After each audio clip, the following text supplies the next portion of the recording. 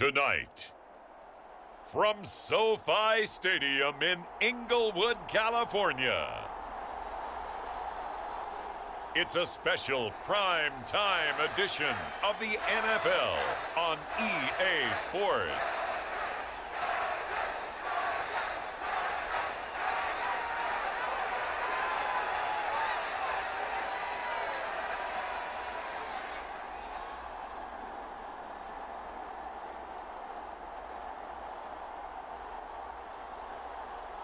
Justin Herbert and the Los Angeles Chargers versus Baker Mayfield and the Tampa Bay Buccaneers. Night beginning to fall over Southern California, but the lights are shining bright here at the spectacular SoFi Stadium in metropolitan Los Angeles. Coming up, we've got what should prove to be a good one, as it'll be the Tampa Bay Buccaneers taking on the LA Chargers.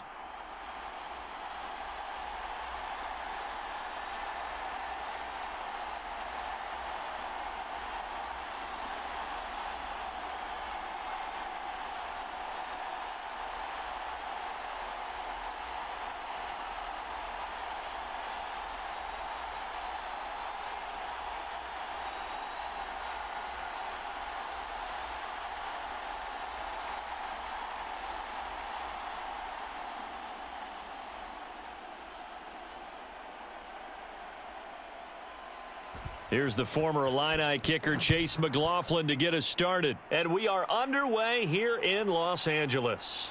Here's Darius Davis on the return. And able to take it past the 25 and up to the 28-yard line. Here are the Chargers ready to go on offense, led by their first-round pick in 2020. The man out of Oregon, Justin Herbert. It hasn't taken Herbert long to earn this status as one of the league's best and most entertaining passers. He's locked and loaded on every snap, and the second he sees an opening, the ball's soaring downfield. You've got to be on your A game at all times against him. The second you slip up, he's liable to burn you.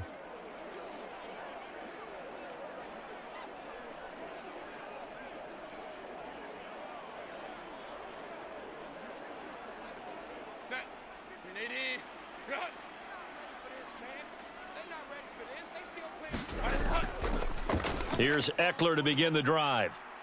And he gets forward up the middle, but only for a couple. It'll be second down. They suspected that it was a power play up the middle coming at them, and boy, were they right. That defense got downhill in a hurry and limited them to just a couple on first down.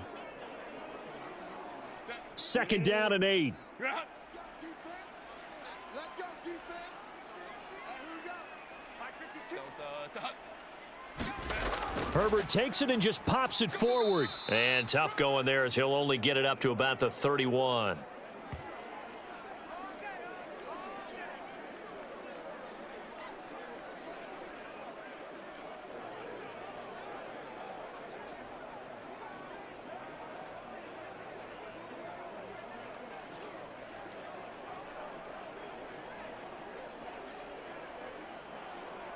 A tough spot here on their opening drive. This is 3rd and 7.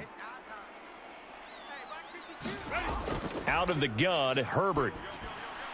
A little short pass. This is Everett. Call it a pickup of 3, and also now likely a punt on their opening drive. And let's face it, you can put any Halloween costume on him. You're not going to be able to disguise him, because for a tight end of his size, difficult to sneak him anywhere, but that's what they tried to do. Lined up on his right, tried to work his way back to his left, but just a minimal gain as the defense was able to react quickly.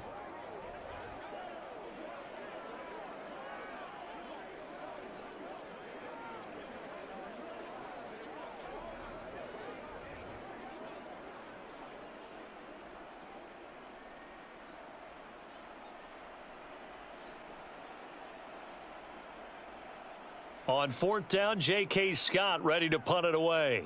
Back deep for the Bucs is Devin Tompkins.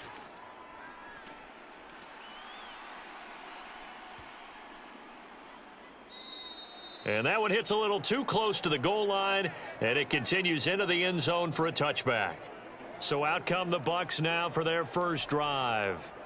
They'll be led out by the #1 overall pick in the 2018 draft, the Oklahoma Sooner, Baker Mayfield. And he's a guy who plays with a lot of emotion. He's learned how to channel it really positively, because when he throws the football downfield and makes a big play, he'll be the first guy downfield to celebrate with you. But also, when his team needs that confidence, when they need that jolt, they turn to him, and he's ready to provide it.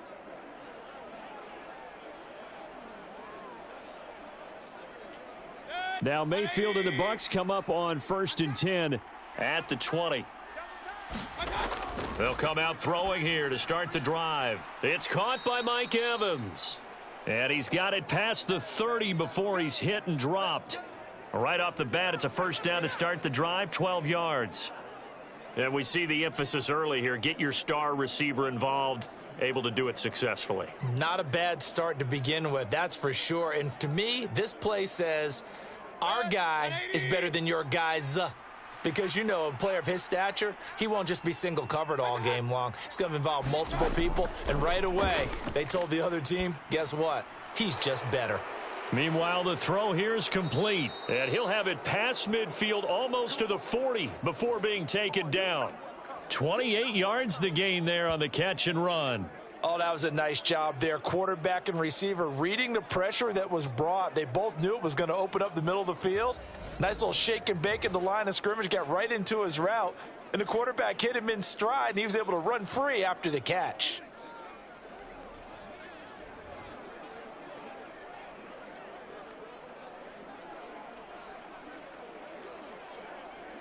So from Charger territory now, here's a 1st and 10 at the 41.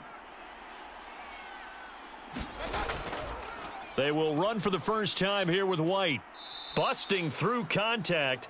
Just wasn't a huge hole there for him to operate. Stopped just inside the 35-yard line. 7 yards on the pickup there, and it'll leave him with a 2nd and 3.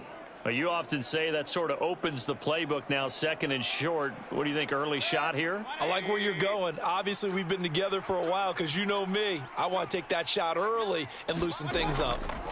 Mayfield now. On the throw, led him too much that time. It's incomplete. I know coaches tell us all the time that having a powerful arm isn't the #1 thing they look for in a quarterback. But when you're trying to throw inside routes and you need to put some heat on it, it helps to have the big gun. In this case, just a little bit too much. So the incomplete pass on the last play, and that leads us to a 3rd and 3. Mayfield. He's got his target. That's complete. And he is going to have the Buccaneers first down, I do believe. Yes, he's got it by about a yard there on 3rd and 3. Well, they kept it simple there, CD, only needing the short gain to move the chain, so they didn't want to go with a deep throw. They just go with that safer, shorter throw and able to convert. Nothing wrong with that at all, partner. Check the box, right? Make sure you pick up the first down. Offense is getting established. You're moving the ball. You're not turning it over. Check, check, check. They like what they're doing early in the game. So 1st and 10 now from the 30. They go play action. Mayfield. He'll leave this one for White. And he is out of bounds inside the 30. We've seen quite a bit of the short passing game here early on first quarter, haven't we? We have, and I think it works a couple of ways for this team because, #1, you throw the short game until they stop it. And if they're not going to stop it, you keep throwing it, and occasionally you'll break a tackle and turn it into a bigger gain. Also, if they start to creep up, start to pressure receivers, now you go over the top, take it deep, and now you get some of those big shots downfield. And they'll bring him down at the 18-yard line. 9 yards to pick up there, and it's a first down. Quite the opening drive march they're on right now. It looks a lot like what we saw in practice prior to the game, doesn't it? You know, because on that last big practice beforehand, you go through your offensive script. You go through your play calling. You go through all the stuff and establish things. And it looks like it's going like clockwork right now for them.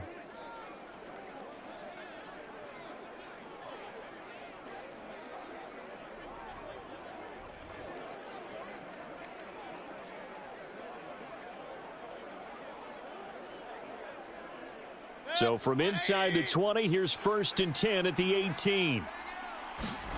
Here's Mayfield. To Evans on the slant. And the Buccaneers are going to be looking at 1st and goal as they move this down to the 4-yard line. Well, no question, this is exactly how they wanted to start this football game. And Nice pass there. Now they're set up beautifully, Charles, to finish this off with a touchdown. Yeah, but they've still got to finish it off, partner, and that means they've got to execute at this stage of the field. So we've seen many teams march it right to the goal line and not cash in. They've got something dialed up here that puts it in the end zone. And he will fight his way into the end zone for a touchdown. Baker Mayfield, a 4-yard touchdown scamper. And the Buccaneers put the Knights' first points on the board as they take the early lead. Yeah, this is pretty similar to the Wildcat plays that were bouncing around the league circa 2008 or so. The idea here, just snap it right to the guy you want to run with it. In theory, you're getting yourself an extra blocker. And here, that Wildcat runner is your quarterback, and he takes it into the end zone.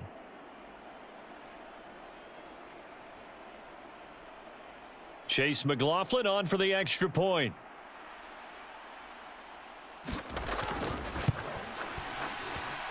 And that one gives the Bucs a 7-0 lead. So that drive consumes 9 plays all told, and it results in a 4-yard touchdown run.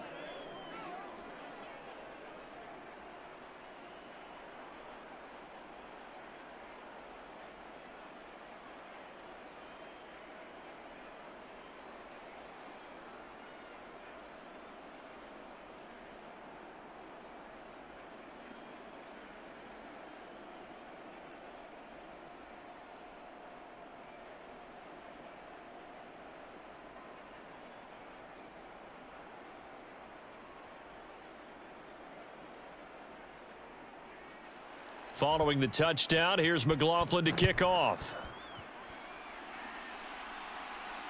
Returnable here for Davis. And he'll be stopped up at the 25. Let's go, boys. Let's go. Keep giving it to him. Come on, keep giving it to him. Let's go. The Chargers get set to go here for their second drive. And a 3-and-out on that first drive. We'll see if they can do better here. They should have a better opportunity because the nerves should be settled now. That first series, everybody goes out with a little extra emotion. So now they get a chance to go back out and say, okay, now we're into the game. Let's go play and play as best we can. Do you almost get a mulligan then on that first drive? Sometimes it absolutely serves that way. You get a second opportunity. Nothing big happened. But then again, you didn't commit any mistakes either. Off you go. They started on the ground with Eckler. And he's tackled a yard short of the marker. Good gain of 9 on first down. Well, it's time for them to be good teammates right here. And what I mean by that is possess the ball for a little while. Get at least 2 first downs. Give their defense a chance to settle down a little bit after they give up a touchdown. Maybe a good spot to take a shot. Here's 2nd and a yard from the 34. Now it's Herbert. A little short pass. This is Everett. They'll get 3 as the drive continues. It's a first down. When an offense reads blitz, doesn't matter where it's coming from, tight ends know that they become a big part of the passing game because they should be an easy outlet when all those extra bodies are trying to get to the quarterback. A hot route, so to speak. So here's a 1st and 10 at the 38. Here's Herbert. On the screen, this is Eckler. 7 yards there on the first down screen play. Good call there on first down. And, Brandon, I'm getting better over the years at not screaming out, screen, screen, screen with my defensive training. They want to keep those pass rushers honest, and they did so there, and they wind up picking up positive yardage. Ball spotted at the 45. Here's 2nd and 3.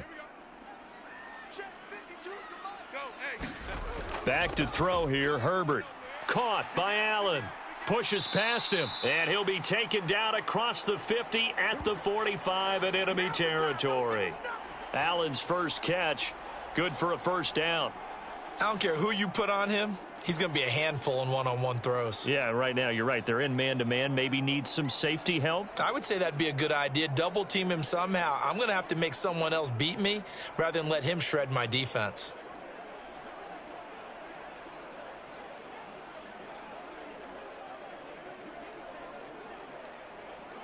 So from Buccaneer territory now, it's 1st and 10 at the 45-yard line. Herbert will give this one to Eckler. And he edges forward, but only gets a pair of yards out of it. It's 2nd down. Well, any lane that might have been open there was closed pretty quickly, and that was because the defensive front They won that battle at the point of attack at the line of scrimmage. They used great leverage, held their spot, and stacked him up. This is 2nd and 8. Play action this time for Justin Herbert. And that one complete downfield to Allen. And he's brought down, but not before he reaches the 8-yard line. It's a gain of 35. Despite writing it down on my notes, I never give enough credit to the offensive line, and we have to here. The protection, that's what made this play a success. Quarterback had to wait for his crossing route to develop, and that takes a little bit of extra time. Excellent job by the big fellas up front.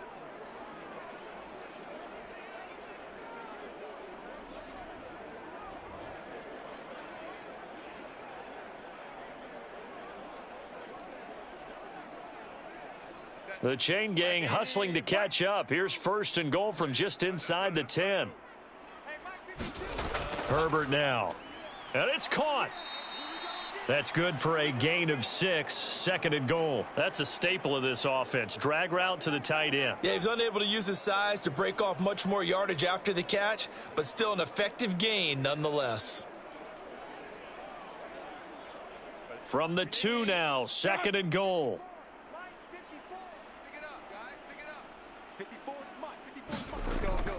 Eckler bowling his way into the end zone. It's a touchdown.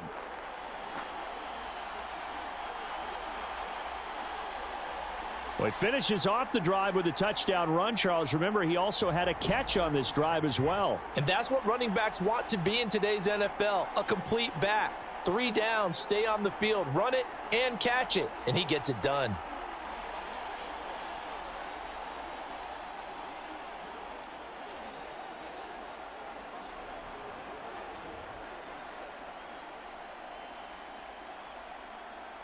And for the extra point, Cameron Dicker.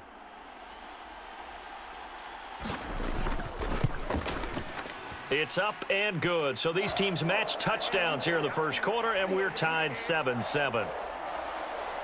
So that drive goes 8 plays. And it's Austin Eckler who finishes things off with a touchdown run.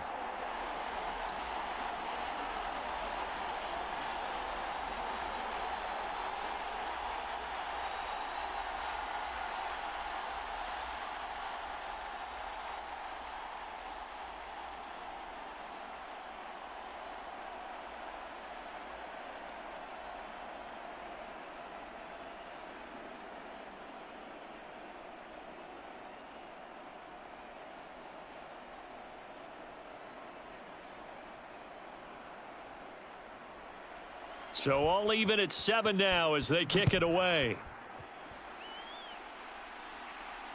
This fielded right at the goal line. And the tackle going to be made right there at the 25-yard line. Tampa Bay, they're getting ready to set up shop here for their second drive. This drive here beginning probably with a pair of motivated groups. Remember, the offense scored a touchdown on their last time out, looking to repeat that in Charles's defense. They were very frustrated after giving up 6 the last time on the field. And frankly, it's just a battle of wills in a lot of ways because you know they're both motivated. They both game planned for this drive, and they both have specific outcomes in mind. To me, it just comes down to who can execute better and which side can step up and assert its will over the other. They start the drive with White, and not much to speak of. Call it a 1-yard gain up to the 26. They'd love to just strike back with a touchdown right here, and if it's a long play, so be it. But the main goal, get a couple of first downs, run some plays, run some clock, allow their defense to get a chance to catch their breath, settle down, and relax a little bit after they just gave up a score. To throw, Mayfield. Throw left side complete. That's Evans. And brought down, but not before reaching the 45-yard line. Down, but not before reaching the 45-yard line. The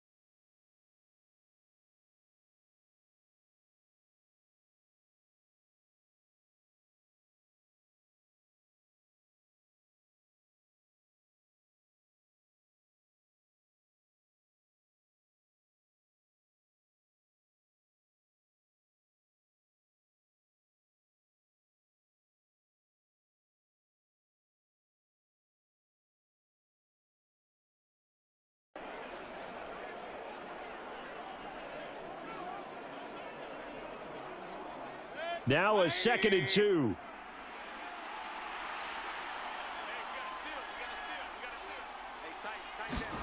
Throwing, Mayfield.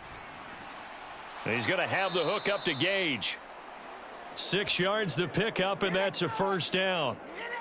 A little football 101 there. You just see the receiver try to run down the defender, meaning he goes right at him and really trying to move him a little bit towards the center of the field so he can put his foot in the ground and break to the out, to the sideline, and make a catch.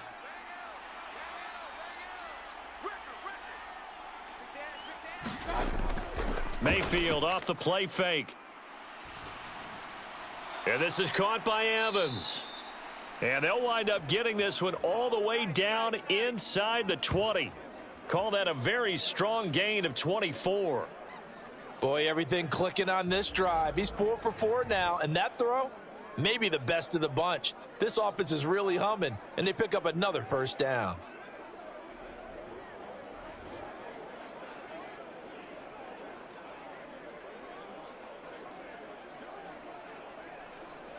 So from the 17 now, here's a 1st and 10. Mayfield to throw it. His throw incomplete. No coverage bust by the defense here. They did a nice job accounting for everybody, and that led to an incompletion.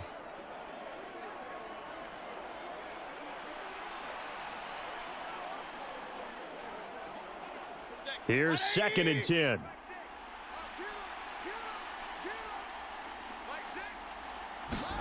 From the shotgun, it's Mayfield. That's taken in by Palmer.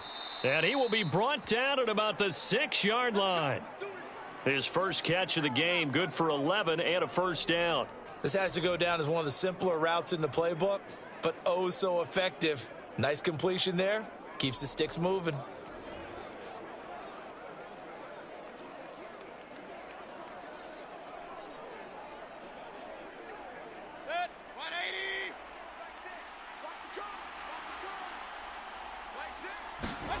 They'll throw again. Here's Mayfield.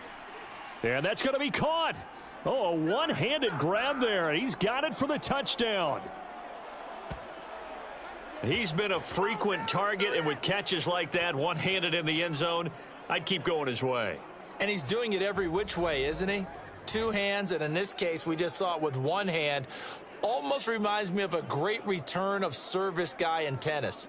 No matter how you whack it at him, it comes back at you. In this case, he just envelops it and brings it in. McLaughlin for the extra point.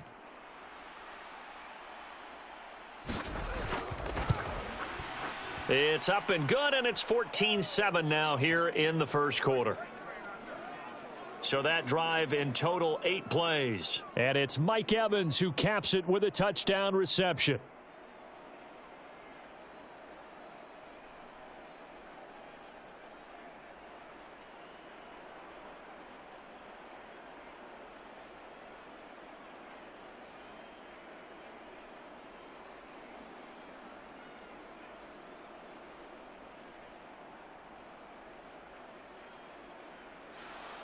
Following the touchdown, here's McLaughlin to kick off. From his end zone, here's Darius Davis. And he'll be stopped right around where he would have been had he gone down to a knee, maybe a yard shy of there at the 24. L.A. readies for its next possession. A long drive last time out for this offense, Charles. If you remember, they started basically in the shadows of their own end zone, marched it down the field, and a lot of that was through the passing game. And partner, as a former defensive back, I'm having almost a physical reaction watching what's happening right now. But let's give credit where it's due, because they've done an excellent job moving the ball through the air. Secondary getting picked apart pass by pass. Obviously, they need to make some adjustments there on the back end. Yeah, because offensively, we know that they're not going to be shy about throwing that football. 5 yards on the carry. Good pickup on first down. That's a really nice, tough run inside, and they gained 5 yards on it. And to be frank about it, most offenses don't expect to get 5 yards on a play call like that. So when they do, they go back to their huddle with a little pep in their steps. They're starting to think that they're starting to dominate the line of scrimmage.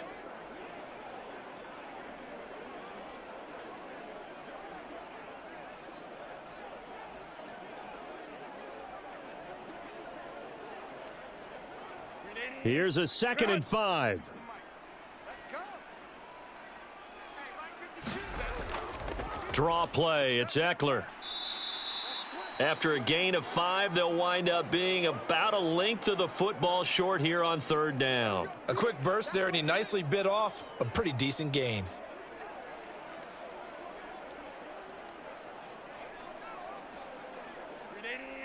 Run. Let's make these babies cry all the way back home, yo. Herbert on 3rd down now. Pass taken in by his big tight end. And he is going to have the Chargers' 1st down, as that'll be a pickup of about 5 as they convert on 3rd and inches. And the tight end is certainly a position built to move the chains because they can control space underneath. If they've got good hands, then, of course, they're a dynamic target. But one other thing is they're right in the sight lines of a quarterback on just about every play, and that makes it easier for the quarterback to pick him out and deliver. So from the 39 now, they'll come up on a 1st and 10. Herbert. Looking left side, and he's got a man. That's Johnston. And he'll be out of bounds after getting this one across the 40. They'll give him 4 yards there, and that'll make it 2nd down.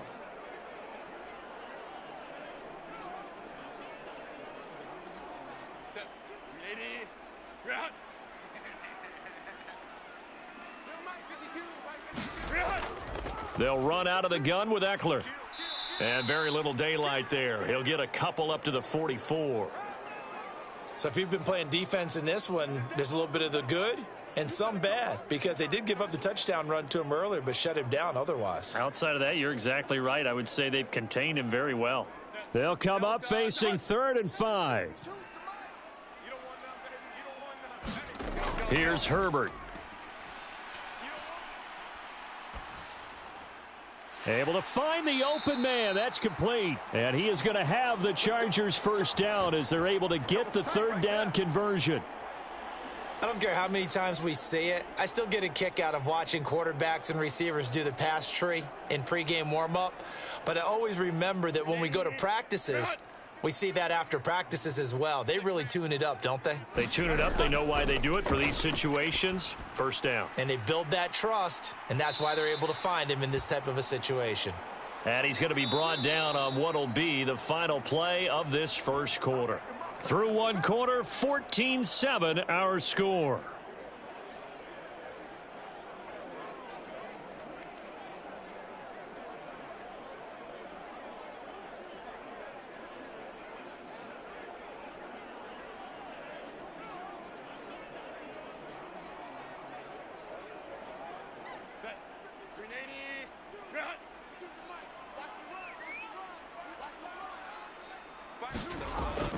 They go back to the ground now with Eckler. And they'll be inside the 25 now at the 24.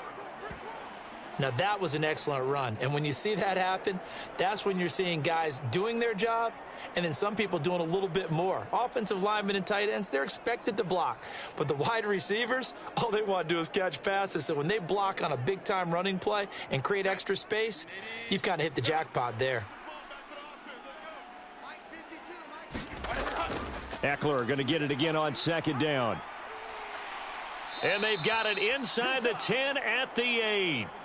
53 yards on the ground for him now on 9 carries. Although his reputation as a speedy runner precedes him, it's always fun to watch him work. It is eye-opening, isn't it? Because when you see him get the ball and just go, in addition to that speed, it helps out his blockers. They don't have to hold blocks for long because he's just going to speed right past them.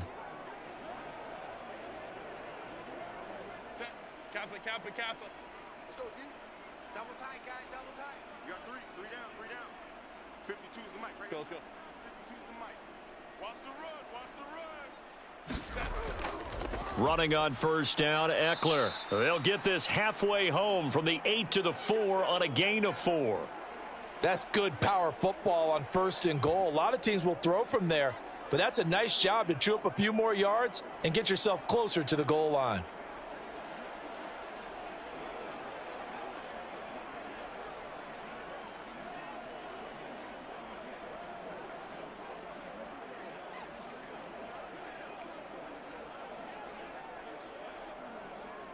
2nd and goal from inside the 5. Here we go, T. Get off the field. 52's the mic, boys. 52.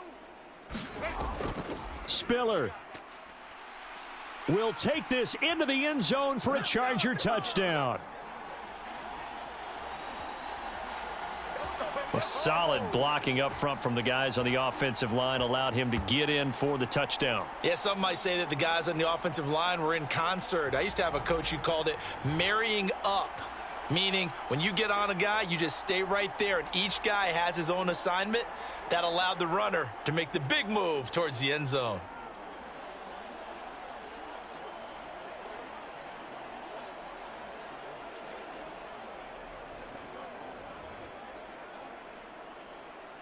Extra point try now from Dicker.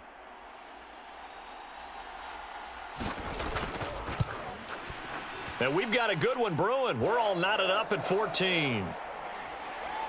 So that one a long 11-play drive. And it was Isaiah Spiller capping things off with a touchdown run.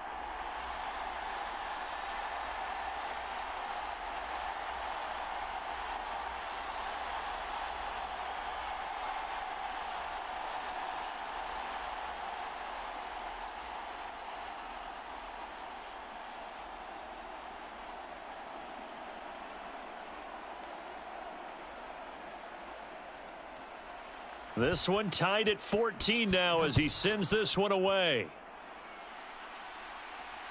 This taken in at the goal line.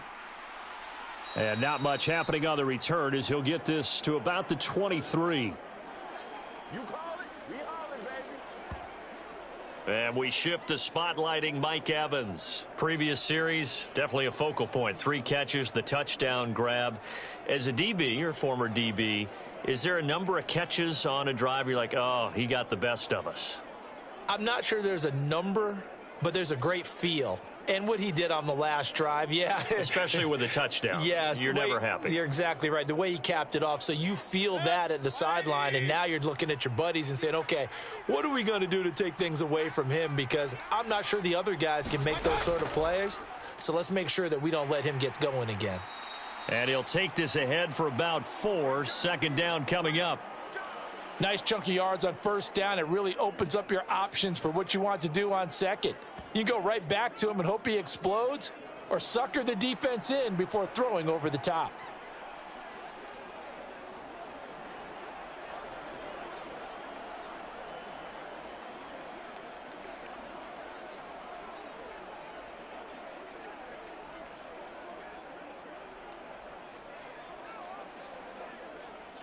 Second down and 6 now.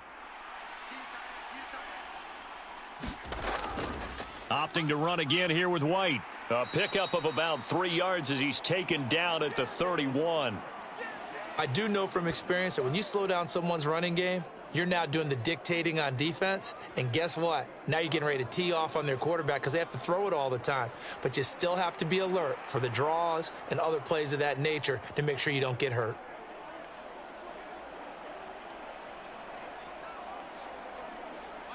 Third and 3.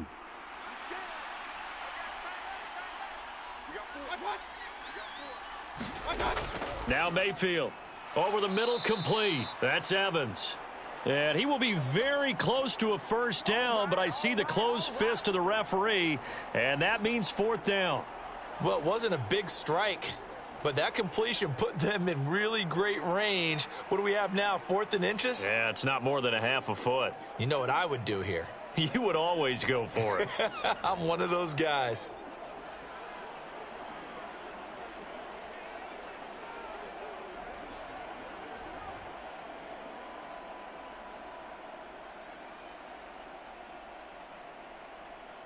A 4th down. Here's Jake Camarda on to punt for the Bucs. Back deep for L.A. is Darius Davis.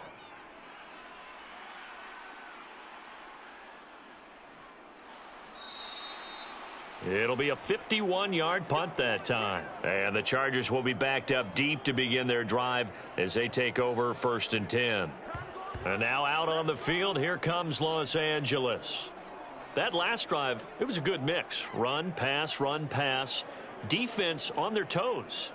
And what really helps out in a big way is when you're doing the run-pass mix and everything's working, that means that they're guessing wrong every time on defense. They think you're going to pass when you run and vice versa. I would continue that, and when they finally draw a beat on you, maybe you mix it up a little play action and throw the ball. And will they maintain that balance? Time to find out.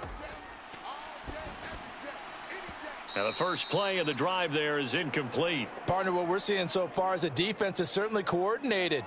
Both levels doing their jobs in tandem. The back helping the front helping the back. The pressure got home on that last play and forced him to try and throw through contact and short of the sticks. 2nd and 10. Justin Herbert looking to pass. That's into the hands of Eckler. And they'll get him down here at the 23.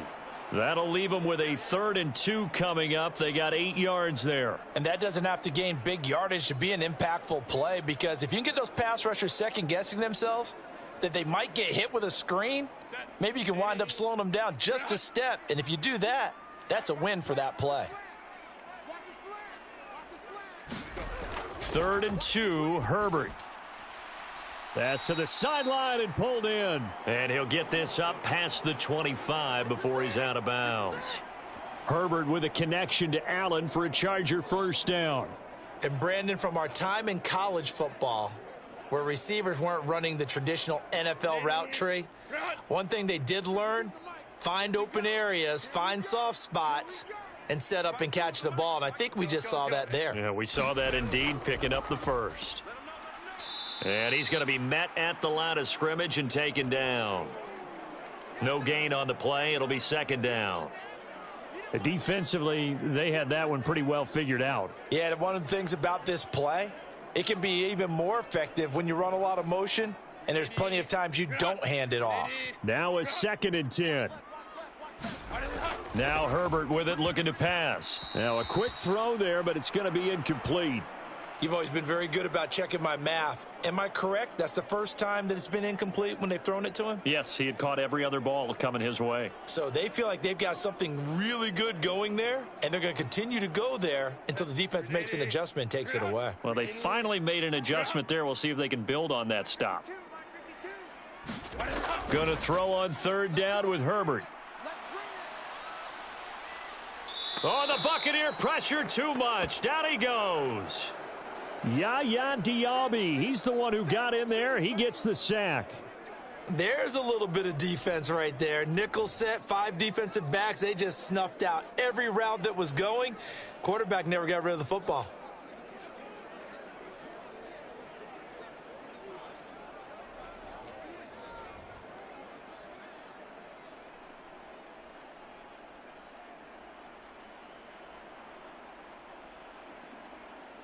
Here's J.K. Scott set to do the punting honors.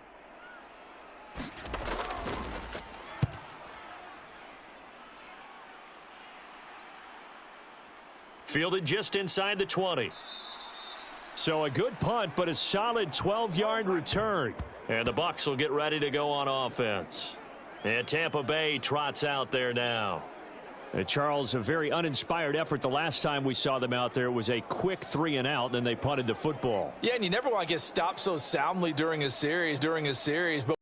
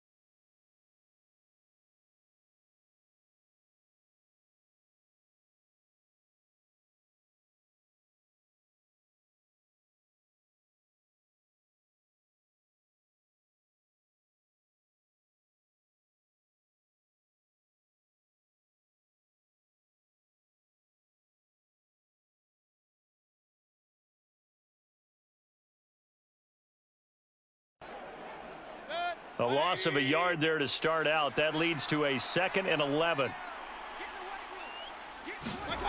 Mayfield looks to throw. Into heavy traffic, and it's intercepted. Picked by Kenneth Murray. And he brings this one back. It's a pick six and a Charger TD. An excellent play there, CD, on the pick six. And I think were they a nickel? Did they have an extra DB out there? Yeah, Brandon, I think they were in standard nickel, not the Buffalo, as teams like to call it, meaning 3 safeties for big nickel. They just wanted to take away the quarterback's throwing lanes, and that's exactly what they did and came through with a big-time pick six.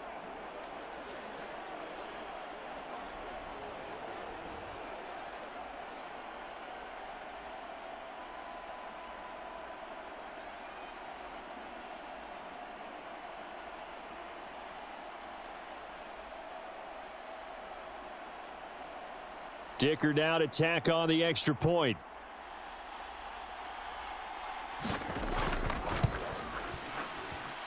It's up and good, and that'll make the score 21-14. A heck of a play there defensively, getting the interception, navigating his way into the end zone for the touchdown.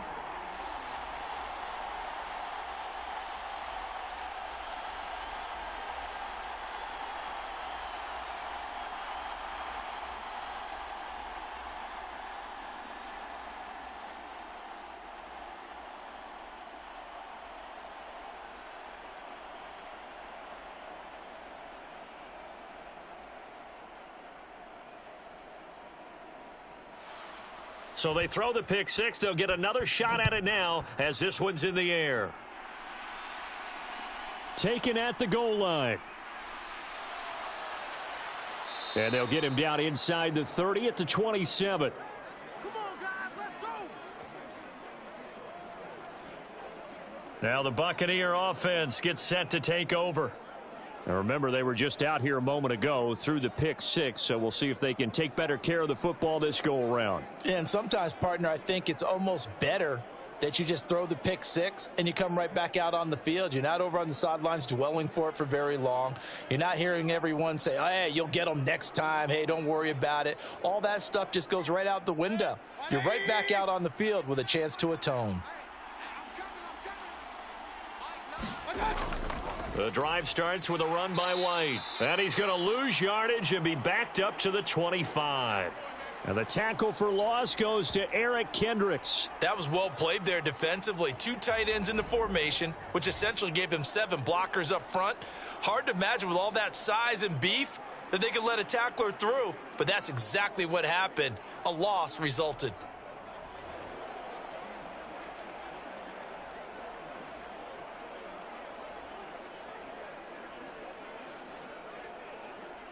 So the opening play of the drive goes backwards. Now they'll come up on 2nd and 12. Working out of the gun, Mayfield. Got his man complete over the middle. That's Evans. He'll be dropped after a gain of about 6 across the 30 to the 31.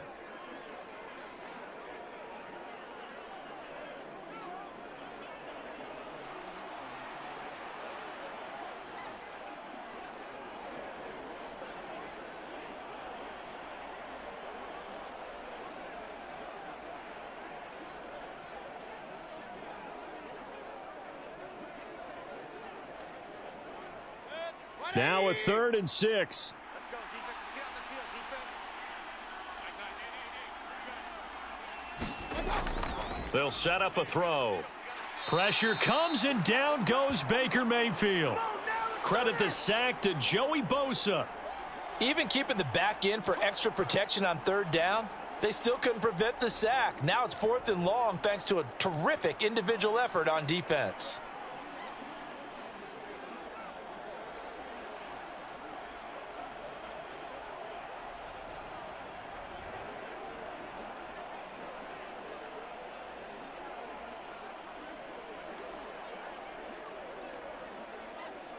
Fourth down, so Jake Camarda is out there.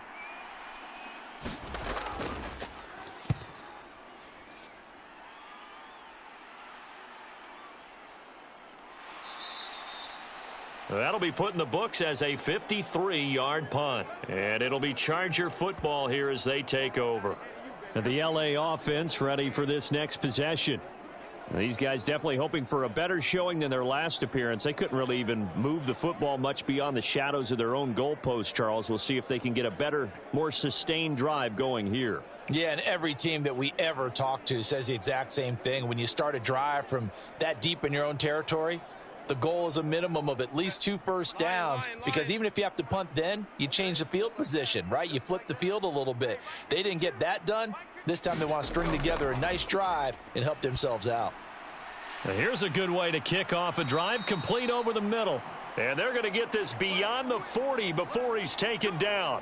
Great way to start the drive. 20 big ones and a first down. Good strong throw and catch right there. And so far in this game, the alleys have been open for them to get completions, and they're taking advantage of it.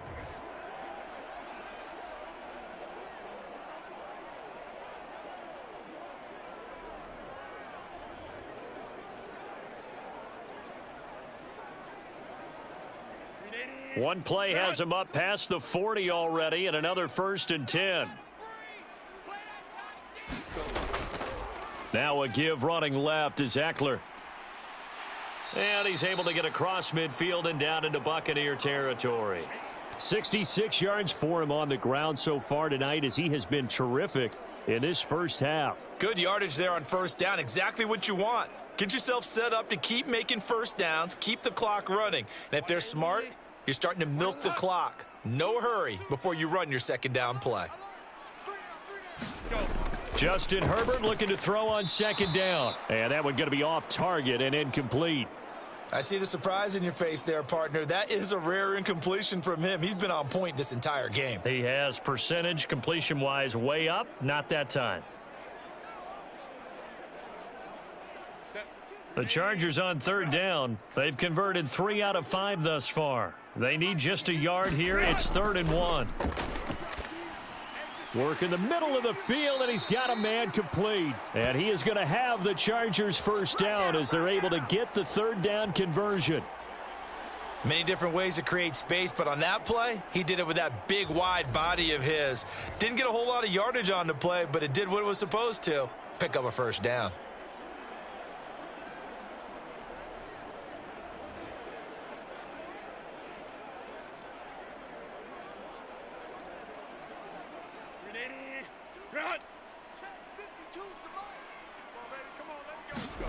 Herbert setting up to throw on first down. Allen's got it complete.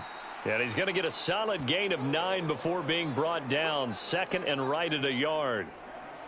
One thing you're hoping for when you run drag routes, you're able to hit a receiver in stride, and he can pick up a lot of yardage after the catch. But in this situation, the defense was effective, able to stop him before he could get a good head of steam going. A play fake, and now Herbert to throw. And this one incomplete. Too much contact to hold on to that one, and it's 3rd down.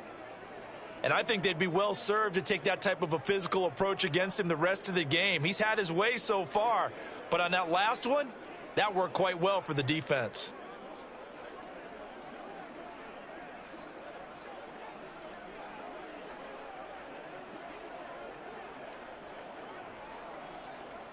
This will be play number 7 on the drive. 3rd and a yard.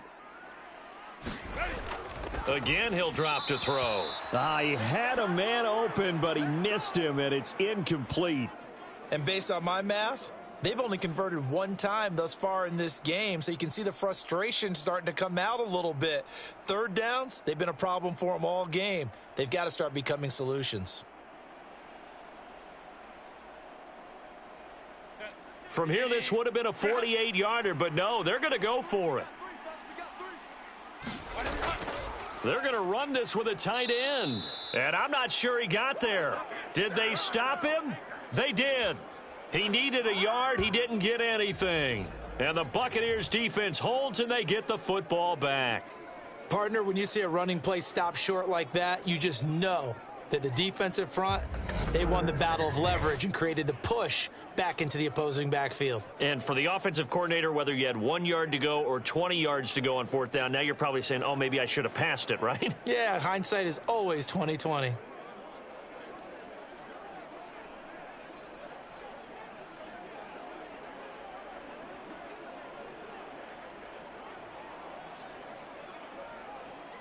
Now Mayfield and the Bucs come up on 1st and 10 at the 31-yard line.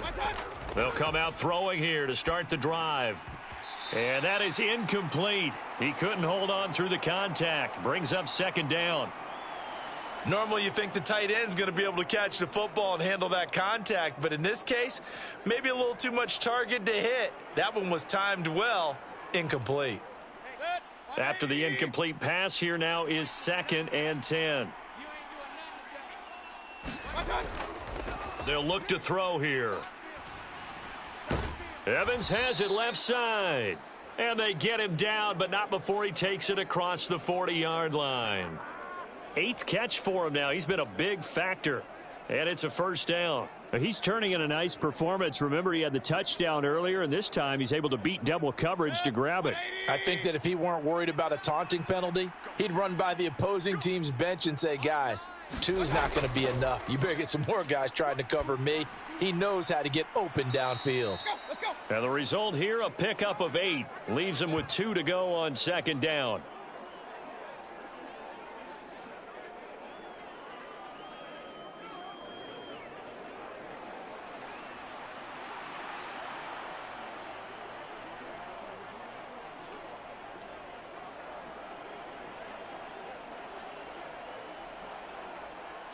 Second and a couple.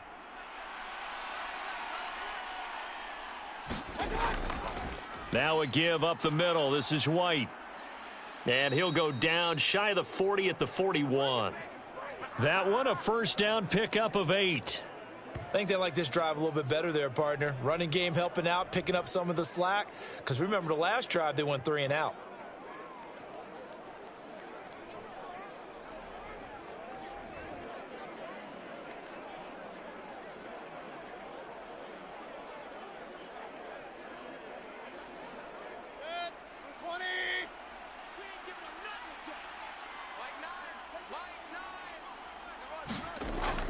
They go right back to White here on 1st down. He'll work his way up the middle for a gain of about 4. 2nd down. And that was a quality play to start a new set of downs. That was simply an offensive line winning the battle up front and winning in a big way and giving their guy in the backfield a nice lane to hit. From the 37, they work on 2nd and 6. Mayfield.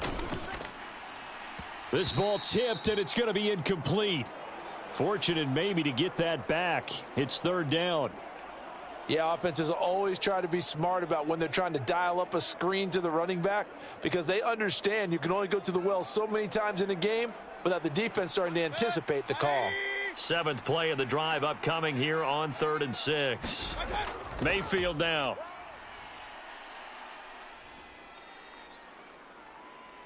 Now he steps away. And he will slide to a stop. He does have the 1st down. 18 yards, a big pickup there on 3rd down. Certainly not a positive sign if you're the D coordinator and you see your guys give up that space so early in the game. 3rd down, that's when the clamps are supposed to come out. But his ability to create things with his legs makes things difficult.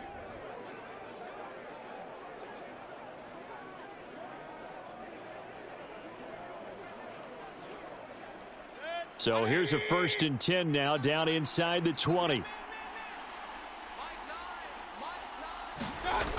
Back to throw. Looking for Godwin, and he's got him complete.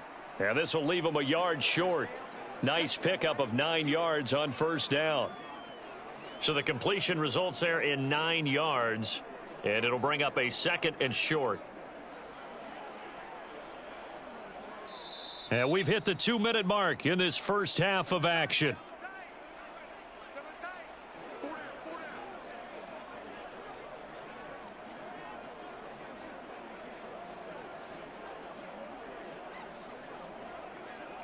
Ball resting on the 10-yard line. It's 2nd and 1. Here's Mayfield.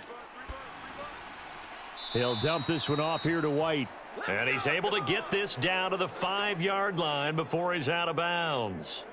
4 yards on the play, and that leads to the 1st and goal. Well, they certainly made a point of getting him involved in the passing game here in the first half. They must have seen something in the scouting that said, hey, we can capitalize on him getting the ball possibly in the open field. And I think in the second half, that may loosen up the defense a little bit to get the running game going back inside. A throw left sideline falls incomplete. And down here, 1st and goal, if it's not there, don't force it. You've got at least 2, if not 3 more shots at it. So that's a wise move to get rid of it. The line of scrimmage once again the 5 as they get ready for 2nd and goal. They'll look to throw again. And he's going to have to eat this one as down he goes. Austin Johnson gets the sack defensively. 2nd goal, last thing you need to do is get pushed backwards to take a sack. But he couldn't find anywhere to go with the football. Had to eat it and ended up on the ground.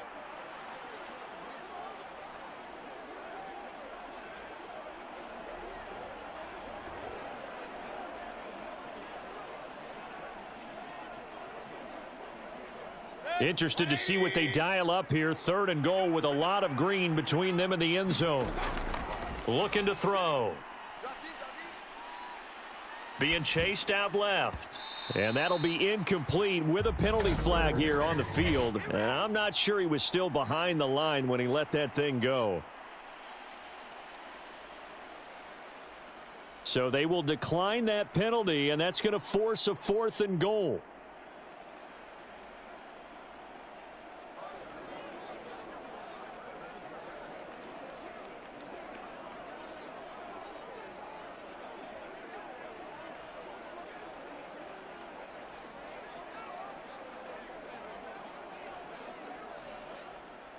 Chase McLaughlin now for the field goal try. From the left hash, should be a fairly easy one here. And this one is right through. And that'll bring them back within 4.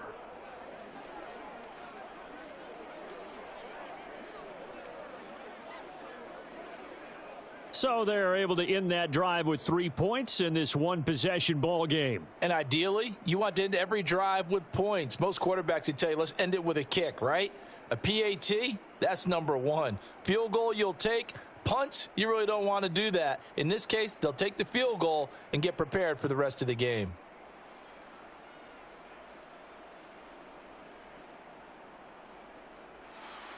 After the made field goal, here's McLaughlin back out there to kick it away. This fielded right at the goal line. And he brings us out past the 20 to the 24. Oh, yeah, good job, fellas, good job. The offense heading back out as we take a closer look at Austin Eckler. It may just be the 2nd quarter, but he's in his zone, well on his way to eclipsing that 100-yard mark. And when a back has a game, as we're witnessing right now, his name's going to be in the books, but it's really a collective deal, isn't it? Because that means he's getting plenty of blocking, a lot of help from his teammates, but he's making the most of it. Yeah, he's made the most of it to this point.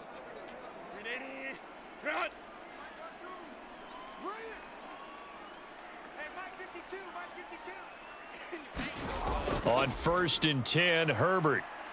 And down he goes, a Buccaneer sack. Shaquille Barrett from his outside linebacker spot gets him down there for a loss of 4. I think a lot of time when we see a sack, you say, well, you blame it on the offensive line, the quarterback, but here, maybe you just tip your hat to the defender. What a play. Yeah, and I think some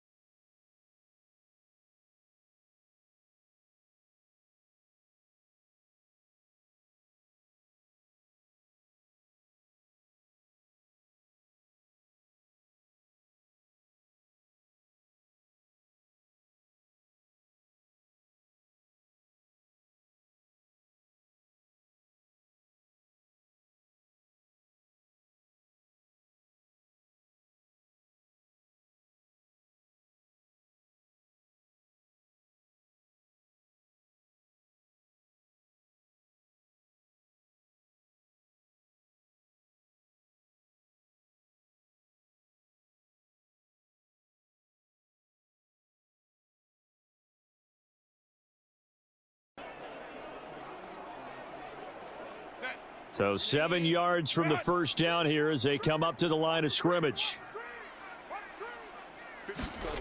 Here's Herbert. And that's going to be incomplete. The contact there enough to jar that ball free, and it brings up 4th down. That's an excellent job right there on 3rd down. Like any defense, you never want to let them get anything started, and that would have been a 1st down. Instead, you saw the contact on time, no penalty, and before this drive could get wings, it's 4th down. On is the punter Scott here as he gets this one away. So a change of possession here on the punt. And it will be 1st and 10 as they take over. Well, the Bucs going to take over now late in this first half. A slim deficit here in a 1-possession game. Not much time left, obviously. We'll see if they can march this down the field, at least get 3 and take some momentum into the locker room.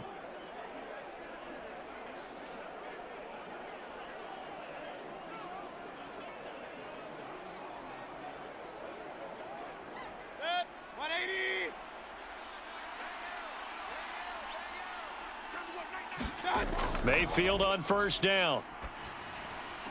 And the throw left sideline here is caught, but they'll rule it incomplete. Couldn't keep his feet in. 2nd down. To this point, I've been impressed with the work defensively. They have not allowed a lot of receivers to run free. And there's another example, another incompletion.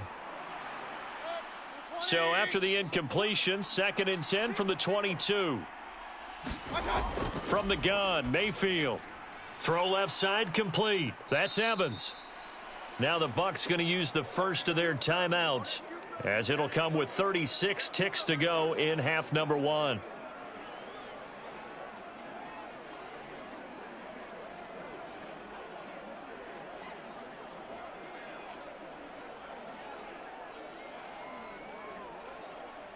So they just need 1 yard here to pick up the 1st down. On 3rd and 1, here's Mayfield. Oh, he had him. He was open, but he couldn't get it to him. It's incomplete. Not much going on this drive. Looks like they're going to have to punt it away, CD. And right now, I know a lot of their fans are screaming for the OC to change things up, get away from what he's been calling. Sometimes you just need better execution of the plays that have been called. Here's Jake Camarda now. He's been a busy man here in this first half as he gets it away.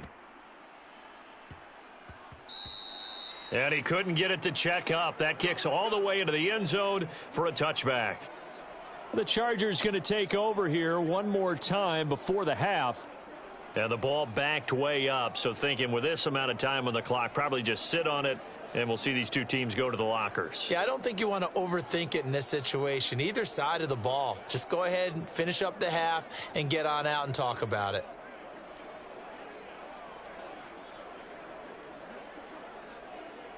And just 25 seconds to go in the half now as they've got it 1st and 10.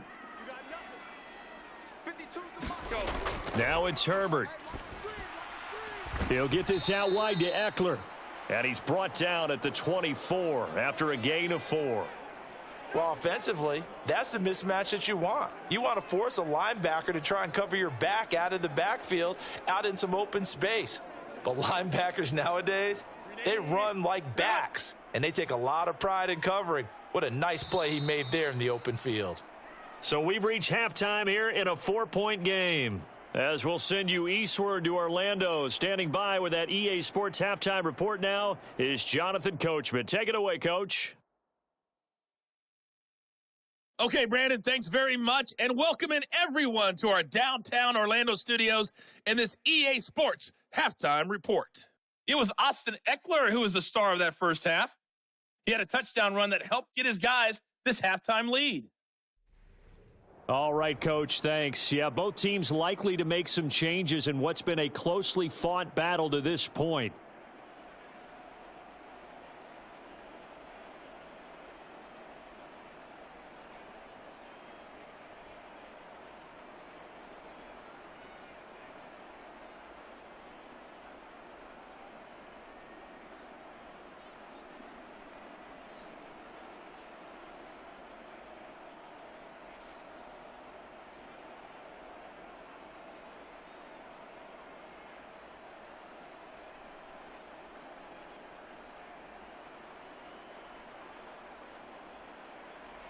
Both these offenses have been in fine form. What will the second half bring us as we are underway in quarter 3? And fighting down inside the 25. And he takes this near the 25. Just a little pass there. Call it the 26. Mike Evans in the Tampa offense about to set up shop. And I know that they've double-teamed him a couple times, but not a ton. Whatever they're doing isn't working. He's up over 100 yards. We'll see how they adjust. And when they do that, they weaken their defense in other places as well. And how many times have we done games where we've seen a guy have a big game like this, but it's usually not by himself, is it? Right. Usually it opens it up for other people to have big games as well. Now Mayfield and the Bucs come up on 1st and 10 at their own 26. Off the play fake, he'll look to throw. This is caught by Evans. And they get him down, but not before he takes it across the 40-yard line. That's a good way to start the drive. 17 yards and a first down. They like going to him in the slot. He catches another one. I think this comes under the heading of until they stop him, why not go back to it? He has something going really well. Great working relationship with the guy throwing the ball, and they keep making the connection.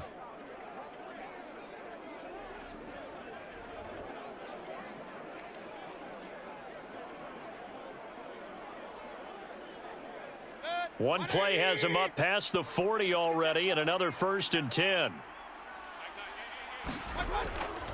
First down, here's White. And he'll be taken down, but not before he gets into enemy territory. 44 yards rushing for him now on what was his 10th carry of the ball game. We don't talk about it very often, but sometimes there's a dip in intensity when you start the second half, which can manifest itself in some sloppy tackling. And how about right there? He ran right through that weak tackle attempt.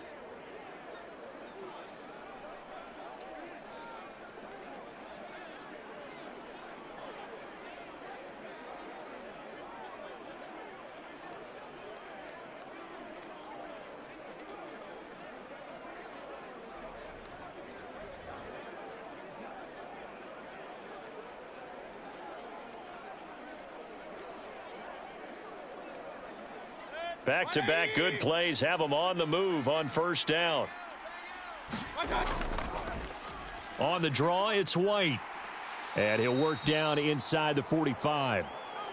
Oh, that's a real nice job there by the defensive front. They just engaged and held their ground. But how about the guy who made the play? We often talk about whether they take a good first step or not.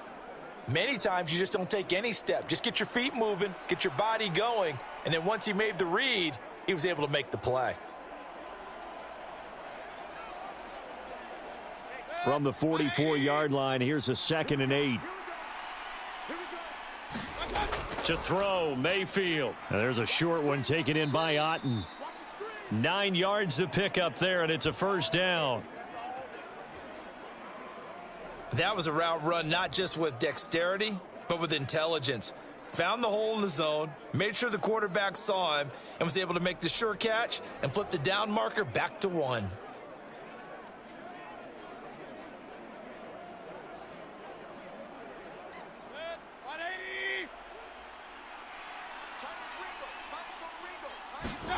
On 1st and 10, Mayfield.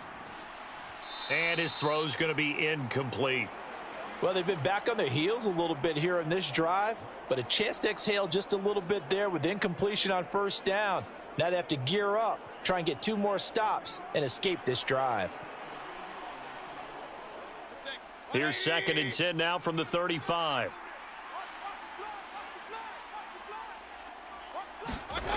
Mayfield to throw it. Throwing quickly there, but it's incomplete. Great coverage there all around. Really didn't have many options to throw the football. Very little chance that that one was going to be completed. Every receiver was locked up.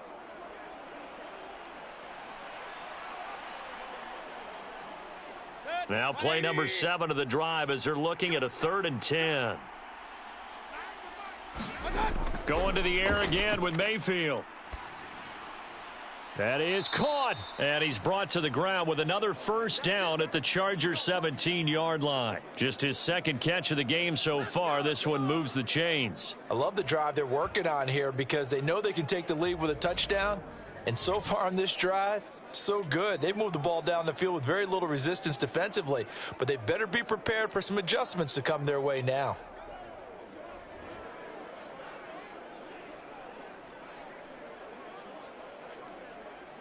So from the 17 now, here's a 1st and 10.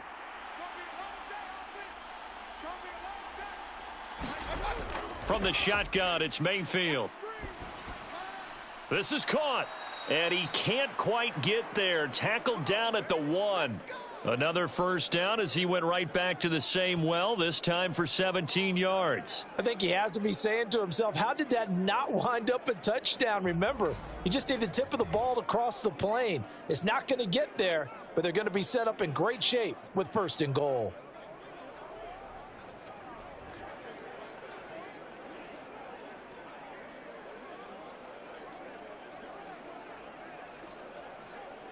Two big plays in succession. Not sure this D knows what hit him, but now they got to get ready. It's 1st and goal. On the ground with a tight end. And he'll take it into the end zone. Touchdown, Tampa Bay. O'Keefe punching it in from a yard away. And the Buccaneers have retaken a 3rd quarter lead. And that drive we just saw that culminated in a touchdown, exactly what many offenses are looking for. Sustained ones that can impose their will on the other team.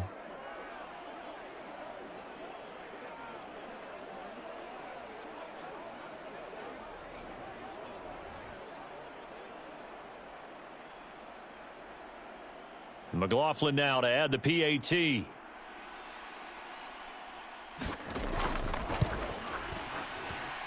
And that one gives them a 3-point lead. So a nice drive put together there. They go 75 yards in 9 plays. And it ends with a 1-yard touchdown run.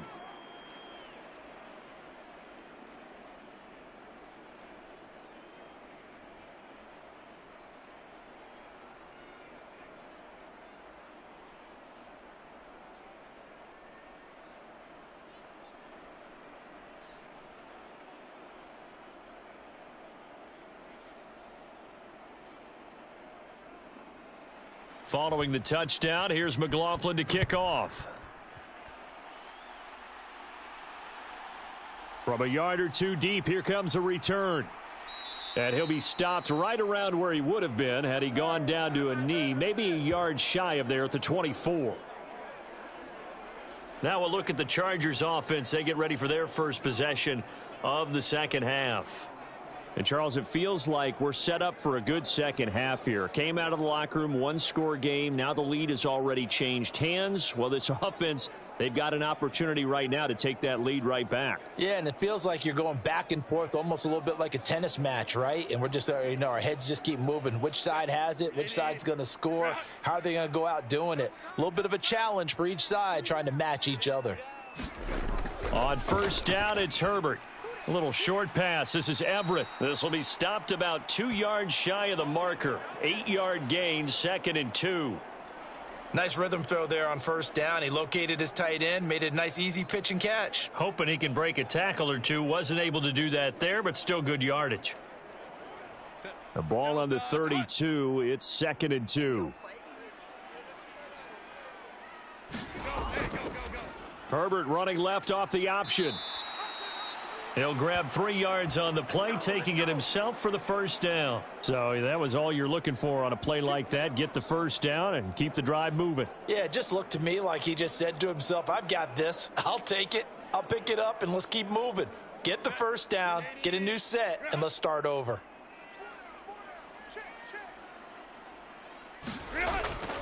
Up the middle with Eckler. And he is met at the line of scrimmage, and he goes down right there. Credit Yaya Diaby with a stop. As usual, the hallmark of a good run defense, linebackers making plays near the line of scrimmage. Absolutely nowhere to run there. So after the run for no gain, here's 2nd and 10. Herbert now. He's got a man. That's Keenan Allen. And to the 42-yard line here and brought down there. A gain of 8 there on the play. And this will wind up being a 3rd and 3.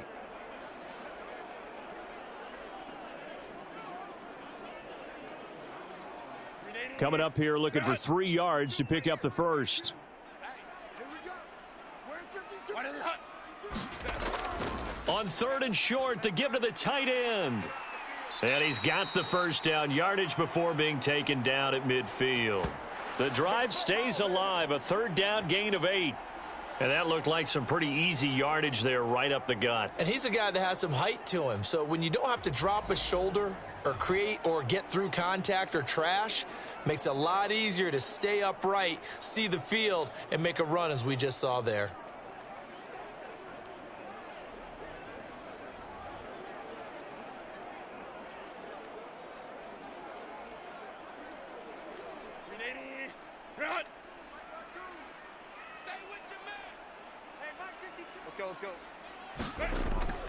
Eckler now between the tackles. And he'll manage to pick up about 4. It's 2nd down.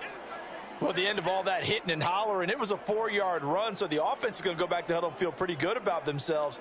Defensively, you have to feel okay because you didn't let it turn into a bigger run, but the goal, shut it down for 2 yards or less. That's when you start to feel good about yourselves. Eckler going to get it again on 2nd down. Some of the most unselfish players on any football team, defensive tackles, because we ask them to just eat up blocks and allow other people to make tackles. But when he can make a play himself, as we just saw there, that's a big day.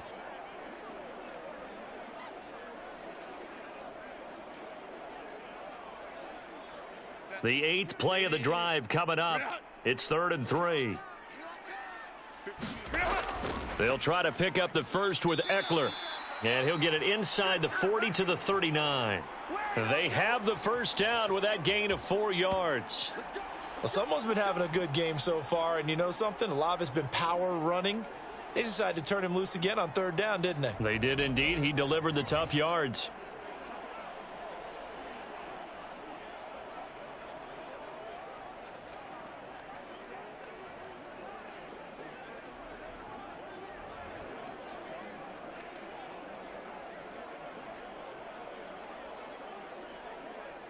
So from the 39 now, they'll come up on a 1st and 10. It's Eckler again. And he'll be brought down, losing yardage back at the 40. Shaquille Barrett there pushing upfield to make the stop. I know that speed is the hallmark of today's NFL game, but the key to good rushing defense is still having your linebackers set the edge.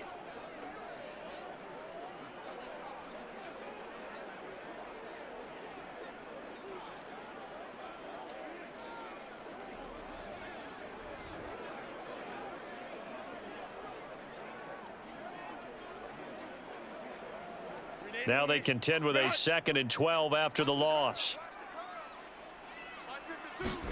They'll try the air now with Herbert. He's got it. It's Spiller. And he gets this down inside the 35 before going out of bounds.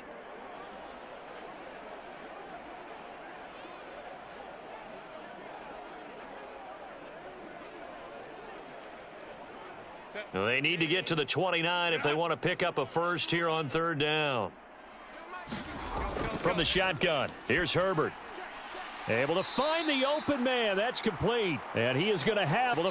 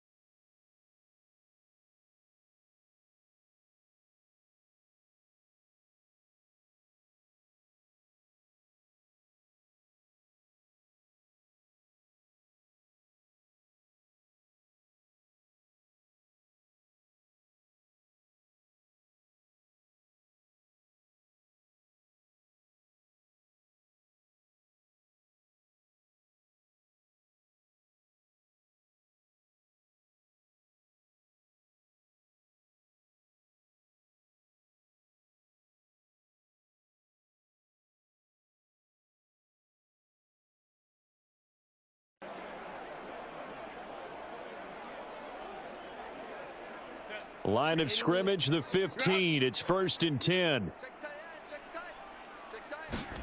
Herbert operating from the red zone. On the screen, this is Eckler. And he's able to work it here to the 8-yard line.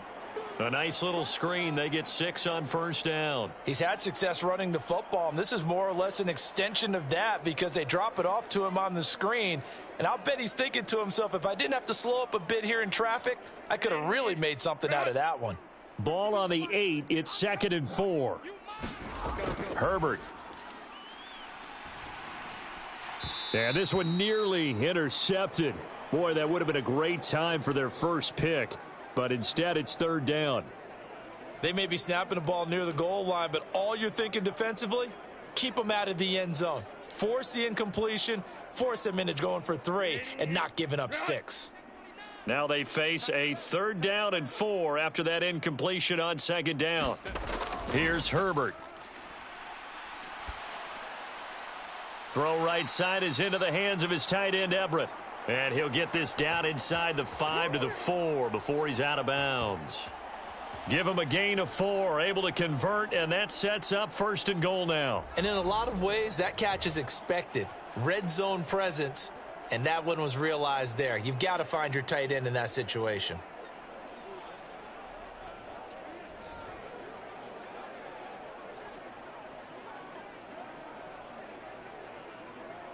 So another 3rd down conversion, and now they've got a 1st and goal.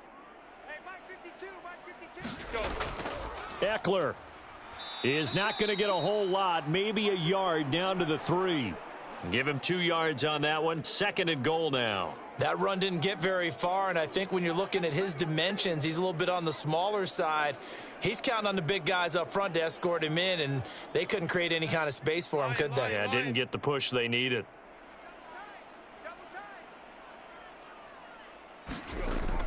Kelly going to be hit and met at the line of scrimmage. They get him down at the 3. 2 runs in a row, but only 2 yards to show for it. His path became similar to almost running a stretch play, didn't it? Trying to find a crease, anywhere to put his foot in the ground and cut back.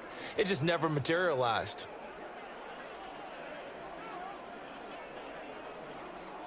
Big play coming here. It's 3rd and goal.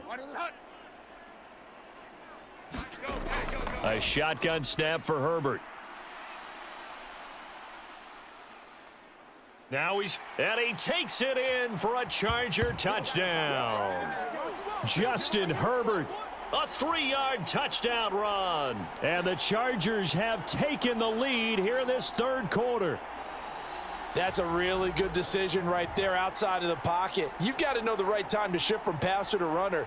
He was looking and looking, nothing there. You can almost feel the brainwaves firing as he calculates, I think I can win a race to the pylon. And he turns out to be right. Touchdown.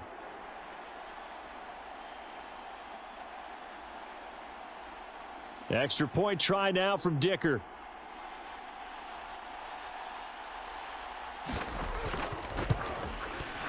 And that will make this a 4-point game.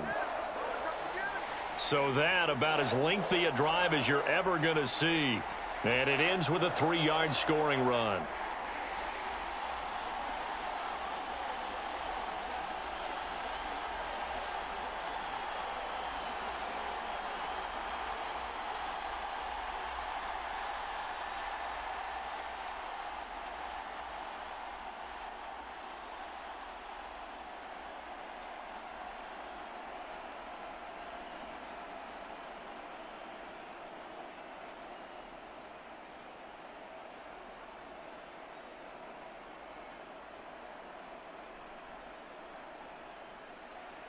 Here's Dicker now as he'll send this one away.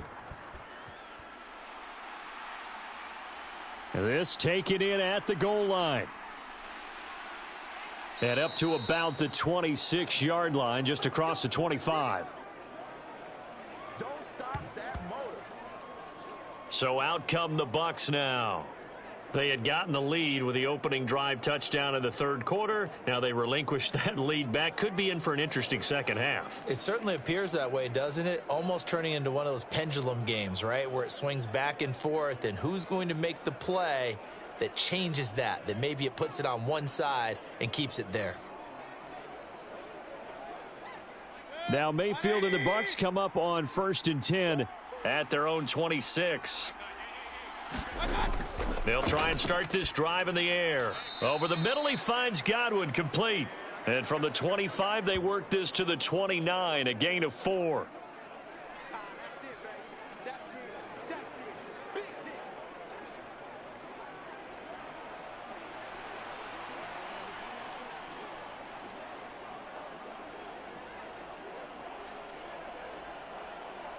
Second and 6, just inside the 30.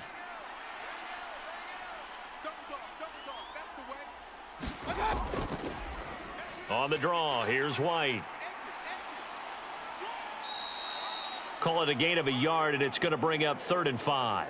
Well, you know that old expression, it's not my night? It hasn't been his so far. I don't know if the legs are a little bit heavy. Sometimes having to hang out all day and play doesn't exactly play to your advantage, but it's been a tough go for him. And every time he looks up, somebody's there defensively. That was the same case on that play. Mayfield looks to throw. He's got his target. That's complete. And he is going to have a Bucs first down as they're able to get the 3rd down conversion. I'll tell you what, a lot of those mid-range throws have been available because sometimes teams get too concerned about the deep ball and they leave too much space in front of them. And these guys have been taking advantage so far.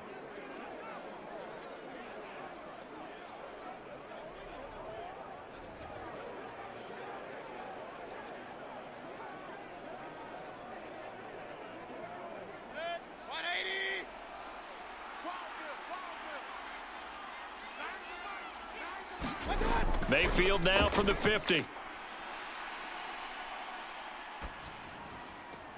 He'll leave this one for White.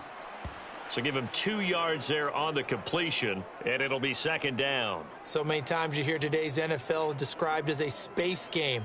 Get your best players into space with the football in their hands. That's why sometimes you just swing it out to your runner, get him out in the flat, and let him have a chance to make people miss an open field. On 2nd down, they'll run with White. Oh, and that one well designed as he'll take this down to the 30-yard line. A big pickup there, 18 yards and a Buccaneer first. When he runs, he seems to do a nice job of knowing when to be patient and find the hole, and then when the hole is there, he goes quickly. You're exactly right. He knows how to just take off, but you know what else? Brings a little thump with him, doesn't he? He does. He packs the boom at the end of the run and finishes it going forward. That's what you want to see out of your backs. So 1st and 10 now from the 30.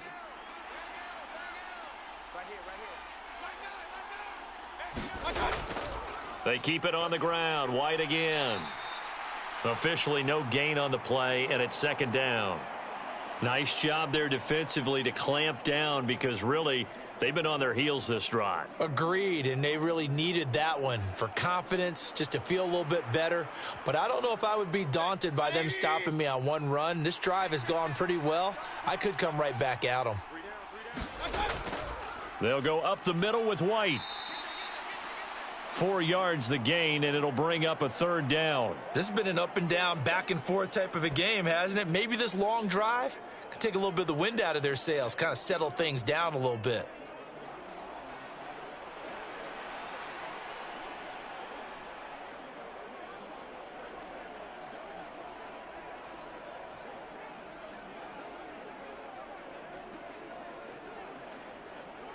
So it's 3rd and 6, and this will be the 8th play of the drive. Now Mayfield. Work in the middle of the field, and he's got a man complete. And he is going to have the Buccaneers first down as they're able to get the 3rd down conversion. That's not the first time they've looked his way when they've needed a big play. He's been the go-to guy all game long. And they get the hook up again on 3rd down to keep this drive alive.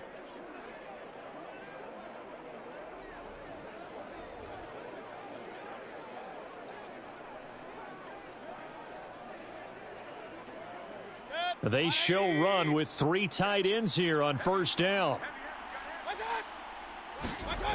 Throwing, Mayfield. And he's got his big tight end here. And he'll be brought down on what's going to turn out to be the final play of this third quarter. So both teams trade touchdowns in the third as we're through 3 quarters of play. You are watching the NFL on EA Sports.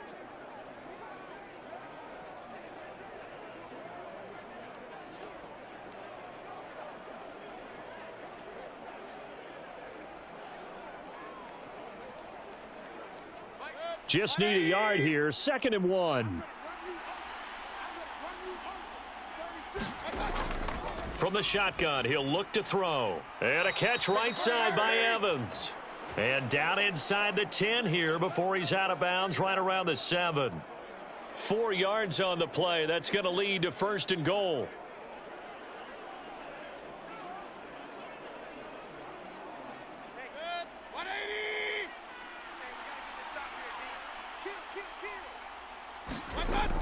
Here's White.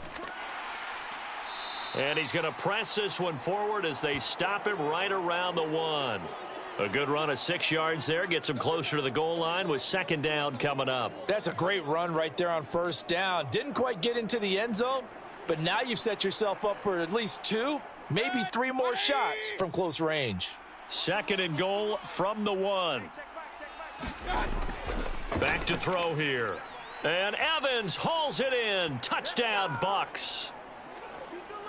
Mike Evans with his 2nd touchdown of the night. And the Buccaneers answer back with a touchdown of their own to take a 4th quarter lead. Plenty of scoring here of late, and our lead changes hands now in the 4th quarter. Yeah, they just gave up a touchdown the other end, so they knew that with time getting short, they had to put something together here, and they were able to do so and retake the lead right back. Now an important extra point here to stretch this lead to a field goal.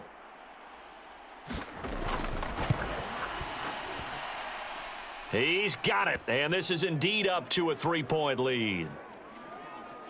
So that drive, 12 plays in length. And it's Mike Evans who caps it with a touchdown reception.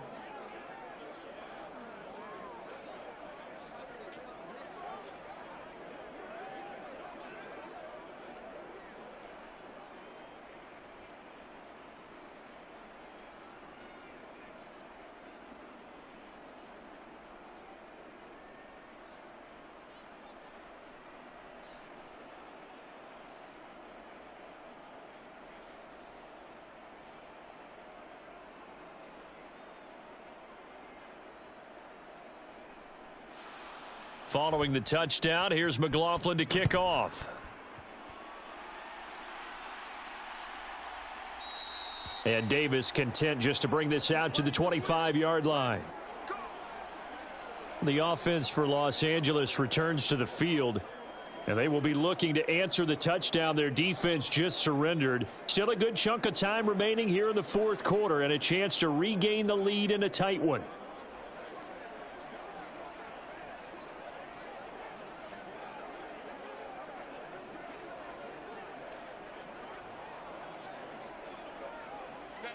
Herbert going to lead up the Chargers here, 1st and 10 at their 25-yard line. They'll come out throwing here to start the drive. And his throw here's incomplete. I think he's got to be careful not to force anything into coverage right there. There weren't really any throwing lanes, but the best part for him, he's got 2nd and 3rd down to fall back on.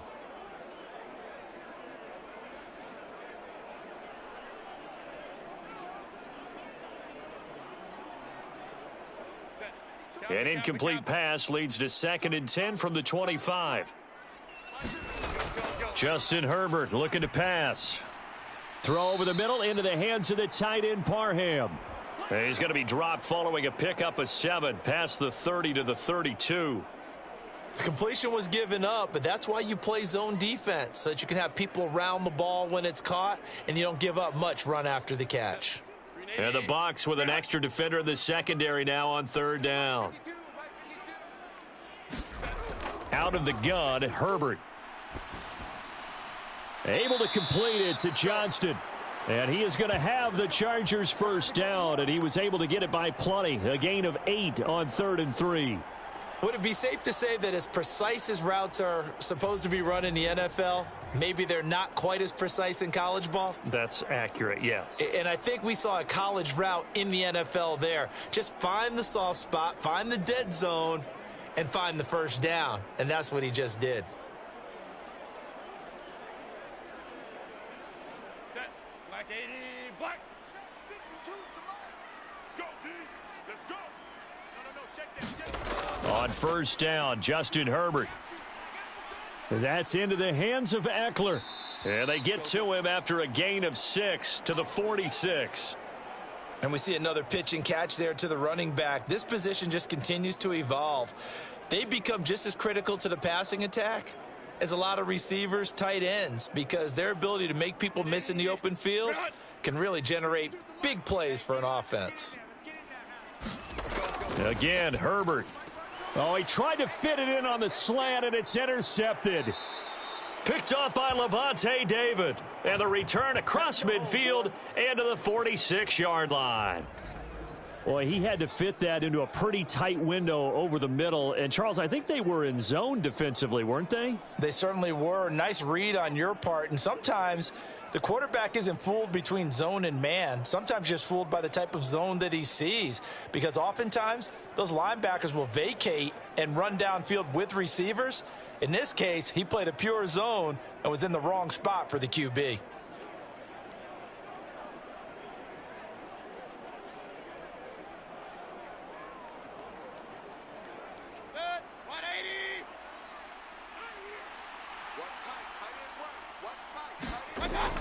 They run straight ahead here with White. And nothing much materializing there on the first down run. He'll get a couple, and that's it. You've got to be impressed by that defensive front on reps like those. They were not being moved off the line, kept their shoulders square, and gave their teammates time to fight to the ball and limit that gain.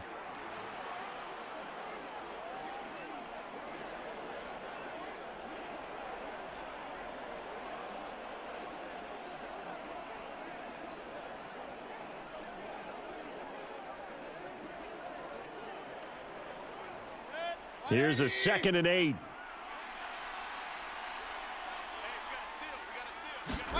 Mayfield. It's a short one here, complete to the tight end. And he's got this down a yard or two shy of the 40 before he's out of bounds. So the completion good for just 3. And it brings up 3rd and 5 now. Yeah, that one was covered pretty well because they were trying to leak the tight end out into the flat. I think they were hoping he could catch and turn upfield and pick up the first down. Mayfield now. Open man is Godwin. It's complete. And he is going to have a Bucs first down as they're able to get the 3rd down conversion. He's been the go-to guy. They needed a big play there on 3rd down. Went his way. It worked out. Doesn't matter whether they've scouted it or that they think he's going to get the ball. He has a knack for finding his way open and completing the connection.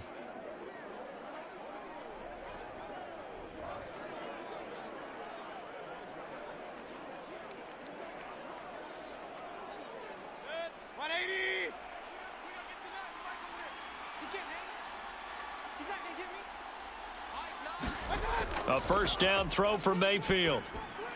Looking for Godwin again, and he's got him once more. Call it a gain of 3 on the play, and it's 2nd down.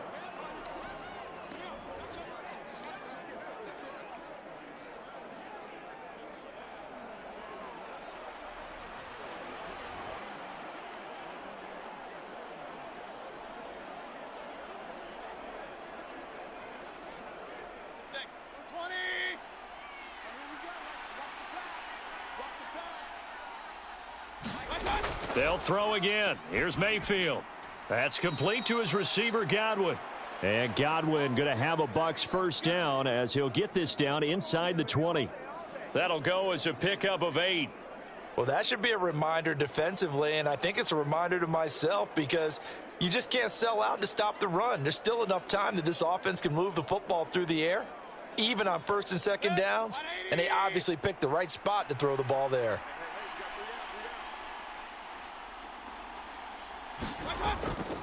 Now a give to White. He'll get forward for 3 down to the 16-yard line.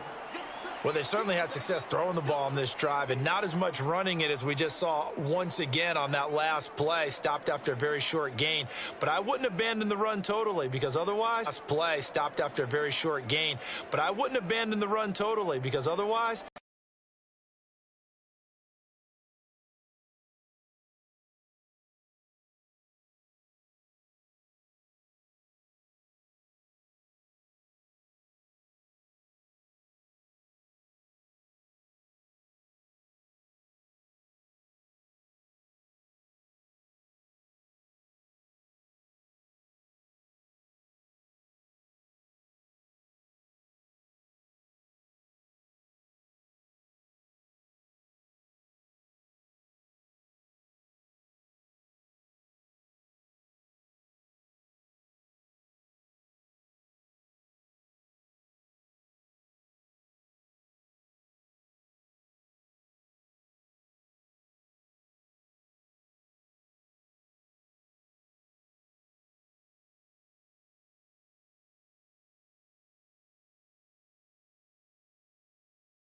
late turnover leads to a fourth quarter touchdown and a 2-score lead.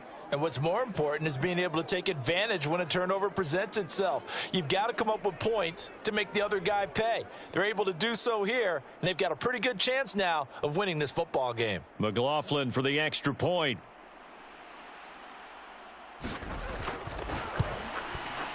And he's been a busy man, 5 for 5 now as he knocks another one through to extend the lead. So that drive takes him down the field in 8 plays. And it's Mike Evans who caps it with a touchdown reception.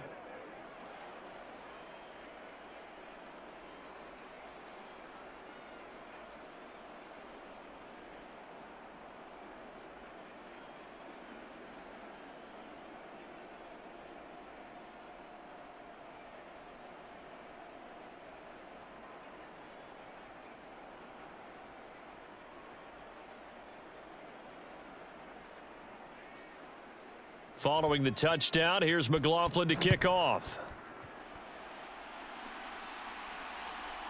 From a couple yards deep, he'll bring it out of the end zone. And they'll get him down right at the 25-yard line, so the same result had he opted for the touchback. Here's the Los Angeles offense as they get set to take possession. And the script really is flipped for them. The momentum on the other sideline, and now they have to try and battle back from a 2-score deficit.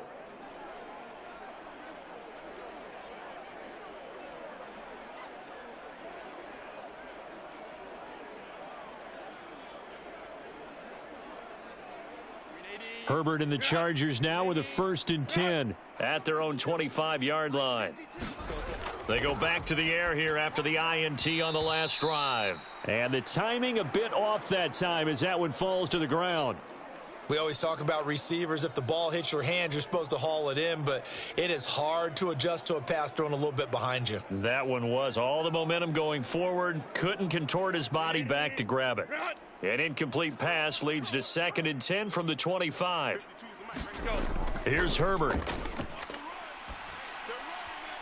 And this throw incomplete. Now the defender all over him that time, but it's going to lead to 3rd down. And that's one of those plays where it's hard to keep 2 eyes on the football when you know the contact's coming, let alone getting 2 hands around it, hugging it to your body, and absorbing the hit, even for those big tight ends who you would think could absorb that contact. Going to throw on 3rd down with Herbert. Oh, he tries to force it in, and it's intercepted. Carlton Davis picks it. And nearly a touchdown as they finally stop him down at about the 3-yard line. With the points that we've seen scored, neither defense has been at their best, but these guys, they've been a little bit better, Charles, and a nice interception there. Yeah, you're right about that, Brandon. Let's face it. It's not always how you start, it's how you finish, right? So maybe you have a rough game all the way along, but if you make a big play like that at the right time, it can make everything turn out just okay.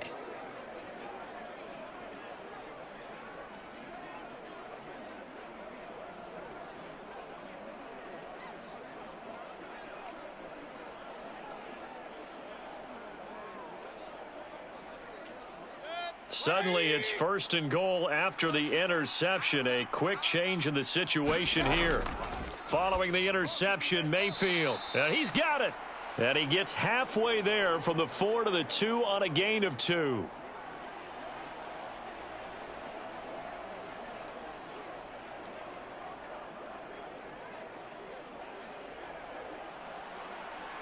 From the 2 now, 2nd and goal. White is not going to get back to the line of scrimmage as they'll tackle him at the 3. The tally there, -2 yards, brings up 3rd down. That's a really alert defense there because they saw the heavy look come in from the offense, countered it with extra linebackers who brought a little bit of speed and heft, and able to really make a big-time play for their defense.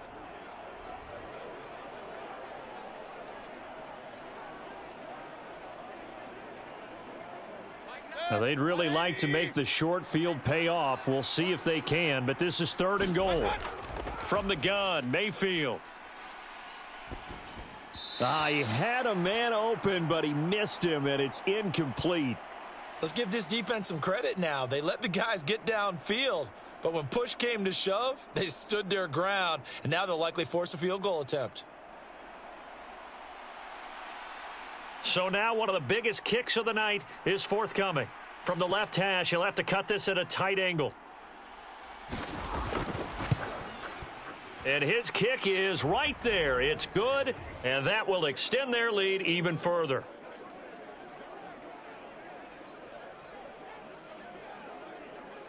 So that maybe not a knockout blow, but I suppose certainly every little bit helps when you're trying to salt one away in the 4th. Well, the possibility of being beaten by 2 late touchdowns or at least sent to overtime does exist, but time, definitely a big factor at this stage of the game, is in their favor.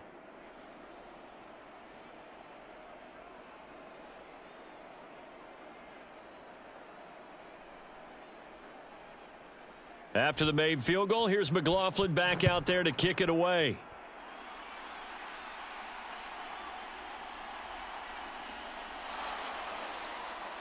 And a nice return sets him up pretty good here right at the 30-yard line. The Chargers offense now, they get set to head back on the field.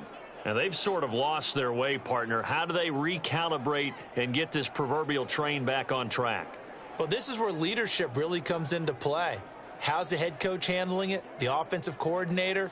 Sometimes they just make a joke. All right, guys, you had your fun? All right. Throw it out the window. Yeah, let's get back on track here. And sometimes that'll work just fine. I guess it's time now to lean on that leadership. Herbert going to lead up the Chargers here, 1st and 10. Right at the 30. Herbert's throw taken in by Palmer. It'll go down as a gain of 6. And that'll bring up 2nd down. 4th quarter, every drive's so critical, and you figure may only get one more shot after this, so a touchdown's imperative on this drive. It is, but you also have to think to yourself in play calling, don't hold anything back. Don't save it for the second touchdown. You've got the first one for the second one to even matter. 52's the mic, boys. 52. On 2nd down, Eckler. And he'll get up near the 45. They'll spot it at the 44. That one, a 1st down pickup of 8. That's a good, nice, crisp run for a 1st down. I wonder if the defense might have been loosened up a little bit, maybe anticipating a pass instead of the run that they got.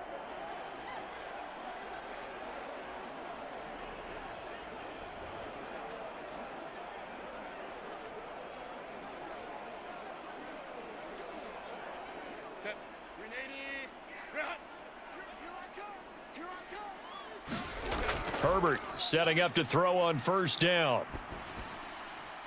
Working the middle here. That's complete to Everett, the tight end.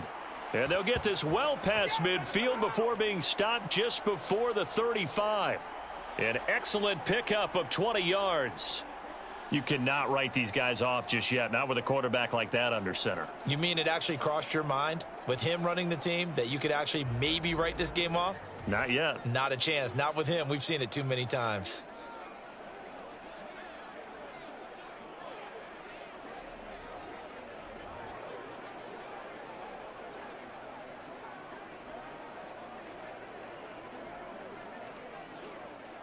So from Buccaneer territory now, it's 1st and 10 at the 36. Now Herbert with it, looking to pass. He'll get this out wide to Eckler. And this will be a gain of 5 as he gets it to the 30. I know it was a gain, but you have to sense probably a little bit of disappointment there because when it's out there in open space, I think they expect to get more out of a play, don't you? Especially when you're getting it to your guy out of the backfield. You're expecting him to be able to create something, be a little more shifty. Yeah, no doubt about it. Good open field tackling held it to an okay gain. Back to throw here, Herbert. A little short pass. This is Everett. He's up to 87 yards receiving now, and it's a first down. That's now 4 completions in a row. A good bounce back following the interception last drive. Certainly not letting it affect him, that's for sure. And we all know interceptions are going to happen.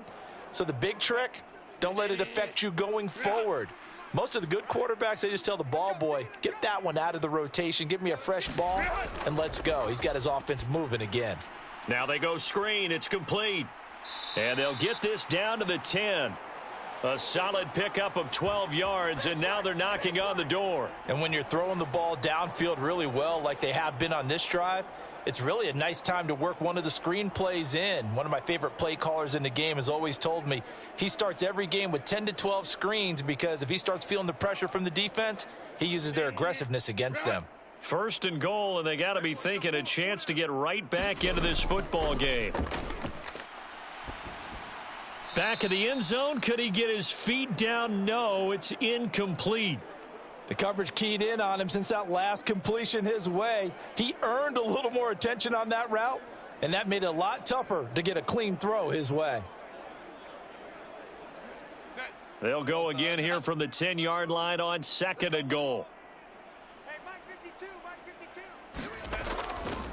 Here is Eckler. A minimal gain there on the 8th play of the drive. And that last carry puts him right at 100 yards for the game. So how has he done it? Because he's been patient, followed his blocks, let everything develop, and then burst through for big gains. A lot of tired bodies on that field, but this is a big play, 3rd and goal. Now it's Herbert. And it's caught. They wind up with 6 on the hook up there, but it's not enough. 4th and goal. Completed pass brings up a 4th down situation. Do you play analytics on this one? Well, you know, what do your analytics tell you about going for it here? I wonder what they would say. They tell me you're down by this margin 4th quarter, you're going.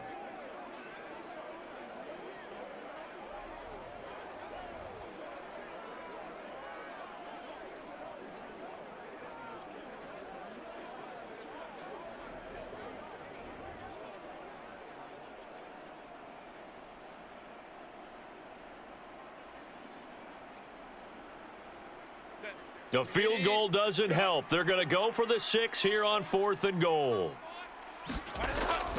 They give it off here to the tight end. And he didn't get there. Knocked backwards to the 2-yard line. They're turned away on 4th and goal. And the Bucs defense, they'll celebrate the goal line stand. So still over 3 minutes remaining in this game, but boy, not getting that when that hurt. That's a little bit demoralizing, so they have to be careful about that because still have an opportunity if they can get some things done on defense. But now, since they've taken over on downs, a team with the ball, guess what? Going to 4-minute offense, maybe they can put this thing away.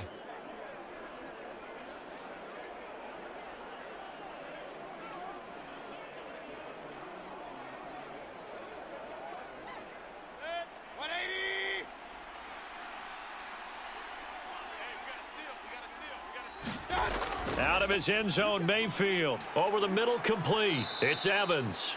And they'll get him down up past the 15, just shy of the 20. That play going for 16 yards to start the drive. First down. Partner, I like that they're staying aggressive on offense because to me, this drive is what is known as a put-away drive. You score here, that might put this one to bed. I like the fact that they're playing with confidence and not playing with fear.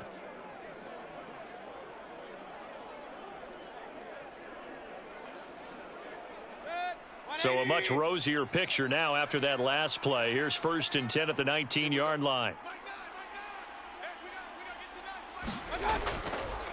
Now a give up the middle. This is White. And he'll find some space up to about the 25. It's a 7-yard carry to set them up with a 2nd and 3. Well, at this stage, that's exactly what you want offensively. Good run on first down, stay in bounds, keep that clock rolling. And look at that play chart that the play caller has in his hands right now. That's what you got to focus in on, because that's divided up by sections. And right now, he's looking at that 4-minute offense section. What running plays do we have to bleed down the clock and take care of the football? Right now, they're executing really well. And he'll get to the 29-yard line, brought down there. 4 yards the pickup, first down. 2 minutes left to play in this football game here on EA Sports. So it's Buccaneer football as we welcome you back. And the scoreboard on their side, they're just looking to melt away these final couple of minutes and put this one in the left-hand column.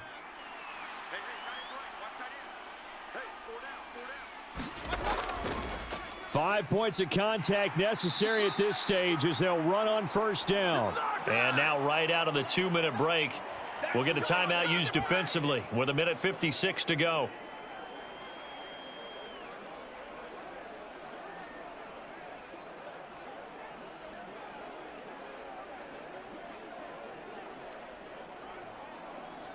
Another running situation on the doorstep as they come up 2nd and 10. They stay on the ground with White. And this may be a carbon copy as he'll again be stopped right at the line of scrimmage.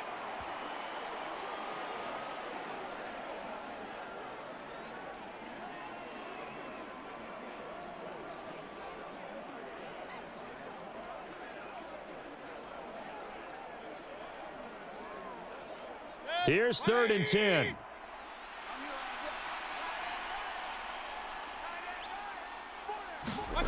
To throw, Mayfield. Pass taken in by his big tight end. Chargers going to use their 3rd and final timeout. And they'll be disappointed to have to burn one there after giving up the first down.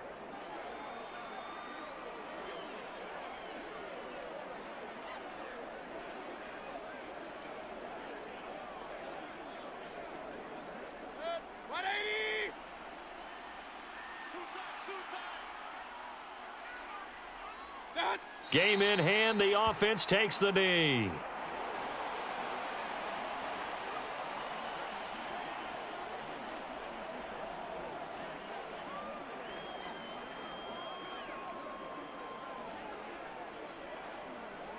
.38-yard line, 2nd and 11.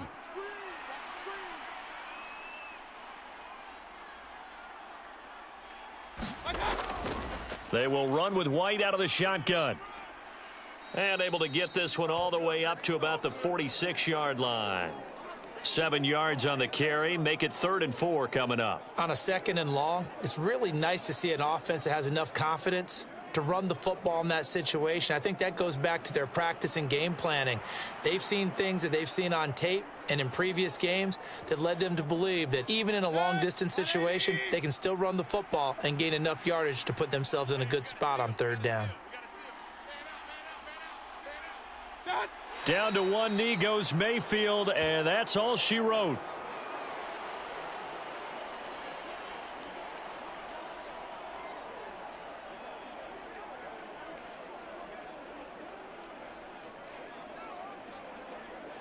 Here comes the Buccaneers punter now. He's been terrific so far.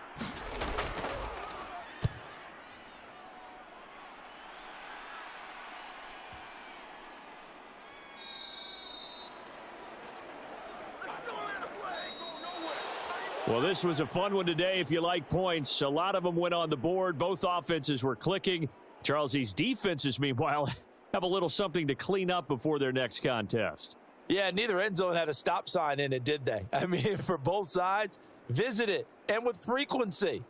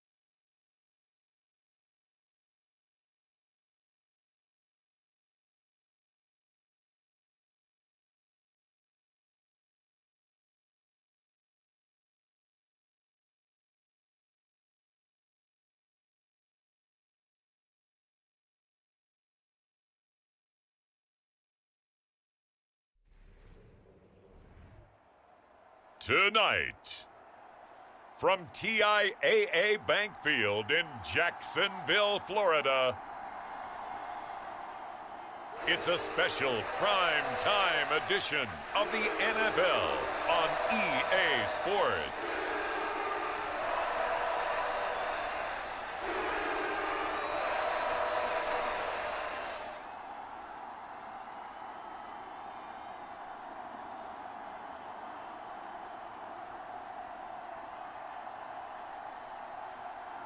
As we'll see Trevor Lawrence and the Jacksonville Jaguars taking on Desmond Ridder and the Atlanta Falcons.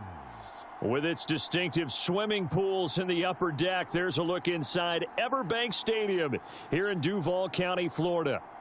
Coming up, we got a good matchup on tap here, as it'll be the Atlanta Falcons taking on the Jacksonville Jaguars.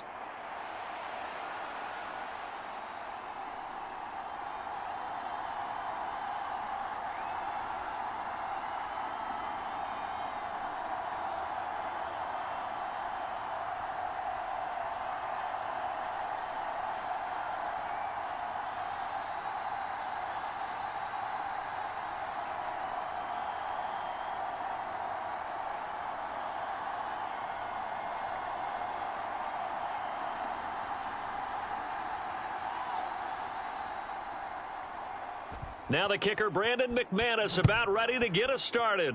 And off we go from Jacksonville.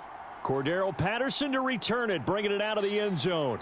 And ultimately cannot get this out to the 25-yard line as he's dropped at the 23. So here come the Falcons now to get the football for the first time. And a glance here at their shifty mobile signal caller. And you know how scouts always talk about checking all the boxes? I think this young man does exactly that when you're looking for an NFL quarterback.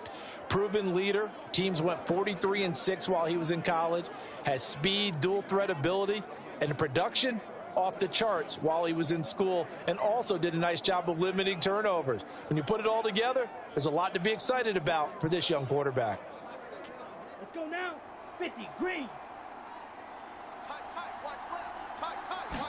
Throwing first play is Ridder. And this one is going to be off the mark, too far out in front. Had an open man that time, but ended up putting a little too much heat on it, don't you think, partner? Absolutely. Just needed a touch more air under it. Instead, he fired an absolute bullet. Ready, break. So after the incompletion on first, now 2nd and 10.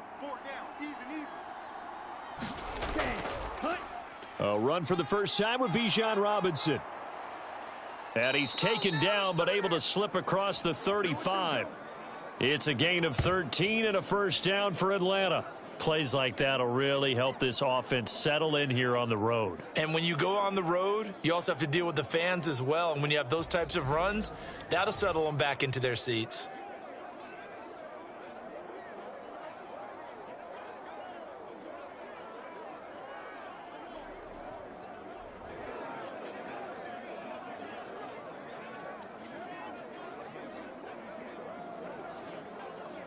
So from the 36 now, 1st and 10.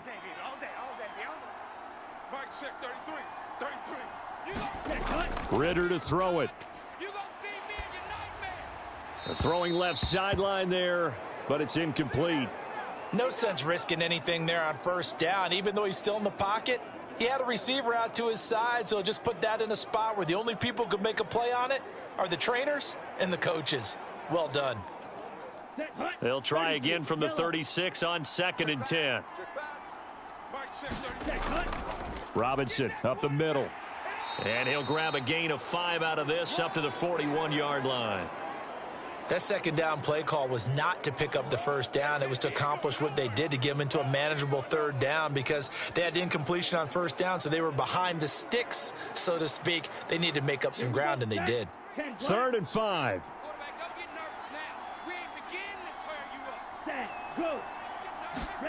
Ridder now. And that is incomplete. One first down here, and that's all, folks. Good work by this defense to hold things in check and force a punting situation.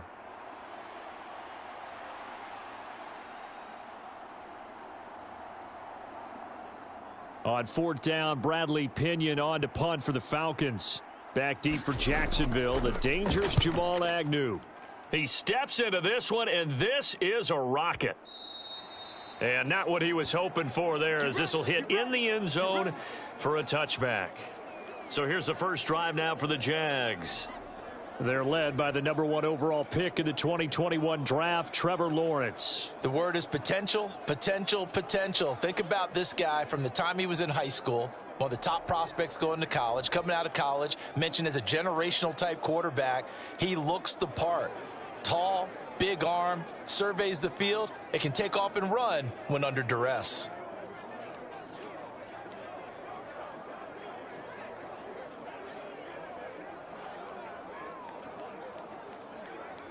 Lawrence bringing the Jaguars up, 1st and 10. At their own 20-yard line.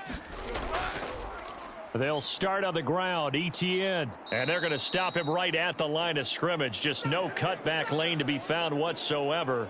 2nd and 10. Absolutely love the effort there. The ability to flow from his inside spot and stop that one at the line of scrimmage. Nice linebacker play. The stop for no gain brings up 2nd and 10 from the 20. Not today, you aren't. Not today. Let's go, let's go. From the gun, it's Lawrence. Mike 53. Man open, that's Calvin Ridley. And they'll get it all the way up about 5 yards shy of midfield. The extra effort after the catch makes it good for a gain of 26 and also a first down. And that's a more than acceptable read right there because it's zone coverage, so timing is everything. This time he waits for his man to come open, puts it right on him, and they pick up a first down.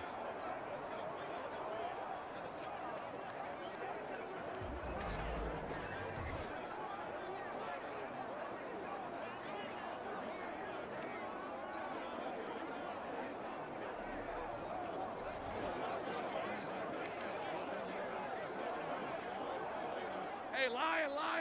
Turn. This is hot. Man, that's trash. That's trash. Who has the ball? They go play action now. Lawrence.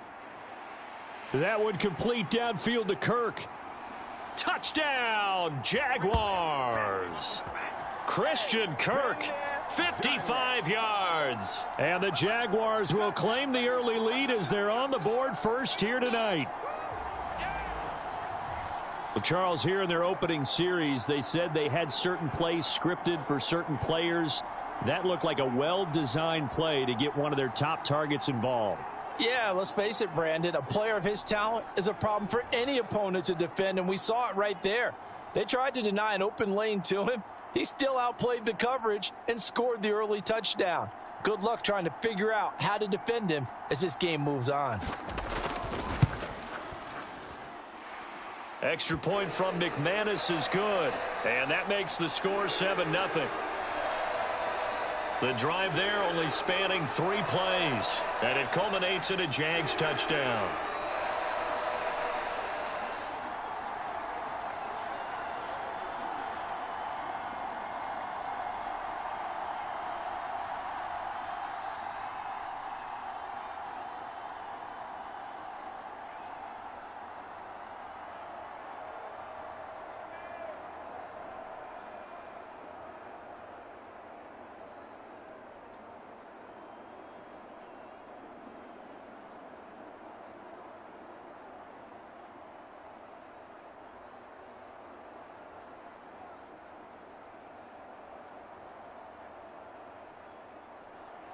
After the touchdown, here's McManus now to kick it away. And Patterson not going to return this. It'll come out to the 25. So for the second time in this one, we get set to see the Falcons offense. Defense got the better of them last series, forcing a punt. See if they make a few changes in the game plan here and try to get points out of this drive. 1st and 10.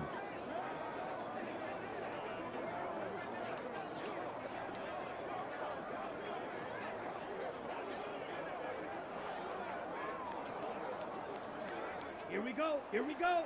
60 red. 60 red. Defense, let's go.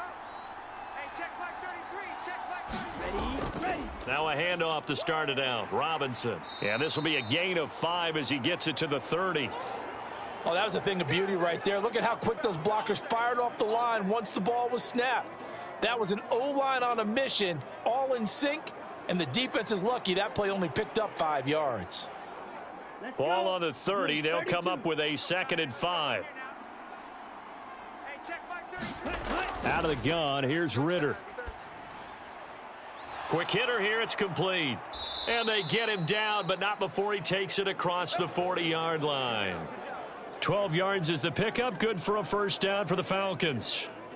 He missed on his first 3 passes, was 0 for 3. Now gets a connection. Maybe that'll get him going. Yeah, it wasn't a time for panic, but there was some concern because once you start in a certain pattern, you're wondering, can you get out of it? And that flips the other way, too, when you're throwing it really well. In this case, now he's got his first completion. They think he might be off to the races. That's what you're going to need to do against those big receivers. You got to get in there and get physical with them. That time he got in close, got in tight, and knocked the ball away. Here's 2nd and 10. Mike, check 33. Ritter back to throw. Double up. He's got it, double up. And that will be incomplete. Tried to dial up the long one way out there, but it'll be 3rd down. Not a great start dropping his first target, but let's face it, it won't be his last chance because he'll get opportunities to make up for that one throughout this game. The threat of a 2nd straight punt to start the game is looming as they come up 3rd and 10. Mike, check 33. Looking to throw once more. Here's Ritter. That's Cordero Patterson hauling it in. And he will get this to the midfield stripe, but that's not going to be enough. He's a few yards short. They do get 7 out of that, but not enough to prevent a 4th down. How about that strategy there, Brandon? 3rd down. They just said, we've got faith in our tacklers. We'll give you the short stuff, and just decided to protect the sticks. So every time I hear fans telling me tackling's not a part of the game anymore, plays like that, I can clip and save and show them you have to tackle well if you want to be a good defense. So on now is the Clemson man, Bradley Pinion, to punt this one away. This is away and a very good kick, angled for the sidelines. And this will be out of bounds, and they spot it at the 15-yard line. Not too bad. So time to see Jacksonville again on offense for the 2nd time here in this game. They've got the 7-0 lead. Now they've got the football back after their defense got the stop, CD. And you get the feeling if they could score here, they'd really have all the momentum on their side. And you just wonder right now, is the quarterback and the play caller totally in sync? Are they of one mind that, hey, what worked last time, let's keep doing it until they stop us? Or do they go to a different section in the playbook, show them something different? Either way, they want a repeat of their first drive. Meanwhile, Lawrence's throw here taken in by Ingram. And he's out right at the 25. The drive starting with a first down, 11 yards on that pickup. Well, it's almost as if they didn't leave the field after their first drive. They picked right up where they left off. Another good throw there. And this offense, humming here in the early going. That's right, baby. They don't want it. 53's the mic. Here we go. Now Lawrence on first down. Open man, this is Brenton Strange, the tight end. And they'll get him down after a pickup of 8, 2nd and 2. It certainly feels like there are more stars at the tight end position than there were even 10 years ago. And I think it's become more of a glamour position because of the ways it can hurt a defense, and guys want to be involved. They can be in line, close to the line of scrimmage. They can split out like receivers. But hands, route running, speed, and some toughness to go across the middle, you put it all together, you got a heck of a tight end candidate. On 2nd down, a run with Etienne. And he'll be brought down shy of the 40 at the 38-yard line. 4 yards the pickup, first down. And Brandon, you know that expression? He just does what he does. It sounds trite, doesn't it? But in this case, it's perfectly apt. This is one of the better runners in the NFL. And all he does is just find avenues, find ways to pick up key first downs and big runs. Throwing on first down, but this one winds up to be incomplete. Offense was moving it a little bit, had them back on their heels, but they earned a brief pause by forcing the incompletion. That gives them a quick chance to regroup and try and mount a stand before they're backed up even further. An incomplete pass on first down. That leads to a 2nd and 10. Mike, Now Lawrence to throw. A quick throw there is incomplete. I can assure you, setting up a screen is much more difficult than it appears. It requires excellent timing from everyone on the offense, and a defense's #1 goal is to throw that timing off. So back-to-back incompletions, and that has them staring at a 3rd and 10. You got trips, you got 3. Looking to throw, Lawrence. Pressure brought in, and the Falcons get there for the sack. Disrupting that play and dropping him was Arnold Ybtv. And this is what you've got to do against a quarterback like him. You've got to keep him in the pocket and not let him get to the perimeter, because once he gets outside, that's where he can really hurt you.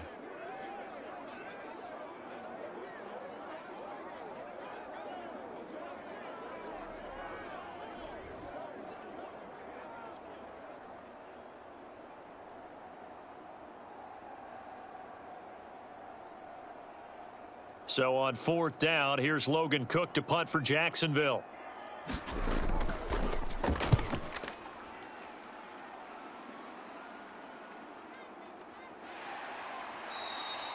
It's a 4-yard return following a punt of 49. And it will be Falcon football.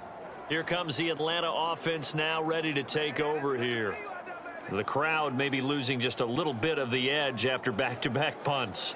They want some big plays. They want to see some offense. They want to see somebody break away, whether it's through the air or on the ground. Now it'll be interesting to see where the patience is on both sides. Each head coach, can you hang in there and not try and force something that could put your team in some jeopardy? Ritter and the Falcons now. Your team in some jeopardy. Ritter and the Falcons now with a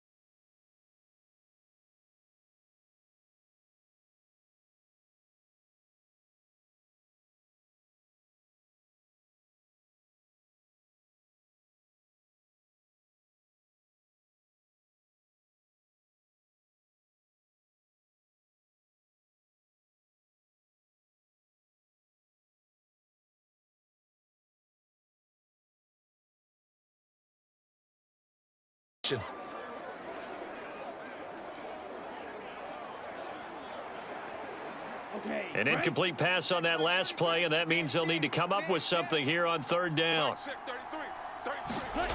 Ritter. Throw out right, taken in by Patterson. And he'll get this to the 23, but that'll be well short of what he needed. That one good for only 6, and it leaves him with a 4th down. We can make this one pretty simple. Locked up all of his progressions downfield, forced to get it to his running back. But how about the way they ran to the football and knocked him down to force a 4th down?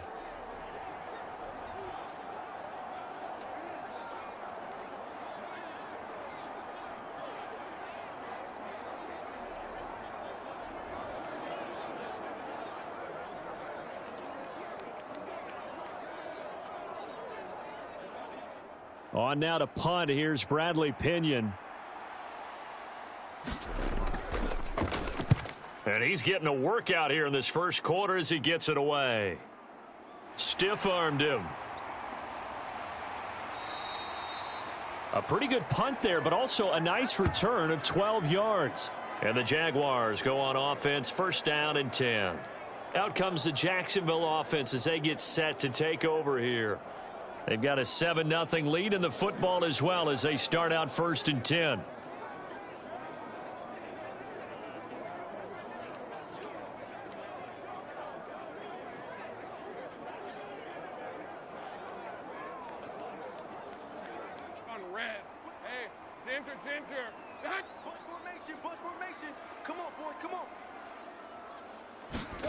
Here's Lawrence. And that is caught on the right sideline, but out of bounds, says the line judge. The throw took him a little too far. It's 2nd down. Well, that's a defensive coordinator's got to be happy with that result. They took away all options downfield and forced the incompletion. Here's 2nd and 10 now from the 35. From the shotgun, Lawrence. And he comes back with one complete. 5 yards. Now it's 3rd and 5.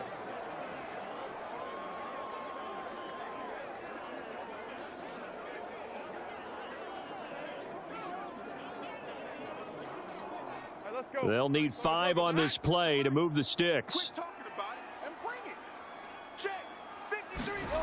Lawrence.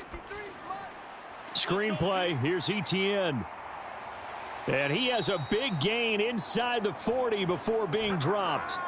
Great way to convert on 3rd down there. 21 yards the play. And that was a beautifully executed screen pass. They let the rushers get upfield and get the escorts in front, meaning the offensive linemen, other blockers out in front, completed the pass beautifully. So now you've got all that open space with big guys leading the way. From Falcon territory now, here's 1st and 10 at the 39-yard line. They'll try the left side with Etienne. Powers through. And he'll cross over out of bounds right at the 25. Another good gain. That's now 35 yards combined on those last 2 plays. Usually we see runs like this as the defense breaks down later in the game, but this guy is setting the tone early, running through all types of tackles and putting the defense back on its heels.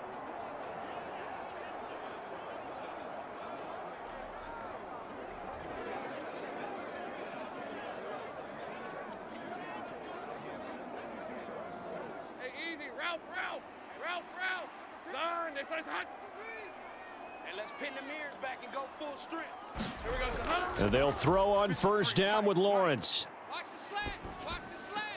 A short throw to Ingram. And the result here, a pickup of 8. Leaves him with 2 to go on 2nd down.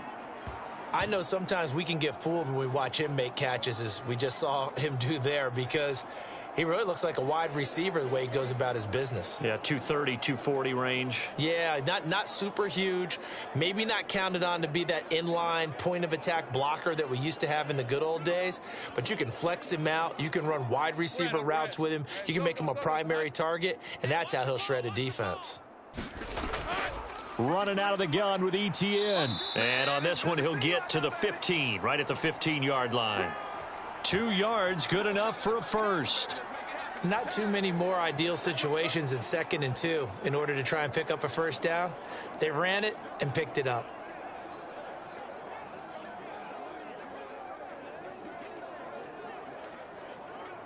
Line of scrimmage, the 15. It's 1st and 10. Now Lawrence. Flush to his right. And he slides and covers up at the end as he's going to be able to pick up decent yardage. He'll wind up getting 9 after tucking it and running, so it'll leave him with 2nd and a yard. This early in the game, it's all about making steady progress downfield, hoping to lead to early points. And you can do it with your actual play calls or sometimes something a little more improvised, as we just saw there. Now Lawrence. This is caught. And inside the 5 here before he's out of bounds, right at the 3. It's a 3-yard pickup, and that sets up a 1st and goal. Now that tight end position, it just seems to continue to evolve every year in the NFL. Yeah, you're getting really terrific athletes. A lot of them maybe were wide receivers at one point. They continue to give you speed, great hands, and big bodies, which make them excellent targets for quarterbacks. Watch 85, ball's going 85. On play action, Lawrence. And he's got it. Touchdown, Jaguars. Evan Ingram from 3 yards out. And the Jaguars have taken a 13-0 first quarter lead. This is why a lot of play callers love play action in this spot. You just want to freeze the linebackers just for a second. Then you got a chance to get a quick pass into your tight end right behind them for a touchdown.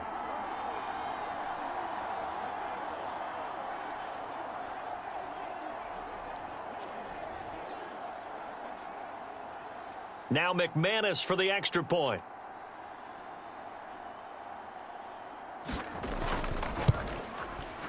And it's good, and they have jumped out here to a quick 14-0 first quarter lead. A good drive that time as they go 9 plays in all. And Evan Ingram able to finish it off with a touchdown reception.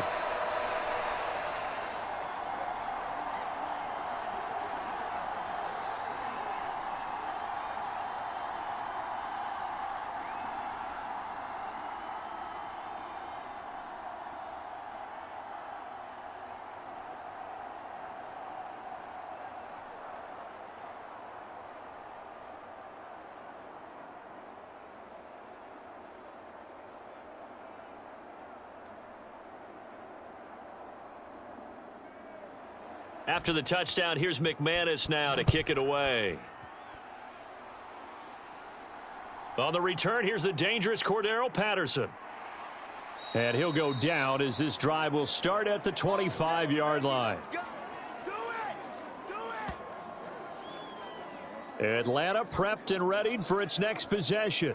They find themselves in a good-sized hole here, and a good-sized hole early on in this game as they come up on first down.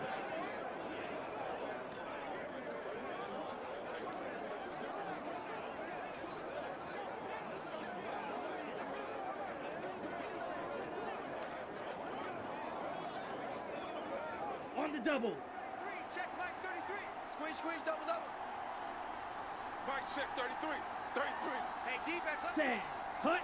Stand. Hut. They begin the drive with Robinson. And he will lose yardage and be backed up to the 24. Officially, it's a 1-yard loss. That's going to bring up 2nd and 11. Plays like we just saw there. That's why they're up right now. And the defense, they're doing their job. Yeah, it starts with the guys up front. So when you talk with GMs who are putting together a team, a lot of them say we're going to build from the inside out, because if you control the line of scrimmage, you control the rest of the ball game, and that's what we're seeing here. They're actually playing in the offense's backfield, not necessarily just playing at the line of scrimmage.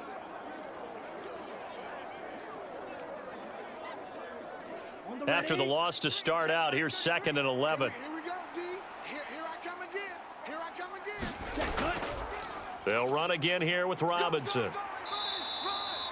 5 yards on the carry there, and it leaves them with 3rd and about 6 yards to go. But you've got to give kudos to your offensive line and the guy carrying the ball, because they were in a 2nd and long situation. It seemed pretty dire, but they brought it back to 3rd and manageable with that run.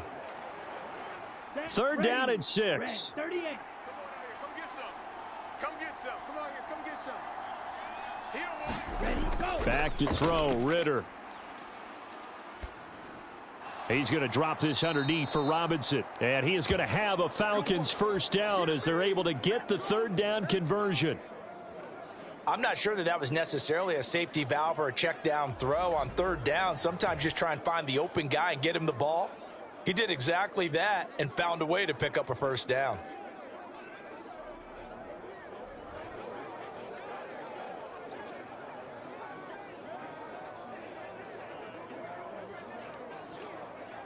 First and 10, and they've got 3 tight ends out there. A jumbo package look. Mike check 33.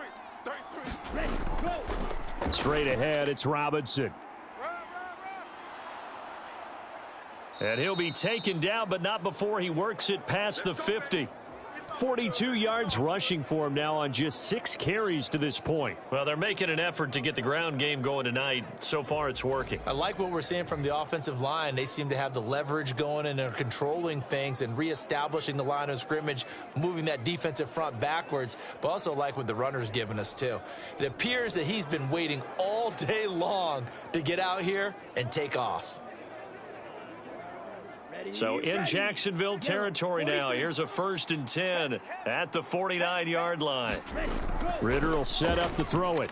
Short throw caught by Pitts.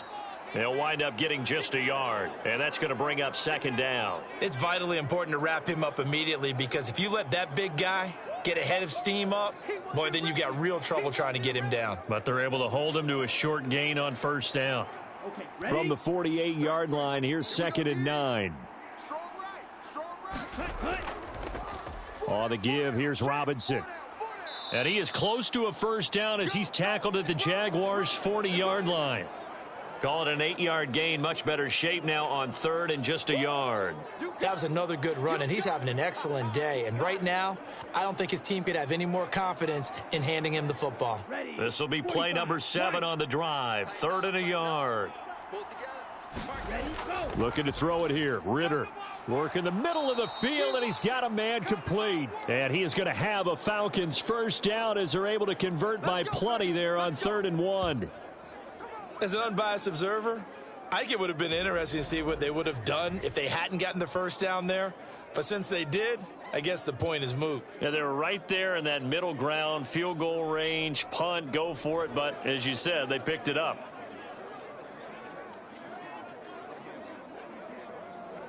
So they'll come up 1st and 10 now from the 33.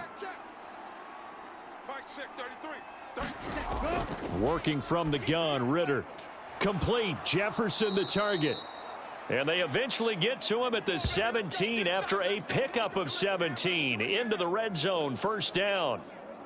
You can almost hear the sigh of relief coming from their sideline and from their point on the field, because this has been a tough start for them thus far. A much-needed first down there. They needed something good to happen. Plays like that will continue to help them dig out of this hole.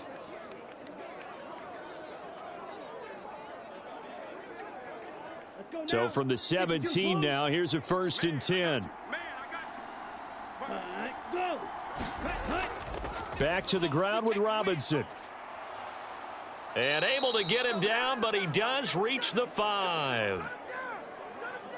14-0 the score. This is the NFL on EA Sports. Second quarter now, Falcon football, as they go to work on a 1st and goal.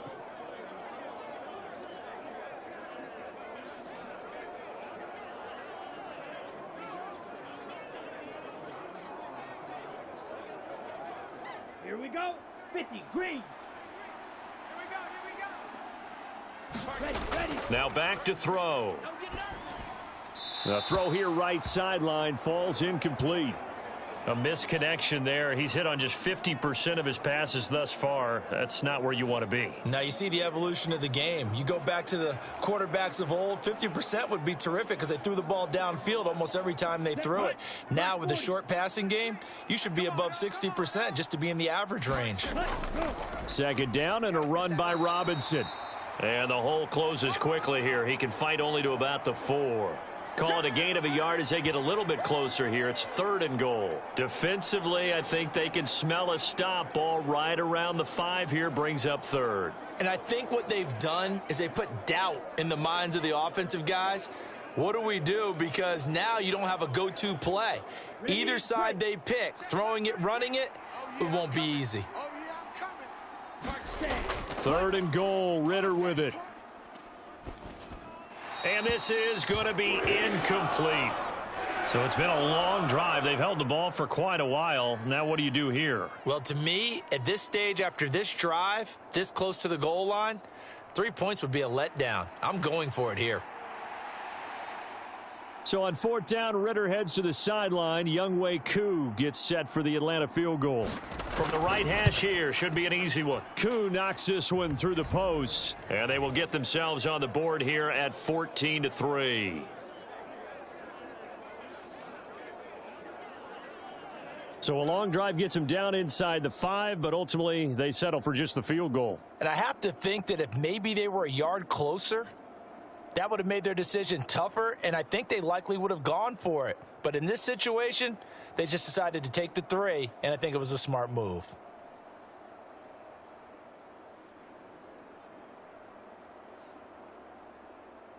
The punter Pinion now to kick this one away. Taken at the goal line. And he'll take it up past the 25 to the 26-yard line.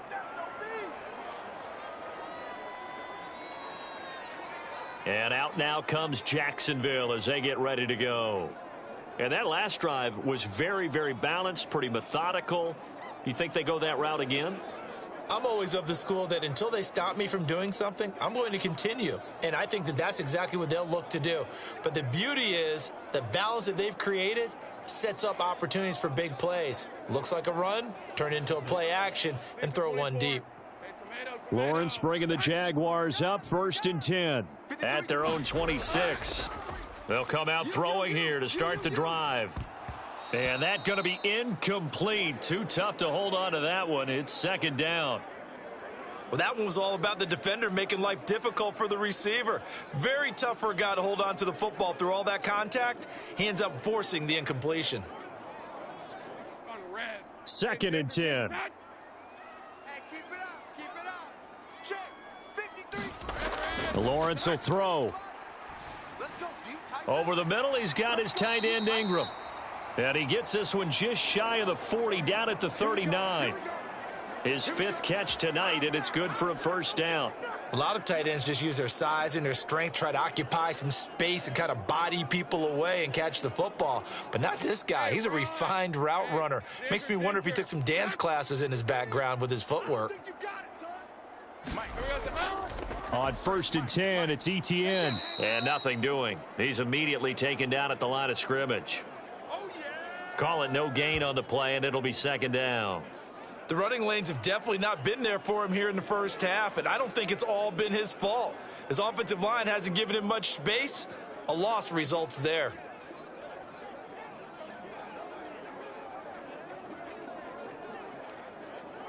Let's go. Now a 2nd and 10. Check. 53's the mic. 55. Toss left side for Etienne. And they've got it well across midfield, down to the 40 before it's all said and done. Last play, they got stuffed at the line. Different story here, over 20 yards. Whether it's the toss or the pitch, you get him the ball outside the tackles on the edge. He's a tough man to bring down. He certainly is, and it makes people wonder on the other side of the ball.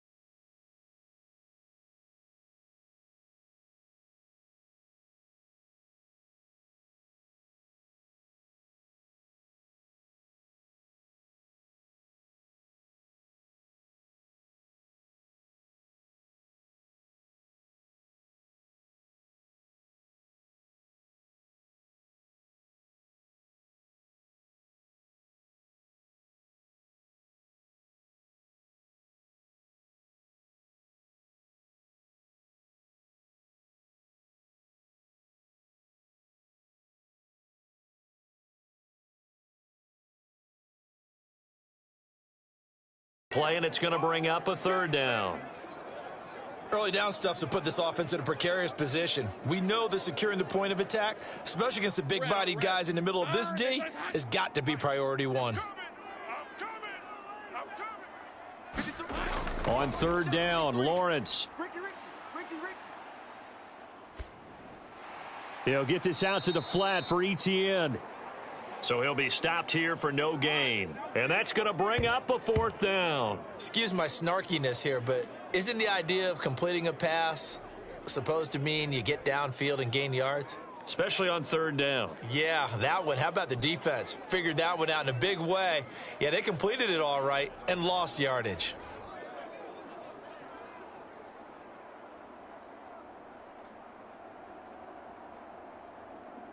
So coming on now is the field goal unit. They're going to try for 3, and he'll need all the leg he's got here. This officially a 55-yard attempt. And this one will not get there. It's off to the left anyway. It's no good, and this will remain an 11-point spread.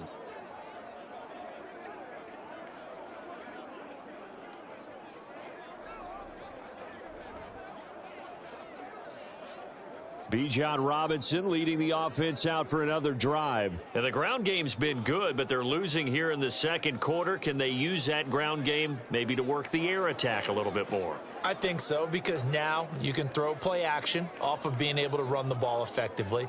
And oftentimes you might want to just swing your back out of the backfield and get the ball in his hands in open space. And just don't get totally away from running it, because some of these runs now, they may pop bigger as the game goes along. Yeah, they've been good with the run so far. The Atlanta offense out there for their next drive. And last time they got 3 points, but it was a chip shot field goal. And when you go to the sideline after a chip shot field goal, maybe the offense not too happy. It's a balancing act, isn't it? Because you're exactly right. They're none too pleased that they didn't punch it in for 6 points. But they also have to remember they did put points on the board. 3 points is 3 points. And in this league, you take points when you can get them. Not easily done.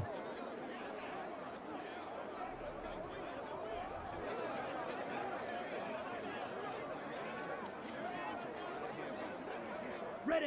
Line of scrimmage, the 31 now on 1st and 10. Handoff now to Robinson. What a great effort there. He's going to get this inside the 15, and they'll spot it at the 13-yard line. Nice run. Another first down, this time on a gain of 19. So they go pass, now they go run, and 2 plays resulting in really nice pickups. Certainly sounds like a 50-50 deal, doesn't it? Sounds like great balance. Well, you know what all those coaches have told us over the years, Brandon, that balance is? It means doing what you want to when you want to. That play calling is working very well for them right now. This offense finding its legs now. Here's another 1st and 10. They'll set up to throw. Oh, he rifles one, and that's going to be intercepted. Picked off by Tyson Campbell. And they will finally get him as he's all the way down near the 40-yard line. Charles, not only is that an interception, it's one when you were really knocking on the door for a touchdown inside the red zone. You're actually thinking points. No matter what, at worst, you're thinking kicking a field goal and getting 3. We might look back on this in the second half and say, you remember when they didn't get points on that drive? This could cost them. Here comes the Jaguars offense as they get set to go again. And the way their last drive ended, boy, it was frustrating. They had a pretty good drive going. It was sustained, and then it stalled out, Charles, and they missed the field goal and got nothing out of it. Is that insult to injury? Because they had such a sustained drive, as you noted. So you know for the head coach, it almost felt like a little bit of failure to send out the field goal unit and then tonight and see the ball go through the post. What a bummer on that last drive for them. Got to pick themselves up from that one. And he'll take this ahead for about 4. 2nd down coming up. Well, they certainly got dented with that first down run. So now they've got to be back on their heels a little bit as a defense. 2nd down and 6 now. Here's Lawrence to throw. Firing quickly here, and that's complete. And he's going to get this inside the 30. 11 yards there for Jacksonville and a first down as well. That's a pretty play there coming out of the backfield. But as that back, you've got to be conscious of making sure you're securing the football. When you get out in open field, sometimes you get a little loose with it as you're trying to get up ahead of steam. Make sure you keep it close to your body because those defenders are trying to punch it free. He does a nice job there protecting the ball and picking up a first down. On the draw, here's Lawrence. And if there was a lane there, it closed up quickly as he stopped for no gain. 2nd down.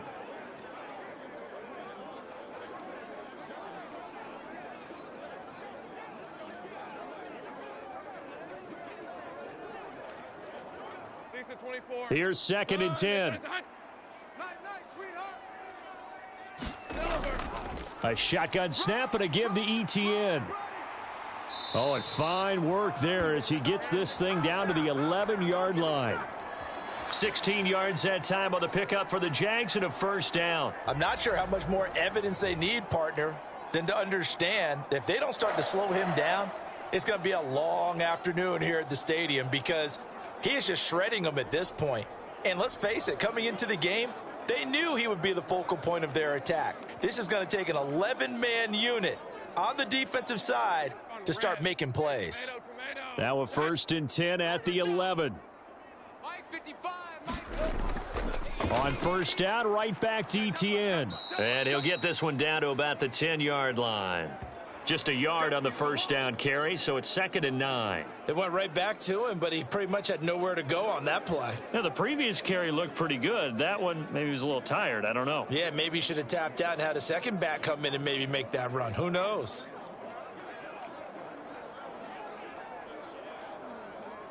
Now 2nd and 9 from the 10. Single, slot. Hey, you're on an island over there. You're on an island. And now they'll throw it with Lawrence. And it's caught. Touchdown, Jaguars. Evan Ingram with his 2nd touchdown here in this first half, as his guys have opened up a very comfortable lead. So 3 drives, 3 touchdowns, and they're a PAT from going up 21-3. And there's no doubt in my mind, you're liking what you're seeing so far, aren't you? It's been unbelievable. Like a well-oiled machine, if you will. What's really tough, though, that defense, they're leaping the shadows at this point. They don't know which way to go. They're being hit in every direction, and they have no answers thus far.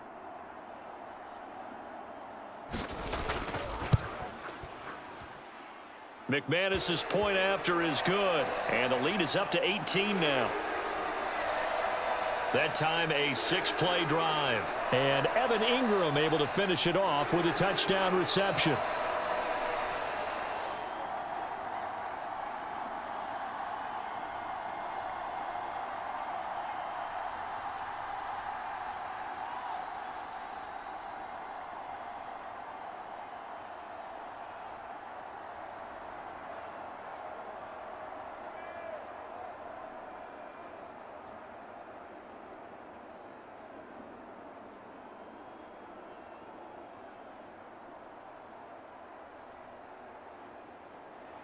After the touchdown, here's McManus now to kick it away.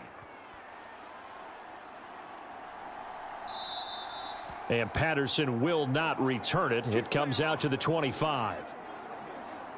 Bijan Robinson and the Falcons back onto the field. Now he's having himself a little bit of a banner game. His team right now, though, losing.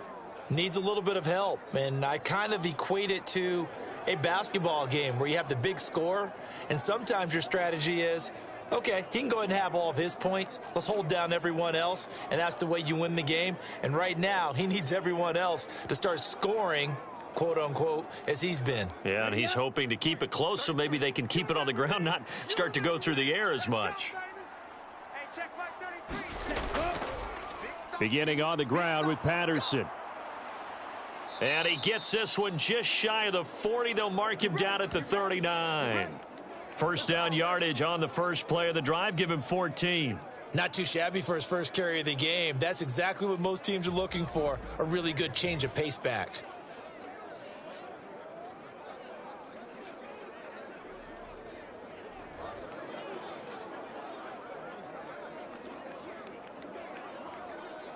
Let's go. So from the 39 now, they'll come up on a 1st and 10. Hey, check Mike 33. Check.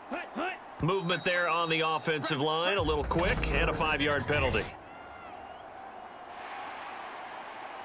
Oh, moving from his tight end spot there. Do you think that perhaps the play call was for him?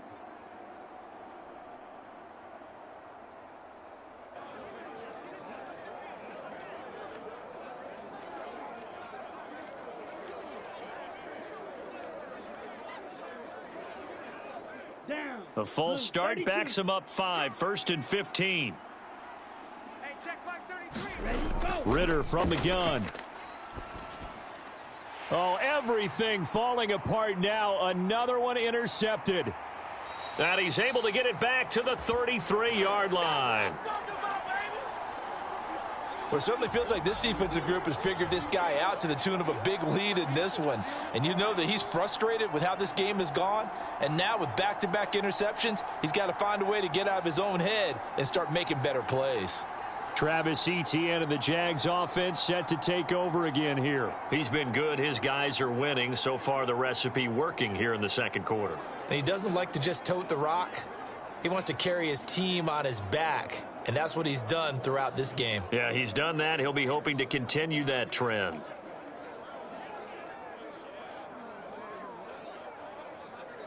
right, let's go.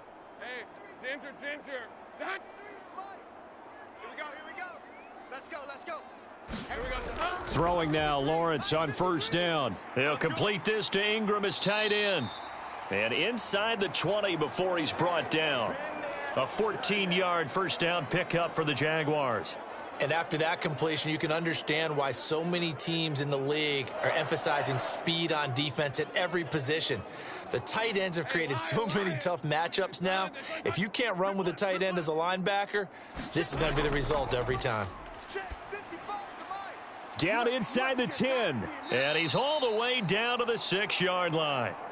A solid pickup of 13 sets him up first and goal. And remember, this drive started off following the turnover, and they've taken no time working their way down the short field. A nice connection there, and now they're looking at a first and goal.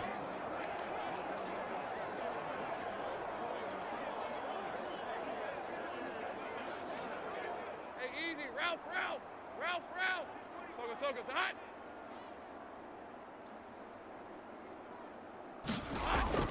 And they'll run with ETN. And he will get this into the end zone for a Jaguar touchdown. Travis Etienne. A 6-yard touchdown run. And the Jaguars continue to pull away here in this first half. The touchdown was scored by the runner. For the offensive line, they feel like it's theirs. They blocked that one up perfectly, allowed him easy access to the end zone.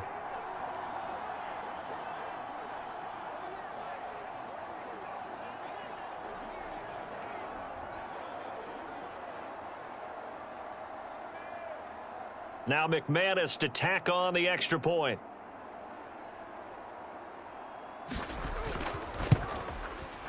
And they open the lead up now to 25 points. Scoring summary, 3-play drive. And it was capped off by a Travis Etienne touchdown run.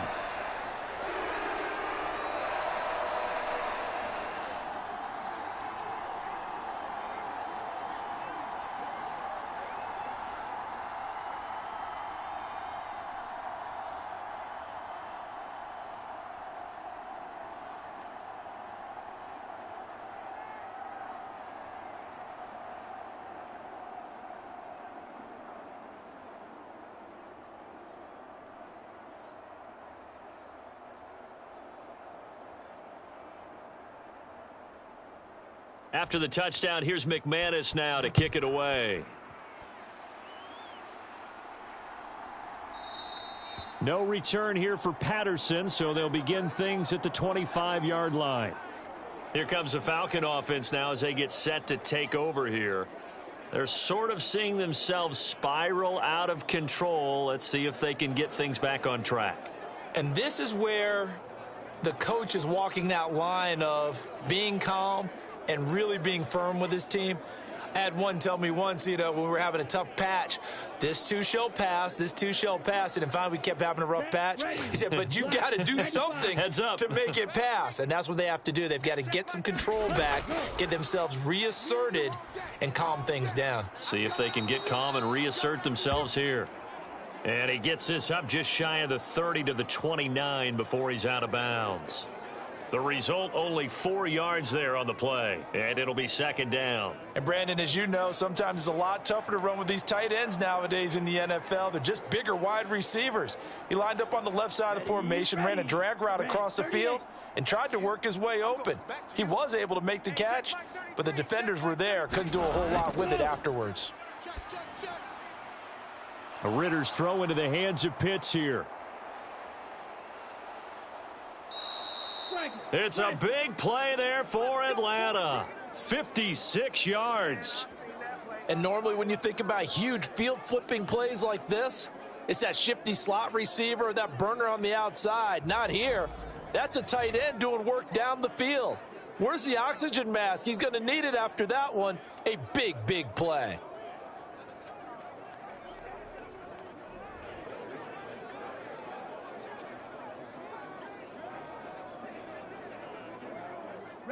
A real field flipper there as all of a sudden they've got a first down in the red zone. From the shotgun, he'll look to throw. This one brought in by Jefferson. And the Falcons are going to have a 1st and goal as the tackle is made at about the 5. How about the way they're moving the ball down the field? They had a big play a moment ago, followed it up with another nice one here, and before you know it, they're already looking at 1st and goal. So 3 plays already 1st and goal, and they are wasting little time. They'll run with Robinson. And he is into the end zone for a Falcon touchdown.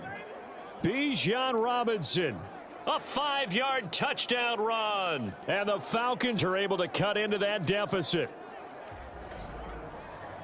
Well, they move the ball down the field through the air, Charles, and then finally they get the running game involved, and it works to perfection. Touchdown. And, partner, I kept waiting for that running game to come into play, and they actually saved it until the very end. Touchdown goes on his stat sheet, but you and I both know, and he knows as well, his teammates airing it out made this a successful drive. Now they'll line up to kick the extra point.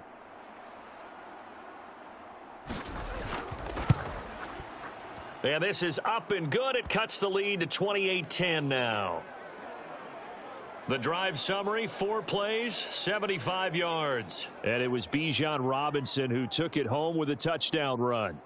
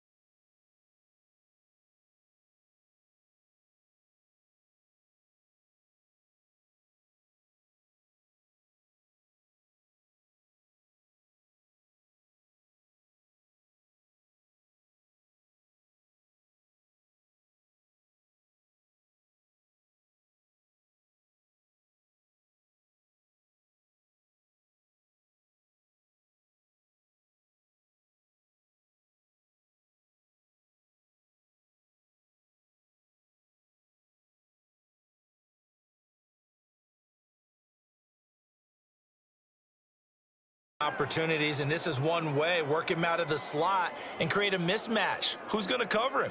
Corner, safety, linebacker? He's got a way to beat all of those positions. From the 34-yard line, here's 2nd down and 3. ETN up the middle. And he'll get it out near the 40 to the 39. 73 yards now for ETN, and he's got a 1st down. I think we all suspected that they were going back to him after he found the end zone on his last carry, and they kept the positive momentum going there. Another nice run by him. So from the 39 now, they'll come up on a 1st and 10. I'm coming after you. Under 10. Another tote for ETN. And not a whole lot of room to operate there on the 1st down run. He gets maybe 3. Look, all any running back wants is a little bit of room, a little bit of space in order to maneuver. But he also understands how difficult it is for his offensive line up front. So if they give him any space, he realizes his job to make more out of it than what they give him. Picks up 3 on that carry.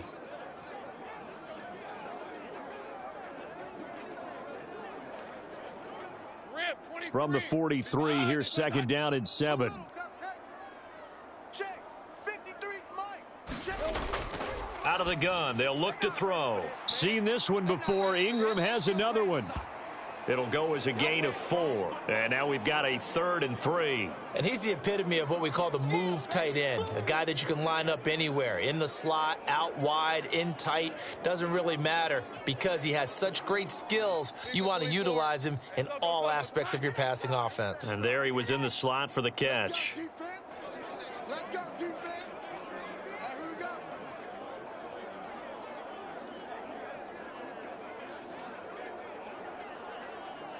3rd and 3. Mike. Here we go. 53's the Mike. 53.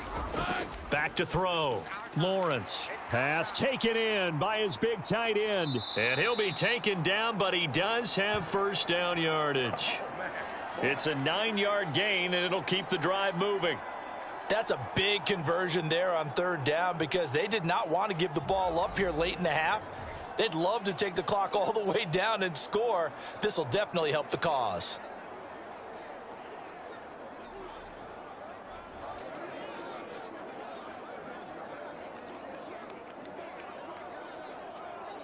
Hey, run. Hey, tomato, tomato. Yo. Here we go. On 1st and 10, it's Lawrence. They'll try and set up the screen to ETN. A nice little screen. They get 6 on first down. That's a nice design there, but sometimes, though, you get so many blockers out ahead of you, they kind of slow you down and force you to adjust. You always appreciate guys trying to help you, but maybe one less there could have turned this into a bigger gain.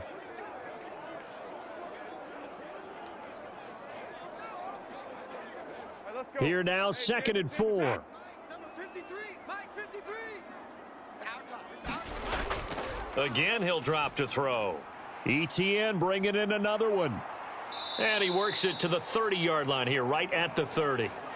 The Jaguars going to go ahead and use their first timeout as they'll stop it with exactly a minute to go before halftime.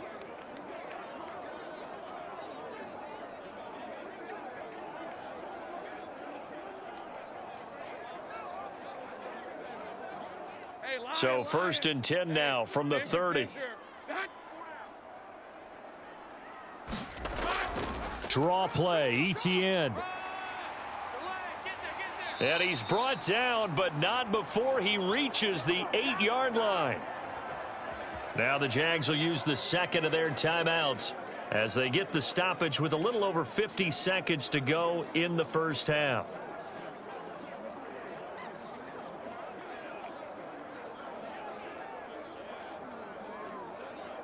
A chance to really cap off a big first half here as they come up on 1st and goal. 53's the mic. 53. Check 53. Looking to throw. Lawrence. Looking for the out route here, and it's completed to Kirk. And he's able to get this down to the 5-yard line before he's out of bounds.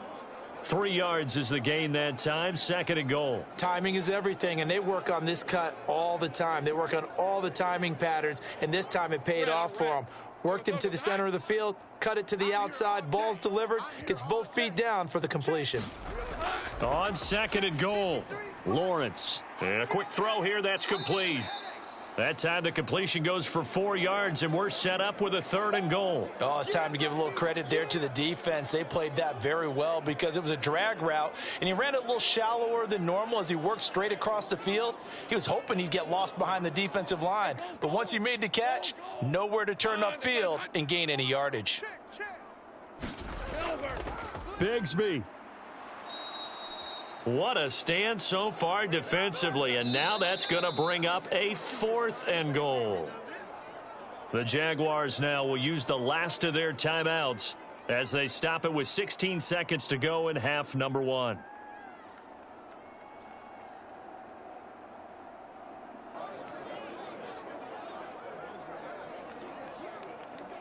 So Lawrence will exit, and on comes Brandon McManus for the Jaguar field goal.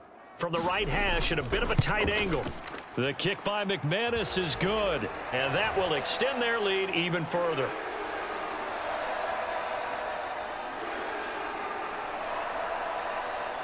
So 3 points on the board, as easy a field goal as you're going to get, but I can see you shaking your head. I love that peripheral vision of yours, partner, because to me, if it's the 4th quarter and you're up 6, I get it. But now, even if you run and don't get in, you're still setting them up to go a long field, 98, 99-yard drive. How do you look at your defense and not give them that opportunity?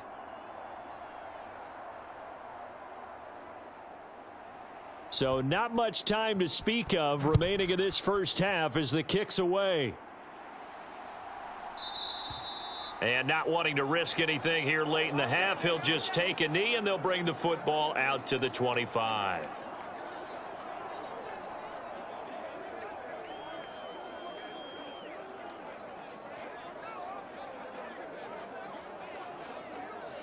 go now. About set to begin their next drive, the Falcons offense at the line. And with time quickly fading here in the second quarter, not sure how aggressively, offensively they want to play this. I think we'll find out just how much they trust their guys in this situation if they decide to take a shot.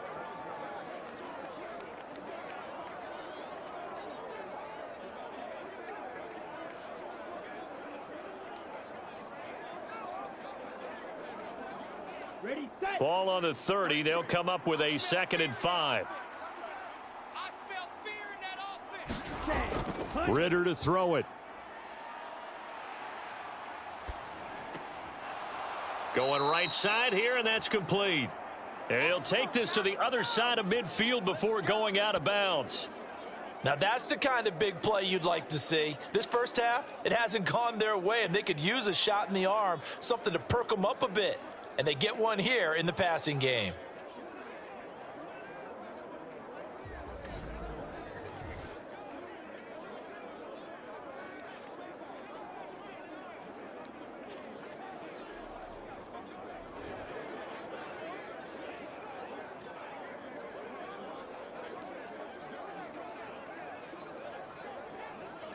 Here we go. And unless this is a quick incompletion, this is likely the last play here of this first half. Final play before the half. Here's Ritter. He's going to take a shot at the end zone. Why not? And this a leaping effort, but it's knocked away and incomplete. So we hit the halftime break here in Jacksonville with the Jags on top. As we send you a couple hours south of here to Orlando, that's where we check in with a coach and our EA Sports halftime report. Okay, Brandon, back to you guys in just a moment, but welcome everyone to our Creative Village studios in the EA Sports Halftime Report.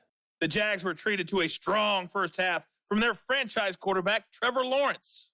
He connected on 3 touchdown passes in those first 2 quarters as his guys have built up a sizable lead here at the break. All right, Coach, thank you very much as we welcome you back for quarter number 3.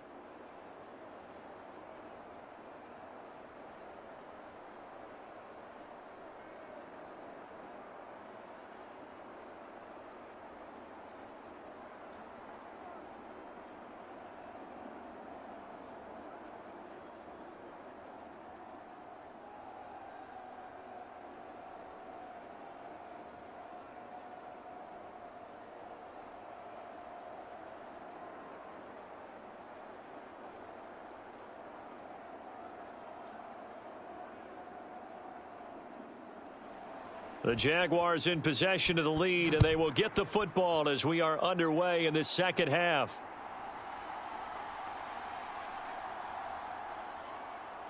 And a good return as he'll be stopped just shy of the 30-yard line.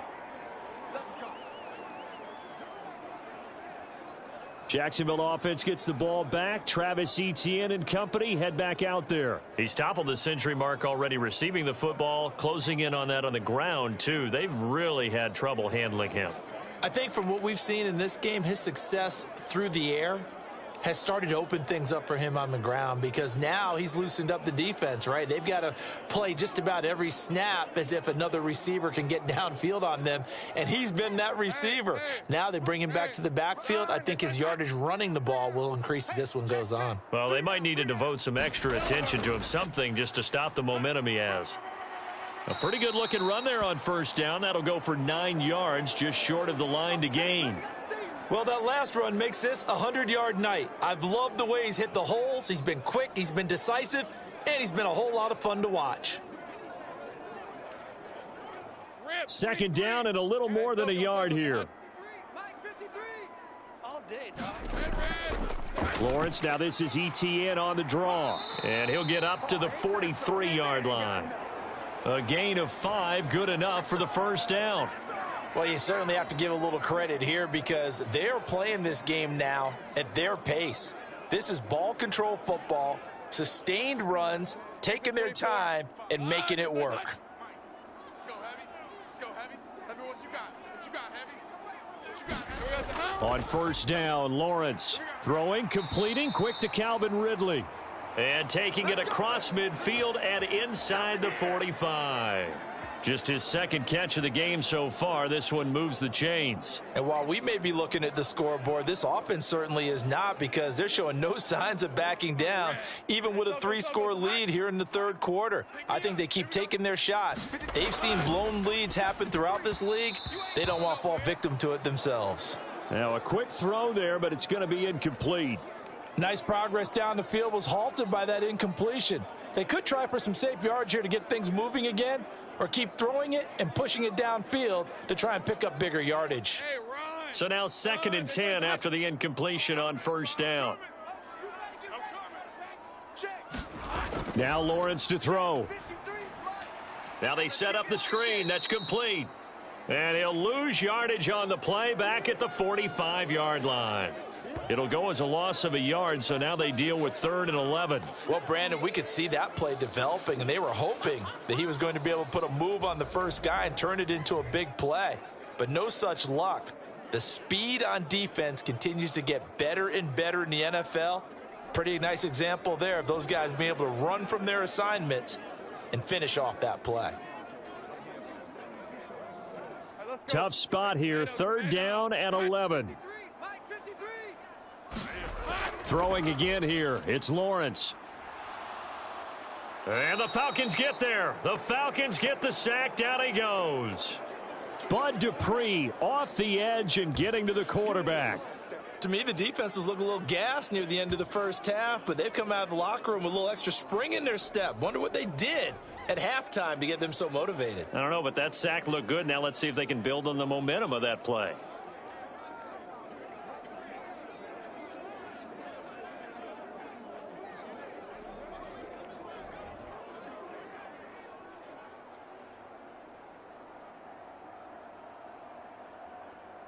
Here's Logan Cook now, as he'll punt it away for the 2nd time. He gets us away. It's a good one, drawing toward the sidelines. That'll be out of bounds, and how good was that? They'll say the 3-yard line. That's where they spot it. That is how you flip field position. That's an absolute bomb of a punt. Downs it inside the 5-yard line. Absolutely ideal. And from that position, you're hoping to get it down inside the 15, inside the 5. Superb.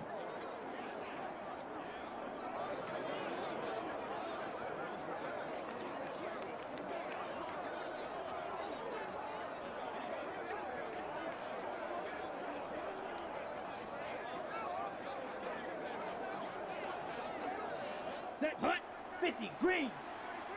Oh, yeah. Oh, yeah. And here we go again. Here we go again.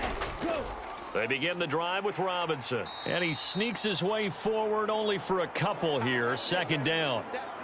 That first down play, all you want to do is wedge out any type of space and try and create enough room that if you have to run the punter out there, he can successfully complete the punt. Yeah, didn't get a ton there, but at least some positive yardage. Black 40. This is 2nd and 8. Hey, we got 4. Got 4 down. 4 down. Set, hunt. Out of the gun, here's Ritter. And that's incomplete. Kyle Pitts, the intended receiver. And it's 3rd down.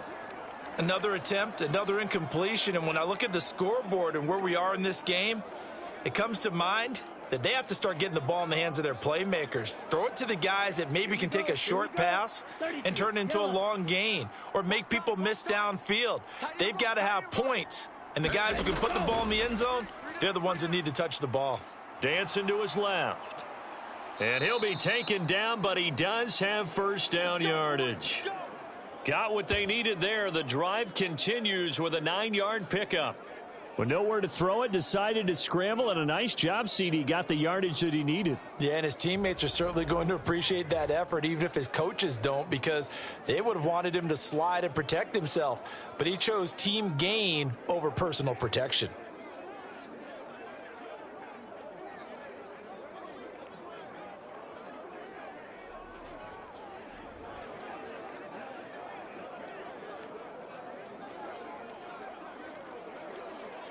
So still backed up, but the situation not as dire now. 1st and 10 at the 14. Ritter back to throw. He's got his pass-catching tight end. That's Pitts. And he's tackled a yard short of the marker. Good gain of 9 on 1st down. Now that's staying ahead of the chains. Really good pickup on first down, hitting the tight end there. Now it brings up a second and manageable. Just found a hole in that zone. From the 23, here's second down and a yard. Ritter now. Miller on the catch over the middle. First target, first catch, and a first down. I think that's a big pickup for a first down because when you run a drag route against zone, you're sometimes asking for trouble because you might run into a defender. Yeah, well, there they ran into a first down. Executed it to perfection. So first and 10 now from the 30. Gotta get the point. Get on the point right here. Ritter.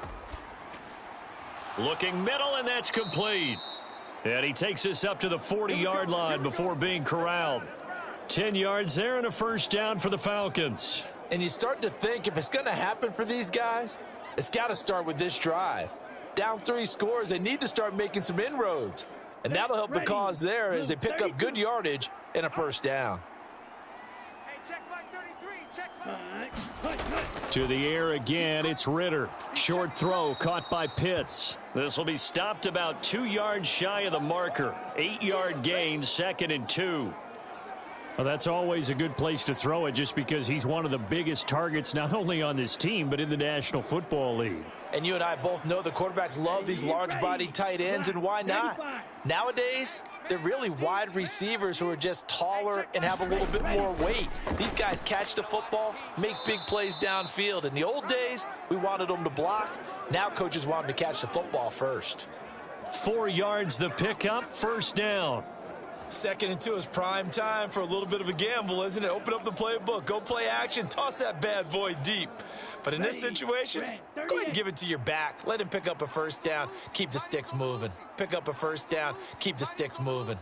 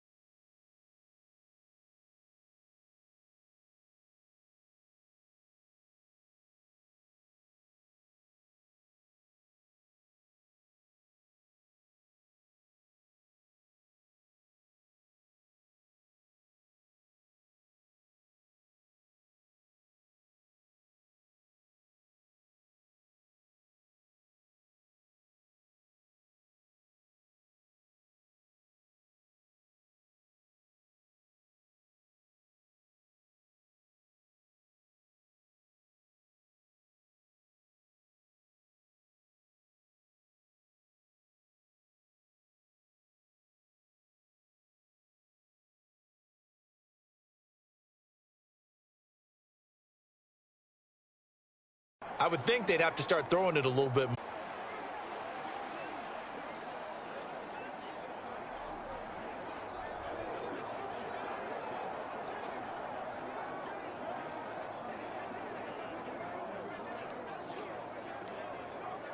Maybe just a slight detour on what's been a strong drive. Here's 2nd and 11.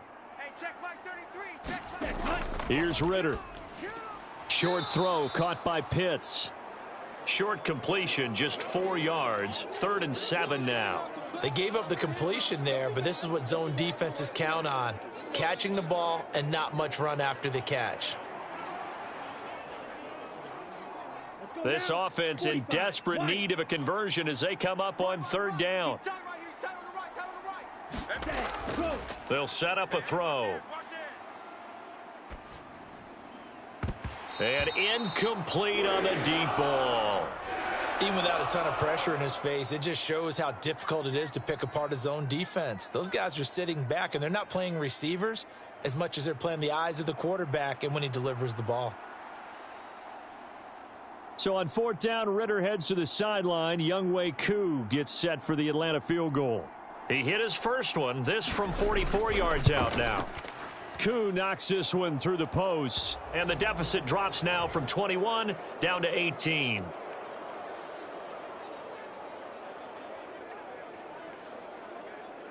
So no problems at all on that one. And you know, there's virtually no wind. This is a kicker's dream here tonight. It absolutely is, isn't it? So to me, with no wind, it should be a passer's dream as well, right? But in this case, the defense held out. They had to force the field goal.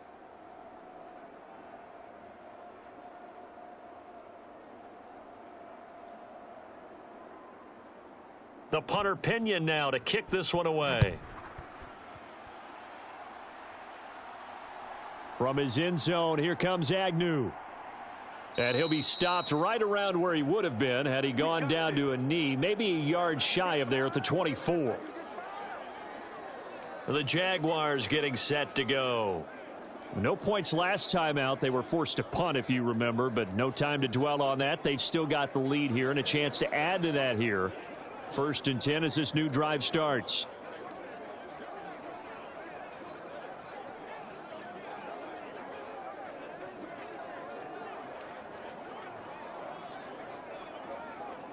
Lawrence bringing the Jaguars up, 1st and 10. At their own 24. 53's the mic. 53. Check. They'll look to ETN to start things out. He'll be dropped after a gain of about 6 across the 30 to the 31. Now, Brandon, that's the way you want to run the football. There should almost be quote bubbles above the offense right now. Bam, boom, biff. That's how they feel good about moving the football. They'll come up now 2nd and 4 from the 31. Looking to throw, Lawrence. He'll connect on the out route with Ingram. And he gets this up across the 35 before he's out of bounds. He's been big, 2 touchdowns earlier. Now he's got a 1st down here. There's a completion to the tight end, and I think that we're looking at something out of Central Casting, frankly. Absolutely. He's got the size, the hands. Speed. I mean, can flat out run. You put that whole package together, you light up the eyes of an offensive coordinator, don't you? And he fights forward for a modest 2-yard gain, 2nd down. Certainly a nice job there by the defense rallying to the football and getting him on the ground, but I think the play gets made by the defensive front because if they can't get upfield, their job is to go ahead and get low, almost get into a ball sometimes, stack things up, and make it difficult for the runner to find a hole. Now Lawrence to throw on 2nd down. Oh, a first mistake for him in the ball game as it's intercepted. Picked by Jeff Okudah. And he takes this one back into the end zone, and the Falcon defense has a touchdown.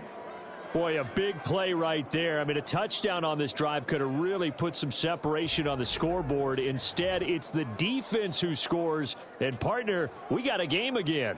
And we do have one because of what you just described. A defense that understood what was going on in this game and did something about it. They knew their offense needed some help. They just provided it. They're back in this one.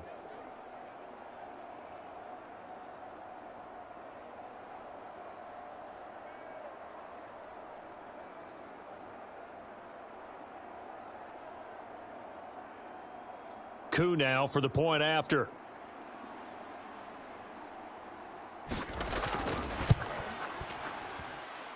And that one makes this an 11-point deficit now. So the defense creating some points, not only getting the interception, but then returning it to the end zone for the pick 6.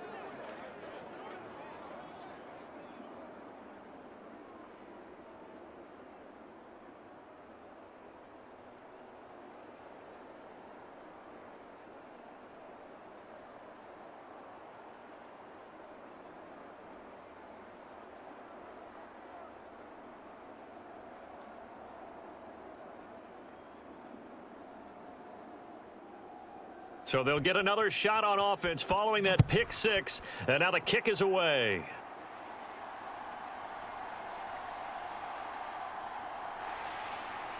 And they will wrangle him down a couple yards shy of the 30.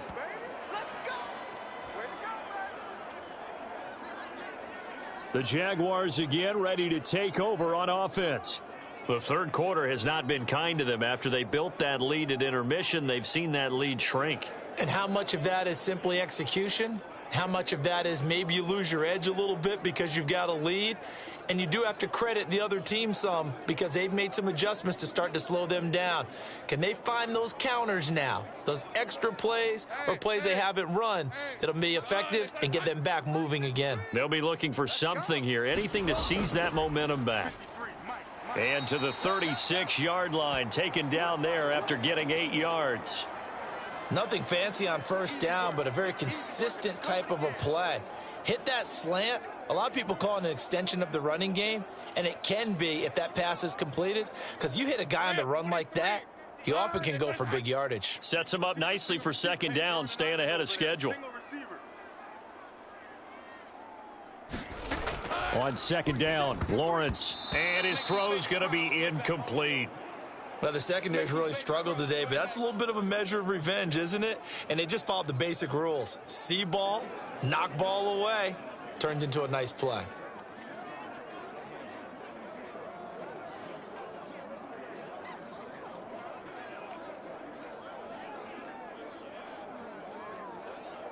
After the incompletion, here now, 3rd and 2.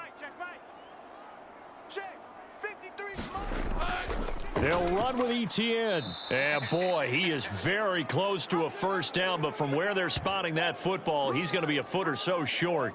From this vantage point, they've got the lead here, so for me, that'd be enough to go ahead and punt the football and let my defense defend the long field. If you go for it, you don't get it, then you really put your defense in a tight spot. Yeah, but we never know what people ultimately will decide to do here on 4th and inches.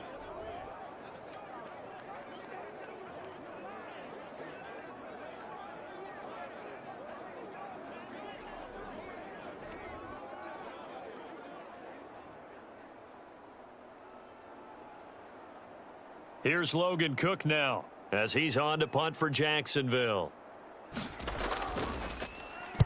Averaging 50 yards a boot so far as this one's away.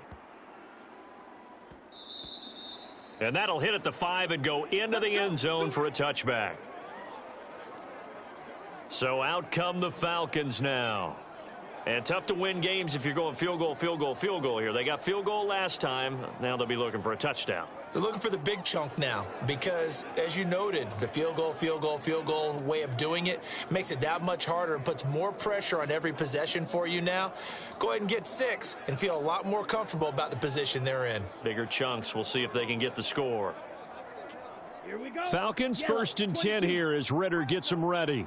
At their own 20-yard line. Ready, go. They'll try and start this drive in the air. Short throw caught by Pitts. And he's going to get a solid gain of 9 before being brought down. 2nd and right at a yard.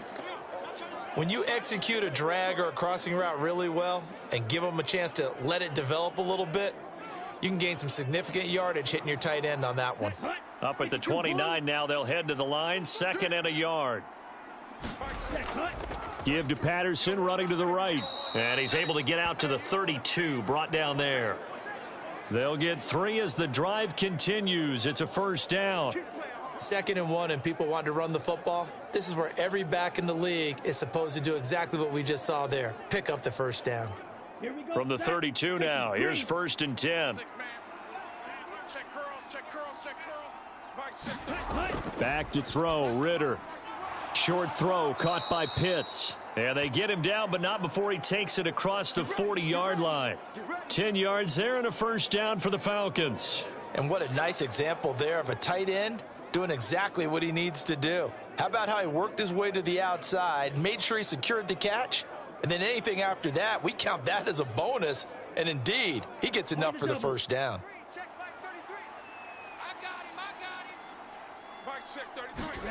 On first down, Ritter. Right back to Pitts again. So the completion good for 7 there. And it's 2nd down. I don't care what sport you're playing. Everyone likes to build up a little momentum, don't they? And look at this, back-to-back completions to the big target at tight end. That one not as profitable as the other, but still a decent gain. From just shy of midfield, here's 2nd and 3. Looking to throw it here, Ritter. Quick hitter here, it's complete. And just 3 yards on the catch there. He couldn't get away. And that's going to make it 3rd down and less than a yard. Well, if you do read man coverage, Brandon, the drag route's a pretty good one to run against it because you're running away from people on it. This offense in desperate need of a conversion as they come up on 3rd down. Robinson will try to pick it up. And great blocking downfield as he's got this almost to the 35-yard line. 108 yards rushing for him now as he's carried it 16 times. Brandon, what were they thinking on defense there? They looked like they were playing for the pass. That was 3rd and short. Yeah, it was an easy pickup because they handed it to him. That was way too easy. Just looked like absolute confusion defensively. Not sure why they were in that set. Yeah, I'd say you ought to have a few men in the box there.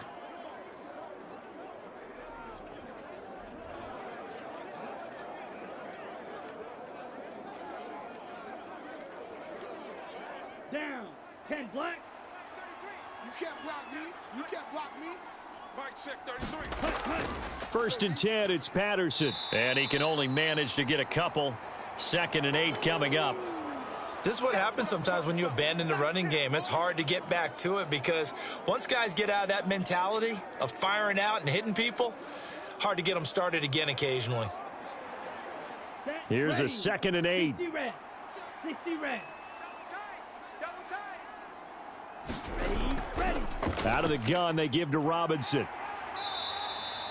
They follow up the gain of 2 with a gain of 1 that time. Brandon, we talk all the time about those hybrid players, guys who could do more than one thing. And I think if you're playing strong safety in the NFL today, you are a true hybrid. Part linebacker, part cover guy. And coming up, sticking his nose in the mess there and making a nice play defensively. Mike check 33. Cut. Go. Here we go. Ritter throwing on 3rd down. Able to find the open man. That's complete. And he's going to have another 1st down as the tackle's made at the Jaguars' 20-yard line. 12 yards is the pickup. Good for a 1st down for the Falcons.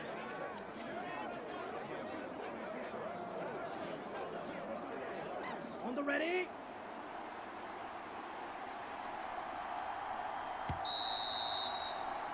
And as they come to the line, they will not be able to get off another play as time has run out on this 3rd quarter. We'll return with more after this. You're watching the NFL on EA Sports.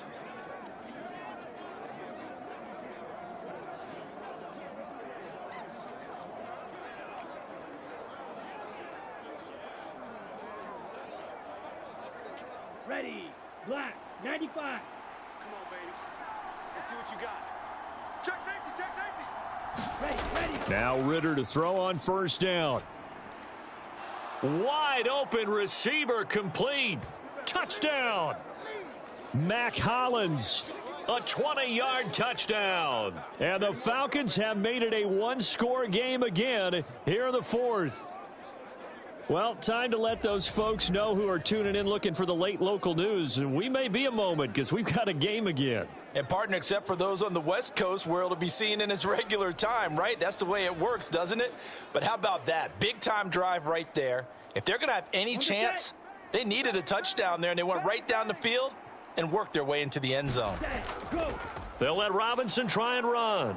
And he will get into the end zone to cut the lead down to a single point. I guess the coach looked at the 2-point cheat sheet, said go for it, get it to a 3-point game, and they did it. Yeah, and sometimes you just throw out time of game. You don't worry about that. There's just a feel sometimes in making that call, and he felt good about what he had for a 2-point conversion, and now they're only down 3 and feeling great about themselves.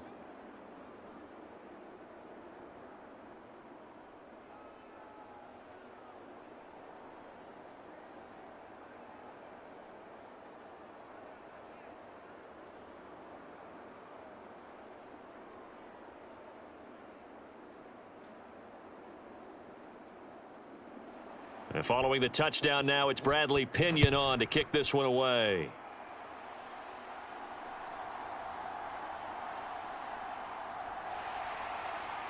And he's up across the 25 and down at the 28. Oh, yeah. Out comes the Jaguar offense now as they get set to take over. They've been asleep for a little while on this side of the football, Charles, and the score is just a 1-score game now. Haven't had any points this half. What gives? Let's go old school here. All right, let's get back to the basics. Get back to running the football, high percentage throws. Find the guys that eat pressure and make plays for you and make sure they touch it. Lawrence bringing the Jaguars up 1st and 10. At their own 28-yard line. They'll come out throwing here to start the drive. Firing quickly here, and that's complete. And they'll wind up getting this to the 37. Gain of 9.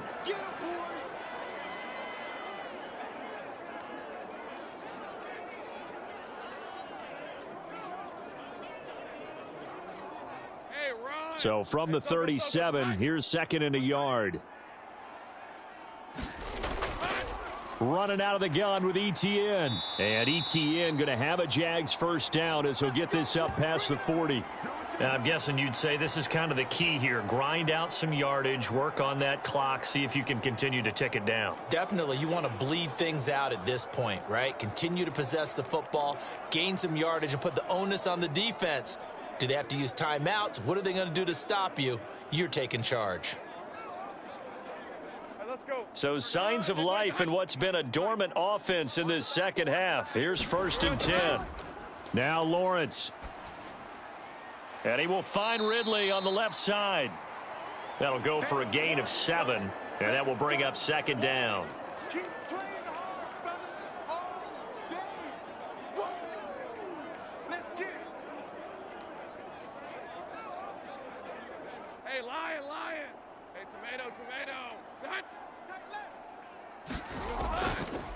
They'll try the left side with Etienne.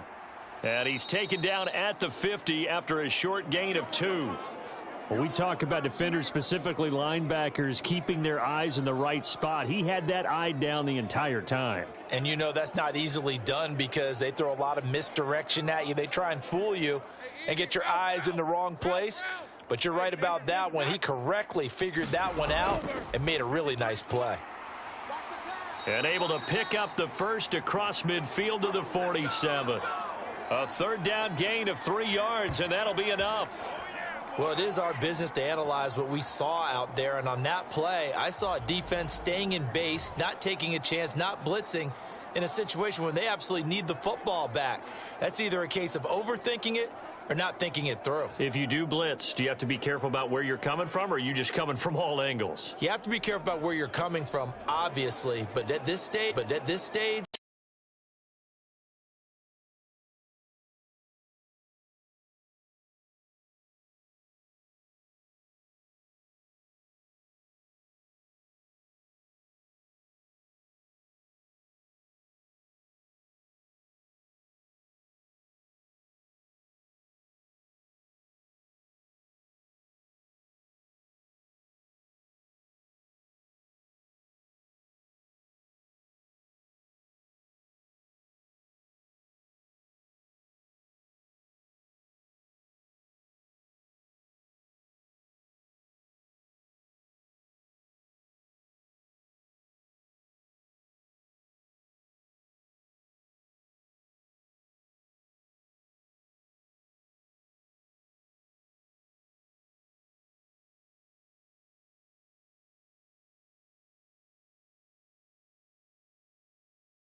contest, getting him the ball in the passing game, and there he picks up another first down.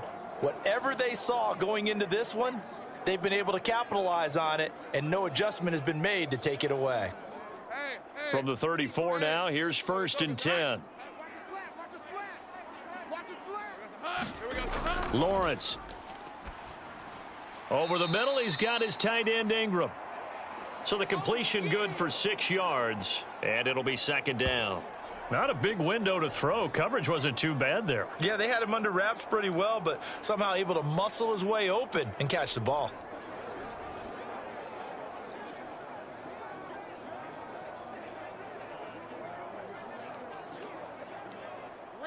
This 2nd and 4.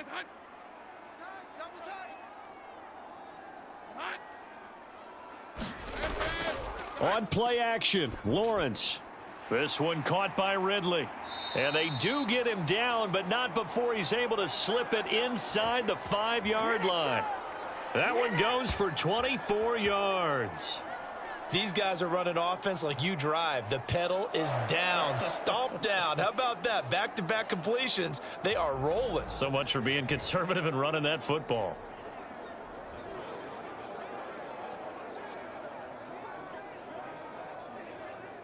So 1st and goal, 6 points here would go a long way toward wrapping this one up. Etienne will score. Touchdown, Jacksonville. And that right there is a definition of a statement drive. You're in the 4th quarter, trying to get to the finish line, and here they were able to hold the ball for a long time and move it down the field And how about them finishing it off with the touchdown run?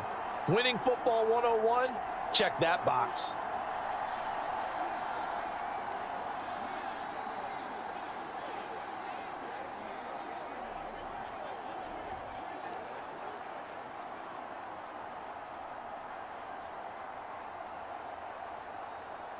McManus now for the extra point.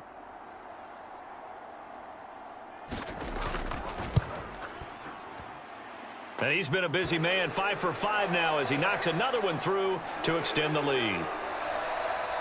So that one a pretty time-consuming 10-play drive. And it was capped off by a Travis Etienne touchdown run.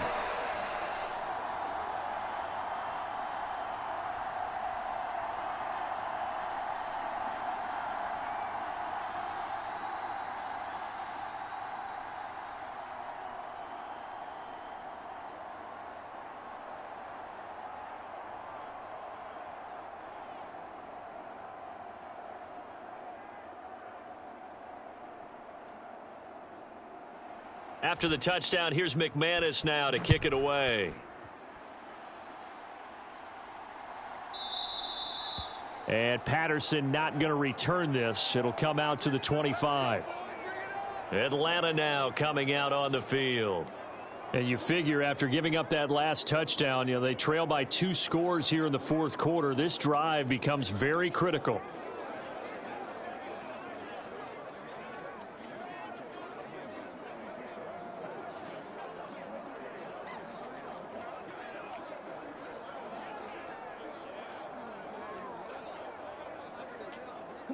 Ritter and the Falcons now with a 1st and 10 at their 25-yard line.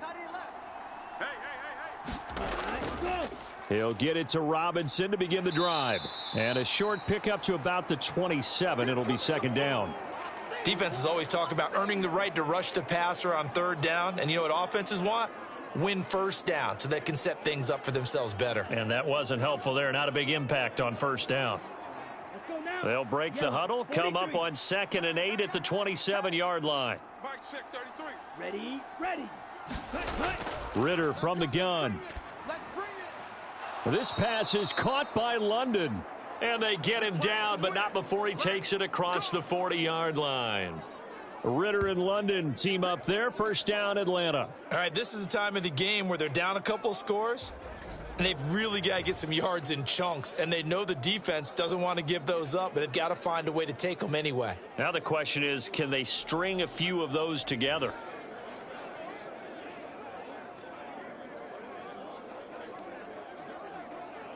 Here we go.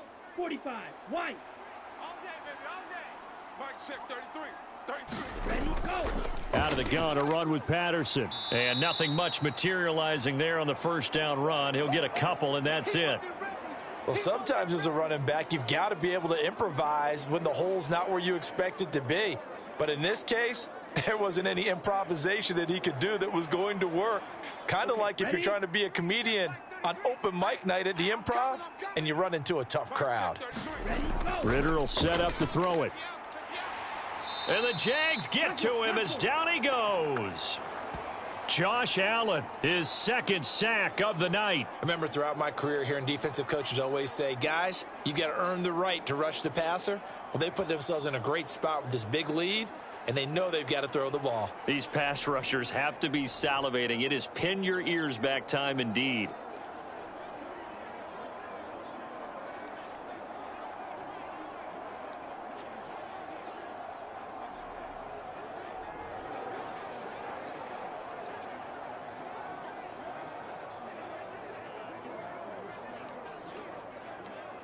Ritter and the Falcons need an answer and a big play here on 3rd and long following the sack. He'll look to throw. That is caught. Yeah, he will go out right near the 35-yard line. That one good for 24 yards. And in a 2-score game, obviously, every play, every 3rd down, like we saw there, magnified, big pickup. It was a huge pickup. What they really want, though, is to not even get to 3rd down. They've got to maximize time and conserve as much as possible.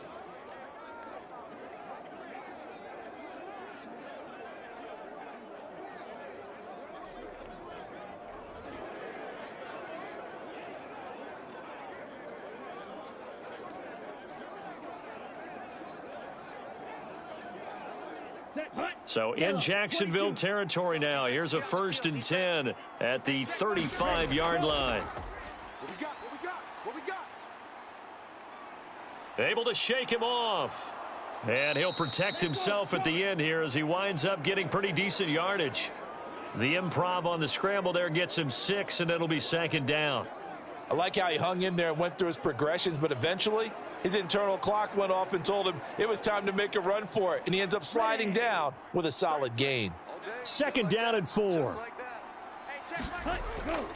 A shotgun handoff to Patterson, and he'll go down here right around the 23-yard line. A gain of 5, good enough for the 1st down.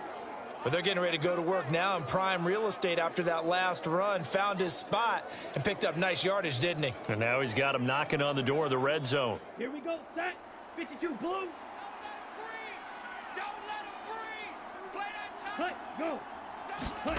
1st down. Here's Ritter.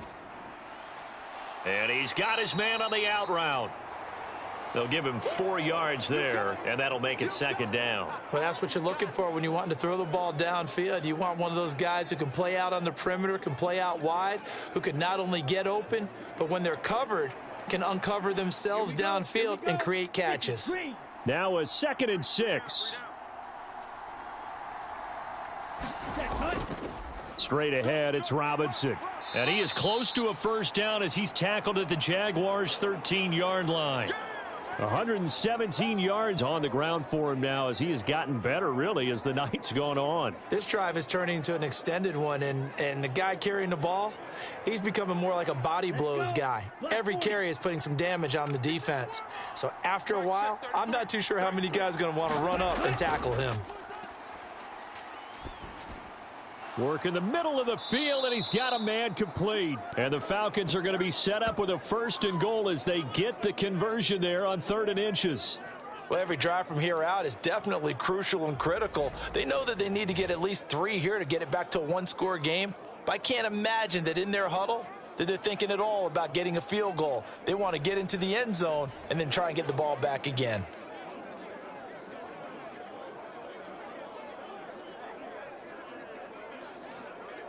Down. 1st and goal, and they got to be thinking a chance to get right back into this football game. 4 down, even. Ready. Going play action. Ritter. And this is caught for a Falcon touchdown. Jonnu Smith, a 2-yard touchdown grab. And the Falcons are back within a score. So how about that for an answer? They get the touchdown there, and it's back to a 1-score game here in the 4th. And that's what these guys have done all game long because they've scratched and slashed their way to stay in this game. And by now, we should all realize they're not going away.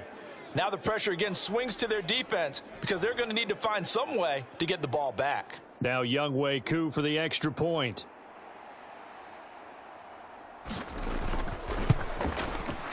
And the lead is down to a field goal now. A pretty long drive that time. 11 plays all told. And it was Jonnu Smith, the big tight end, who capped the drive with a touchdown reception.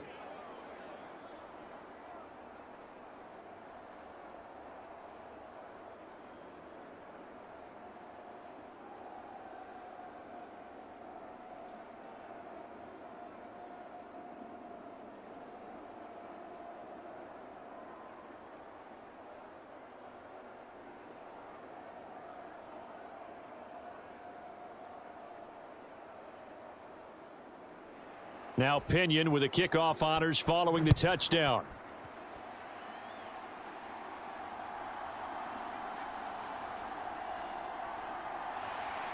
And it's a pretty good return here as he'll get this up to the 29.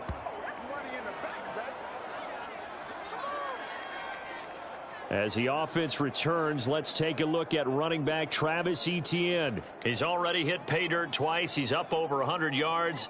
He is feeling good. And he's just zipping along today. Everything coming together for him. It's that type of a day that you see a back just kind of have a grin on his face every time his number is called because he doesn't feel like there are going to be any lost yardage plays, nothing but big-time positive runs. Making the sideline grin as well. Lawrence bringing the Jaguars up, 1st and 10. Just shy of the 30. They'll start on the ground. Etienne. And he's going to take this ahead for right around 3 yards, but no more than that. Second down. That's it. That's what you want. Straight ahead positive gain. Just keep that clock ticking.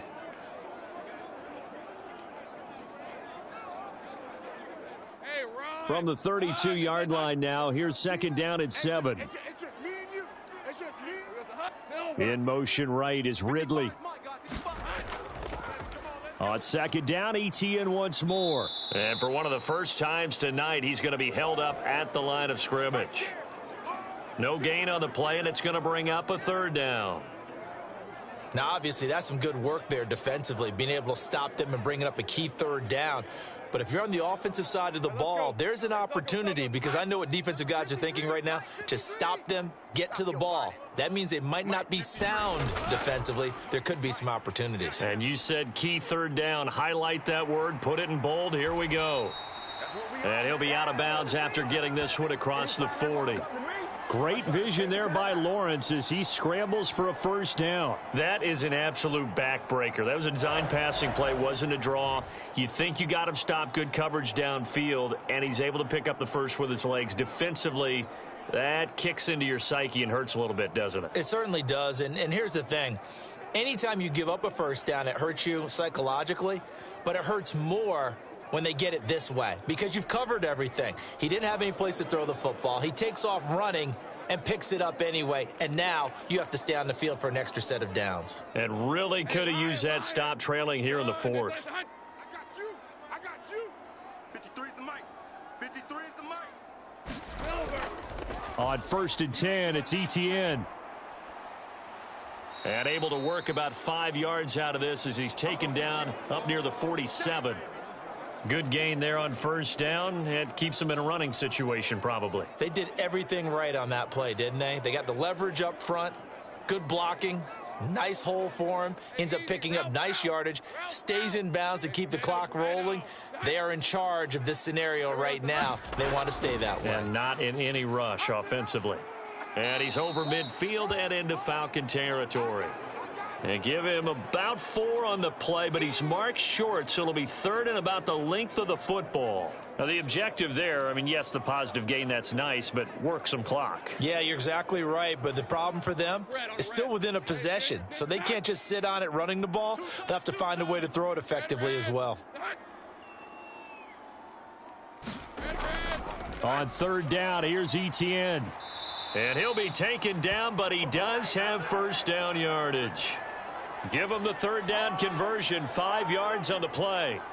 No doubt those are the types of carries they're looking for here, Charles. The lead in the fourth quarter. This is when coaches that have a reliable running game, they breathe a little easier on the sideline. Yeah, they love the idea that they can take the air out of the football at this point of the game. That means they're really counting on that offensive line, counting on the runners, taking care of the football. Because you're going to tell your quarterback, hey, no time to be a hero. We're not going to throw it here. Just eat up that clock. And if you have the ball, they can't score.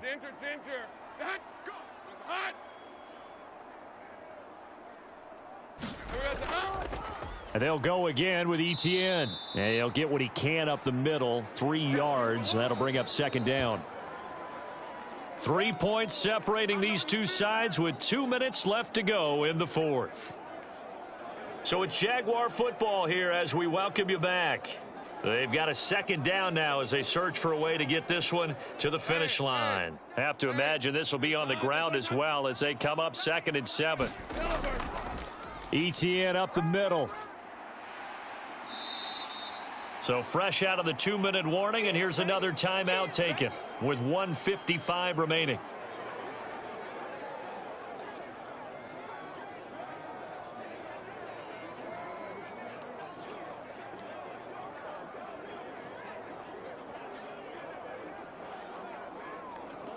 Now, this is a big third down, and you'd have to think we'd see a timeout right away if they can't stop him here.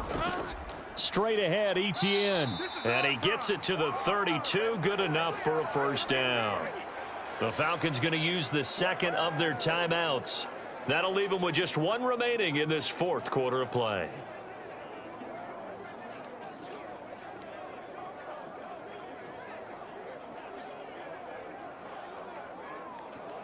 Not totally home free yet, but it's looking good as they come up 1st and 10. Hey, man, watch the boot, watch the boot. Draw play, ETN. And he will have a Jaguars first down, and that ought to be the one that seals the victory.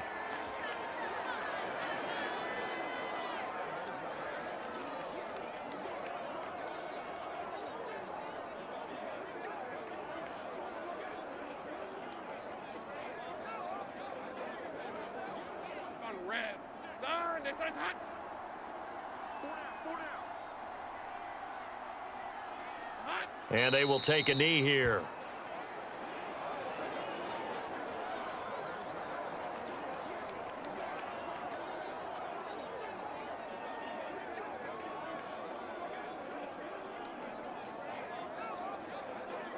This drive's taken more than 3 minutes off the clock already as they come up on 2nd down. 53 is the mic. 53 is the mic. Push him back. Push him back. A handoff for ETN. And he's going to get it inside the 10 to the 7-yard line. And there we saw one of the downsides of blitzing during a rundown, because sometimes you get out of your gaps. You don't fit the run quite as well because you're headed towards the ball carrier with abandon. Let's go.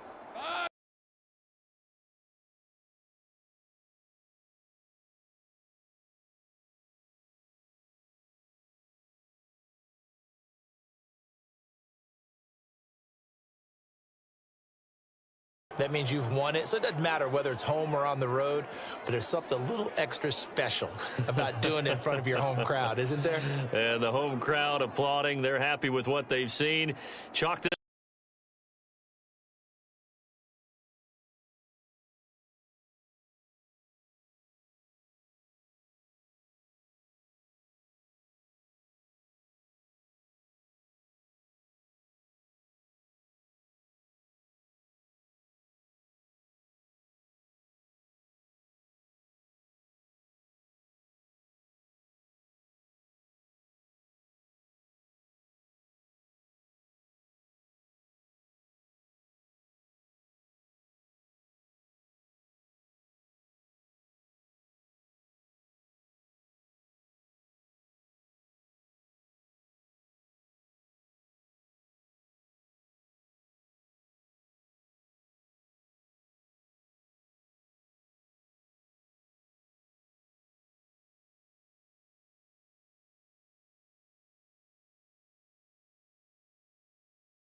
Our crew, I'm Brandon Gaudin. You've been watching the NFL right here on EA Sports.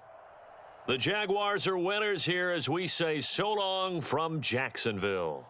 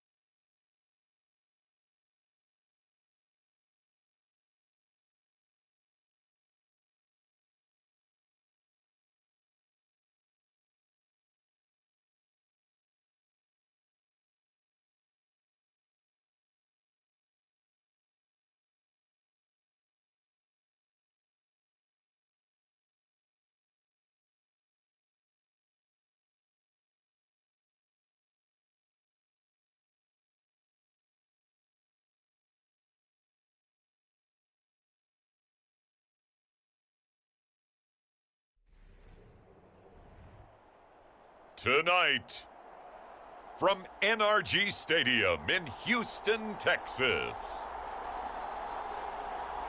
it's a special prime time edition of the NFL on EA Sports.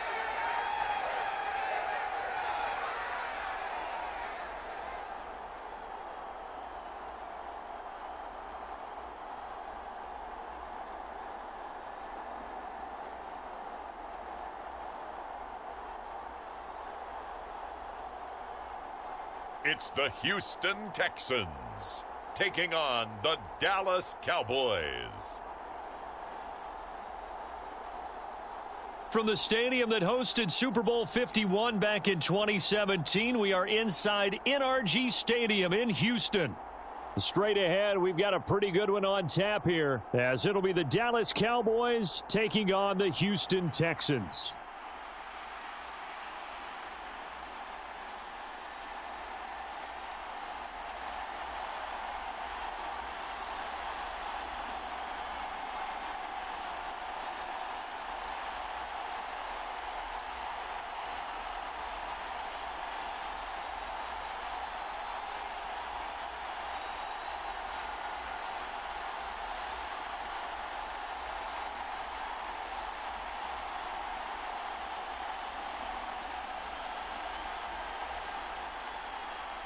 And we are underway from Houston. This fielded right at the goal line. And he returns this to the 22.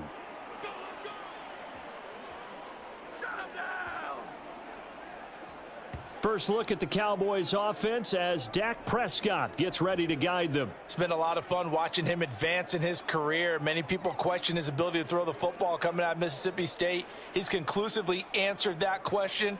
In addition, a very strong runner and an even better leader.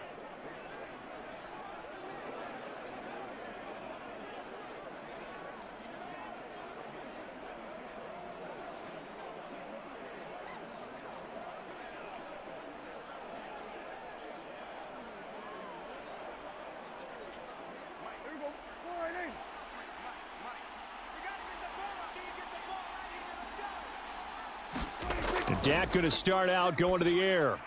Got his man complete over the middle. It's Ferguson. And he'll be corralled right around the 34. 11 yards there on the first play from scrimmage. Well, this defense certainly knows they're going to have their hands full trying to slow down this passing game. Here's an example on the very first play from scrimmage. I think we'll see some different looks, maybe some pressure from different places, but it didn't work there, and it's a quick first down. The first carry now for Tony Pollard. Takes it to about the 37. Yeah, I don't know if it's exactly a win-win, but if you're on offense, you'll take that kind of a run, all right? It was kind of stacked up, found a little bit of yardage, and frankly, they're pretty close to staying on schedule on offense. The playbook is still open for the coordinator. Here's a 2nd down and 7 from the 37.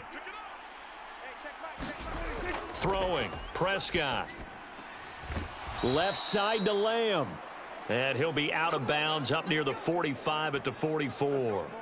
Prescott and Lamb hooking up for the Cowboy first. People worry about throwing the out route because often it can get jumped, and that can turn into either an incompletion or an interception. But not on that one. Everything came together, and he catches it and goes over the sideline. On 1st and 10, Prescott. Got an open man. It's Michael Gallup. And he's out of bounds just before the midfield stripe at the 49. So give him 5 yards there on the pitch and catch, and it'll be 2nd down.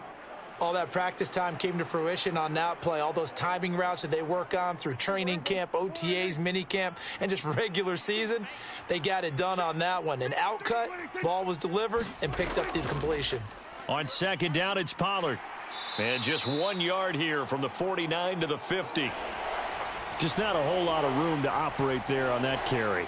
No, not at all. They did a really nice job staying in their proper places and not allowing any lanes to open up. And the Texans have an extra defender in the secondary now on 3rd down. Prescott now from the 50. Looking for Cooks, and it's intercepted. Desmond King picks it. And to the 40-yard line, that's where the return stops.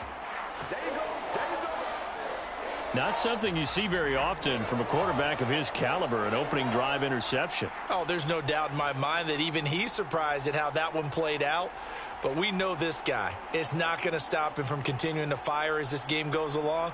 Probably give a little nod of respect across the field for that one and let him know he'll be back the very next series.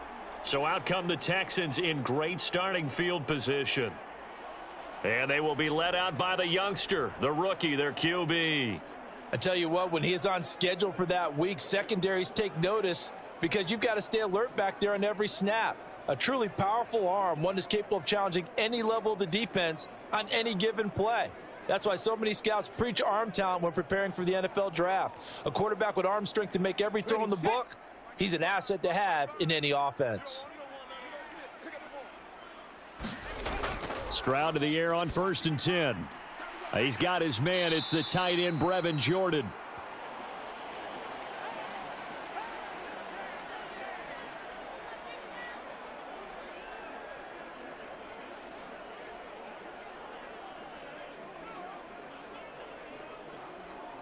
They still need about the length of the football here, maybe a little less as they come up on 2nd and inches.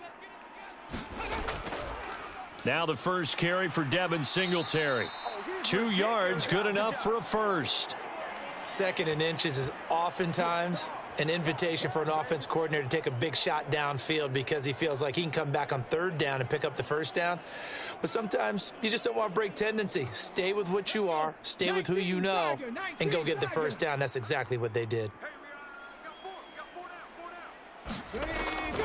On 1st down, they stick with Singletary. And he's going to take this ahead for right around 3 yards, but no more than that. 2nd down. Vision is so important for the man in the middle because his ability to look through all the clutter that's happening in front of him, diagnose a play, and then go make it and finish it, that's when the great ones know that they have the goods. On 2nd down, here's a run with Singletary. They'll be brought down at the 21 after a pickup of 4. On any running play that's called, they're always hoping that it's going to break big and go the distance. But when you get a nice gain like that, you're able to do so many things anyway. You can come back and run essentially the same play again, continue to move the ball on the ground, or you can decide to throw the ball now because usually you have the defense back on its heels.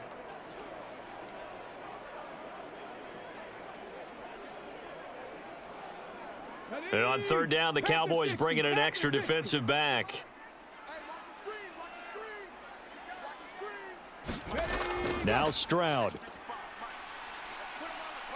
Steps away to his left. And down inside the 15, shy of the 10. Give him 10 that time, escaping the danger, running with it, and picking up a 1st down. As we both know, there was a lot that went into why they made him their 1st-round pick this year, and part of it was what they saw in college, his playmaking ability when things break down. As soon as he saw he wasn't getting a lane to throw, he pivoted and found an alternate way to the marker.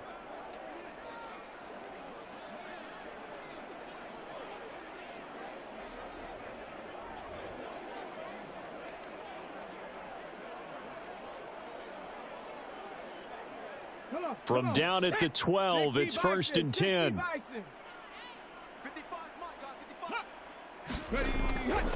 Singletary trying the left side. Trying to get out wide, but he's going to be tackled right near the line of scrimmage. No gain on the play there. 2nd down.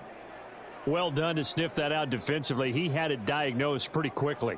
I love that description because diagnosed is perfect on that one. Read his keys, made the play, and he couldn't even get going moving the football.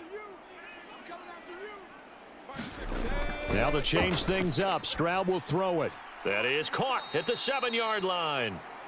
That was play number 7 on this drive, and it got him 7 yards. Really been an ideal start for them. They get the turnover on the opening possession. Now here they are moving the ball straight down the field on their first drive. And that feels good, but you know on their side of the field, all they're thinking is finish this drive off because they took it away, right? So now you've got them back on their heels a little bit. Now go down, put a touchdown on them.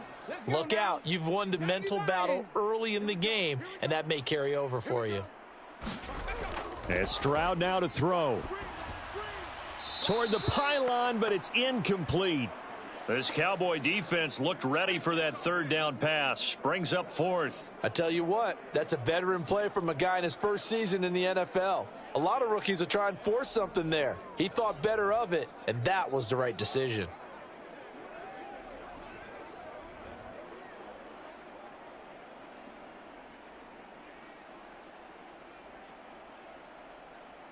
So on fourth down, Texan kicker Kaimi Fairbairn comes on. From the right hash, and this one just a chippy. And the holder's going to keep it. He's going to try to run for it. They pass up the 3, fake it. It doesn't work. And the Cowboys defense is going to get them the football back. Well, clearly that was a design play. I just don't know that it was the right design. I mean, your holder, to have him pick it up and kind of be the power guy trying to run through the middle, everything has to go right for that to work. You mean you weren't relying on just great blocking to get him through? You kind of think maybe he can help make his own way if he's an actual running back instead of the holder? Yeah, I thought the same thing.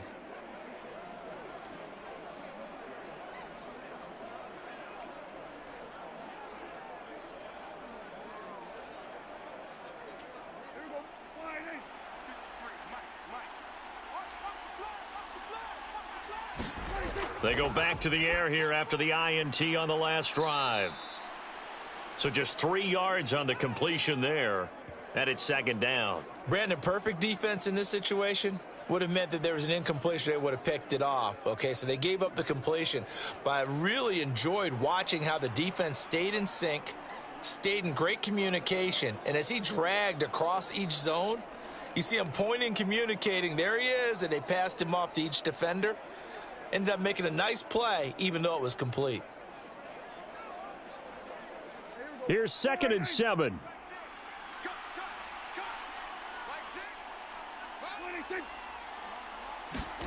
Prescott to throw it. And this will be well too low for him to bring in. It's incomplete. He released that awkwardly. It almost looked like a pitcher who gripped his fastball a little too hard and let it go late, and it bounced in front of the plate. Yeah, one of those fastballs that ends up at 57 feet, not 60 feet 6 inches. Just a little short with the arm, which is unusual because we saw him in warm-ups. He's got a big, strong arm when he delivers it with confidence.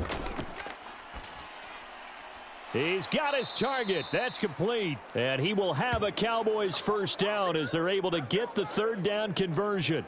And that's how you shake off the interception you threw on the opening drive, come back and throw another strike and gain nice yardage. And I give credit to 2 people on this one. The man throwing the ball and the person calling the plays. They're not shutting him down early in this game.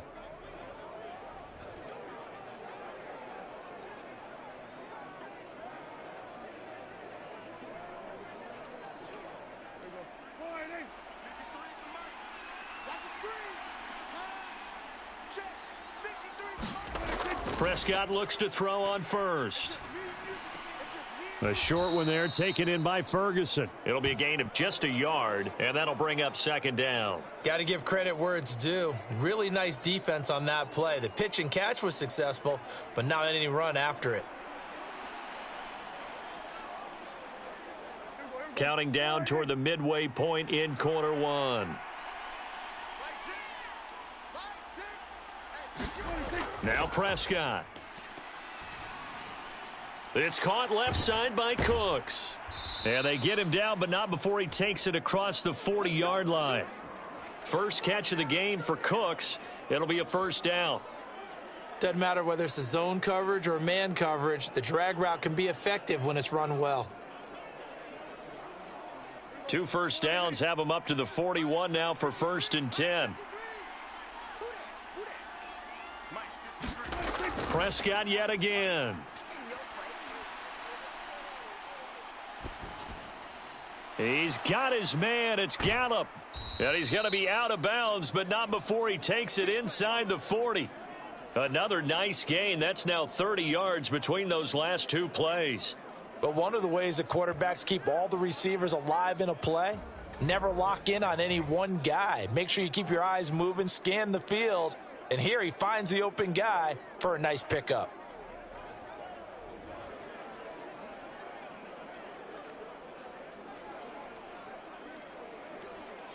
So a 1st and 10 now in Houston territory at the 39-yard line.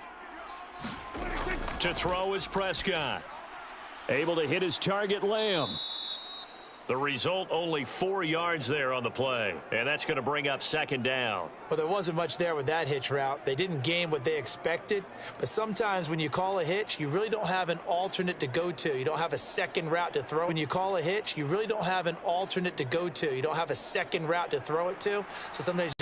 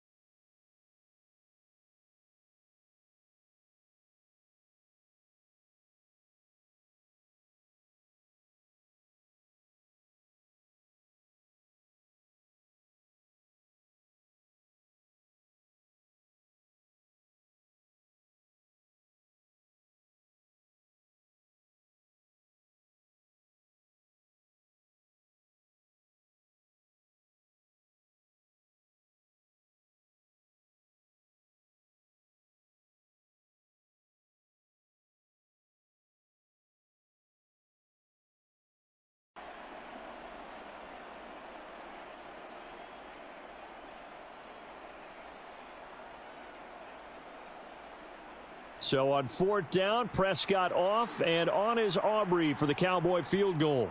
This is a 49-yard attempt, right hash. And this one is right down Broadway. And the Cowboys are going to jump out to a 3-0 lead.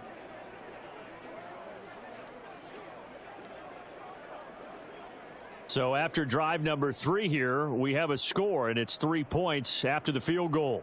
I would say the feeling out process for both of these teams, I'd say it's over, partner. Everyone understands what's going on now. You've kind of probed a little bit. Now you want to start throwing the big shots. First 3 points up on the board could be significant.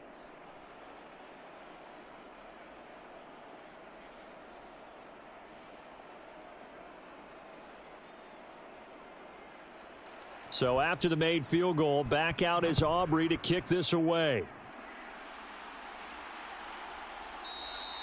And it'll come out to the 25 as he will not attempt to return.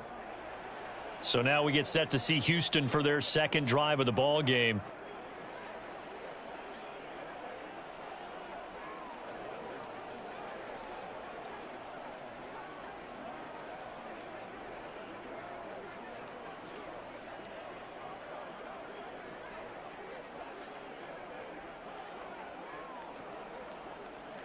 On the ready. Check back 33. Stay with your man. Mike, check 33. 33. They'll start with the option. And he'll be upended at the 28-yard line. Just a 3-yard gain there.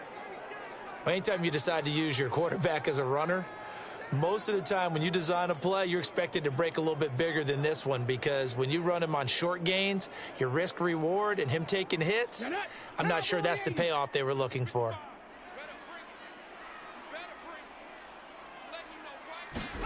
On 2nd down, it's Stroud. Eluding the pressure. Stroud is hit, and the ball is loose. It's picked up by the Cowboys. And this is going to be brought back for a fumble return touchdown by the Cowboys. And Charles, look at the big fella. What a rumble that was. Not only to scoop it, but then take it the rest of the way for the touchdown. And now you know they're going to have to hear about it from now on. The defensive backs, he's going to want to run with them, do their drills, the whole deal. He thinks he's the pace setter now. It doesn't matter what happens in practice this week. He's smiling.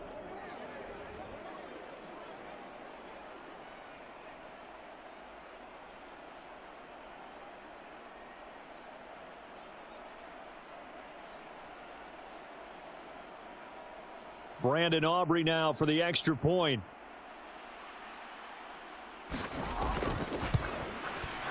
He's got it, and now it's a 10-0 lead here in the opening quarter. The scoop and score, always an exciting play in football, and we witnessed it there, grabbing it off the ground and then rumbling it into the end zone for 6.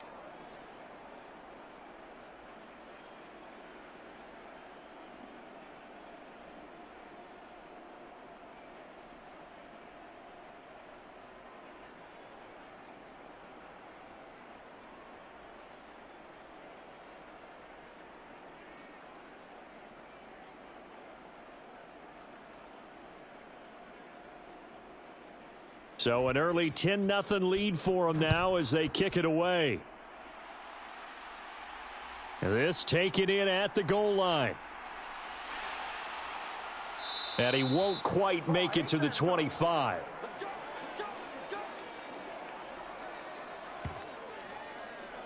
And the football going back over now to the Houston Texans. They'll look to get something started. They need to, down 10-0 early as they've got it 1st and 10.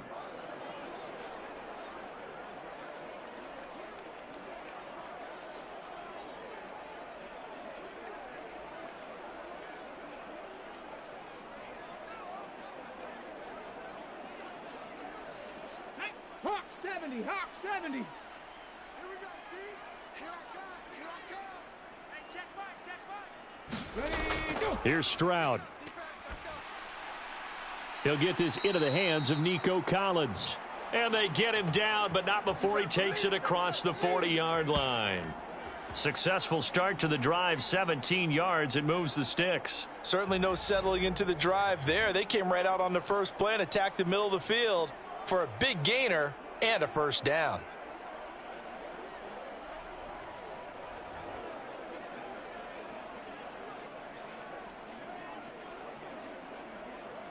One play has him up past the 40 already, and another 1st and 10.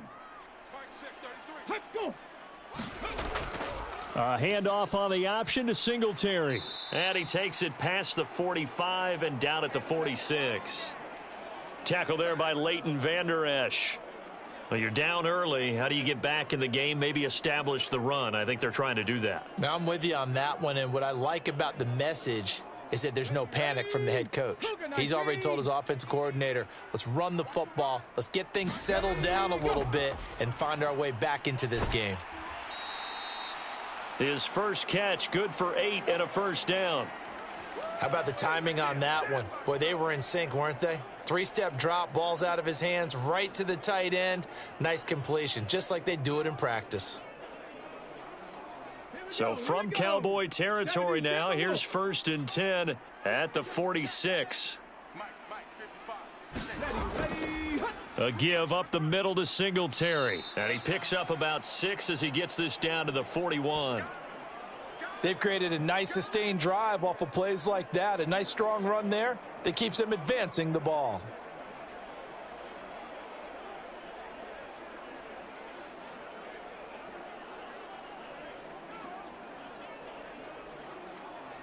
From the 41, here's a 2nd down and 4. They'll toss this right side to Singletary. And he may have given those 6 yards right back as they're going to get to him well behind the line. They call that a loss of 6 yards. And it's 3rd down now. One of the toughest things for an offensive lineman to learn is the ability to get in space and hit people who are moving targets. And linebackers are not easy ones to hit because they know how to move, juke, and make you miss. And that's exactly what he did on that play. A nice play for the defense.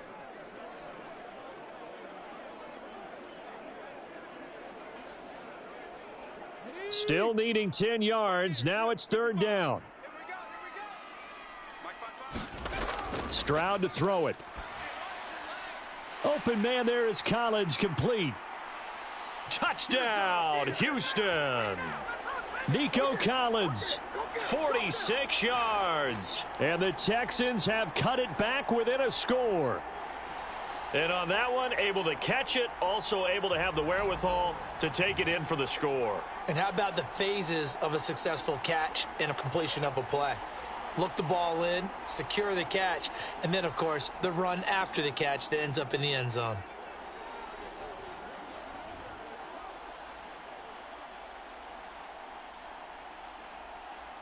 Kaimi Fairbairn on for the extra point.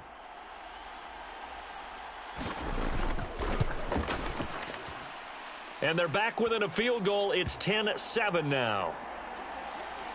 So the drive there took 6 plays. And it was Nico Collins who finished it off with a touchdown reception.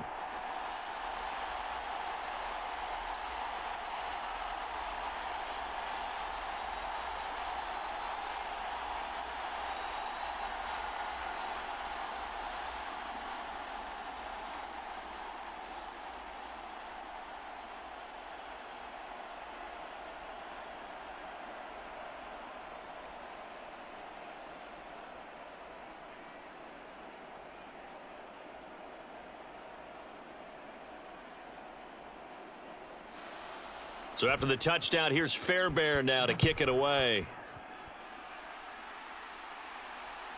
Cavante Turpin now from his end zone.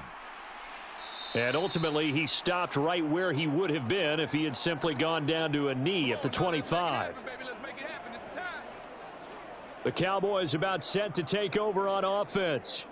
And they split the uprights last time for 3. They've got the lead. They're not going to play this conservative. They're not hoping for another field goal. They're hoping for a touchdown. I'm with you on that one. I like where your head is. I like the way you're thinking because you're exactly right. Trying to sit on a lead and play that way, that doesn't work too well for most teams. Run your offense. Yep. Run what Put you your do foot on best. the gas. Exactly. Put it all the way down and try to increase your lead in a big way. And the best way to do it, touchdowns. They'll run with Pollard to begin the drive. And he'll manage to pick up about 4. It's second down. Well, on every play call, you realize it's not going to go for a touchdown. So a lot of your calls are setting things up for maybe later in the game, trying to establish the inside run with toughness now, hopefully get to the perimeter later. And let's face it, you could do worse than a 4-yard run on first down. They go back to Pollard on second down. Oh, nice move. And they'll get it up just short of the 45 at the 44. Give them 15 there, and the Cowboys have a first. For a lot of guys playing this game, there's no better feeling than running right through a tackle. He's able to lower his center of gravity and churn his legs for a really nice pickup.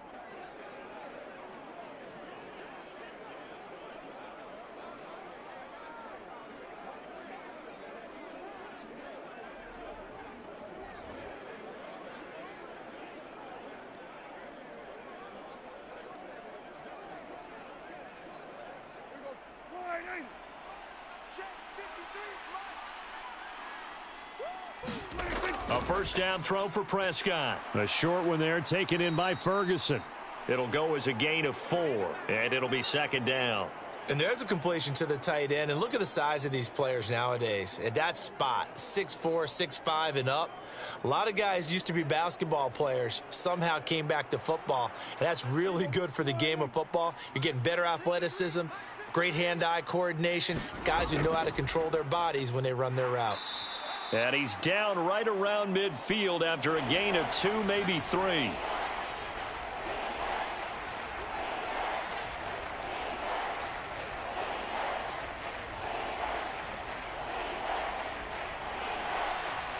They'll come up now 3rd and 3. From the midfield stripe, they'll look to throw. And he'll be taken down, but he does have first down yardage. Call it a gain of 7, and it gets him a new set of downs.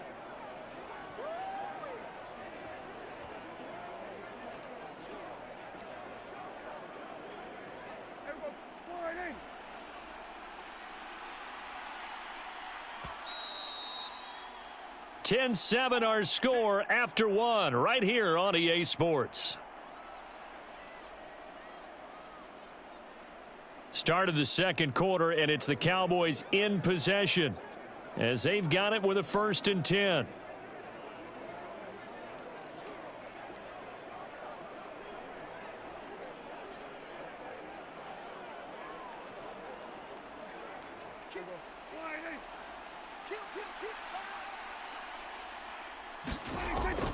They'll go with Pollard here on first down. And down to the 41. Give credit to the defense for stringing that play out, and they gave up no cutback angle. You know he was trying to dart through. No place for him to go. A nice job there, only giving up a 3-yard gain. And they'll come up 2nd and 7.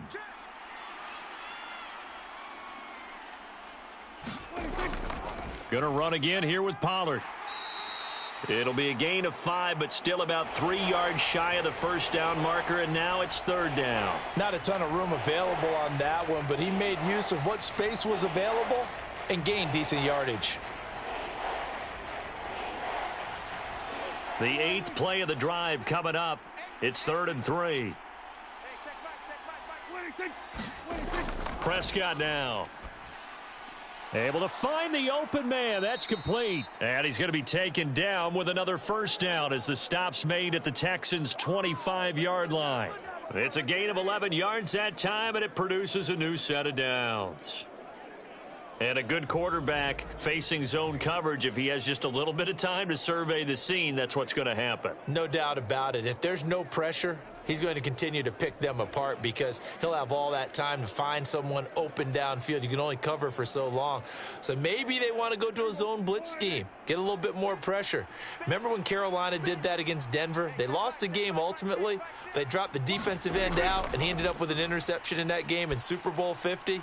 Maybe some sort of scheme like that to try and get more pressure at the passer. Touchdown, Cowboys! Dak Prescott with a connection to CeeDee Lamb as his guys are able to extend their lead.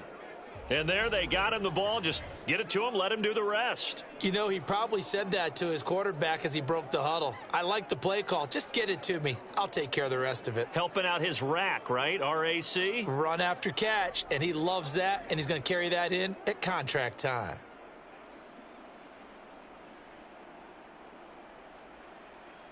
Aubrey now for the point after.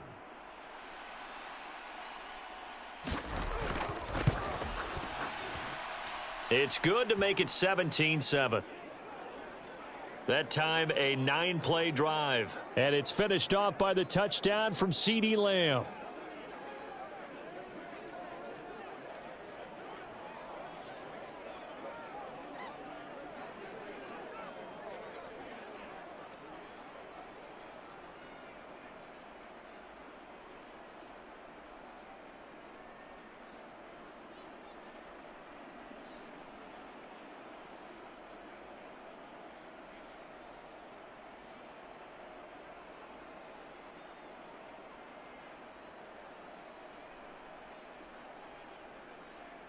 So after the touchdown, Aubrey now to kick this one away.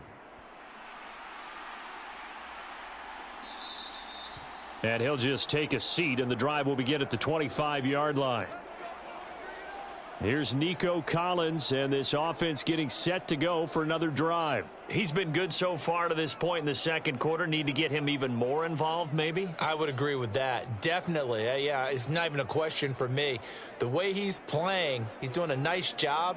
Increase things. More touches, more opportunities. Maybe that can reverse things on the scoreboard for them. They'll try to ratchet things up then maybe here in the second quarter. Go! Viking 18! Defense wins championships, baby. Mike 33. On first down, here's Stroud. And the Cowboys' pressure gets there this time for the sack. Micah Parsons In there to get him. It's a loss of 5. I don't care if you're taking it in round 1, you're undrafted, whatever. As a rookie quarterback in this league, you're going to have games where you face adversity like this. Lessons. All the time you're going to face these lessons. The key for this guy is, will he be able to bounce back in the next one? Because right now, this has not been his game.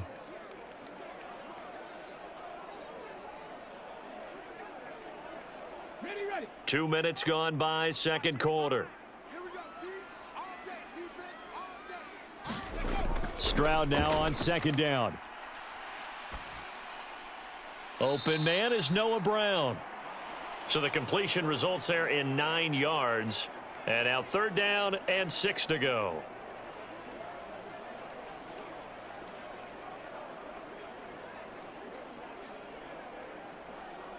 Let's go. They are in need of 6 yards here if they hope to move the chains.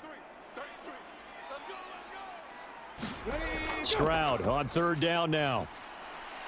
He's got his man. It's Dell with it. And he is going to have a Texans first down as they're able to get the third down conversion. Yeah, these are the types of plays they're going to need to hit on if they're going to get back into this game. It hasn't been the greatest of first halves, but this is a nice throw here on third down, and they keep the drive going.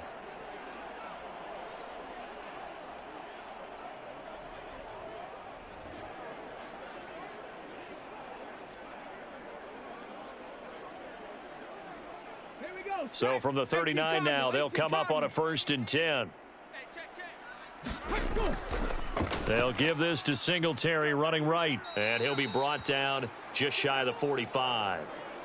Tackle made that time by Chauncey Golston. Not a huge play, but I think they're more than happy with how it turned.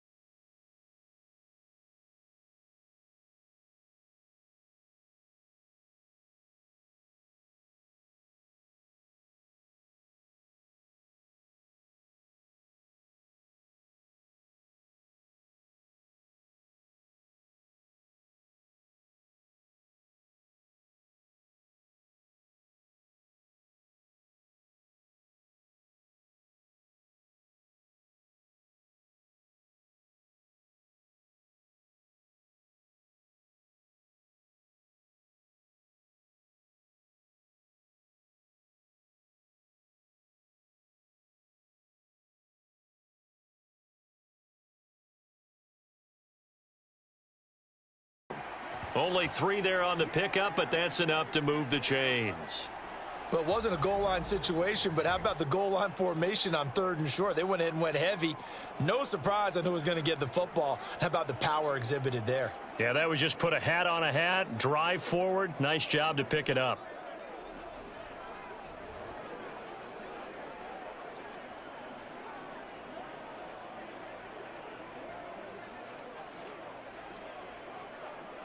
Ready, Bronco 80.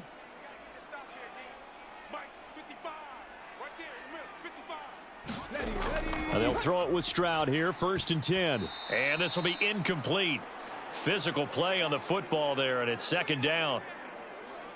With a rookie quarterback out there, you're definitely going to find out how he handles adversity, because this one so far hasn't gone according to plan. He's got to fight through it and show him what he's made of.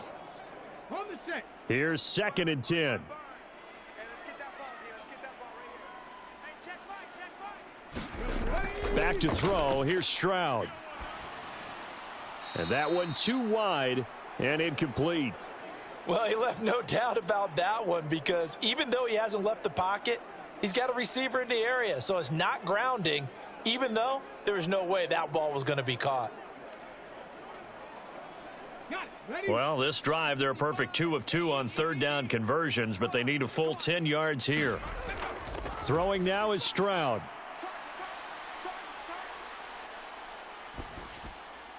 And he's going to have another 1st down here as the tackle's made at the Cowboys' 31-yard line. Texans passing game in rhythm right now, picking up another 1st. And that's well executed there on 3rd down, and I love the confidence that they had to let their tight end try and find some space in the middle of the field, right in their quarterback's line of vision.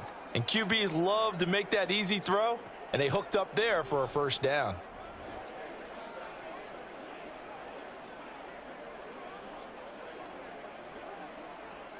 Let's go now. Line of scrimmage, the 31 now on 1st and 10. Singletary, they'll go up the middle. And this has been a recurring theme tonight for sure. Nowhere to run. Back to the line of scrimmage, that's all. No gain on the play. It'll be 2nd down. And the big fella stuffed that one up in a big way. I think doubling him has to be a priority, because you can't move up to the next level if you don't take care of him first. Now a 2nd and 10. Stroud looking to throw. Well, it's a shuffle pass, and it's complete. And he'll go down at the 28. He'll get only 3 there, so it leaves him with a 3rd and 7 ahead. How about that shuffle pass? Or if you want to call it the shovel pass, that's fine too. That's one of those plays that you take a little bit of risk there, because you're trying to throw the ball into the middle of the field where a lot of big bodies lurk, and they can knock it away, pick it off, but they were able to execute it successfully on that play. They got to get it to the 21 here on 3rd down. Stroud. Oh, it's a screen pass. That's complete. And he'll be taken down, but he does have 1st down yardage. It's an 8-yard pickup and leads to a new set of downs. And this pass rush has really been bringing the heat and has already gotten home a few times here in the 1st half. So how about the play call there? Sometimes if you can't protect, you've got to fool them. Screen passes like that can take a little steam out of what's been a relentless rush so far.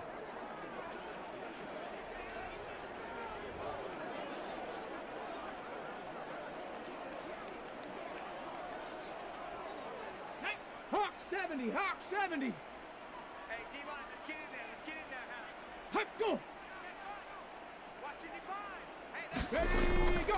They'll run on 1st down with Singletary. And that one blown up quickly, as he's going to be stopped before he could even get started. That's going to go as a loss of 4, and it'll be 2nd down. This defense has really flown around in the 1st half. They've gotten to the ball carrier before they can really get started. Offense going to have to come up with something else in order to try and get this running game going.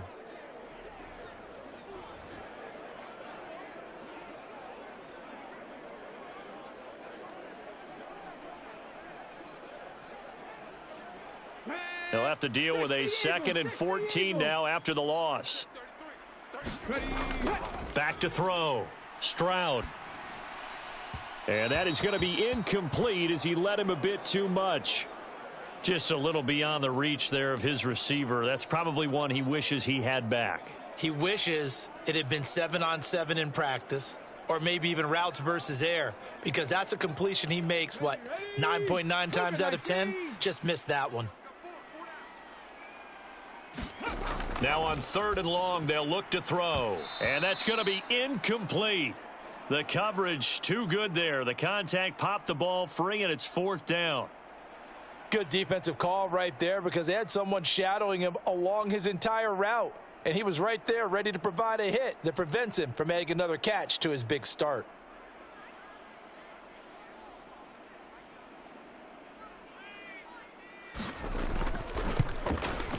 Fairbairn able to put this one through. And they're back within a touchdown. It's 17-10.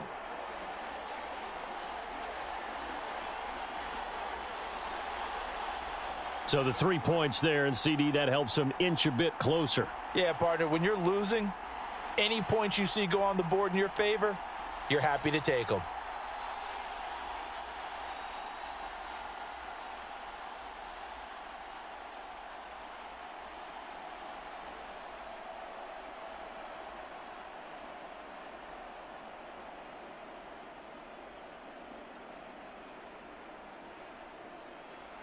Fairbairn now following the made field goal. He'll send this one away. And there will not be a return here. It's a touchback, and it'll come out to the 25-yard line. Dak and the Cowboys getting set for their next possession. He had the short touchdown pass on their previous drive, and they'll begin again here on 1st and 10.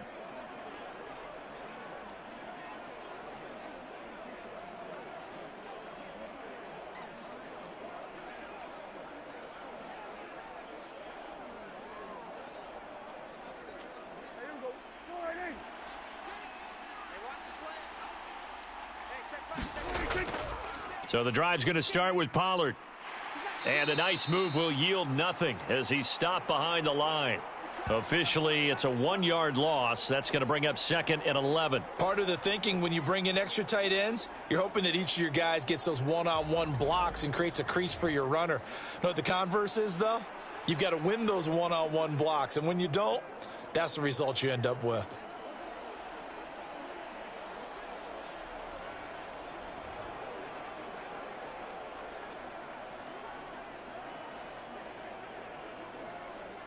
A loss of a yard there to start out. That leads to a 2nd and 11. Looking to throw. Prescott. He's going to find Gallup here complete.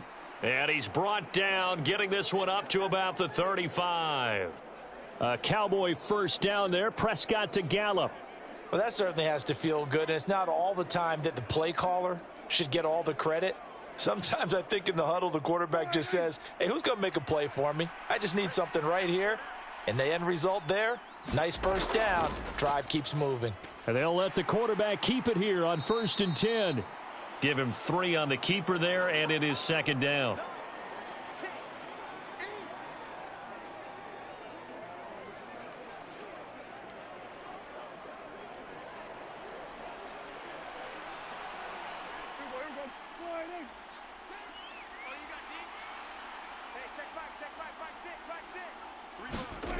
Here's Prescott. He finds his man complete. That's Ferguson. And he's going to be taken down with another first down as the stop's made at the Texans' 43. He got 18 yards out of that one, and it gets him a new set of downs. So many times in my career I've heard coaches talk about completions are one thing, but as long as we're there at the catch and we get guys on the ground, we can live with that. But if you're going to give up 10, 12, 15 yards after the catch, then your defense is going to be in a lot of trouble.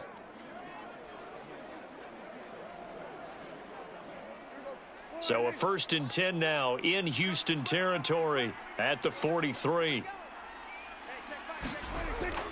Prescott off play action. Open man, the tight end, Luke Schoonmaker. Short completion, just 4 yards, and it's 2nd down. I know exactly what's going to be said about that play from the defensive perspective. What's that? That's why I tell all you guys we need more than one tackler to the ball. He broke the first tackle. Luckily enough, there were more people there to get him down. Prescott now on second down. His throw incomplete. Right up to that point, I was about to say he's had a pretty good half catching the football, but let's just be honest about it. He should have caught that one. And he knows that. That was one right in his breadbasket and one he normally catches.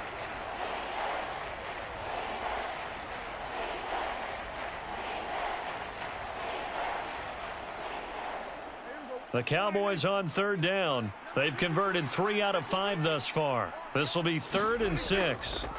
Out of the gun. Here's Prescott. Oh, this will be incomplete. The rush gets home just as he was letting that go. That could have been worse. Instead, it's 4th down. The frustration evident there because he couldn't find anyone on 3rd down, and he left no doubt that he was throwing that one away.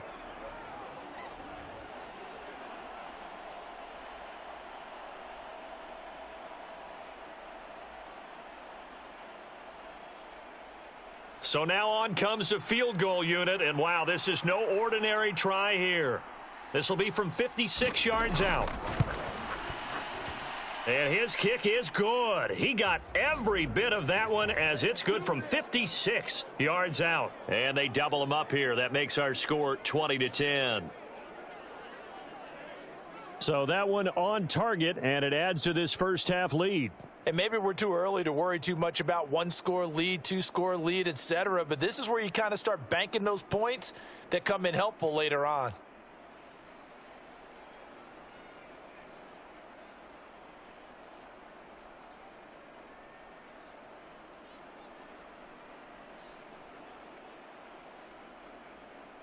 So after the made field goal, back out is Aubrey to kick this away.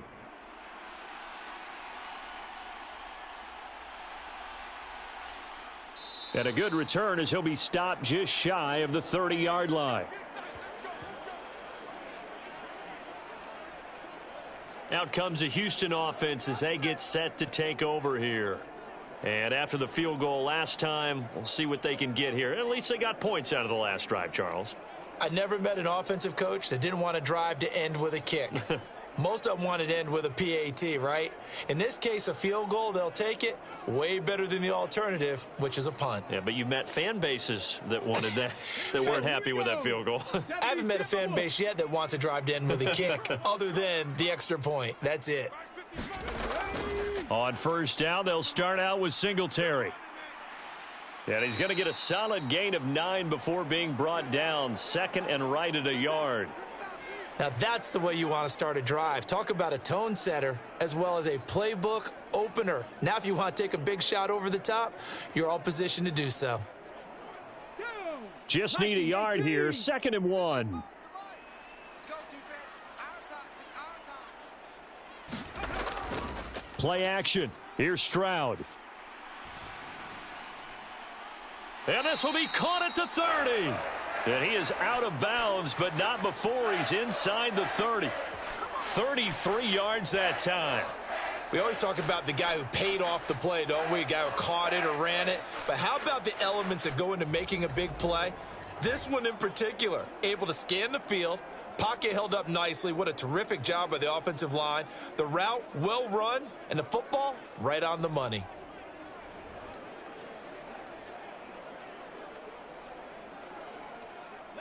So now then, the big play has him all the way inside the 30 now, 1st and 10. Looking to throw. Stroud. A short one going to be taken in here by Schultz. That's good. The completion there for 7 yards. And that will bring up 2nd down.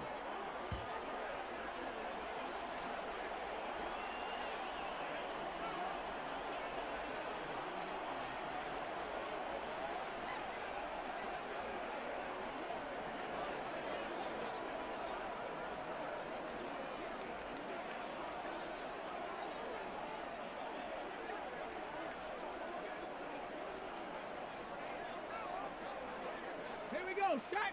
18 Cardinal, 18 Cardinal. Hey, watch the slant. Watch the slant. And they'll go play action here with Stroud. Now he's forced out left. And he'll be brought down at the 21, just shy of the 20 in the red zone. It's just a gain of a couple there on the scramble, and now it's third down. They made a nice effort to stick him with a loss for that play, but it's going to take more than that to keep him from advancing the ball. Should be an entertaining battle anytime he tucks and runs over the second half of this contest.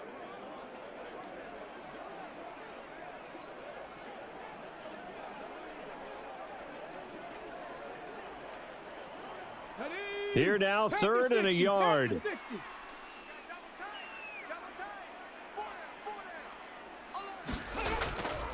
On third down, they go with Singletary. And he's going to have a first down here as he gets this one to the 17-yard line. They're able to convert with a gain of 4. 3rd and 1, partner. No need to be fancy there. Just use some force and move forward and pick up the first down.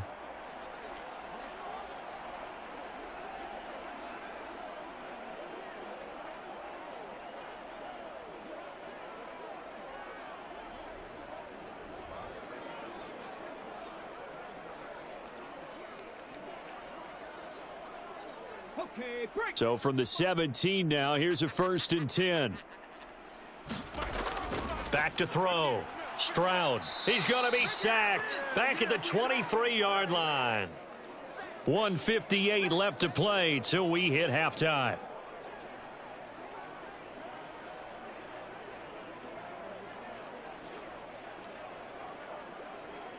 Sacks a growing theme in this first half. This is 2nd and long.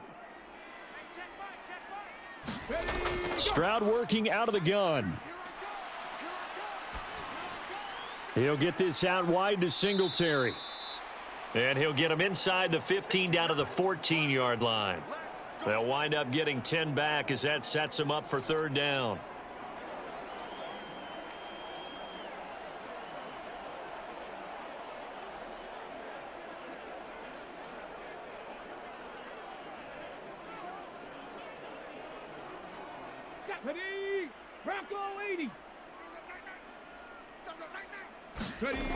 A shotgun snap to Stroud.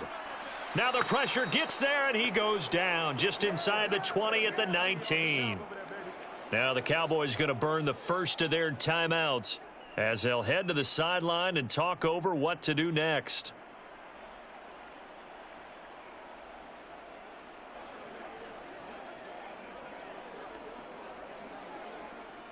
Now Kaimi Fairbairn out for the field goal try for the Texans. This from 36 yards out. The kick by Fairbairn is good, and that will tighten this one up a bit. Now a one-score game at 20-13.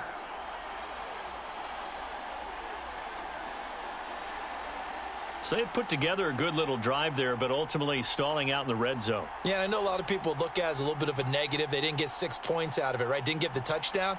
But that's actually okay. They got 3 points, able to give their defense a little bit of rest, let them settle down over there.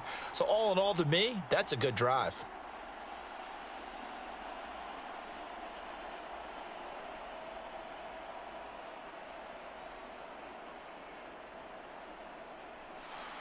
Fairbairn now following the made field goal. He'll send this one away.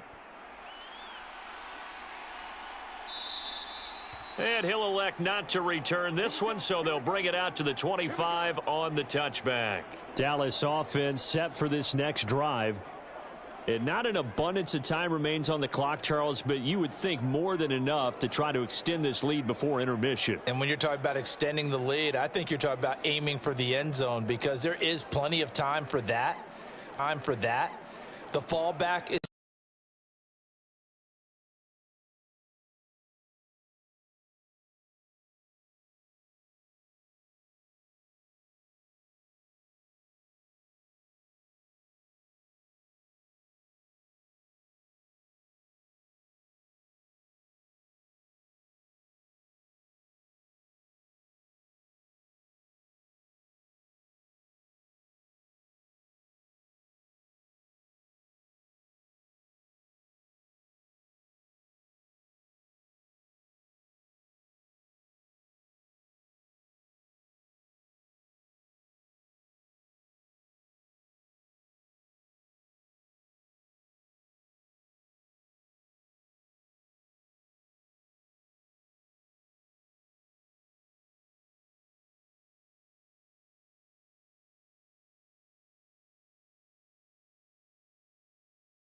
To go before halftime.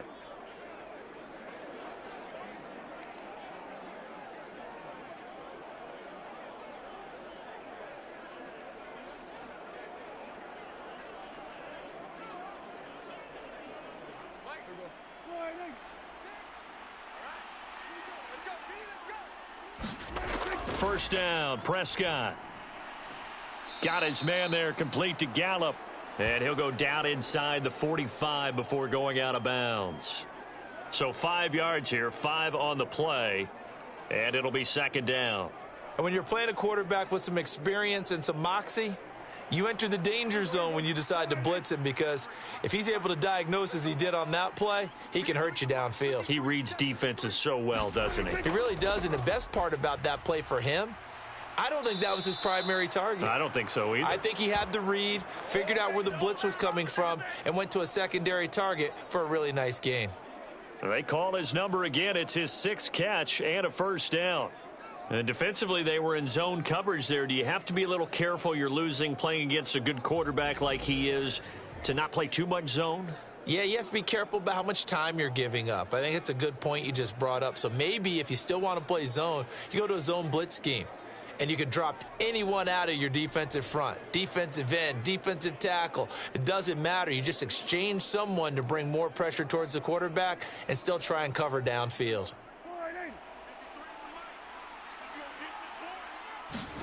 To the air again, Prescott. And he will find his man on the end route, complete. And they've got it inside the 10 at the 8. 15 more there, and they're on a roll. It's another first down. Just picking up yardage in bunches here these last few plays. They have moved right down the field, and just like that, they're going to be set up with a 1st and goal.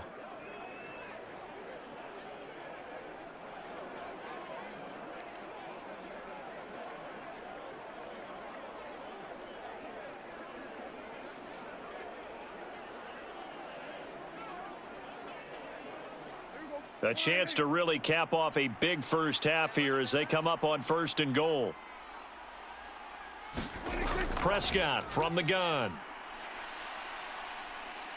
And he's going to go down. Sacked right around the 17. That was Will Anderson getting home and finishing the play. So we have reached halftime here with the visiting Cowboys out on top. As we'll get you over to Orlando, where standing by is Jonathan Coachman. He has our EA Sports halftime report.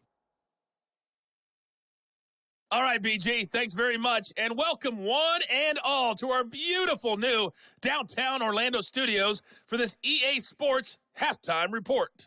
This game's had a little bit of everything thus far, and certainly plenty to look forward to, as the teams are right back out there for the second half. So we'll get right back out there as well, as we'll turn it back over to Brandon Godden. Okay, Coach. Yeah, adjustments likely going to play a big role in this third quarter in what's been a tight contest so far.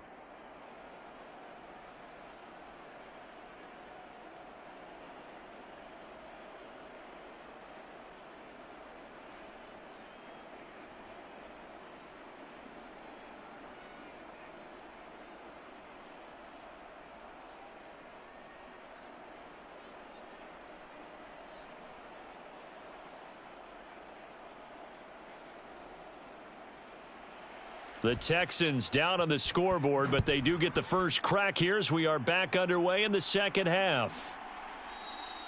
And no run back here as the third quarter will commence with a touchback.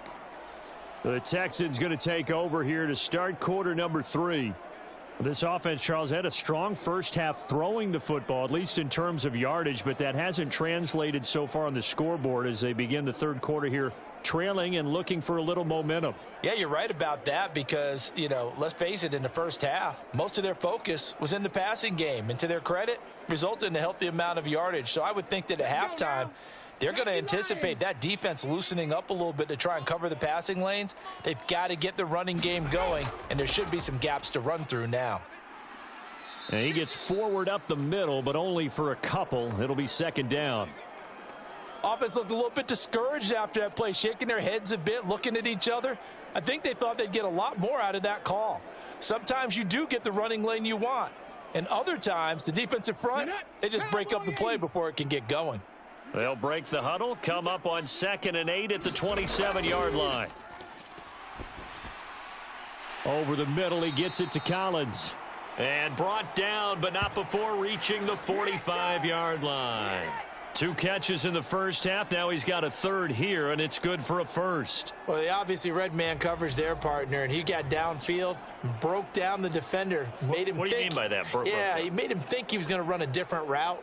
Probably thought he was going to take it upfield. Then he curls back inside for the completion.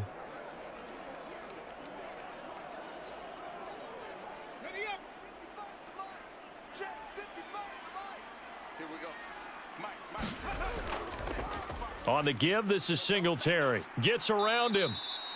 Jaron Kearse in on the tackle. Brandon, 5 yards on that run. Let's get back to the huddle and make sure if you're a back, you spend time with your offensive line and give them credit. Hard to move those 300-plus pounders at the line of scrimmage, and they did for a significant chunk of yardage. Here's a 2nd and 5. And Stroud now to throw. Oh, he tried to fit it in on the slant, and it's intercepted. Picked off by Damone Clark. And he's just across midfield and down at the 49-yard line. Tough one there. First drive of the 3rd quarter, throw an interception, and now a chance that they could be in even a bigger hole if they can convert this into points. Yeah, but how good do you feel if you're that defensive coordinator right now? Because you just know that the head coach looked at him and said, turn him loose, big man. And he'd be able to take a few extra chances playing with this type of a lead, and boy, it paid off.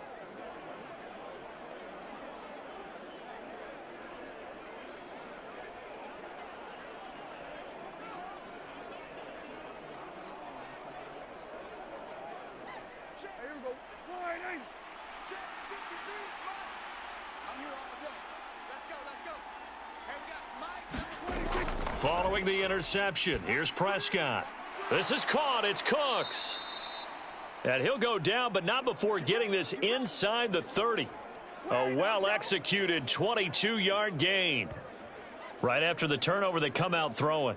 And that means it's a sudden change situation. We used to practice it on defense. Sudden change, get out there, stop the offense. But you typically run out there a little bit unsettled. I think that's why he came right out throwing the football, hoping to catch him off balance. And he did.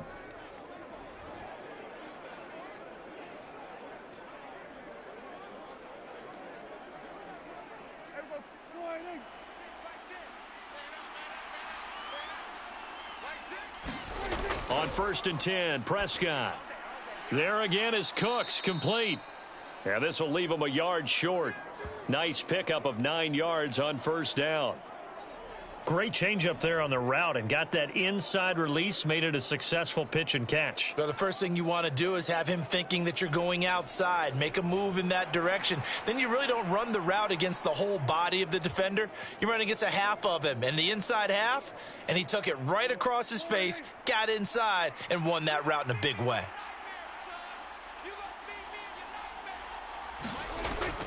Play action now, Prescott. He's going to get this one out to his fullback.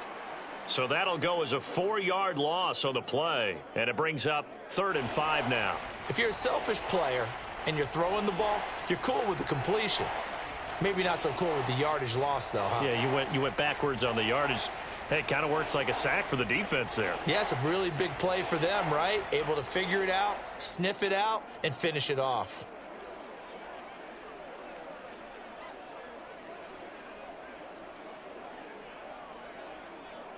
Here is 3rd and 5.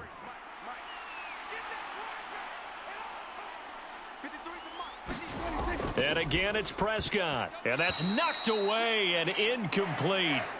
Oh, that's going to hurt a bit because they needed to come through with a completion there. Now a drive that started with great field position is facing 4th down.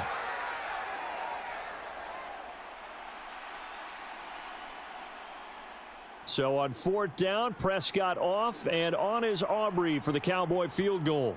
From the left hash, this from 39.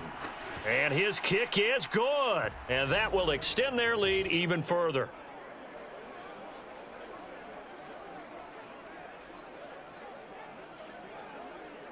Whatever was said in the locker room during the break must have worked. They forced the turnover. They didn't get the touchdown, Charles, but it does translate into 3 points to begin this second half. Exactly as they discussed in the locker room at halftime. Get some points to get things kick-started. Now start your half off with some momentum. Gives you something to build on for your next possession.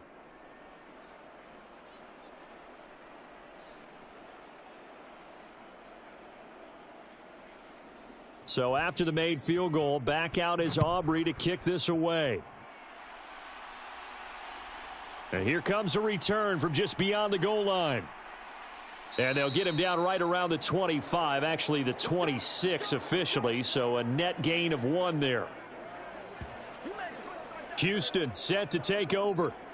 So now, Charles, this drive maybe a touch more important, trying to erase the memory of that interception they had the last time out. Yeah, and everyone goes through this because even the best in the game, you're going to have games where it just doesn't go right for you and interceptions result. So, frankly, to me, it's all about how you respond, not just the types of plays that you call, but how you carry yourself, how you show your team that you're still with it, and how you continue to lead.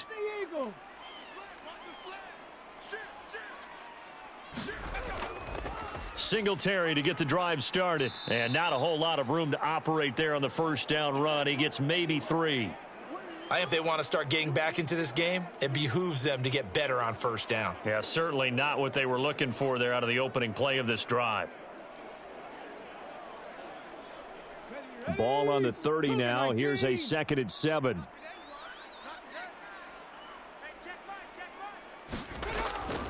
Singletary again. And they get him down, but not before he takes it across the 40-yard line. 57 yards for him on the ground now on 18 carries. Interior of that line blocked really well on that run, but also the 2 tight ends, they blocked well too. Not only have they scouted the line of scrimmage, with their agility, they can get upfield and hit moving targets like linebackers, defensive backs. They do a really good job helping out the running game.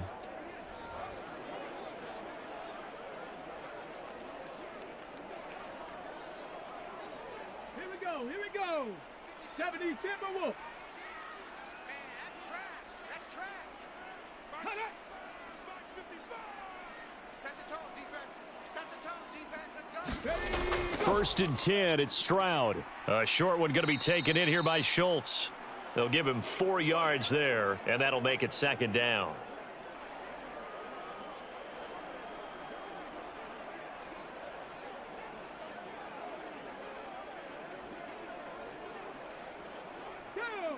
Viking 18. Come, baby. Woo! Mike check 33. Ready. On the handoff, it's Singletary. And he's got this one across midfield into Cowboy territory. He had to fight for every yard on that run. Shook himself free of a tackle and kept fighting, even with the rest of the defense closing in on him. That's the kind of effort you'll take every single time. This offense in desperate need of a conversion as they come up on 3rd down. Mike check 33. Let's pick it up. Go. On the handoff, running left, Singletary. And he will not only not get the yard he needed, he goes the wrong direction. It's a loss of a full 3 yards, and it brings up 4th down. Well, if these guys are going to chop into that deficit, they're going to have to do a much better job in the run game. Caught behind the line of scrimmage, no yardage to be found.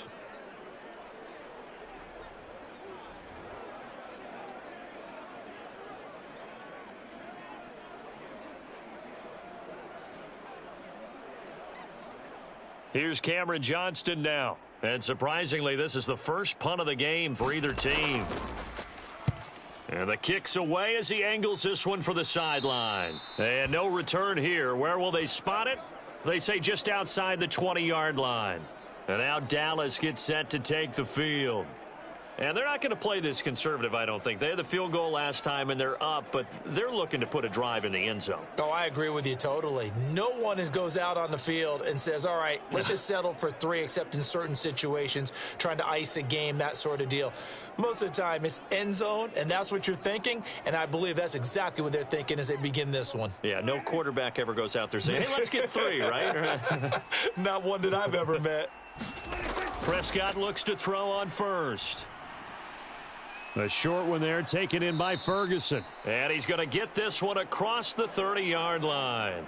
A gain of 10 as they look to add on to this 10-point lead. And now we get into the psychology of the whole thing, because a lot of teams with a 2-score lead in the third quarter, they almost become defensive with their offense, just playing not to lose. I think with this team, you got to figure at this point, this is a great spot for them to go into attack mode, really try and put the hammer down and finish this one off. A throw over the middle taken in, and they bring him to the ground just shy of midfield. Give him 15 there, and the Cowboys have a first. An ex-teammate used to tell me all the time, I hate experienced quarterbacks, because no matter what, you really can't hide what you're doing. And I think that right there, he knew right away where the blitz was coming from, where his primary guy was going to be, and he ended up going to a secondary target for a nice game. I was just going to ask you, that wasn't the primary target, and he's so good at that, isn't he? I think he knew right away that he wasn't going to get to his primary guy. I think he read that as soon as he got to the line of scrimmage, knew where the pressure was going to come from, and said, I know how to beat that, and that's what he did. Throw out wide is incomplete. And not a common sight, at least on this drive. A momentary setback, though, for this passing game that has been moving well this series. Good thing for them, though. Still 2 more downs to connect and try and pick up another first down. 2nd and 10.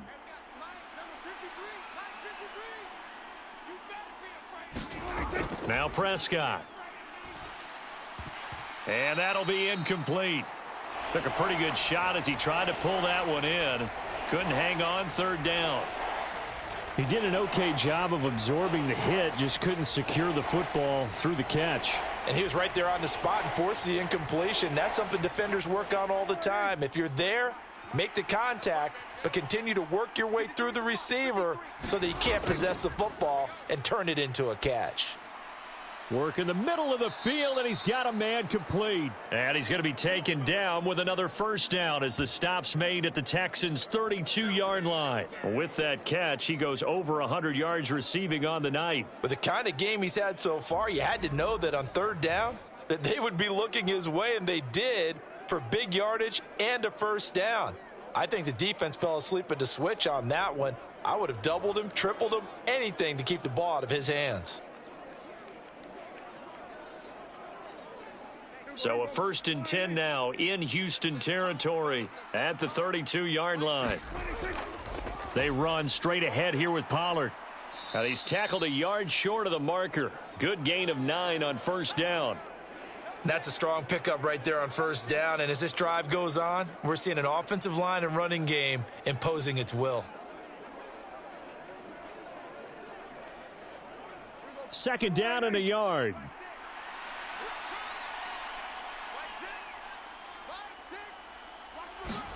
Here's Prescott. Over the middle, hauled in by Lamb. And Lamb going to have a Cowboys first down as a tackle made at the 15-yard line. It goes as a gain of 8, and it moves the chains. They kept the receiver in the short field, but that let his quarterback get the ball quickly to him before either guy in double coverage could react.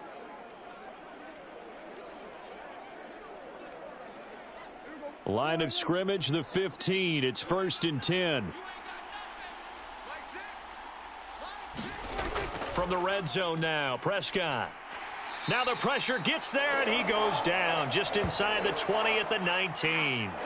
Christian Harris there, finding his way home to record the sack.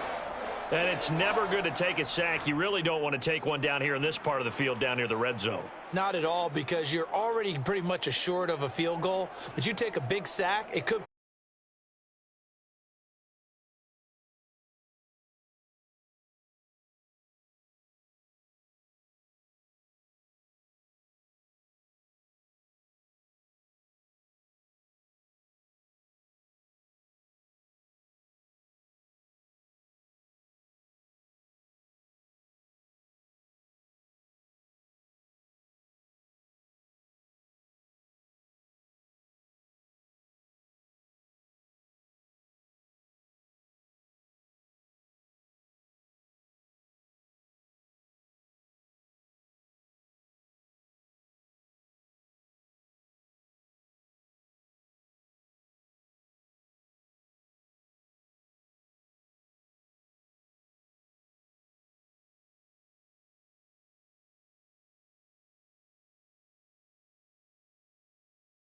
The drive will continue.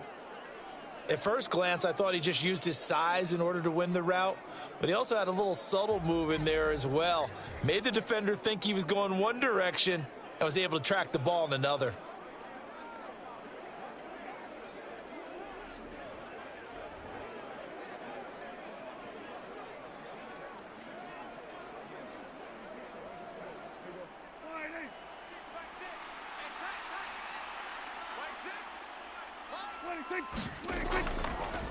Dak's going to keep it. And he will take it in for a Cowboy score.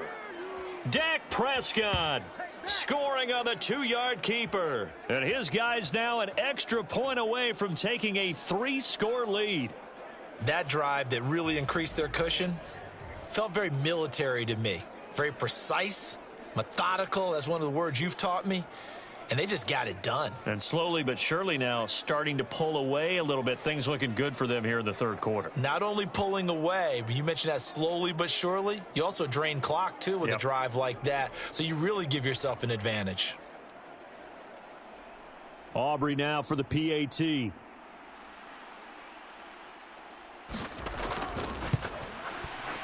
And that'll make this a 3-score game as the lead moves to 17. So that one a long 11-play drive. And it was all capped off by Dak Prescott, keeping it and taking it in on the touchdown run.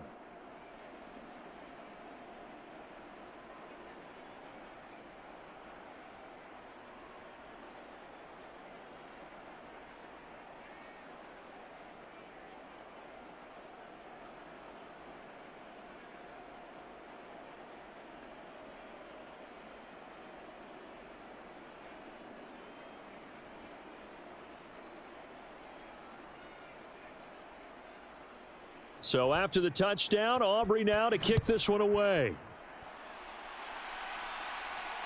Taken at the goal line.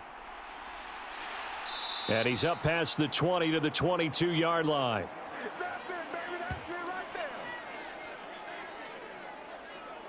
And now out comes Houston.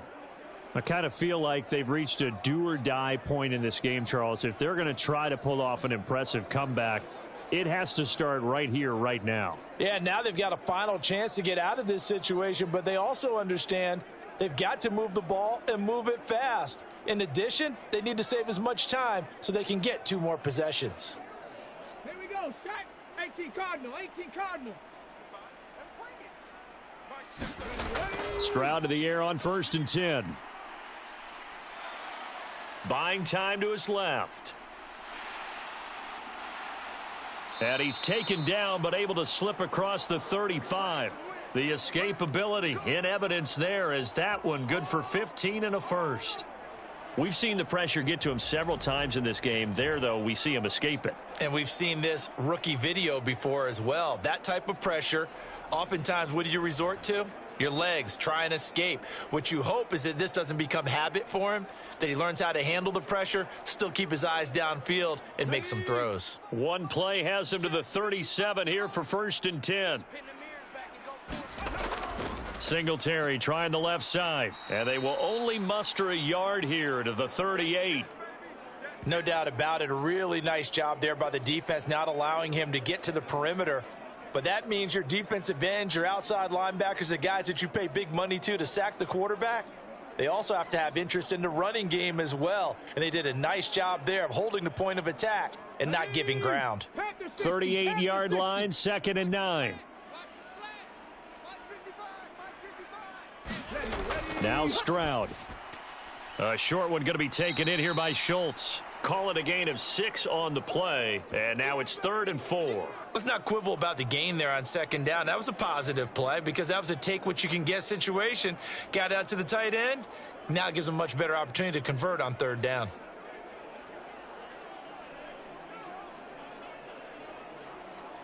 This offense in desperate need of a conversion as they come up on 3rd down. Stroud to throw it. Able to find the open man. That's complete. And he is going to have a Texans 1st down, and he was able to get it by plenty. A gain of 8 on 3rd and 3. And that's understanding where the markers are because it's not just running to them. Because on the catch, you could actually be pushed back before the first down. It's getting past it and allowing that opportunity to drift back towards the first down line and still having picked it up. Really well run. So from Cowboy territory now, here's 1st and 10 at the 48-yard line. Here's Stroud. Got a man. It's Brown. And he gets this inside the 35-yard line. They get 14 on that one. Good for a Houston first down.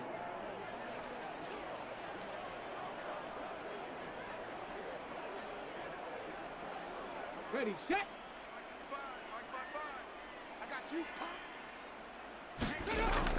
Singletary going to get the handoff. 66 yards rushing for him now in the ball game. Not too many offenses want to turn down long drives, but when you're down what they are, they've got to pay it off with some points.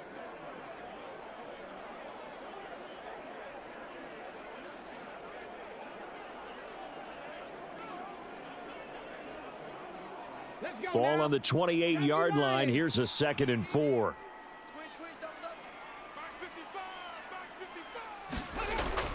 Looking to throw. Stroud. Throw over the middle is taken in by Dell.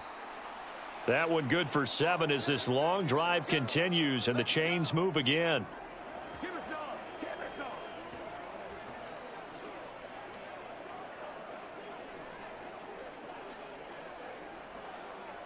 Shut up. Cowboy 80. Here we go, D. Here I come again. Here's Singletary. And he'll take this one in for a Texans touchdown. 21 yards for Devin Singletary. And the Texans get a bit closer. So there you go. They needed a big play, and they got one there on the touchdown run. And that was a very important drive. Of course, they all are when you're trailing in the second half. But what I really liked, they didn't panic. They knew they still had time to run the football and keep playing their game. Fairbairn now to add the extra point.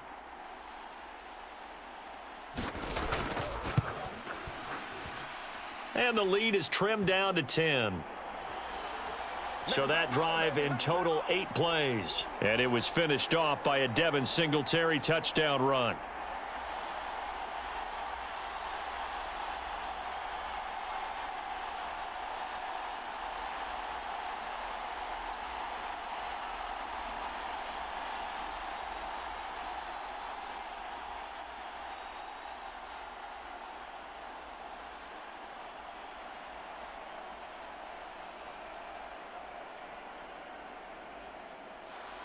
So after the touchdown, here's Fairbairn now to kick it away.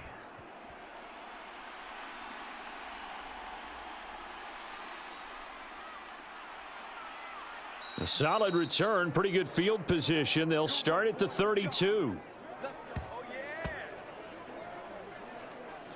Out comes CeeDee Lamb and the rest of the Dallas offense. And we get a peek at the kind of game he's having. It's been a good game. 8 catches now, Charles. Everyone likes to spread the ball around. They want a lot of people to catch it and touch it, get a lot of guys involved. But sometimes when you have the hot hand or a person who is just really taking care of business in their part of the field, you have to keep going back to them.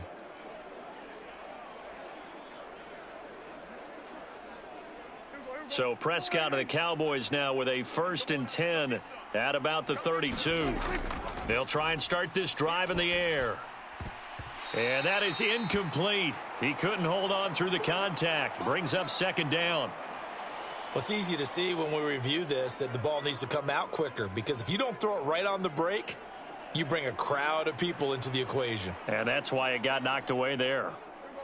After the incomplete pass, here now is 2nd and 10. Prescott. And the defense has it covered. It's intercepted. And he'll bring this one back to the 29. A few things better than a big man interception. You can always tell right when they get the football, there's that level of excitement and nervousness, and also like, what the heck do I do with this thing? And you say no better sight? Well, not for the quarterback who just threw it. It's bad enough to throw a pick, but to throw one to the big guy? But you're right about that. Now what do I do with it? But what's fun about it is, you know they're going to be in the film room after this ball game telling all their teammates, maybe I should shift over to offense. I've got skills. What do you think? Oh, absolutely. I always find myself cheering for them after they intercept it. Unfortunately here, he couldn't make it into the end zone. Hawk 70, Hawk 70. Mike 55, Mike 55. Let's go. Give me that ball, defense. Give me that ball. Stroud now on 1st and 10. A short one going to be taken in here by Schultz. So the completion good for just 3. And it'll be 2nd down.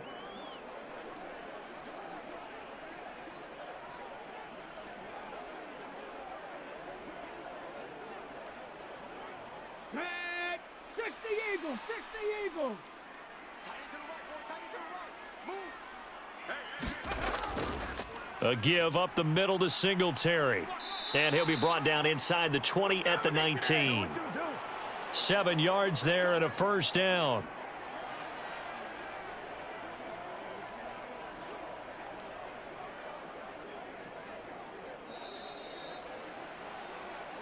We have played 3 quarters. We'll return with more after this. This is the NFL, and it's on EA Sports.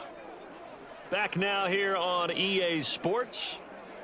It's Texans football, but they trail here as we get started in the 4th quarter.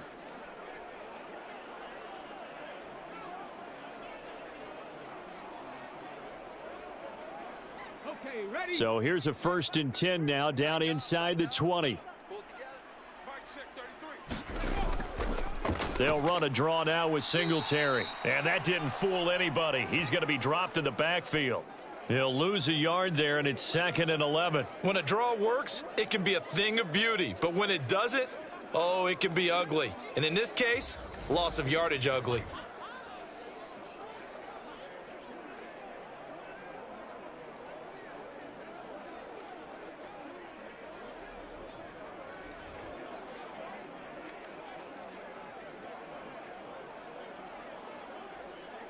On the ready. Looking at a 2nd and 11 now after the loss. Check. Mike 55, Mike 55, Mike 55. Ready. Throwing now is Stroud. Throw right side, taken in by Collins. And the Texans are going to have a 1st and goal coming up as the tackle made at the 3-yard line.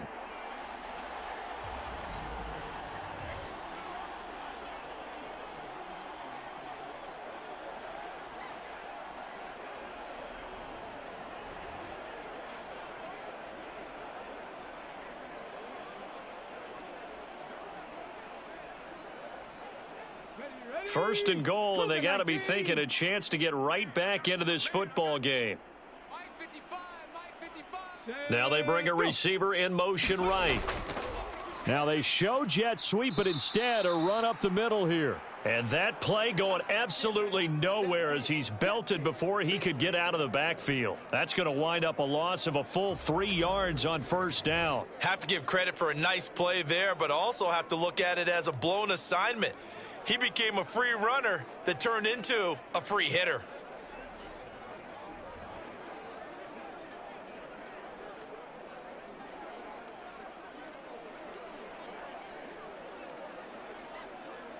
Here we go. 2nd and goal from the 6 this time. Check 55 to Mike. Ready, go. Again, it'll be Singletary. And he's able to get it down to the 2-yard line. Give him right around 4 on the carry. We'll see if they want to keep pounding here on 3rd and goal. Well, sometimes I get caught in hyperbole, but I think they desperately need to punch this one in. They're running out of time. Yeah, 2-score game, 2nd half. You're down here. This is the time to put it in the end zone. Man, not going to get much better than this for an opportunity.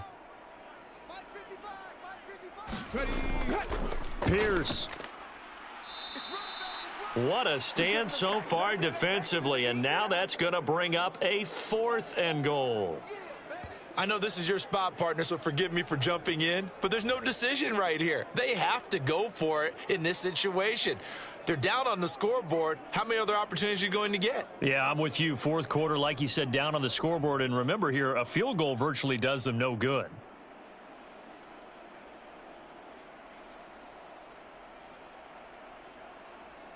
So here we go. Maybe the biggest kick of the game forthcoming.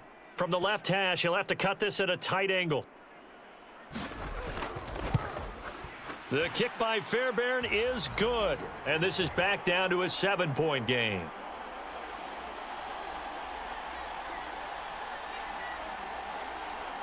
All right, so they needed 2 scores to get back in the game. The field goal there, maybe not exactly what they wanted, but the necessary first step. There's still time remaining, and there's enough time to get it done. They've got to get at the least a 3-and-out here to get the ball back, preferably a takeaway.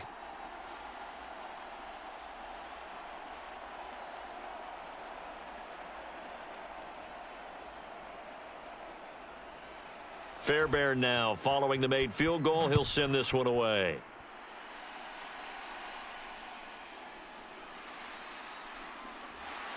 And a decent return out to the 27-yard line.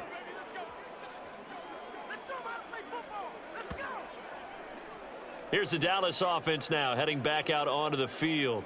Their lead back down to 1 score after the field goal a moment ago, so they'll be looking to string together a few first downs, likely on the ground as they begin 1st and 10.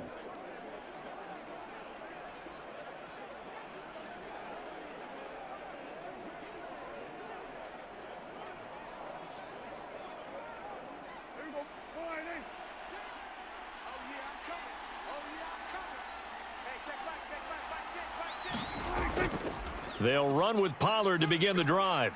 And he'll take this up near the 35, maybe the 34. 51 yards rushing for him now to this point. If you can keep getting gains like that, Charles, with the lead here in the 4th quarter, I mean, keep running it, right? No doubt about it, but what the offense coordinator has to do is understand they're going to continue to stack the line of scrimmage. What runs do you have in your arsenal that'll work against a stacked box and continue to move the ball? From the 34-yard line, here's 2nd down and 3. Prescott to throw it. And Cooks has it over the middle. 7 yards on the quick slant and a first down. Some think that teams really won't throw a slant route unless you have a receiver that has a lot of stature to him. But sometimes the little guys, they get lost in there. People can't really locate them, and they run that quick cut on the slant, and oftentimes they can turn it into big plays.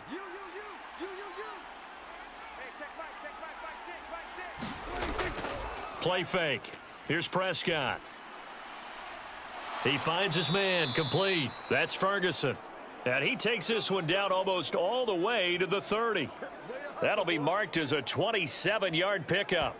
Tell you what, he's been able to put the ball in some tight spots all game long. That throw, no different. Yeah, a lot of people would call it a gutsy type of a throw. I think he looks at it as, I can do it, so it's not that big of a deal to me, and I'm going to keep firing.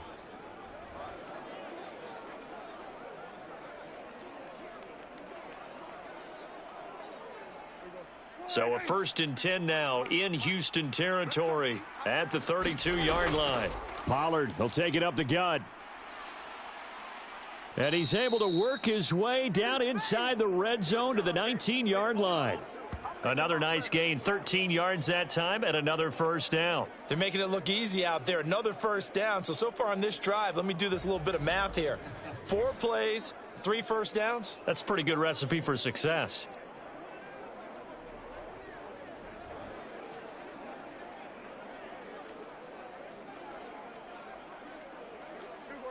So here's a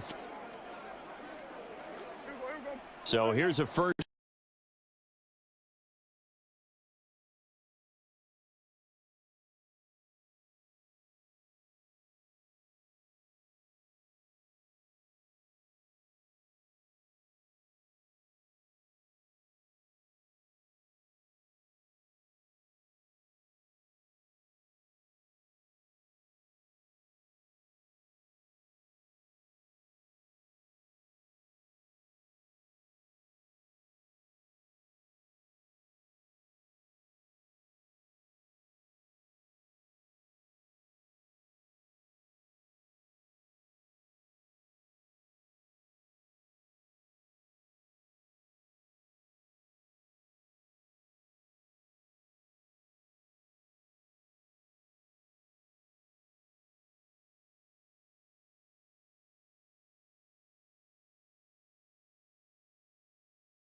Got his target. That's complete. And the Cowboys are going to have 1st and goal as they try to finish off this drive with 6 points. Going old reliable there to the slot on 3rd down. And the slot position has become the bane of just about every defense's existence, because how do you cover? Do you go with a bigger guy to try and use size? Got to try and go with a quicker guy, and sometimes you even get out quick there. Very difficult to match up with that slot receiver. That's why they keep going back to him. And he's had the hot hand. So 1st and goal, 6 points here would go a long way toward wrapping this one up. To throw is Prescott. And a quick throw here, that's complete. And he's brought down right at the 5-yard line. Give him 2 on the play. When you see zone defense and you know you've got a drag route on as your primary call, you've got to be really careful as a passer about how far you let your guy go, because he might wander into some tough coverage. This drive's taken more than 3 minutes off the clock already as they come up on 2nd down. They'll throw again. Prescott, touchdown. Brandon Cooks. A 5-yard touchdown. And the Cowboys have opened up a 2-touchdown lead here in this 4th quarter. But that's certainly an important touchdown there. It makes this a 2-score game. But as we've seen, no lead is safe in this one with the way these two offenses have lit up the scoreboard. I would imagine that on their sidelines, they're both yelling at their defenses, hey, you want to get involved here? One big play from you, that could win the game for us.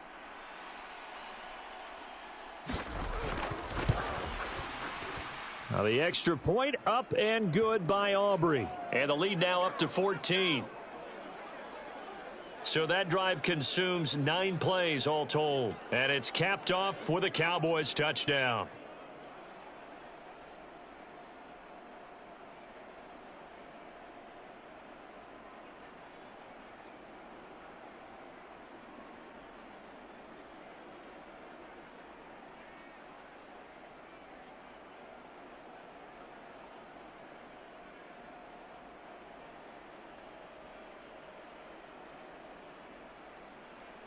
So after the touchdown, Aubrey now to kick this one away.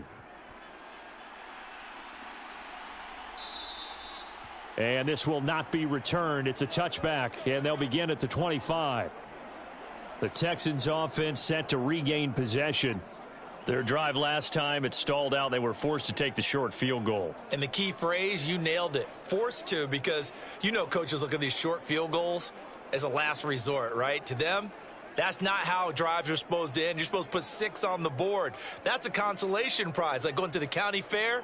You don't get the big stuffed animal on that one, do you? No, you don't go top shelf. That's bottom shelf material. Now they'll throw it with Stroud here, 1st and 10. He's got it to Collins, complete. And they get him down, but not before he takes it across the 40-yard line. This drive starting off on the right foot, 18 yards. Good yardage on the completion there, and when they look at the scoreboard, they do understand a field goal is not going to do them any good. My guess, they're going to press the ball downfield as far as possible, try and throw it into the end zone and get a score, because they know they've got to get that done and get the ball back as quickly as possible. One play has him up past the 40 already, and another 1st and 10. Stroud. And this will be incomplete. Not sure what happened out there, but it looked like the timing was a little off on that throw. Well, you know I'm a defender, so what am I going to say? Great defense. Darn right. They did something to disrupt that timing. So after the incompletion on 1st, now 2nd and 10. Stroud looking to throw. Over the middle, complete. It's Schultz. And he's going to have another 1st down here as the tackle's made at the Cowboys' 41-yard line. Texans passing game in rhythm right now, picking up another 1st. Nice job there of utilizing his big target, and he didn't overthink it. Understands the catch radius, understands that he knows how to use his body to keep defenders away from the ball, and puts it right out there for the nice pickup.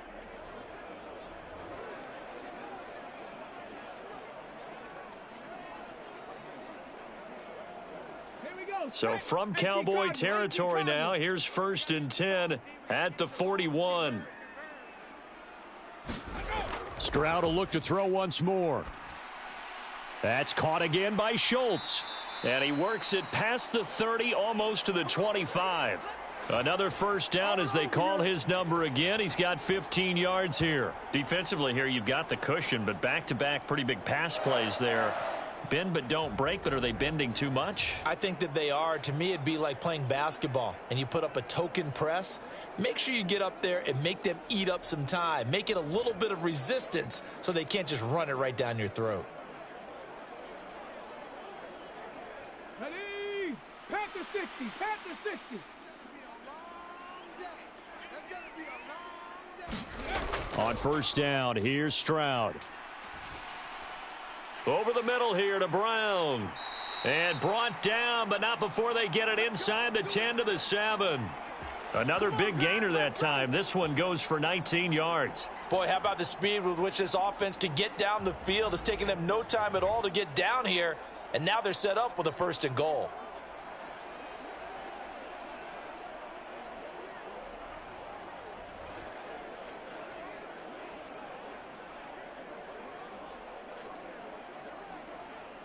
Two big plays in succession. Not sure this D knows what hit him, but now they got to get ready. It's 1st and goal. Ready, ready, hut.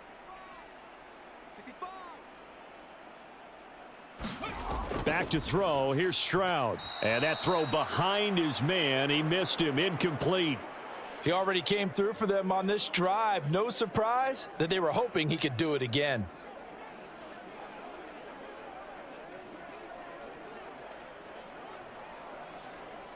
They'll try again here from the 7 on 2nd and goal. Throwing again is Stroud. Got his tight end. That's complete. That's Schultz.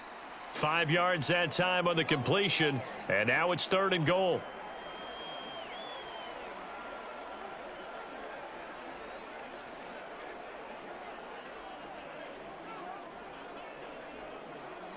Let's go now.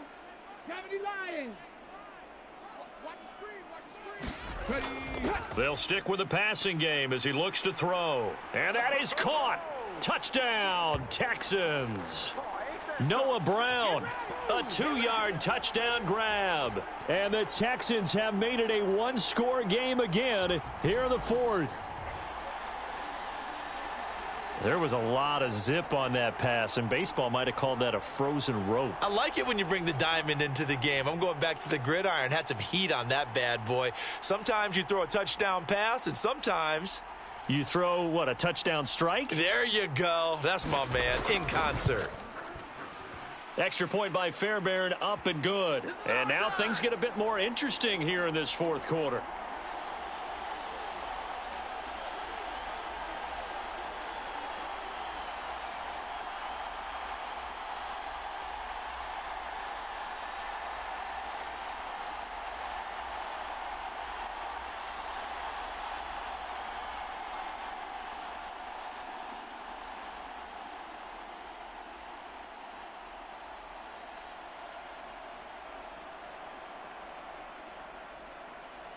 So after the touchdown, here's Fairbairn now to kick it away. This fielded right at the goal line. And not much happening on the return as he'll get this to about the 23. Possession of the football going back to the Cowboys. Their lead back down to 1 score after the touchdown a moment ago. First down's a must on this drive as they start out here 1st and 10.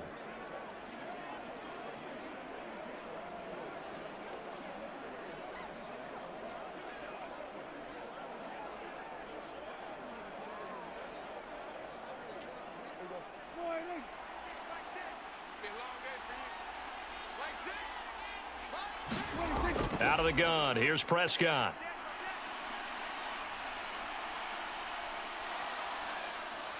Prescott able to get down there at the end on the slide, and he has the first as well. It's a pickup of 16 there, and it'll lead to a new set of downs. It hasn't been the cleanest game for him, but there was a sign of improvement as he looks towards the next one. Nice bit of scrambling to move the sticks, and even more importantly, he didn't risk adding another interception to his ledger.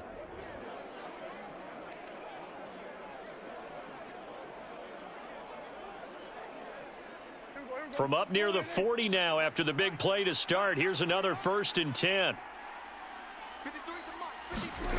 Looking to throw. Prescott. He's going to find Gallup here complete. And he'll have it past midfield almost to the 40 before being taken down. It's another 1st down as this time they get an even 20. And these guys certainly are not hiding what their intention is. They're absolutely showing it. They're definitely not going to sit on this lead here in the 4th quarter.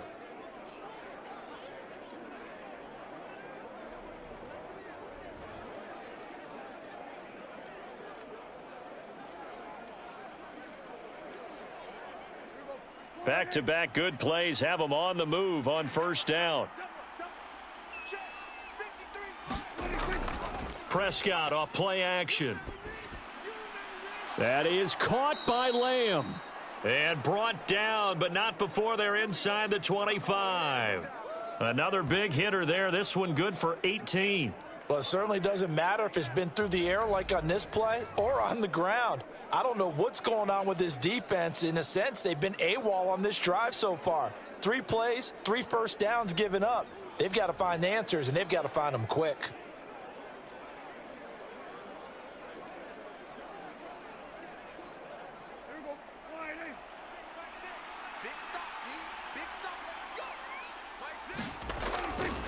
On play action, Prescott. Throw is caught by Schoonmaker. Yeah, that's good for a gain of 6, and it's 2nd down.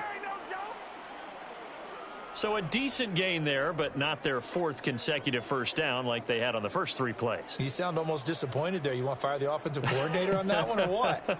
They'd gotten into a rhythm. I thought they were just going to keep going. Well, almost a win for the defense, but if that's your win, you're not doing very well right now.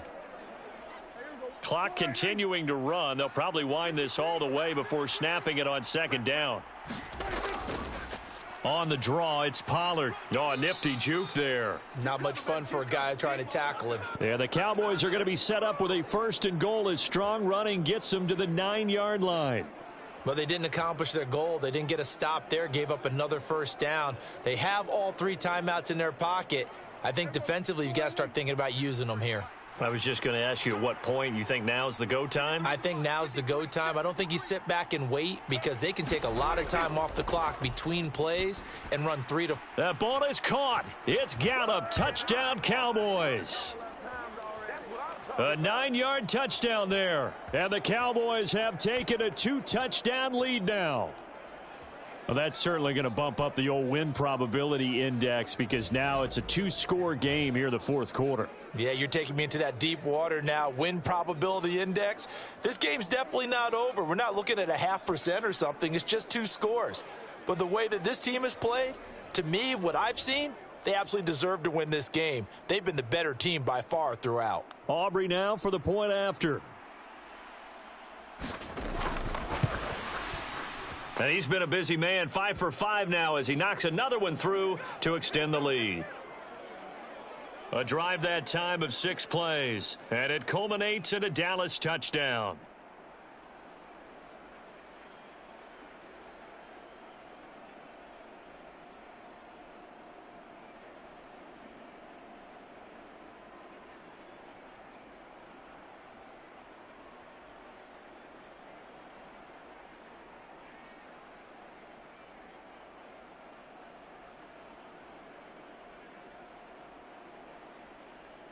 So after the touchdown, Aubrey now to kick this one away.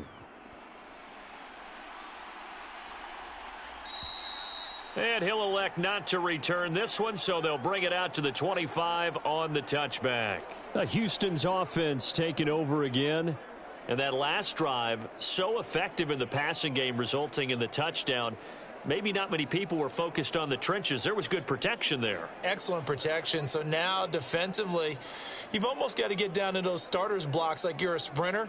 Get lower than those guys on offense and find a way to roar through them or around them to get into the face of the passer. Easier said than done, though. Way easier said than done. But they've got to try something because right now they're just cutting them to shreds. And Stroud now to throw. And that's going to be incomplete. Too tough to hold on to that one. It's 2nd down. As this old brain remembers, when I see 5 wide receivers on the field as a defender, I know the ball's coming out hot. They expected it and got there and popped it free. An incomplete pass leads to 2nd and 10 from the 25. To throw again, Stroud. Short throw into the hands of Jordan. And he's taken down but able to slip across the 35.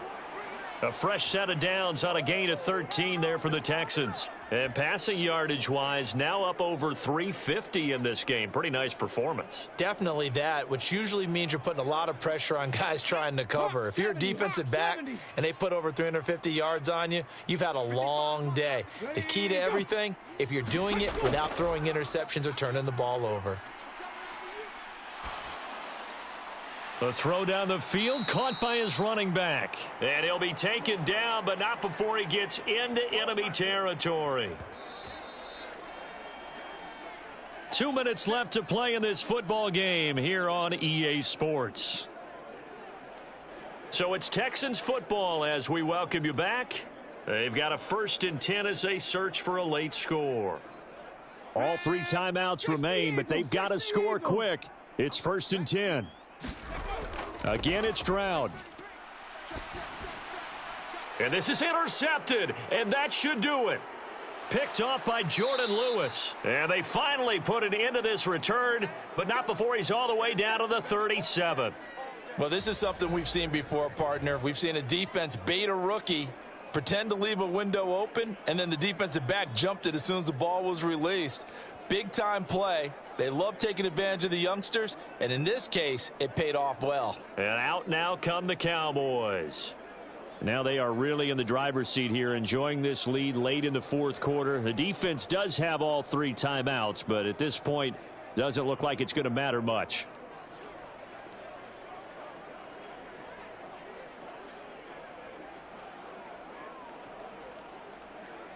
Line of scrimmage, the 37 on 1st and 10. It'll be a handoff to Pollard. He'll be hit down at the 33, 5 yards on the play.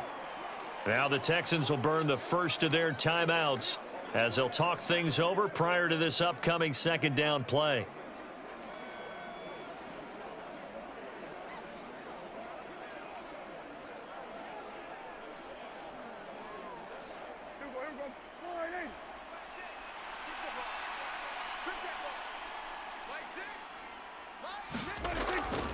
He's going to get it again. Just looking to get forward and protect the ball.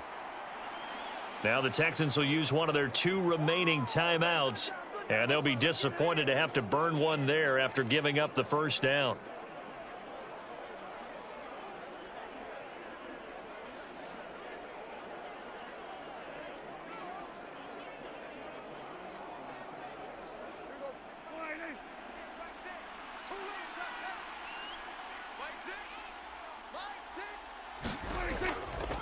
Here's Pollard again.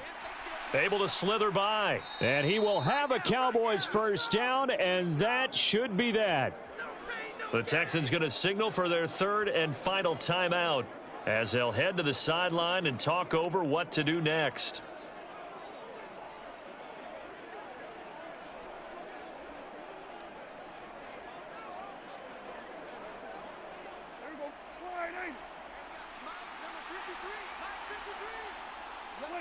And we'll see if the defense wants to stop it as they take the knee. Wants to stop it as they take the knee.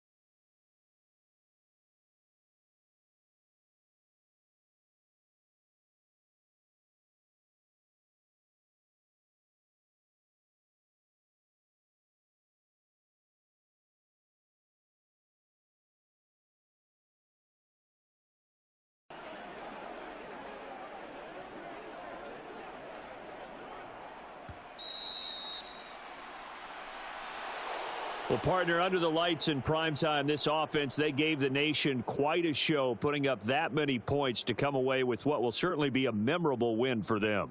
And, Brandon, I think it's as simple as this. Some players, some teams, they're just meant for the big stage. And when they get a chance to play in this type of atmosphere where all eyes are on them and all the lights are shining brightly, they show up and they show out.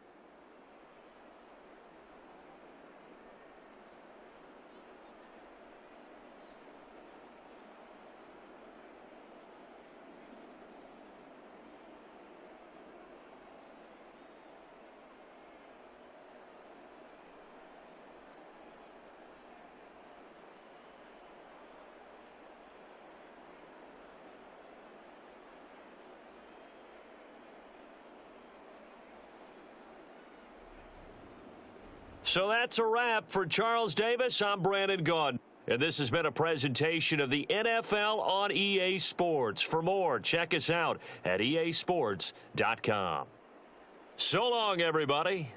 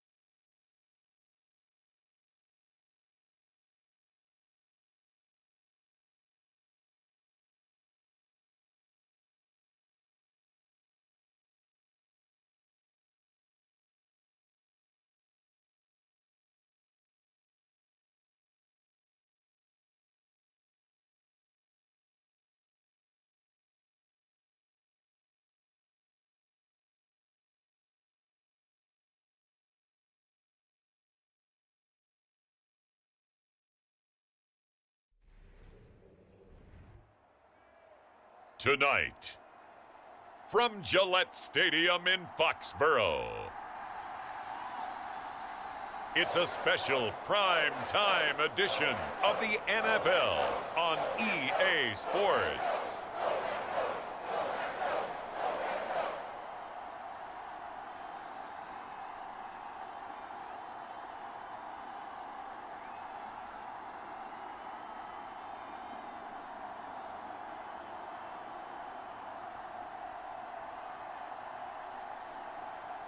As we'll see Bailey Zappi and the New England Patriots taking on Jared Goff and the Detroit Lions. EA Sports coverage of the National Football League brings us to Gillette Stadium in Foxborough, Mass. Coming up, we've got what should prove to be a good one, as it'll be the Detroit Lions taking on the New England Patriots. Up in the booth with Charles Davis, I'm Brandon Gaudin, and kickoff straight ahead, CD. What's one thing that you're going to have your eye on? I think about what the great coaches of the past always said. The key to any ball game. Can you rush theirs and protect yours? Well, in this case, both of these teams get after the quarterbacks. I'm watching the pass rush.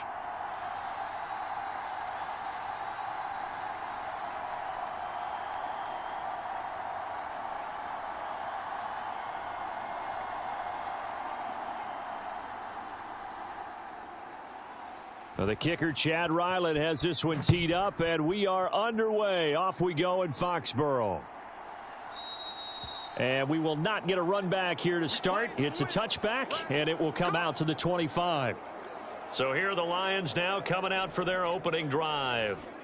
They're led onto the field by the former Cal Bear and the #1 overall pick in 2016, Jared Goff. And at one point, the ascension of Jared Goff was really, really strong. Back-to-back Pro Bowls, took his team to the Super Bowl, and came really within 1/4 of winning it. But since that time, he's had bouts of inconsistency, and that's been the struggle for him as he tries to get back to the form he showed earlier in his career.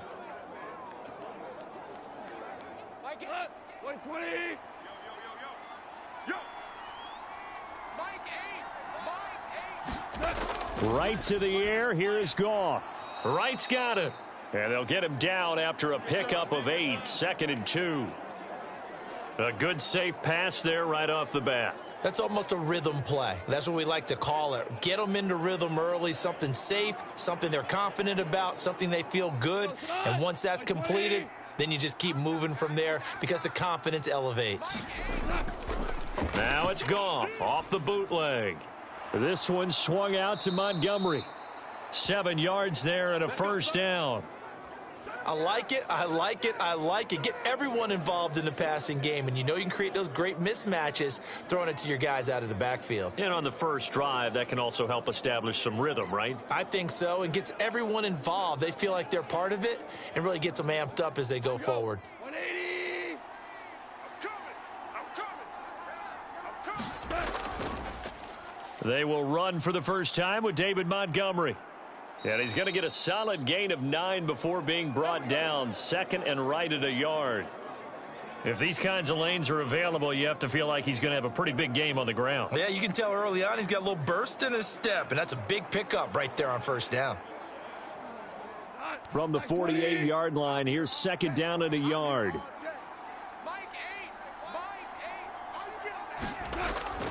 Now a play fake, and it's Goff. That's going to be caught by Josh Reynolds.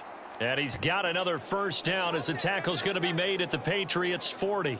Give them 11 yards that time and a new set of downs. 2nd and short, that's a rundown, so it's definitely a good time to go play action if you're feeling it. And they do so and pick up a first down. So into Pat's territory now. Here's 1st and 10 right at the 40. Here's Goff. That's caught. It's Sam Laporta. They'll wind up getting 7 on the play, and that'll bring up 2nd down. Yet another completion here on this opening drive, and he's now perfect 4 of 4 to start. Pretty solid execution here. And how about how everyone's handled their nerves? Because you know what it's like to start a ball game. You're so amped up and ready to go that sometimes the execution isn't there. They've been flawless so far. Well drilled, well prepared, and excited to start this game. 2nd down and 3.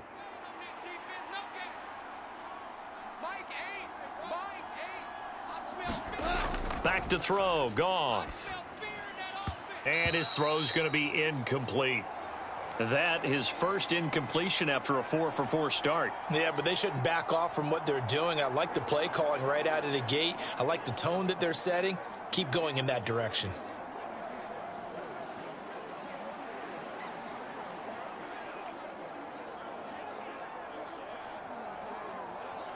Here comes the 7th play of this opening drive. They've moved it well, but here's 3rd down. To the air again, Goff. That is caught. And he's got another first down as the tackle's going to be made at the Patriots' 22-yard line. 12 yards on 3rd down as the drive rolls on. Solid opening drive so far, Charles. They've moved this football into field goal range, but you know that they want to cap this off with 6 and not 3. Absolutely. As one of the better coaches in the league always tells me, on offense, I want to throw body blows all game long and finish it with uppercuts. Well, here are the body blows right now. He's hoping in one uppercut will take care of the end of this drive. Let's go. Pick me up. Here we go. 48 to Mike. St. Brown in motion right. Now a fake on the jet sweep, and they'll instead run up the middle. And just no chance of turning the corner. He can only get back to the line of scrimmage. 2nd and 10 coming up. Looked like he was trying to bounce it outside, but no success. Yeah, sometimes you got to just figure out where you're going to go, and sometimes you just have to take it to another spot. In trying to get it outside, the defensive pursuit was there and just ran him down. So after the run for no gain, here's 2nd and 10. Now it's Goff.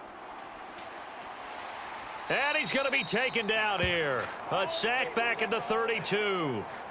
Matthew Judon in there to take him down. We'll talk about a rhythm breaker right there. They'd been moving the ball well. Drive had started beautifully. That one's going to hurt.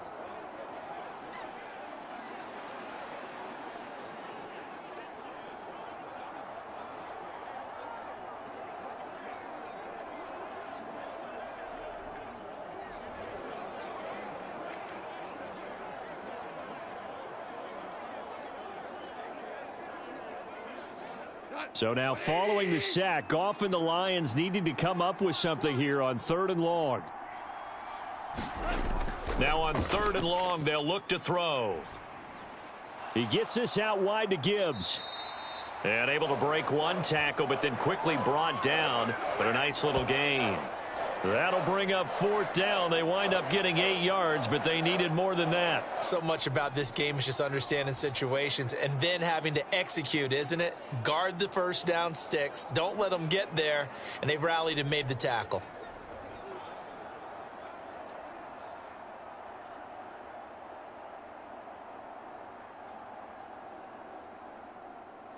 Here's Michael Badgley ready for the field goal try. Right hash mark, a 42-yard attempt. Badgley able to punch this one through. And the Lions are going to take a 3-0 lead.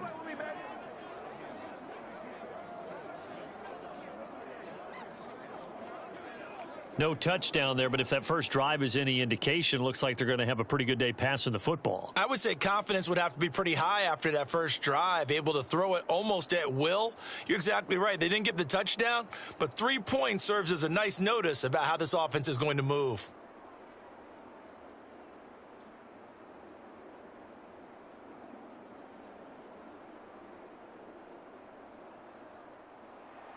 The kickoff unit is out on the field, and they will send this one away. This taken in at the goal line. And able to get this out to the 25. Good work, boys. Let's go. Let's go. Let's do this. So here come the Patriots to take over on offense. And they will be led out by their signal caller in his 2nd year in the NFL now. And he's a young man who's always believed in his talents. Didn't have many offers out of high school, ended up at Houston Baptist and put up monster numbers. Decided to take the next step and go to Western Kentucky, and he did it again. Set NCAA records for passing touchdowns and passing yards in a single season. Now the big jump to the NFL, this guy's like a very skilled point guard, knows how to deal and put the ball in the proper place with every throw. Zappe and the Patriots come up here 1st and 10 At their own 25-yard line. Here's a play fake as they set up to throw. Oh, he's going to take a shot right away. And that is incomplete. Took a shot there on 1st down, but he couldn't reel it in. That's some good closing speed there defensively, because that looked open for a minute. But that's great work with the ball in the air. Never gave up, converged on his man, and broke the play up. So the incompletion, and now it's 2nd and 10, again from the 25-yard line. And Zappe to throw. Short pass caught by Henry. And down he goes, but he takes it up to the 40. The catch and run there, good for 16 and a first. But when you hit him on the move like that, and he's able to get into open field with a full head of steam, oh boy, it's going to be tough to get him down. Yeah, there was a big window. They're lucky they did get him down.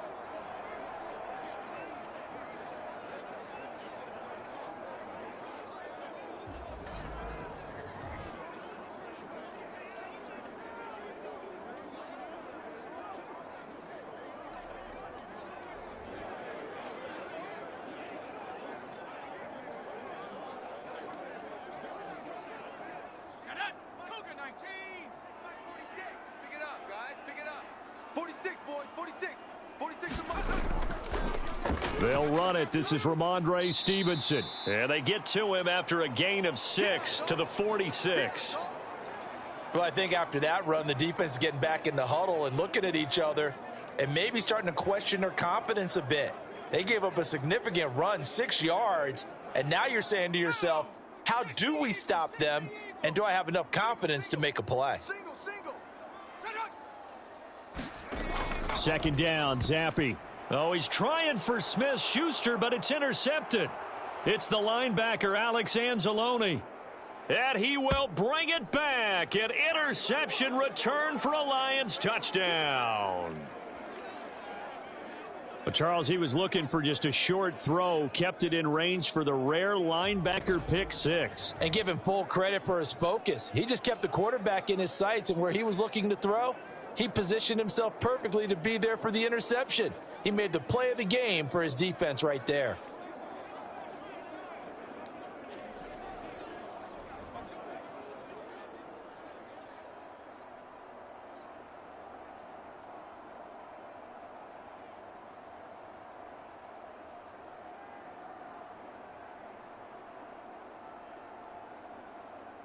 Michael Badgley on for the extra point.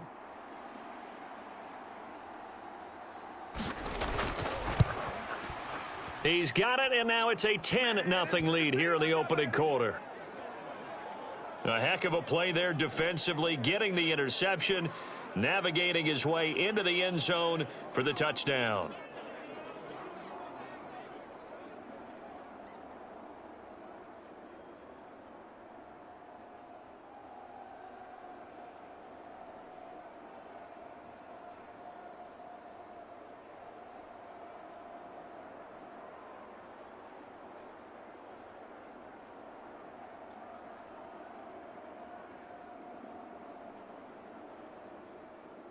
So an early 10-0 lead for them now as they kick it away.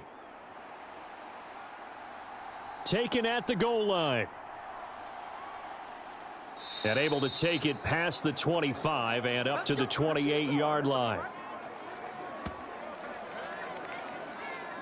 So back onto the field come the Pats for their second drive. Now remember, they were just out here a moment ago through the pick six, so we'll see if they can take better care of the football this go-around. And sometimes, partner, I think it's almost better that you just throw the pick six and you come right back out on the field. You're not over on the sidelines dwelling for it for very long. You're not hearing everyone say, oh, hey, you'll get them next time. Hey, don't worry about it. All that stuff just goes right out the window. You're right back out on the field with a chance to atone. Panther 60, Panther 60. Check back, check back. 46 to Mike, 46. Watch, go. There's Zappi trying to forget that pick six on the last drive. And give him 6 yards here as he stopped near the 35 at the 34. Good throw there to start the second possession. Maybe help erase the memory of the interception he threw first possession. Yeah, I think a lot of the time now there's a communication between the head coach, offensive coordinator, quarterback's coach. All right, we got to get him settled. It's not easy after you've thrown a pick six. You might want to just run the football, but I think in most cases you want to give him easy throws that he's comfortable with to get him going again. And it's not necessarily just throwing one or 2 yards. What throws does he like to make? Give him a couple of those and get him going. Definitely looked like one he was comfortable with on the last throw. Well, that's all about doing the dirty work right there defensively. Second and short yardage, that's all about plugging those gaps, not giving a running back a crease to run through, and has a nice job to hold him just a couple and force a third down. Pass taken in by his big tight end. And he's going to be out of bounds, but not before he takes it inside the 40. 27 yards there on a very nice third down conversion. Normally on third down and short yardage, you're thinking to throw to your tight end. It's just going to be a simple chain mover. But this time they let him roam down the field.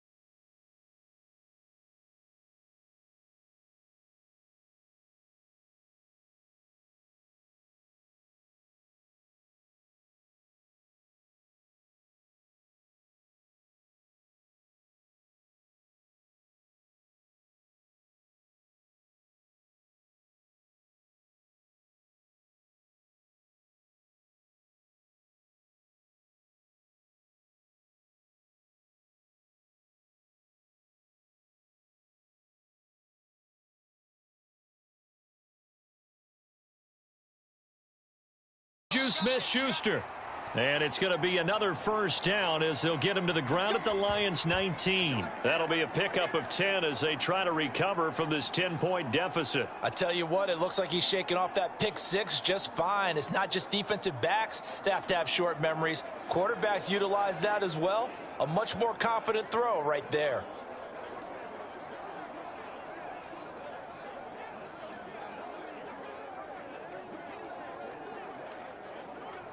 So here's a 1st and 10 now down inside the 20. Straight ahead at Stevenson. And he is met at the line of scrimmage, and he goes down right there. Officially no gain on the play, and it's 2nd down. And as a defensive end, getting off the ball quickly, swarming to the football, making a tackle, that's what we saw right there. Yeah, and that's what their job is. And really, a lot of the time, they have to throttle back a little bit in the run game because you know those defensive ends, they're like in a sprinter stance. They're just headed straight for the quarterback. That was good recognition on that play to hold him to no gain. And he's brought down. That good for 19 and a 1st down. Well, they came into this game saying it was important that they set the tone and show that they can run the football. I believe that they've done that here in the 1st quarter.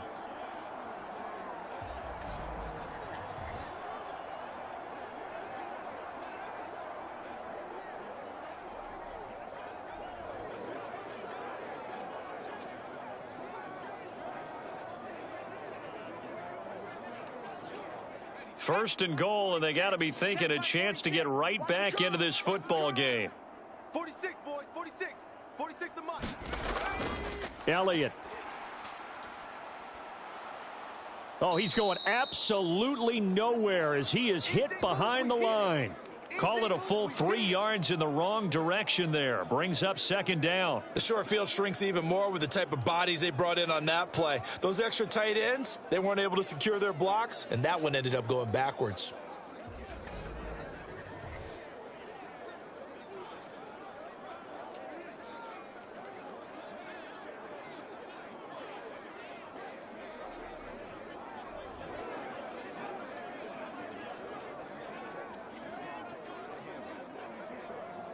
So they're backed up to the 3-yard line, 2nd and goal.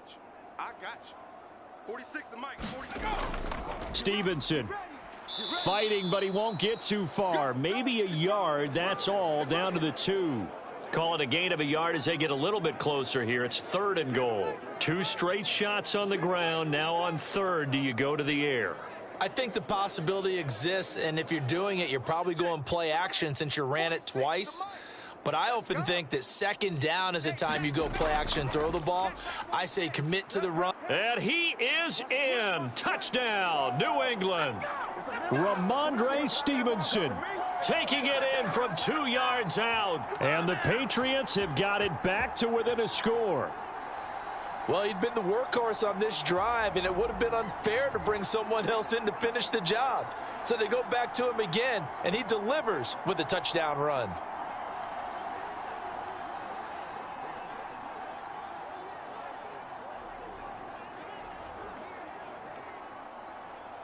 Chad Ryland now to add the PAT.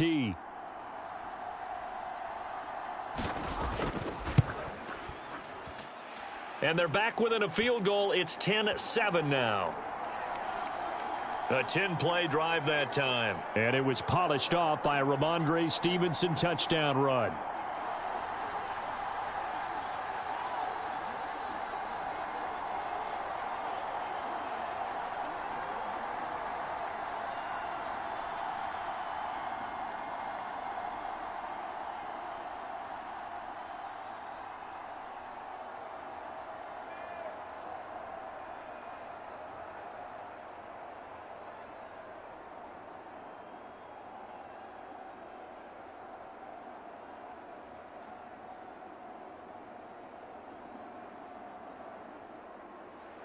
Back out is the kicker, Ryland, and he'll send this one away.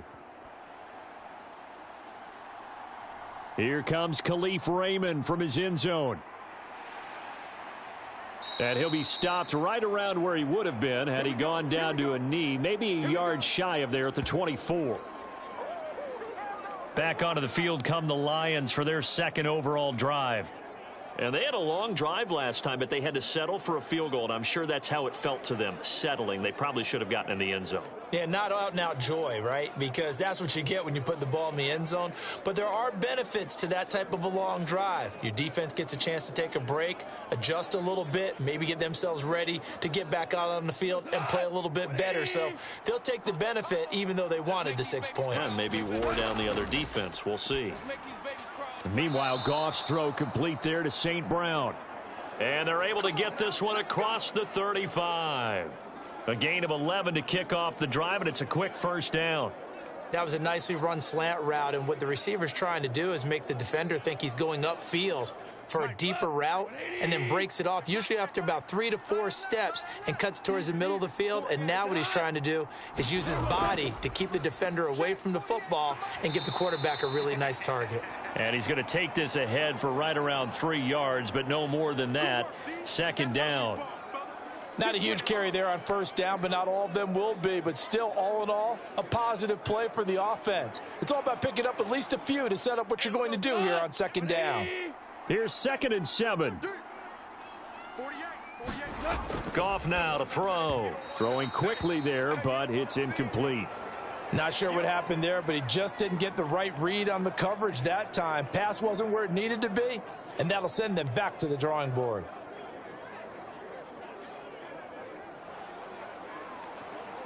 They head to the line facing a 3rd and 7 following the incompletion on second down.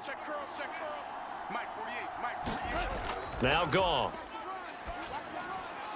Try to get it to Williams, but it's intercepted. Picked off by Christian Gonzalez. Inside the 10. And he is not quite going to make it all the way in. They'll mark him down right about the 1-yard line. Well, we saw plenty of that during his much-heralded college career. He parlayed that into becoming a first-round selection, and now here he is making interceptions in the National Football League. And this is a guy that has all the physical tools, but the thing that sets him apart is what he's got between his ears. And that's the sixth sense for knowing where the football is going. Just an excellent play there to create the turnover.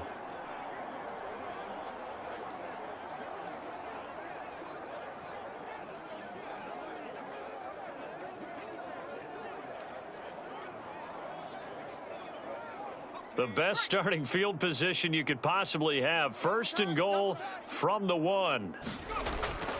Now Elliott. And he's in. Touchdown, Patriots. Zeke Elliott able to find his way in from a yard out. And the Patriots have taken the lead. They go I formation. Fullback leads the way for the touchdown. Sort of a lost art, isn't it? It really is, but sometimes when you're able to bring it back and use it against other teams, they're not prepared for it. They haven't seen it in a while, and now you gain an advantage, and we just saw that advantage result in a touchdown.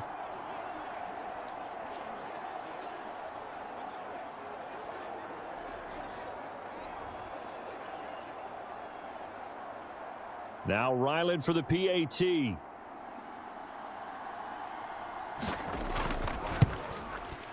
And that makes it 14-10. Well, they got the ball in great field position. One play later, boom, end zone.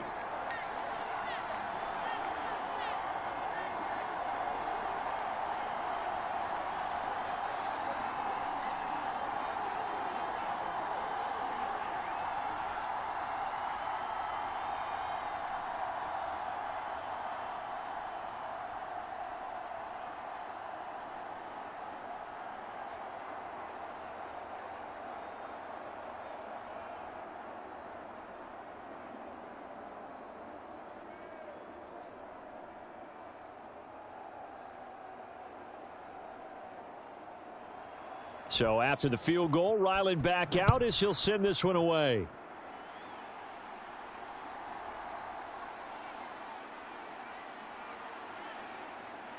And a good return, able to get out across the 35 to the 36. And Detroit getting set to go now. And we'll see if they can bounce back from that last drive, in particular, if they can bounce back at the quarterback position, Charles, after throwing their first interception of the ball game. Yeah, and some guys, you know they're going to want to try and get a big play right away and take control back. Others, they're going to look to hit a couple shorter passes and get a little momentum back that way. But for the defense, that goal's not changing a bit. They want another pick. You're exactly right about that. In fact, you've got to watch them a little bit because in coverage, they may cut down their gaps a little bit, maybe their splits a little bit in order to try and get to the ball even faster. Goff's throw into the hands of Reynolds here. And he'll be out of bounds after getting this one across the 40. That'll give him 8 that time, and that'll bring up a second down in just a couple.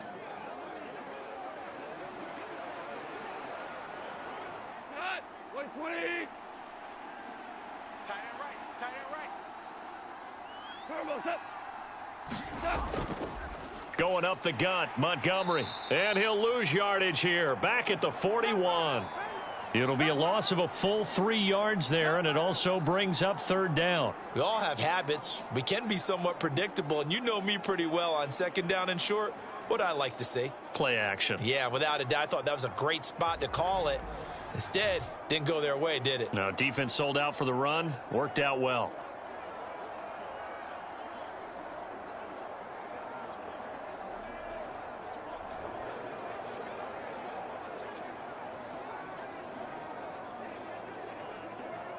Third and 5.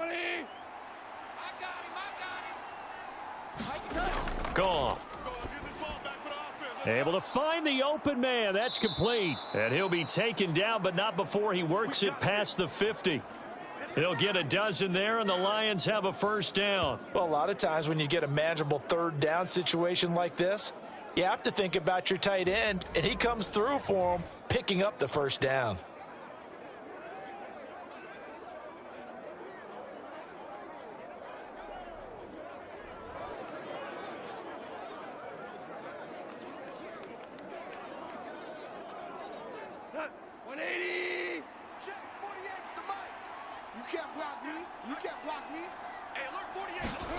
On first and 10, Goff. Throw left side, caught by Laporta. And a 5-yard gain gets him to the 42. He's a rookie, and you don't want to get hung up on the word potential. But when you see him make catches like that, you keep thinking to yourself, he's good now. He's got a chance to be great with plenty of work. Now second and 5.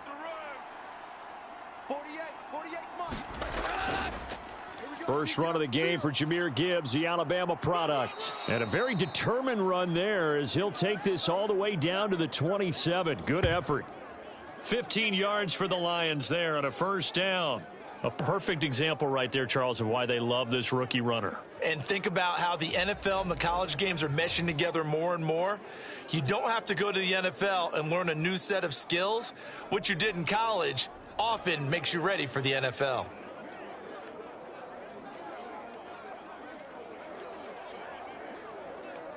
Under a minute to go, clock running, and a back-and-forth first quarter of play. Goff on first down. And a dangerous throw there, incomplete. He threw that into coverage. It was nearly intercepted. Well, nearly another interception there. That would have been 2 drives in a row with a pick. He's got to start taking care of the ball way better than what we're seeing. Interestingly, that throw was probably worse than the one he threw the interception on last drive, but fell incomplete. On second down, Montgomery. And he'll go down right on the edge of the red zone following a pickup of about 7 or 8. And that was a really nice run there to bring up third and short. After the incompletion on first down, it's awfully nice to have a running back that you can hand it to and put you back in a good situation. The 8th play of the drive coming up. It's 3rd and 3. They'll run it. Here's Montgomery. And he's going to have a first down here as he gets this one to the 17-yard line.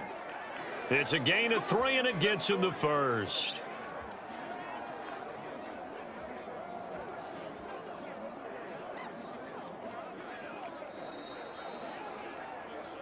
An entertaining start to this one. More to come on EA Sports.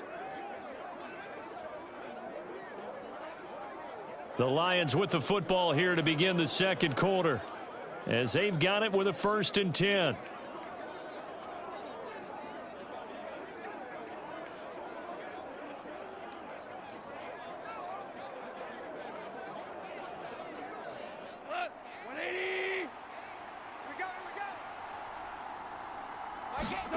To throw is Goff.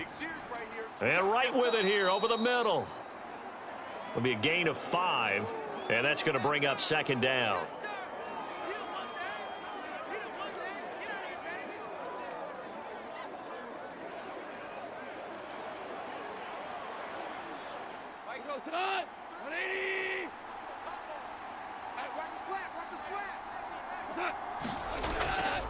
Up the middle, it's Montgomery.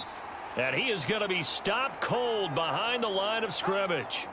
He'll wind up losing 3. And now it's third down. That's a play to take note of there for the defense, I think, in the future. If you're going to try and block him, maybe you get a guard to help double team him and try and steer him out of the play.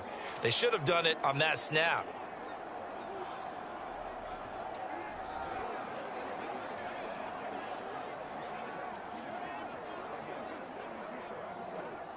In search of 8 yards on third down. They've already converted 2 of these on this drive, 2 for 2. Goff. Throw left side to Reynolds. And they're going to mark him down short, maybe by about a yard, if that.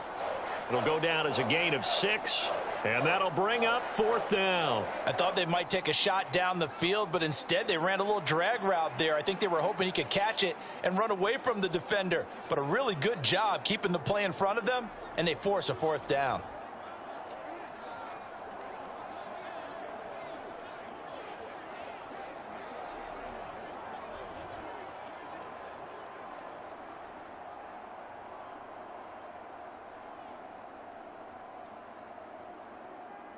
Here's Michael Badgley ready for the field goal try.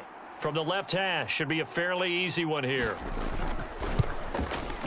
Badgley's kick is good. And the lead is down to 1 now at 14-13.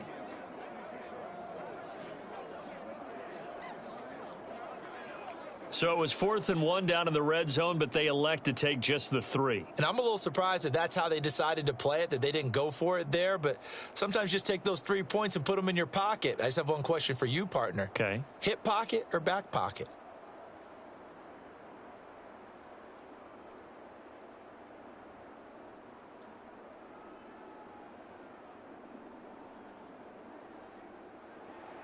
Here are the Lions now as they line up and kick this one away.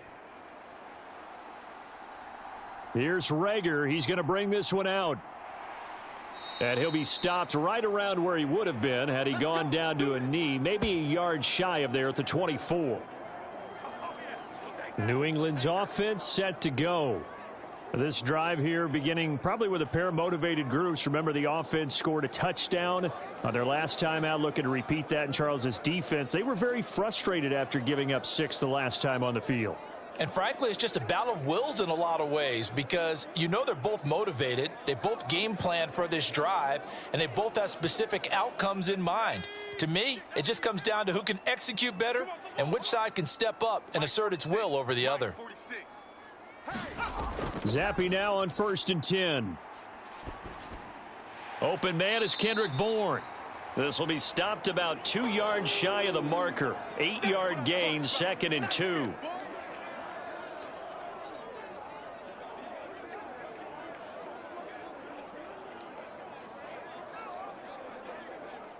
Two minutes gone by, second quarter. A give for Stevenson. A give for Stevenson, running right.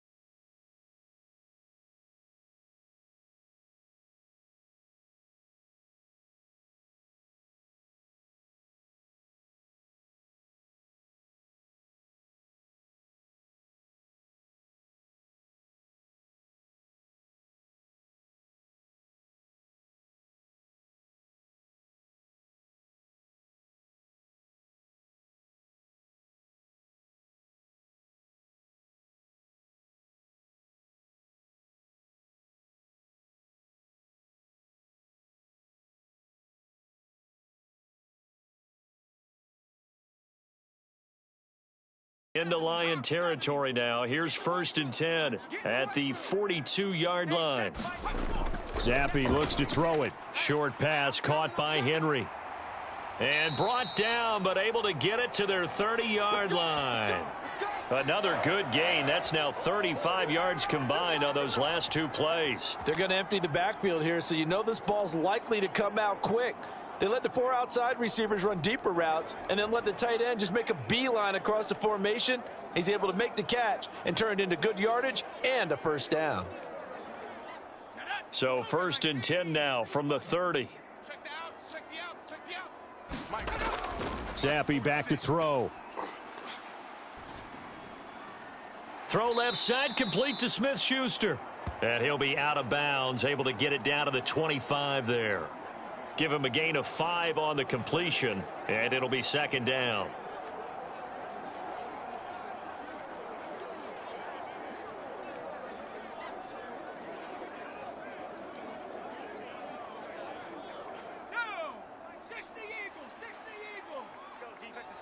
Defense. 57 for Michael. They'll try the right side with Elliott. And he'll get it down this time to the 17. That one a 1st down pickup of 8. We both know it's difficult, but they've made it look effortless out there. Through the air, on the ground, they've moved the ball with relative ease.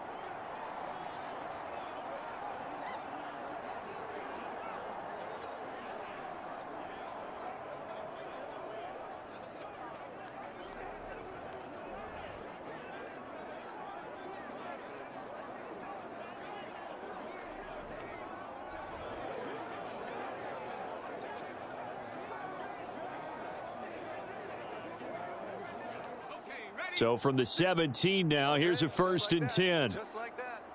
46 to Michael. And they'll run the toss here with Stevenson. And he's going to be met at the line of scrimmage and taken down. Call it no gain on the play, and it'll be 2nd down. He did have the touchdown run earlier, but not a heck of a lot more than that throughout this game. No, not at all. In fact, I would say that this defense has done as good of a job on him as they have on any runner in recent memory. Here's 2nd and 10. Don't let him breathe. Don't let him breathe. Again, it's Stevenson. And this time he won't even make it back to the line of scrimmage as they stop him in his tracks. They wind up losing a couple there, so they go behind the original line of scrimmage, and now 3rd and 11 coming up. With his size, he's a tough man to bring down, but they do a nice job there stopping his progress and not allowing him to get back to the line of scrimmage.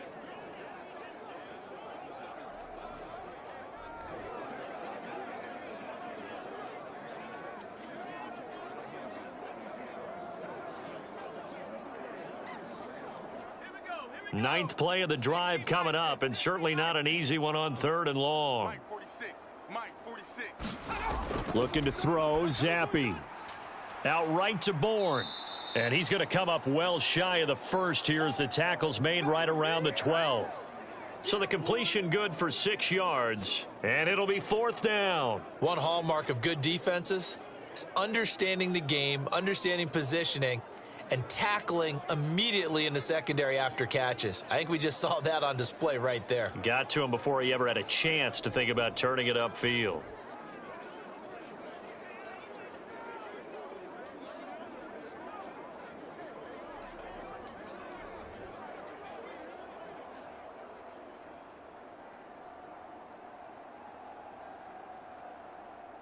Here's Chad Ryland now on for the field goal.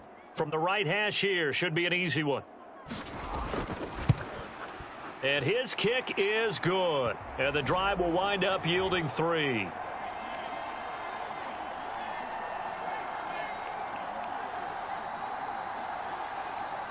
So a nice kick there as they add 3 to the lead.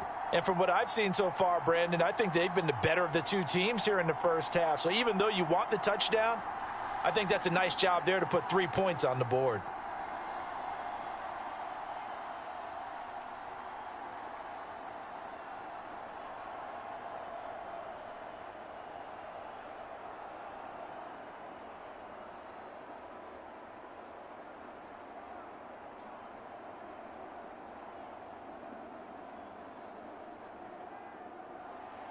Ryland now following the touchdown, back out to kick it away.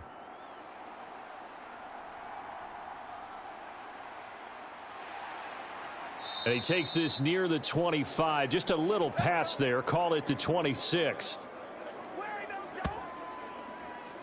So out now come the Lions. And last time able to get 3. It's not what they wanted. They wanted 6, but they got at least something. They mustered something out of the drive. They'll take it.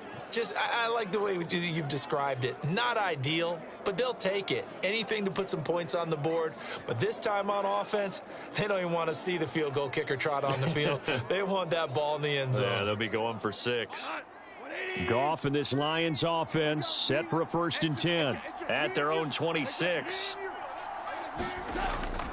He'll begin by dropping it off to Montgomery. And the running lane's non-existent in this first half as they'll stop him behind the line. It was Matt Judon that time who worked his way in to blow that play up. I have a feeling they'll stay committed to running the football, especially on the early downs. They just haven't had a whole lot of success just yet.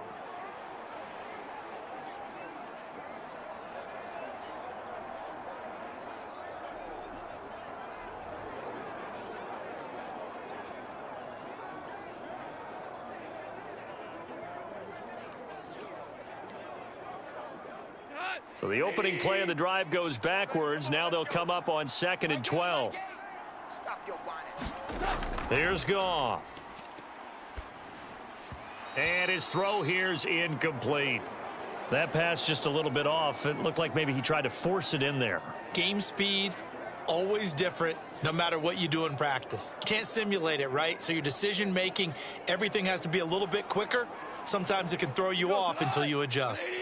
New England on 3rd down. They've hit it 50%, 3 of 6 to this point. This is 3rd down and 12. The Pats are going to get there. Down he goes. Devon Godshaw getting in there and dropping him.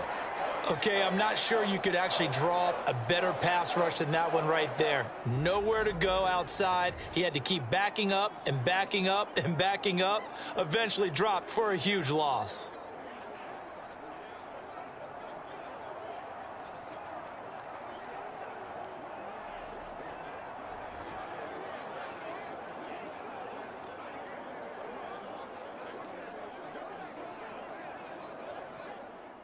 Jack Fox out to punt here on 4th down. Back deep for New England is Marcus Jones.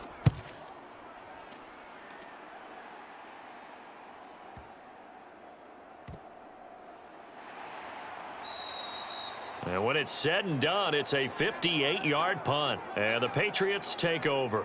New England trying to get a place on offense. And a methodical drive last time, but they couldn't get that knockout blow. They had to settle for 3. But you got to like what they've been doing along the way, right? It's almost like the body blows, the setup punch.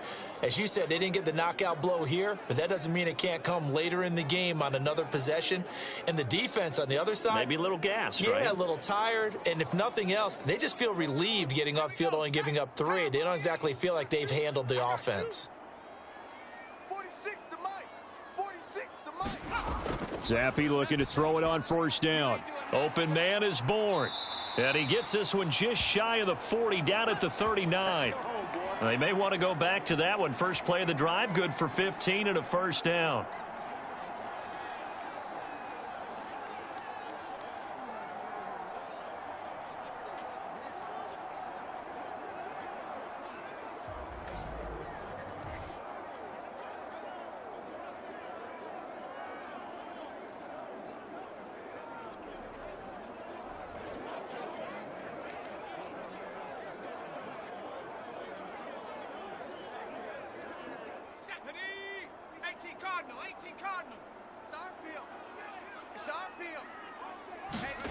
Now Zappi.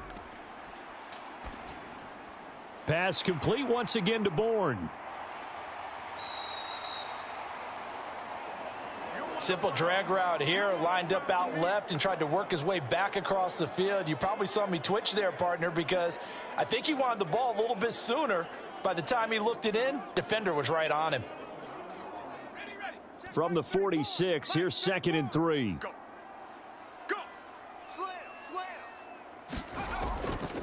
Up the middle, here's Stevenson. And he'll be brought down at the 45-yard line. 9 yards to pick up there, and it's a first down. And that's a nice pickup of a first down on that second down run. And at that yardage gained, they can run that play on any down.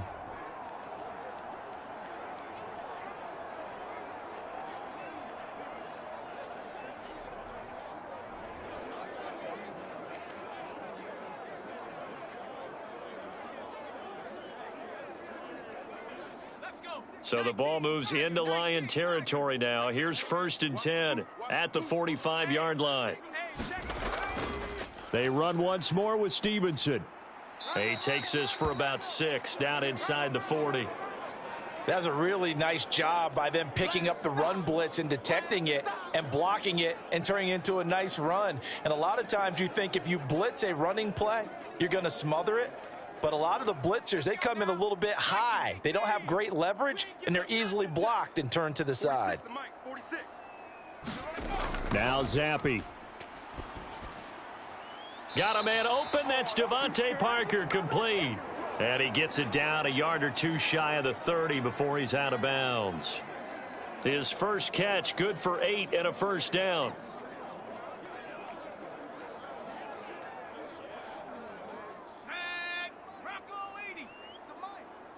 Push him back.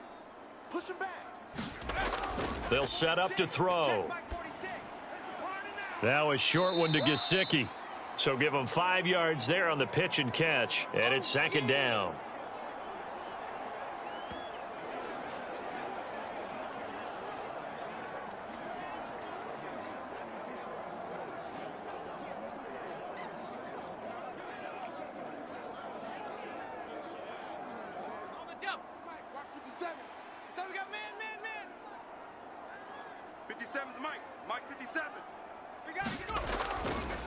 On the handoff, Stevenson. And not much of a hole there as he gets it down to about the 24-yard line.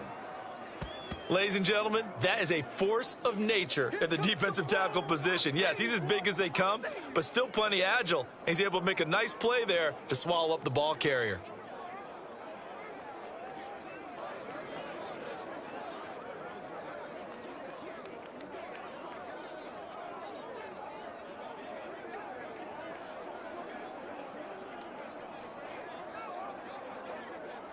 The 8th play of the drive coming up. It's 3rd and 3. They'll try and run for the first with Stevenson. And they'll bring him down at the 18-yard line. 54 yards rushing for him now as he's carried it 13 times. We all love to have a home run hitter in the backfield. Guy who can take it the distance. But in short yardage, trying to pick up first downs, that big guy, always a nice luxury to have, isn't he?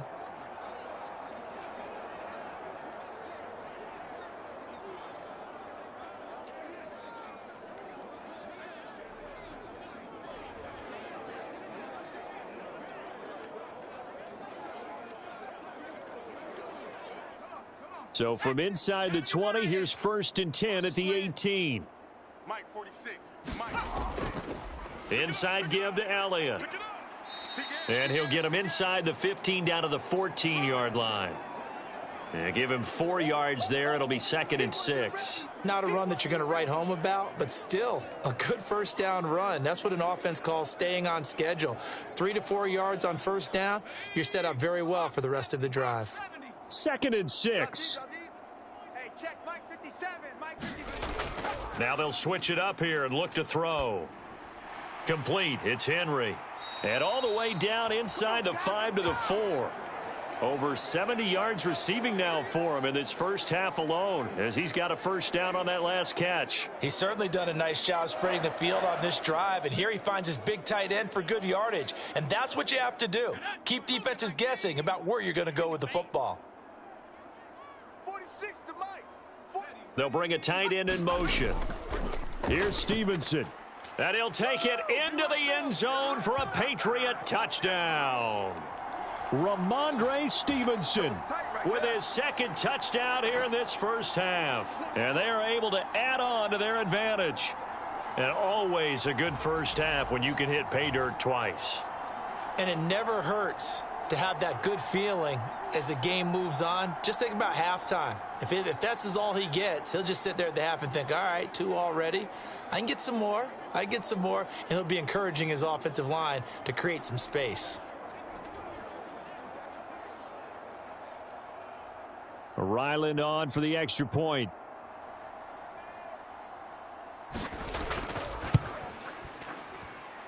And that one pushes the lead up to 11. A pretty long drive that time. 11 plays all told. And it was polished off by a Ramondre Stevenson touchdown run.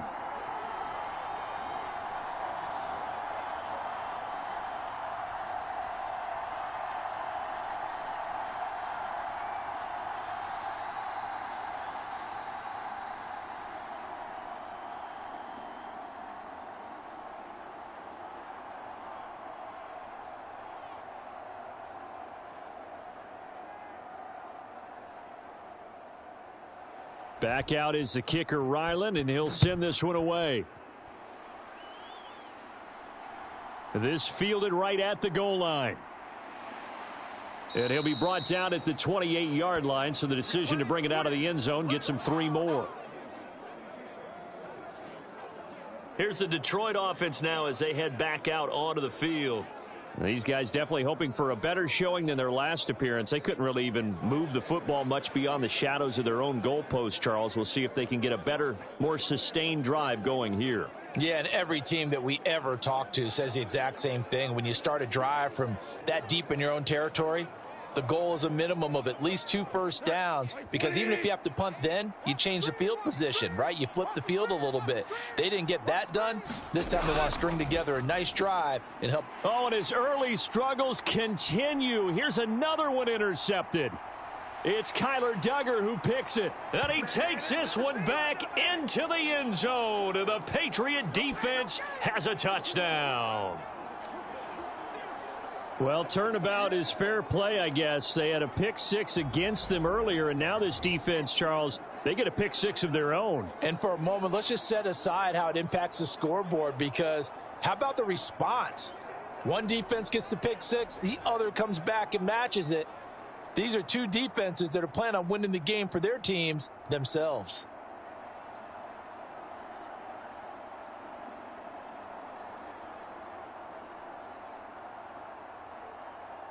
Now Ryland for the PAT.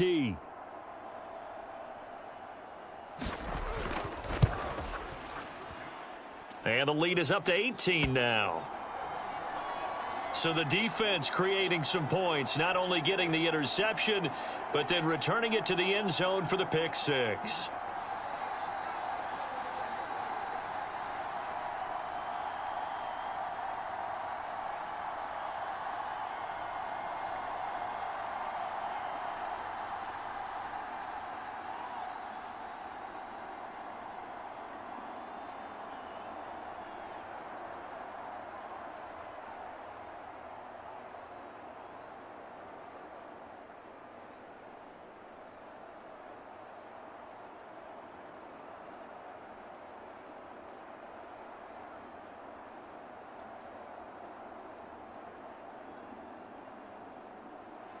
So they throw the pick 6. They'll get another shot at it now as this one's in the air. Here's Raymond bringing it out. And up to about the 26-yard line, just across the 25.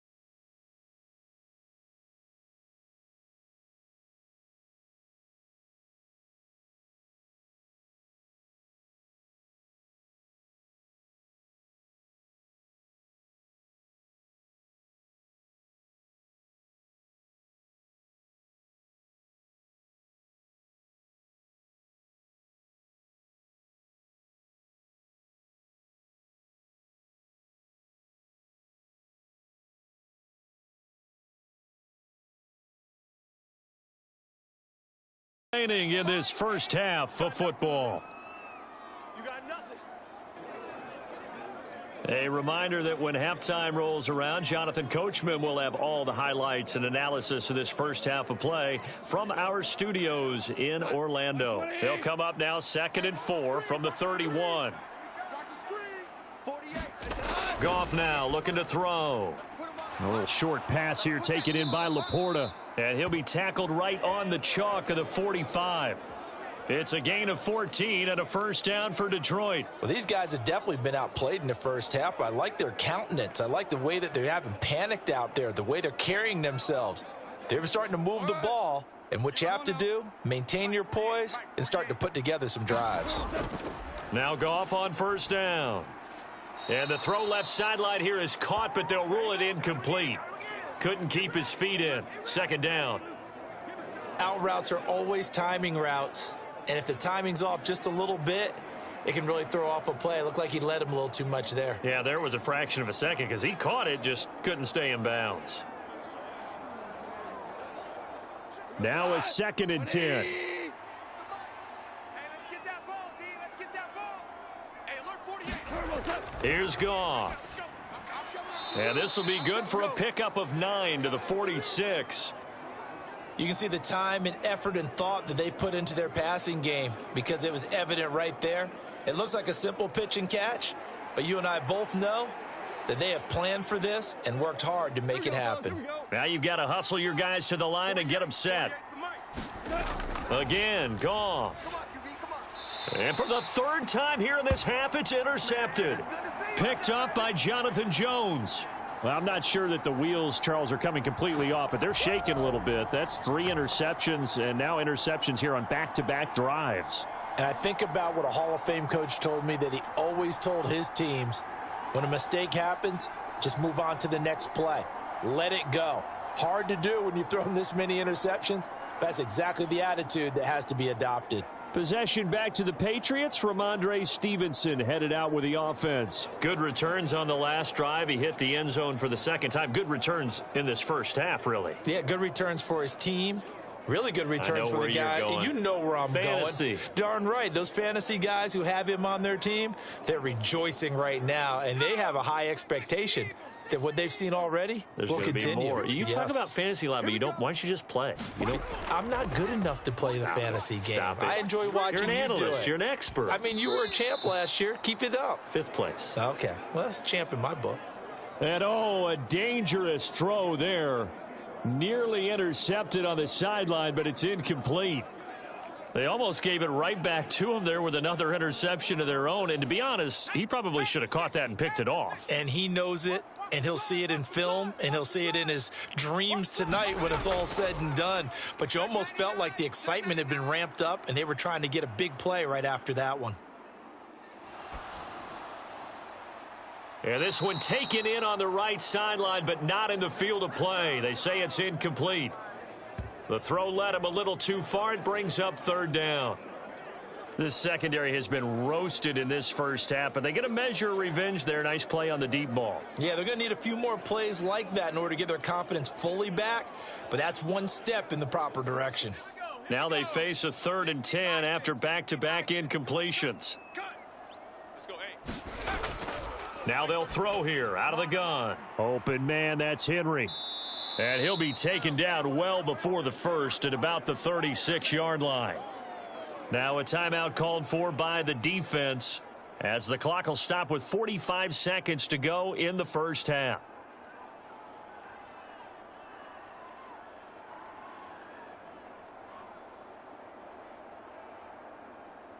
So on 4th down, here's Bryce Behringer on to punt for the Patriots. Back deep, Khalif Raymond.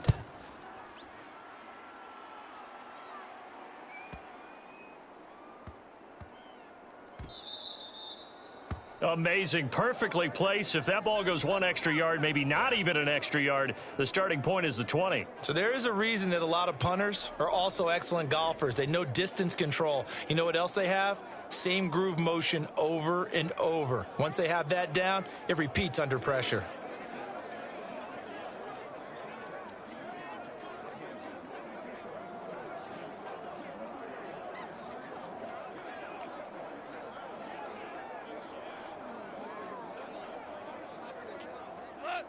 20.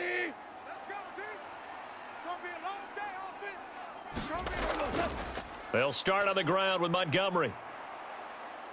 And he gets it up to the 10-yard line here. On any explosive run, you can almost feel the ground shaking, and that's from the offensive linemen creating space for their runners. I had an old coach tell me before, they always told his runners, run around the offensive line in pregame. Get used to the ground shaking so you don't trip and fall when it happens in a game. The final shot before break here. Goff Setting up the screen. This is Gibbs. And he takes us beyond the 35 before going out of bounds. So we reach halftime in what's been a fairly one-sided game so far. As we'll get you down the coast to Orlando for Jonathan Coachman at our EA Sports Halftime Report. Coach. All right, Brandon, thanks very much. Welcome, everyone, to our brand new studios here in downtown Orlando in the EA Sports Halftime Report. We saw a solid first half from the Oklahoma man, Ramondre Stevenson. He had a nose for the end zone as he wound up with 2 touchdowns on the ground in those first 2 quarters. All right, Coach, thank you, and we welcome everyone back for quarter number 3.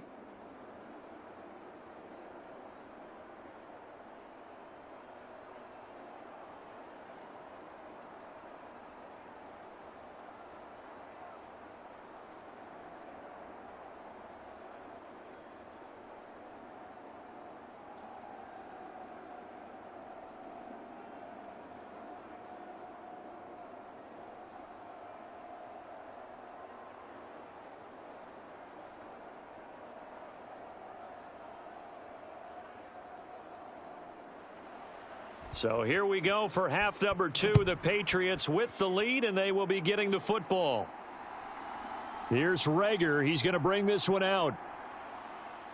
And he'll get it up past the 20 to about the 22.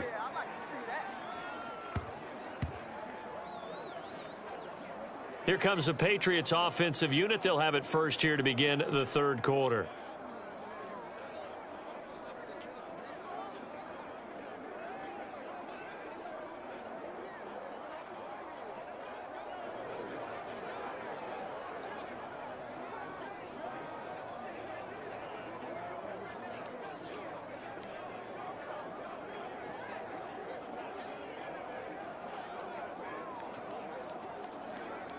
Zappi and the Patriots come up here, 1st and 10. At their own 22. They'll try and start this drive in the air. Short pass caught by Henry. And that's good for a pickup of 10 yards. And they'll be left with a 2nd and about a foot.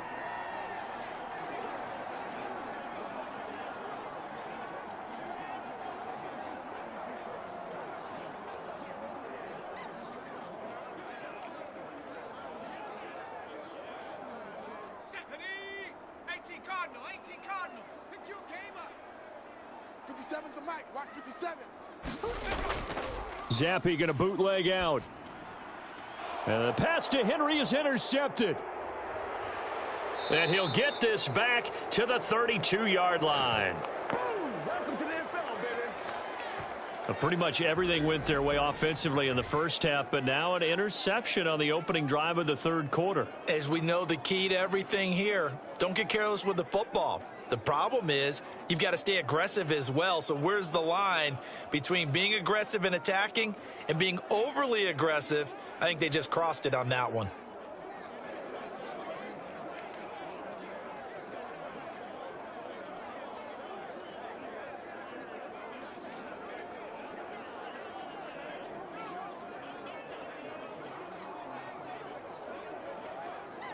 From the 32 now, here's 1st and 10. In your face. On 1st and 10, here's Gibbs. Oh, able to avoid him. And a hard-working run here as he's got it inside the 20, down to the 17.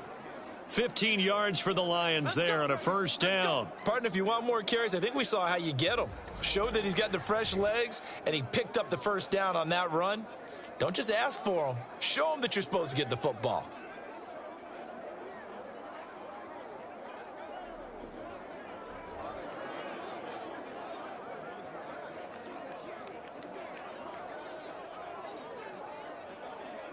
So from the 17 now, here's a 1st and 10. Now it's Goff. A quick throw there is incomplete. And those two just haven't been in sync thus far. They've done a nice job against him, but still, with his talent, you would expect them to have more completions to him in this game. An incomplete pass on 1st down. That leads to a 2nd and 10. Here's Goff. This to Laporta, right side. And they're going to lose some on this play. Being knocked back to the 18. It'll go as a loss of a yard, so now they deal with 3rd and 11. We'll put that one in the win column for the defense. Trying to contain tight ends in the passing game is so difficult nowadays, but they did in a big way there.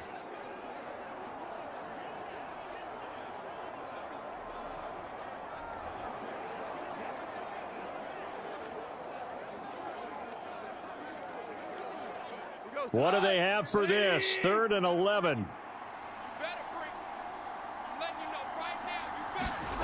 Goff now looks to throw. Nowhere to turn this time, and he goes down. Sacked back at the 29. Christian Barmore getting in there to drop him. Now that was a passer's nightmare. The front door totally shut down by the defense, so he kept going backwards, hoping to find another avenue of escape. It didn't exist.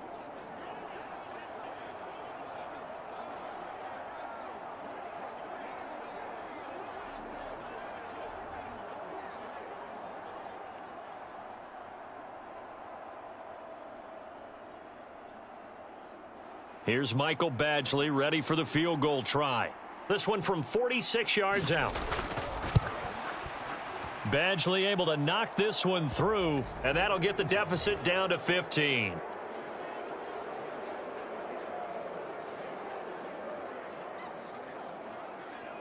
So they got the turnover started with great field position, but in the end, the defense able to hold firm, and they only get 3 out of it.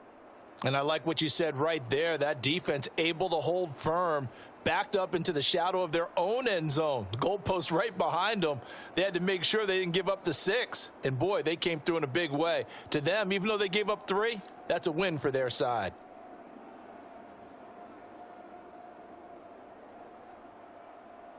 Here are the Lions now as they line up and kick this one away.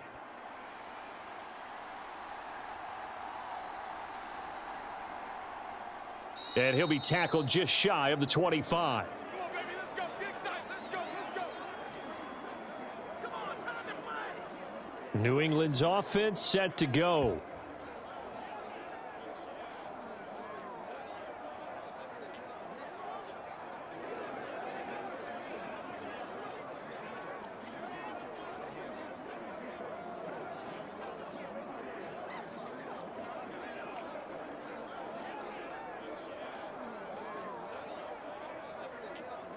Zappi and the Patriots come up here, 1st and 10. At their own 24. They'll come out throwing here to start the drive. Oh, Zappi has it knocked down. Oh, and one of the linemen on the other side has got it. When that ball popped free, we could hear it all the way up here. Those guys down on the field alerting everyone of the fumble. He's lucky that his offensive mates picked him up and jumped on it. Yeah, and you have to think to yourself, and I'm sure they've been echoing it on the sideline and into the huddle. Guys, we have the lead. Just take care of the football. Don't make it easier for them to start to make a comeback. So they keep the football, but now face 2nd and long. I got line. 46, boys, 46. And Zappi to throw.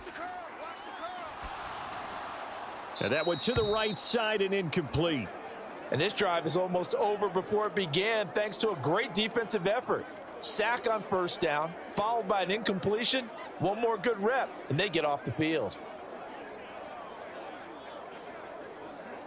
An incomplete pass on that last play, and that means they'll need to come up with something here on 3rd down. 46 to Mike, 46. Watch the run. Zappi.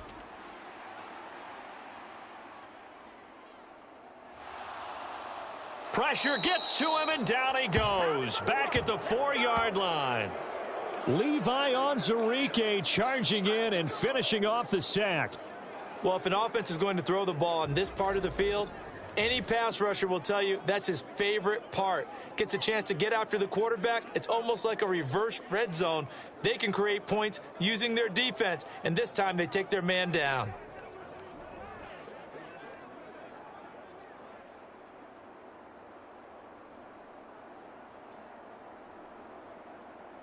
The Patriots send out their punter as the drive goes backwards, so he's on to punt it away. So a short drop, but he's able to get it out, and this is a good kick. A big kick that time, 52 yards. And the Lions will take over. And Detroit back in possession of the football.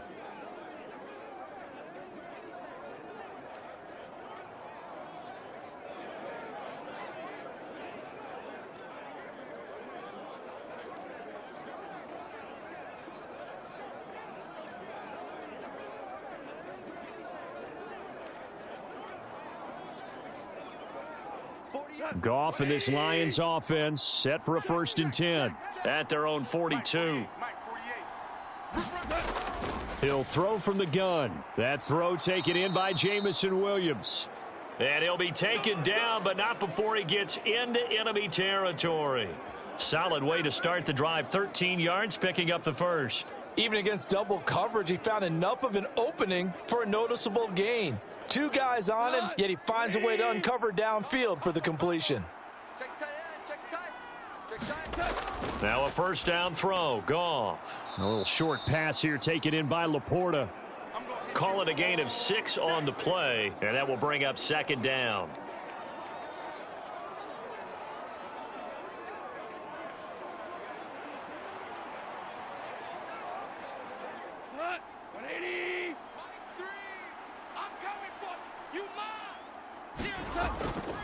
Going up the gut, Montgomery. And he's dropped just before the line to gain. 4-yard pickup leaves him with 3rd and 1. They just keep trying, but so far, finding no room for him to run. None whatsoever. In fact, you run the numbers. He's under 3 yards a carry at the moment. This offense in desperate need of a conversion as they come up on 3rd down. They'll keep pounding here with Montgomery. And he gets it to the 34. Good enough for the first. I liked his focus there because he wasn't thinking about breaking that one big. All he thought about was, I need 1. Let's go get that. Ended up picking up 2.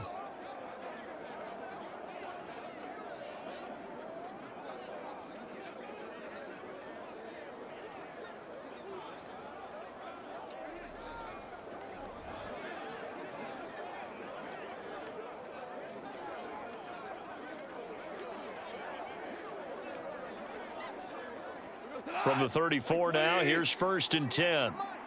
Ready? Hey, alert 48. Alert. Hey, we don't like the 48. Back to throw. Goff. That is caught. Josh Reynolds. Touchdown, Detroit. Josh Reynolds. 34 yards. And the Lions are able to make some inroads here to that deficit. All the receivers in the league are plenty good enough, otherwise they wouldn't make it in the NFL. But the ones that go to the Pro Bowl, they have refined.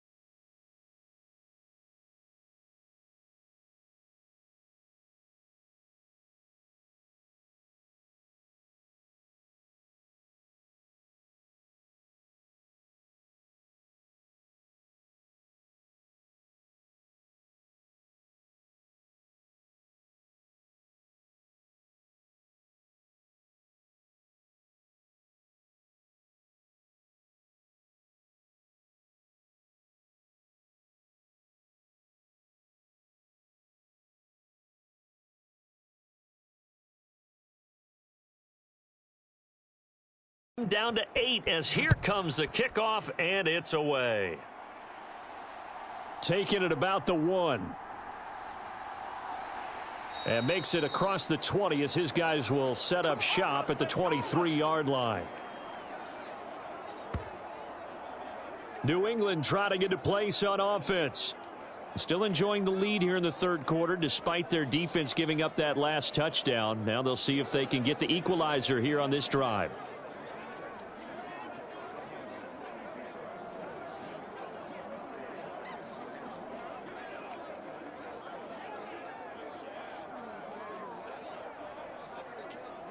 Zappe and the Patriots come up here, 1st and 10. At their own 23. He'll look to throw. And that'll be complete to Stevenson.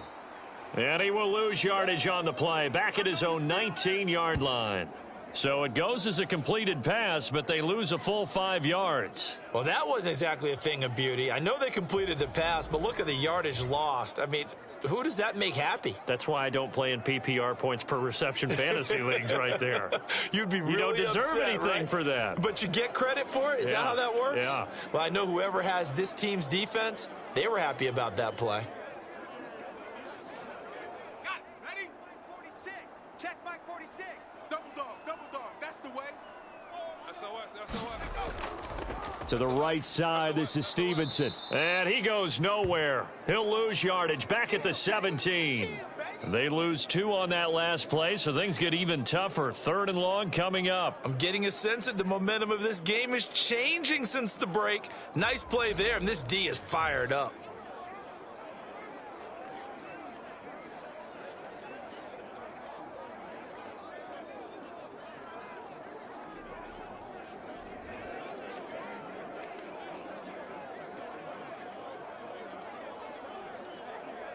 How to approach this. 3rd down and 16 yards to go.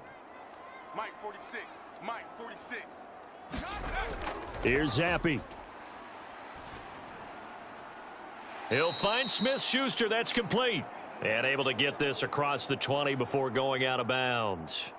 And that's good for a gain of 6. And that's going to make it 4th down.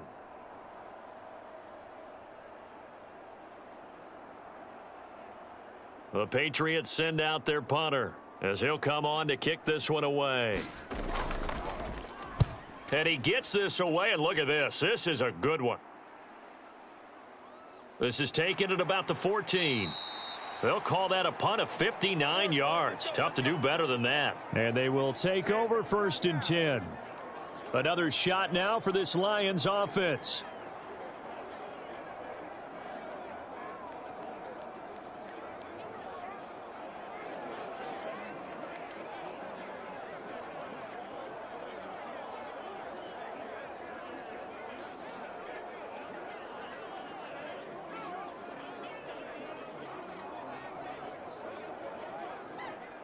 Goff and this Lions offense set for a 1st and 10. At their own 19-yard line. Off the play fake, he'll look to throw. That's to the tight end, Laporta.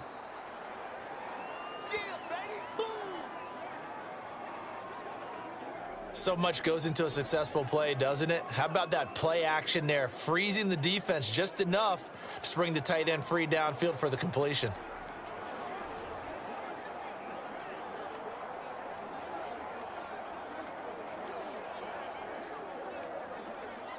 So not quite a 1st down just yet as they come up on 2nd and less than a yard. Running left, Montgomery. And this will wind up a Lions 1st down as he's got this up to the 35-yard line. They were not fooling around at all, were they? 2nd and short, and they brought out the heavy package. Almost felt like the super heavy package against that defense, didn't it? Yeah, I don't think they expected that much beef up front, and it turned into an easy 1st down conversion. Ball up to the 35 now as they come up on 1st and 10. Now Goff. A quick throw knocked away. It's incomplete. Quarterbacks work all the time on manipulating a defense with their eyes and their head movement. In this case, he just stared the receiver down. That allowed for excellent coverage, able to knock that one away. 2nd and 10.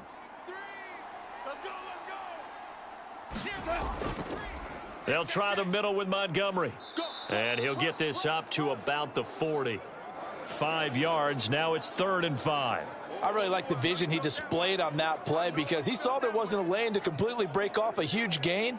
So he found where there was the most space and got what he could. A nice dirty run that's a positive play for the offense. They'll come up facing 3rd and 5. From the gun, here's Goff. He's going to get that to his running back out of the backfield. And he is going to have a Lions first down by about a yard as they find a way to convert there on 3rd down and 5. This is a nice job of just taking what the defense is going to give you on 3rd down. You're not looking for a big play downfield. You just want to find something that can get you past the marker. They found it and were able to keep the drive moving.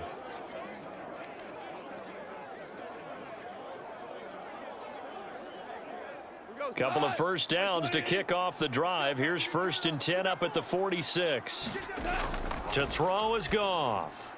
Throw right side, complete to Williams. And that's good for a pickup of 10 yards. And that'll leave him with a 2nd and just a few inches left.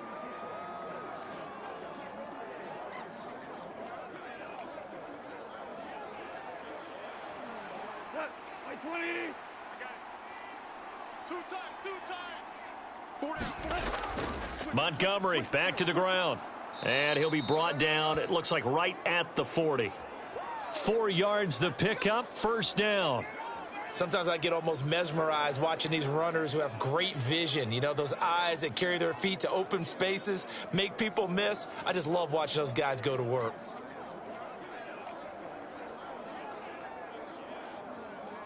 Come on, 180. Hey. My game. What's up? 1st down, they run again. Here's Montgomery.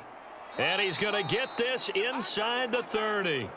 57 yards on the ground for him now as he's done that on 15 carries. We use the word relentless a lot with guys who are aggressive on the field. In this case, it really fits, doesn't it? How about his ability to break tackles and his feet never stop moving?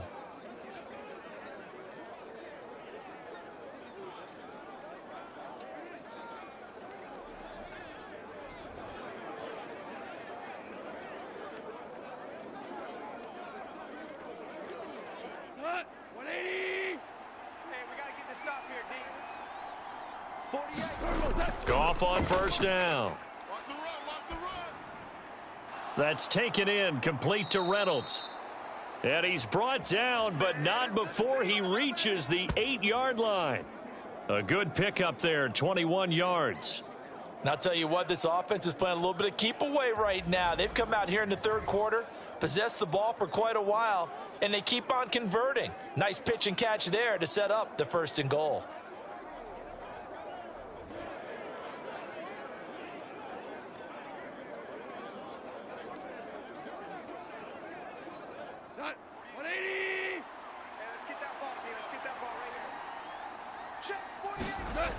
Goff. And that is incomplete here. His back has been a dependable safety valve all game, so he went back to him when his first read was covered. Just unable to connect, so the play results in no gain.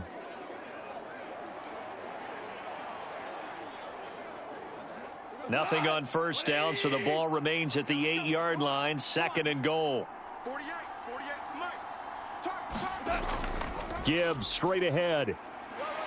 They'll get this halfway home from the 8 to the 4 on a gain of 4. When you look at the geography we're staring at, this part of the field, don't you always think of big backs carrying the football, bruisers trying to pound it in? Instead, we're looking at a little more of a scat back type, and he's trying to make it happen. Yeah, they went with the elusive, slippery guy. Couldn't get in there, though. Big play coming here. It's 3rd and goal. Mike 48. Silver. Goff now to throw. And that is caught. Touchdown, Detroit. Jared Goff to Amon-Ra St. Brown. And the Lions have cut the lead back down to 2. There was no going through the progressions on that touchdown pass. Yeah, nor was it necessary. His receiver won that route early, presented himself, no reason to wait. Go ahead and put it on him and score a touchdown.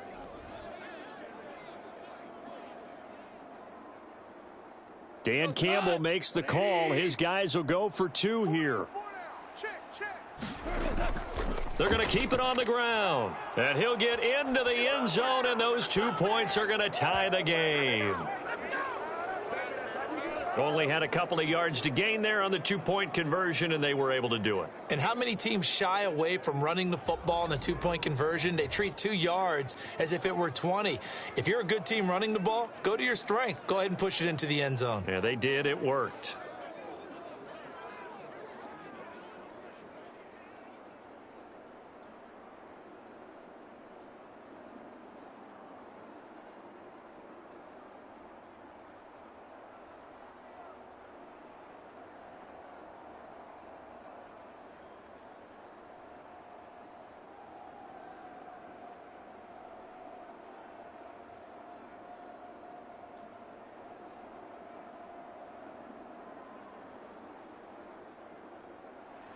So we're right back where we started, all even as the kick's away.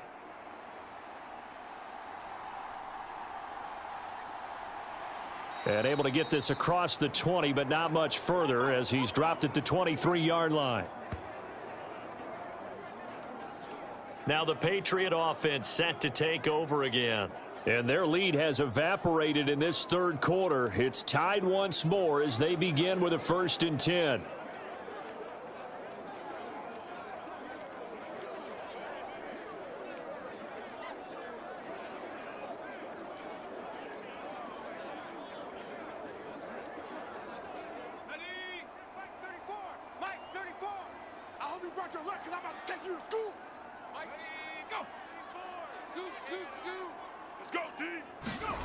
Zappi looks to throw it. Finding Bourne here over the middle. And he's got it past the 30 before he's hit and dropped. It'll be a gain of 10 to start the drive out, and by a few inches, that'll be a 1st down. This offensive game plan has just been sensational. I mean, when you think about all the different ways they've gotten their receivers open so far, it's really been impressive. Scheme, design, execution. So they'll come up 1st and 10 now from the 33. Out of the gun, they give it to Stevenson. And this defense able to plug him up there as he'll get a yard to the 35. Oh, there's plenty of traffic waiting for him up the middle. But give him credit, he tried barreling through anyway. They're fortunate to get a yard out of that one.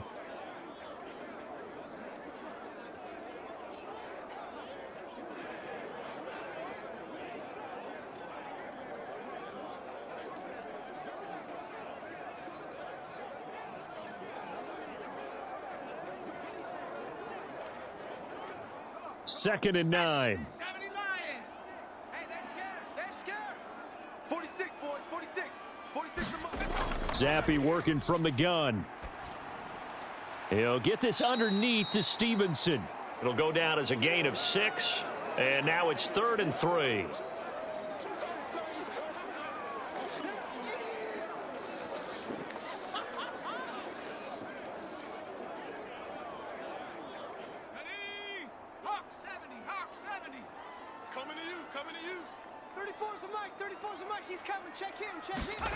Looking to throw, Zappi. He completes it to Henry. And he'll be taken down, but he does have 1st down yardage. Give him 7 yards on the play as they do pick up the 3rd down conversion. And that one was a lot of fun right there because that was the game within the game. 3rd and short, blitz was on. What's the key for the quarterback? Get out of your hands in a hurry. And that was a quick little completion. Got the job done for a 1st down.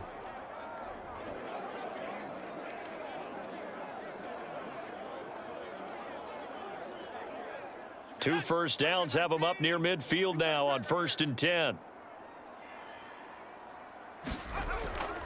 Stevenson now on 1st and 10. And they'll get him down after a pickup of 8, 2nd and 2. Okay, he didn't break that one all the way, but you got to know that he feels like he's right on the verge, and that's probably exactly what he's telling them in the huddle right now. From the 44-yard line, here's 2nd and a couple. Hey, we got 4. We got 4 down. Again, it's Stevenson. And he'll get it down on the play to the 37. 72 yards rushing for him now with a couple of touchdown runs to boot.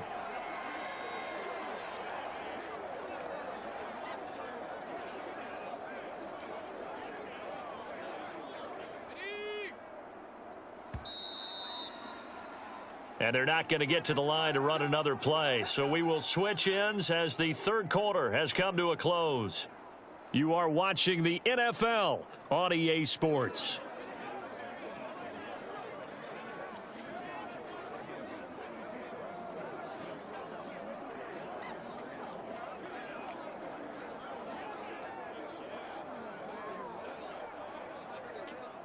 So signs of life in what's been a dormant offense in this second half. Here's 1st and 10. Zappi back to throw. Got the connection here to Bourne. And inside the 20 before he's brought down. The Patriot passing game is rolling. They've got another first down. They sure put the coverage guys in a stress on that one. They thought they were going deep. Ends up curling inside for a nice chunk of yardage.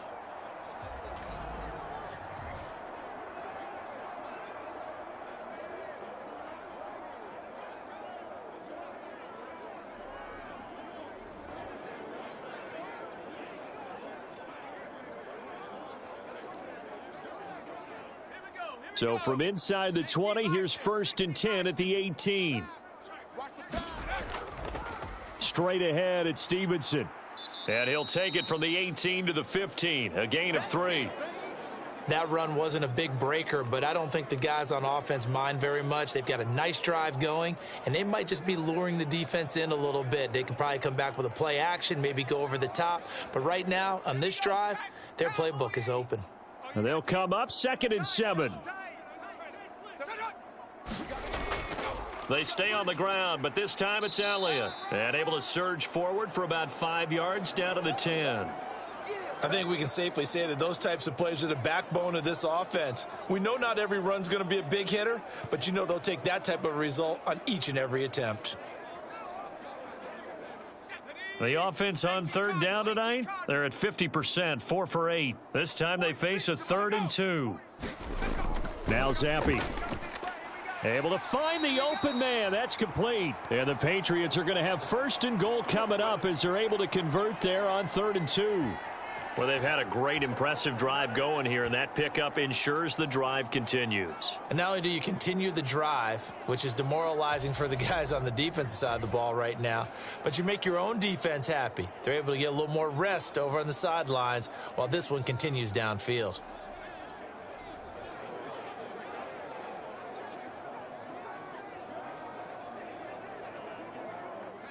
A field goal could get them the lead, but it might not be enough here as they come up on 1st and goal. Elliott is into the end zone for a Patriot touchdown. Yeah, we dominate today. And this is a time of game where offensive lines can really dictate a team's fortunes. It's been a tough battle. They've been out there for a long time. But this was a question of who can wear down who. And that's excellent work to put a long drive together and finish it with the touchdown run to take the lead.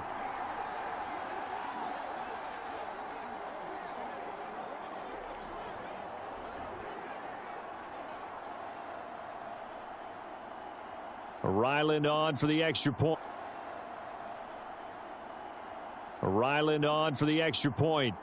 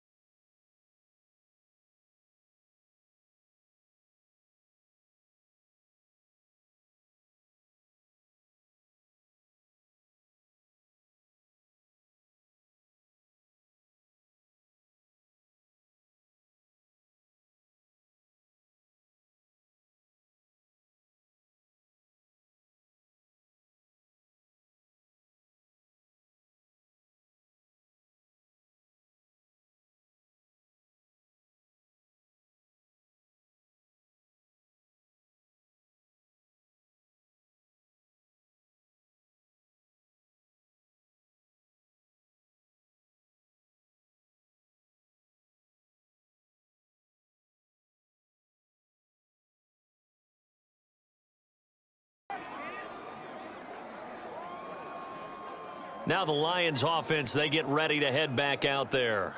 And now after the touchdown a moment ago, they work from behind in a 7-point game in this fourth quarter. Plenty of time on the clock.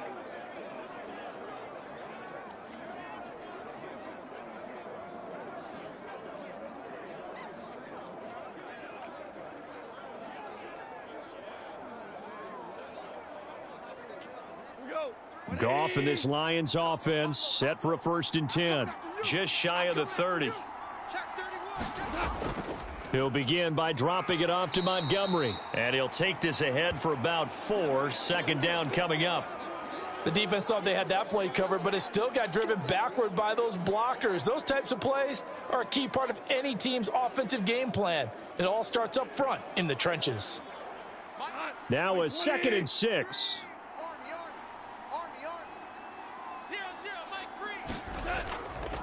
Again, they'll go ground with Montgomery. Not much there. Maybe a couple up to the 35. In order to play really good run defense when you're playing a 3-4, those 3 guys up front, the nose tackle and the guys they call the defensive ends, they're usually big people because they're going to have to eat up a lot of blockers because it's usually 5-on-3. And when they do their job well, guys who play on the inside, those inside linebackers, they're able to just roam and hit. He's got his target. That's complete. And he is going to have a Lions 1st down as they're able to get the 3rd down conversion. I like the design that we're seeing right there. This is what they need. Down by a touchdown here in the 4th. They just need to keep working their way downfield. And when they see openings, take their shots.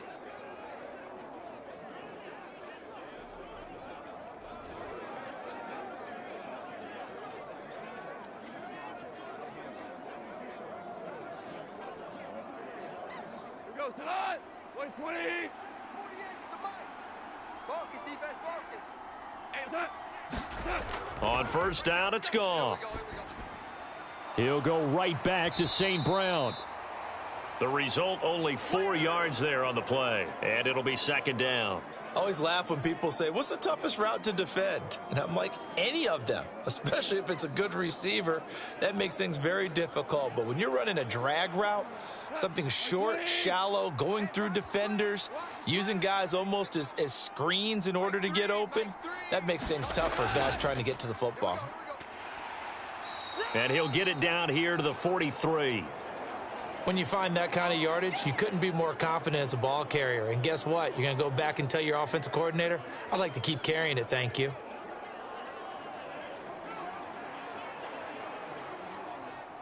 They'll come to the line, needing only 2 yards to gain the 1st here. 48, And they'll send the tight end in motion. They'll run it. Here's Montgomery. And good space to operate there as he takes this down inside the 35-yard line. 77 yards on the ground so far for Montgomery. It's a 1st down. Brandon, unfortunately, I've been here before. They've had 2 opportunities to stop them, so this is demoralizing. They haven't gotten it done.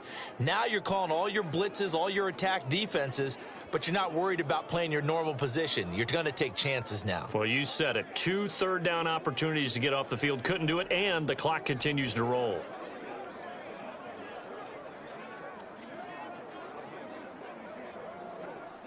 The drive continues as they search for a tying touchdown. Here's 1st and 10.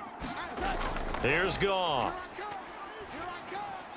That's into the hands of Reynolds. And he's taken down, but not before reaching the 10-yard line. Call that a very strong gain of 24. Well, coaches always talk about finding balance on offense. I don't think you can get much more balance than this. Big-time run.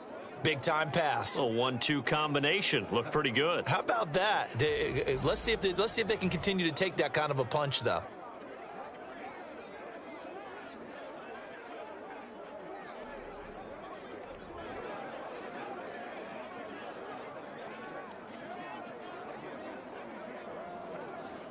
A looming decision to make on the conversion, down 7, but first things first, they need to score as they come up on 1st and goal. Goff now looking to throw, and it's caught. A gain of 9 there, sets up 2nd and goal. Easy work. It's coming again.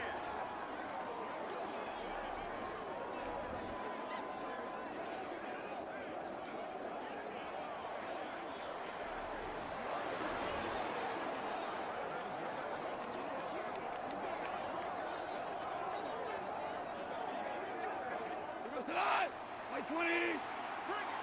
Bring it. My game. Turbo touch. Montgomery is going backwards here. Now they come in and drop him all the way back at the 4-yard line. It's a loss of 2, now 3rd down. Not only was that a terrific play, but that loss of yardage they created this close to their own goal line, that gives them a little breathing room now as they move them back. And they're breathing fire a little bit right now, aren't they? A lot of confidence being shown by them at this point of the game.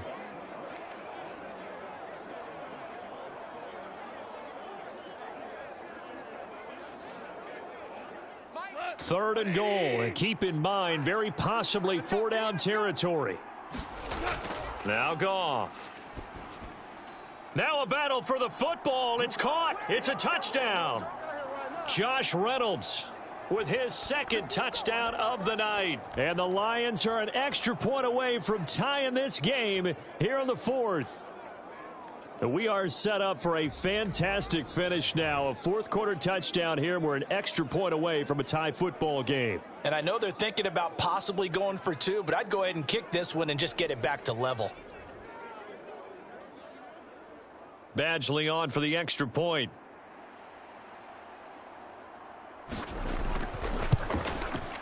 And we are tied here in the 4th quarter. So that one a pretty time-consuming 10-play drive. And the end result, a Detroit touchdown.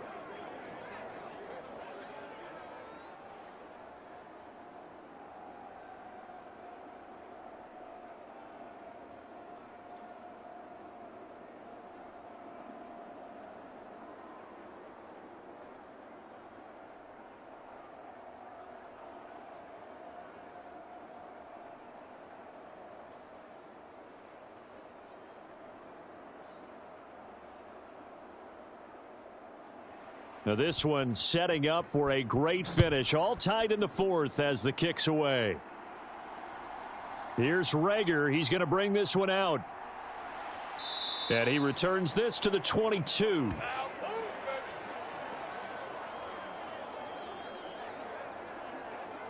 And now out come the Patriots. Well, they just gave up the score to tie it. That's the bad news. The good news, plenty of time in this 4th quarter to try to grab that lead back.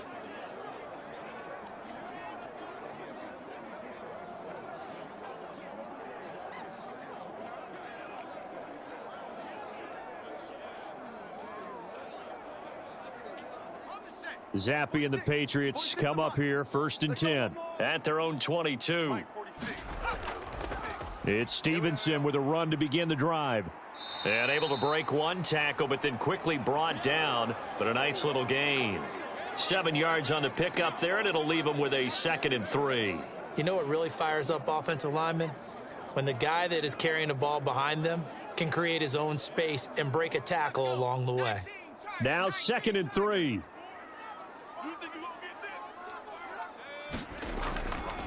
A handoff left, Elliott. And they take him down, losing yardage back at the 27. It'll be a loss of a couple on the play, so now 3rd down coming up. I like the strategy. Extra tight ends, extra beef. They want to run the football, but that means they probably want to run it inside. If you get strung out on the perimeter, you're in peril. Yeah, we saw the result, negative yardage.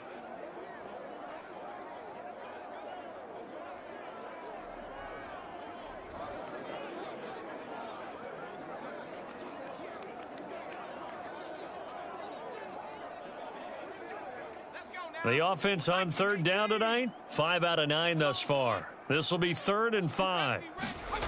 Now Zappe. That is caught. And he will have a Patriots 1st down as they're able to get the 3rd down conversion. Well, this is where reading defenses and practice time comes into play. You've got to know what you're running versus zone versus man and how to run the proper route. And they just executed that one pretty well.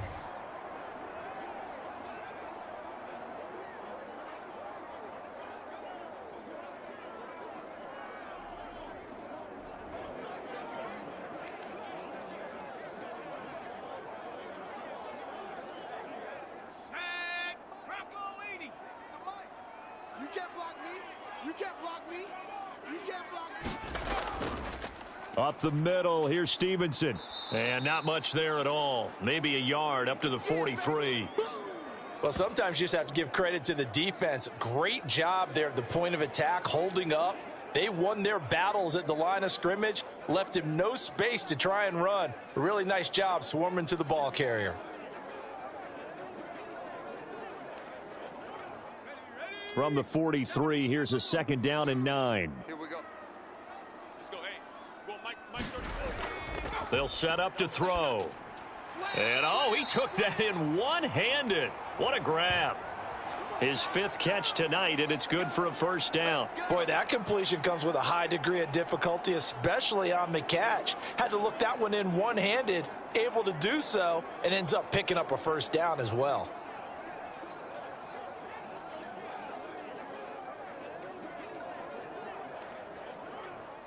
So the ball moves into Lion territory now. Here's 1st and 10 at the 46. Back to throw here. Watch the pass. Open man is born. And the result here, a pickup of 8. Leaves him with 2 to go on 2nd down. That's what I'm talking about. Nice hit, boy.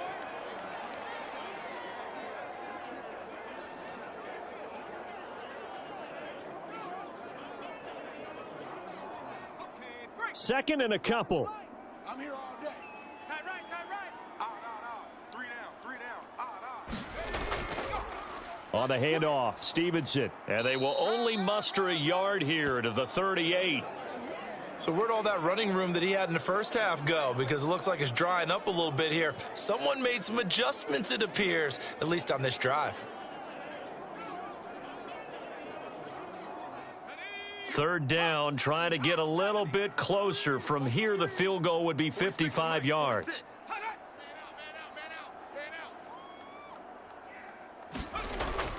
Looking to throw.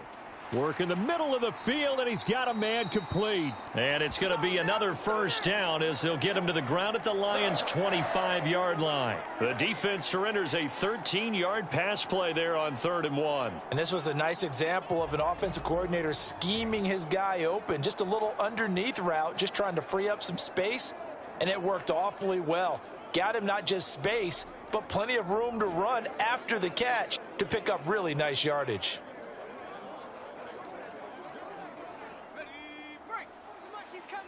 Check him. All day, baby. All day, baby. 1st and 10, Zappi. Pass complete once again to Bourne. And he gets it inside the 10 to the 9. Give him back-to-back catches now. That one for 16 and another 1st down. I can't help but chuckle a little bit because at this point, it can't be a surprise to anyone in the building who's going to get the ball. They just keep feeding him over and over, and he just keeps on delivering.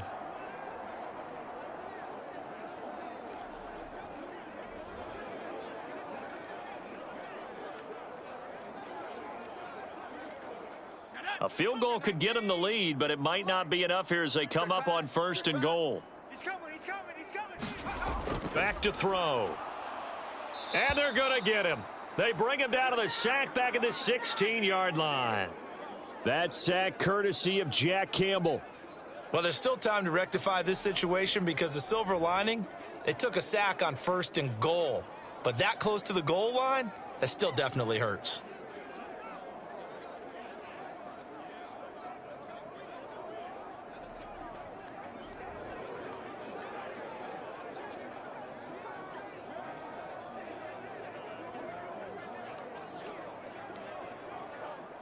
First down, a bit of a disaster, and now on 2nd and goal, back even further. On the draw is Stevenson.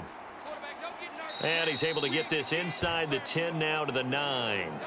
He picks up 7 yards there, but they're still faced with a difficult 3rd and goal here. Partner, I know we're in a goal-to-go situation, but my goodness, think about running the ball here. Not even a thought, is it? Defensively, they're in a prime spot. And I think the defensive guys are probably expressing themselves to them as well. I wouldn't run it here, guys. You might want to try throwing it. Meanwhile, on 3rd down, they take a shot at the end zone, but it's incomplete. Great defense there on 3rd and goal. They took away everything. Forced him to fire that one to the sideline where no one could get it. So the field goal unit is on the field as this is a big spot right here. This for the lead in the final stages.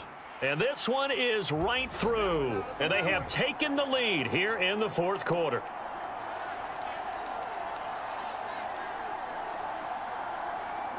So the drive here ends with a field goal. It does give them the lead, but this one's still certainly a long ways from over. It definitely puts a lot of pressure on your defense to hold the lead, right? They're happy to have it and happy to be out there trying to do so. But I know as a former player, in the back of their mind, they're thinking, why don't you score the touchdown and seal this thing?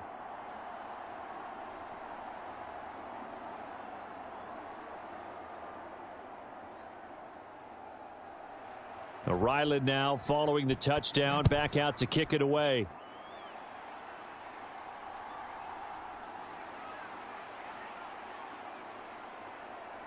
And all in all, a pretty solid return. Nearly got it to the 35. They'll mark him down officially at the 34.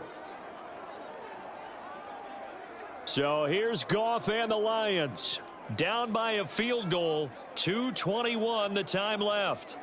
Plenty of time here. They've got 3 timeouts and the 2-minute warning as they've got it 1st and 10.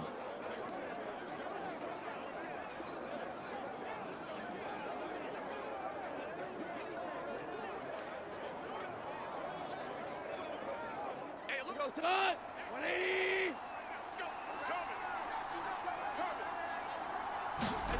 Now Goff on 1st down. He'll find Reynolds over the middle. And he slips up past the 45 before being tackled. And here we are in the fourth quarter, partner, and watch them drive for what would be a go-ahead touchdown. And you and I both know this is where you need a quarterback who can keep his cool back there. Not just for himself, but to keep the rest of the team relaxed too. 3 points separating these two sides with 2 minutes left to go in the fourth. So the Lions in possession of the football as we welcome you back. They come up on a 1st and 10, desperately needing a score here on what could be their final drive. Plenty of time. All 3 timeouts still remain. Here's 1st and 10 now. Set the tone, defense. Set the tone, defense. Now left side, a completion to his tight end. And that'll be good for 8 yards to the 45. That completion helps out in a nice way. Now they can take a little bit more time, but guess what? They've got to make sure on their throws that they see it open, not just anticipate it. They come up now on 2nd and 2. Mike 48. Goff. And this one incomplete. Too much contact to hold on to that one, and it's 3rd down. Couple extra defensive backs out there in the dime, and because of that, really not many places to throw the football, if any. And typically, what would you want to do against that dime? Run the football. You want to run the ball, but you can't do it in this situation. Not nearly enough time on the clock. You're having to really navigate against a tough defense presented against you. Man open, it's St. Brown. He's got it. And he is going to have a Lions 1st down as they're able to get the 3rd down conversion. Nice, well coached, a team that understands what's going on. They still have time to work the middle of the field as they just did there. Here's 1st down. Mike 3. Goff now to throw. Pick it up. It's out of time, guys. Out of time. Let's get off the field. Now a quick throw there. Let's get off the field. Now a quick throw there, but it's going to be incomplete.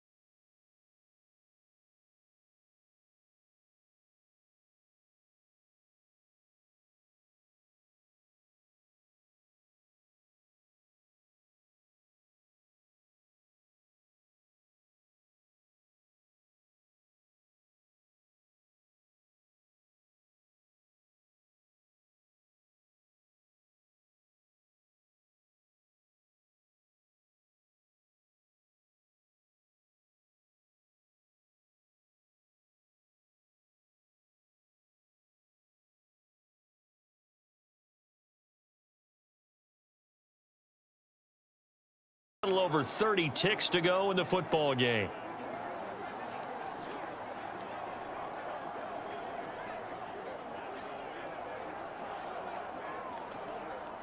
2 timeouts still available in this final minute. It's 1st and 10 now. Now it's Goff.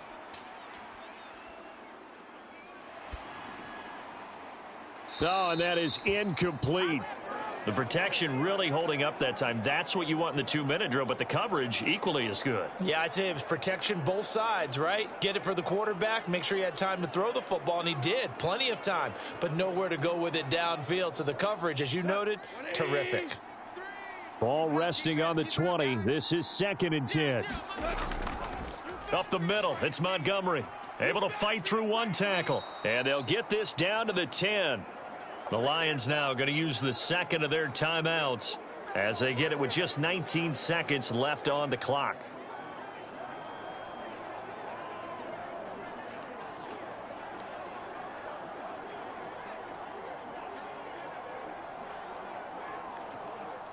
Here we go. 1st and goal.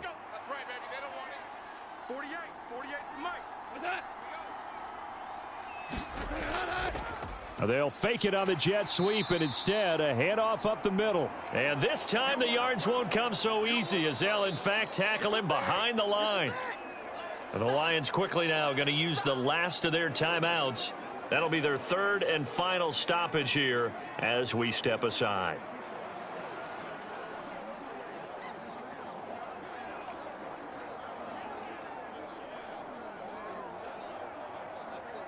So now one of the biggest kicks of the night is forthcoming. This to potentially send us to overtime. Now the Patriots going to use one of their timeouts. It's just their first. They've got 2 more to use here in the final stages.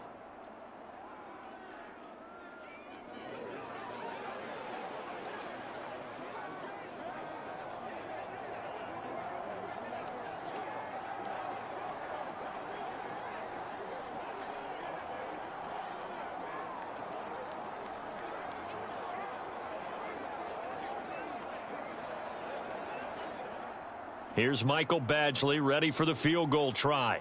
This to tie things up in the final minute. And his kick here is good. And they will tie this game here in the final seconds.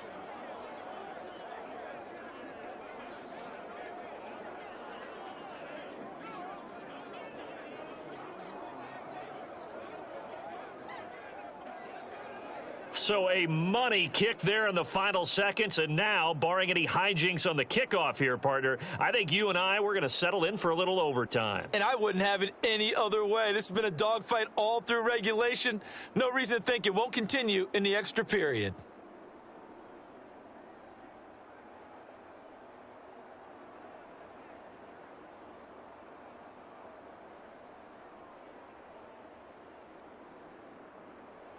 So overtime on the horizon, barring a wild finish here as the kick's away.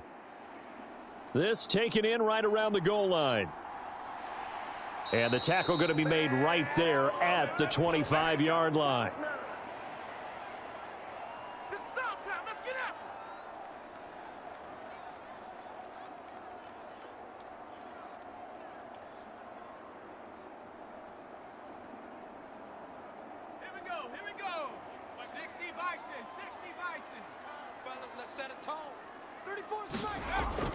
They'll start this drive out on the ground. And not a whole lot of room to operate there on the first down run. He gets maybe 3.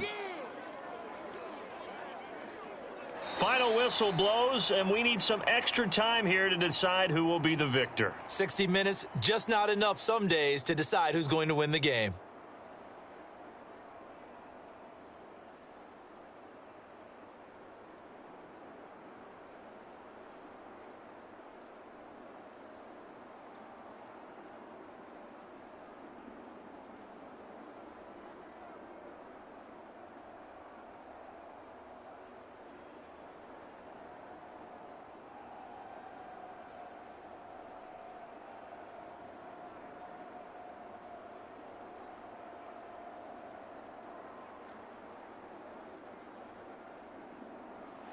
So it's the Patriots who will have first crack at it as we're back underway here in overtime. Here's Rager. He's going to bring this one out. And they'll get him down right at the 25-yard line, so the same result had he opted for the touchback. And the Patriots gearing up to go now.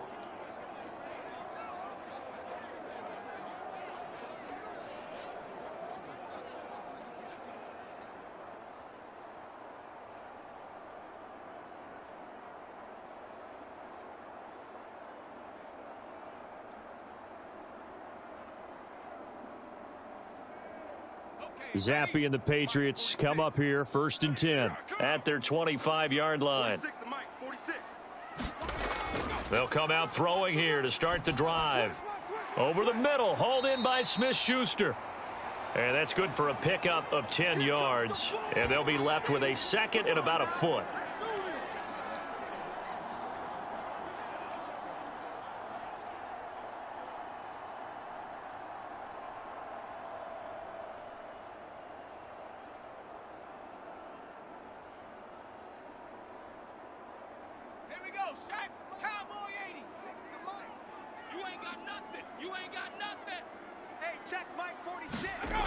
Zappe. Yeah, that one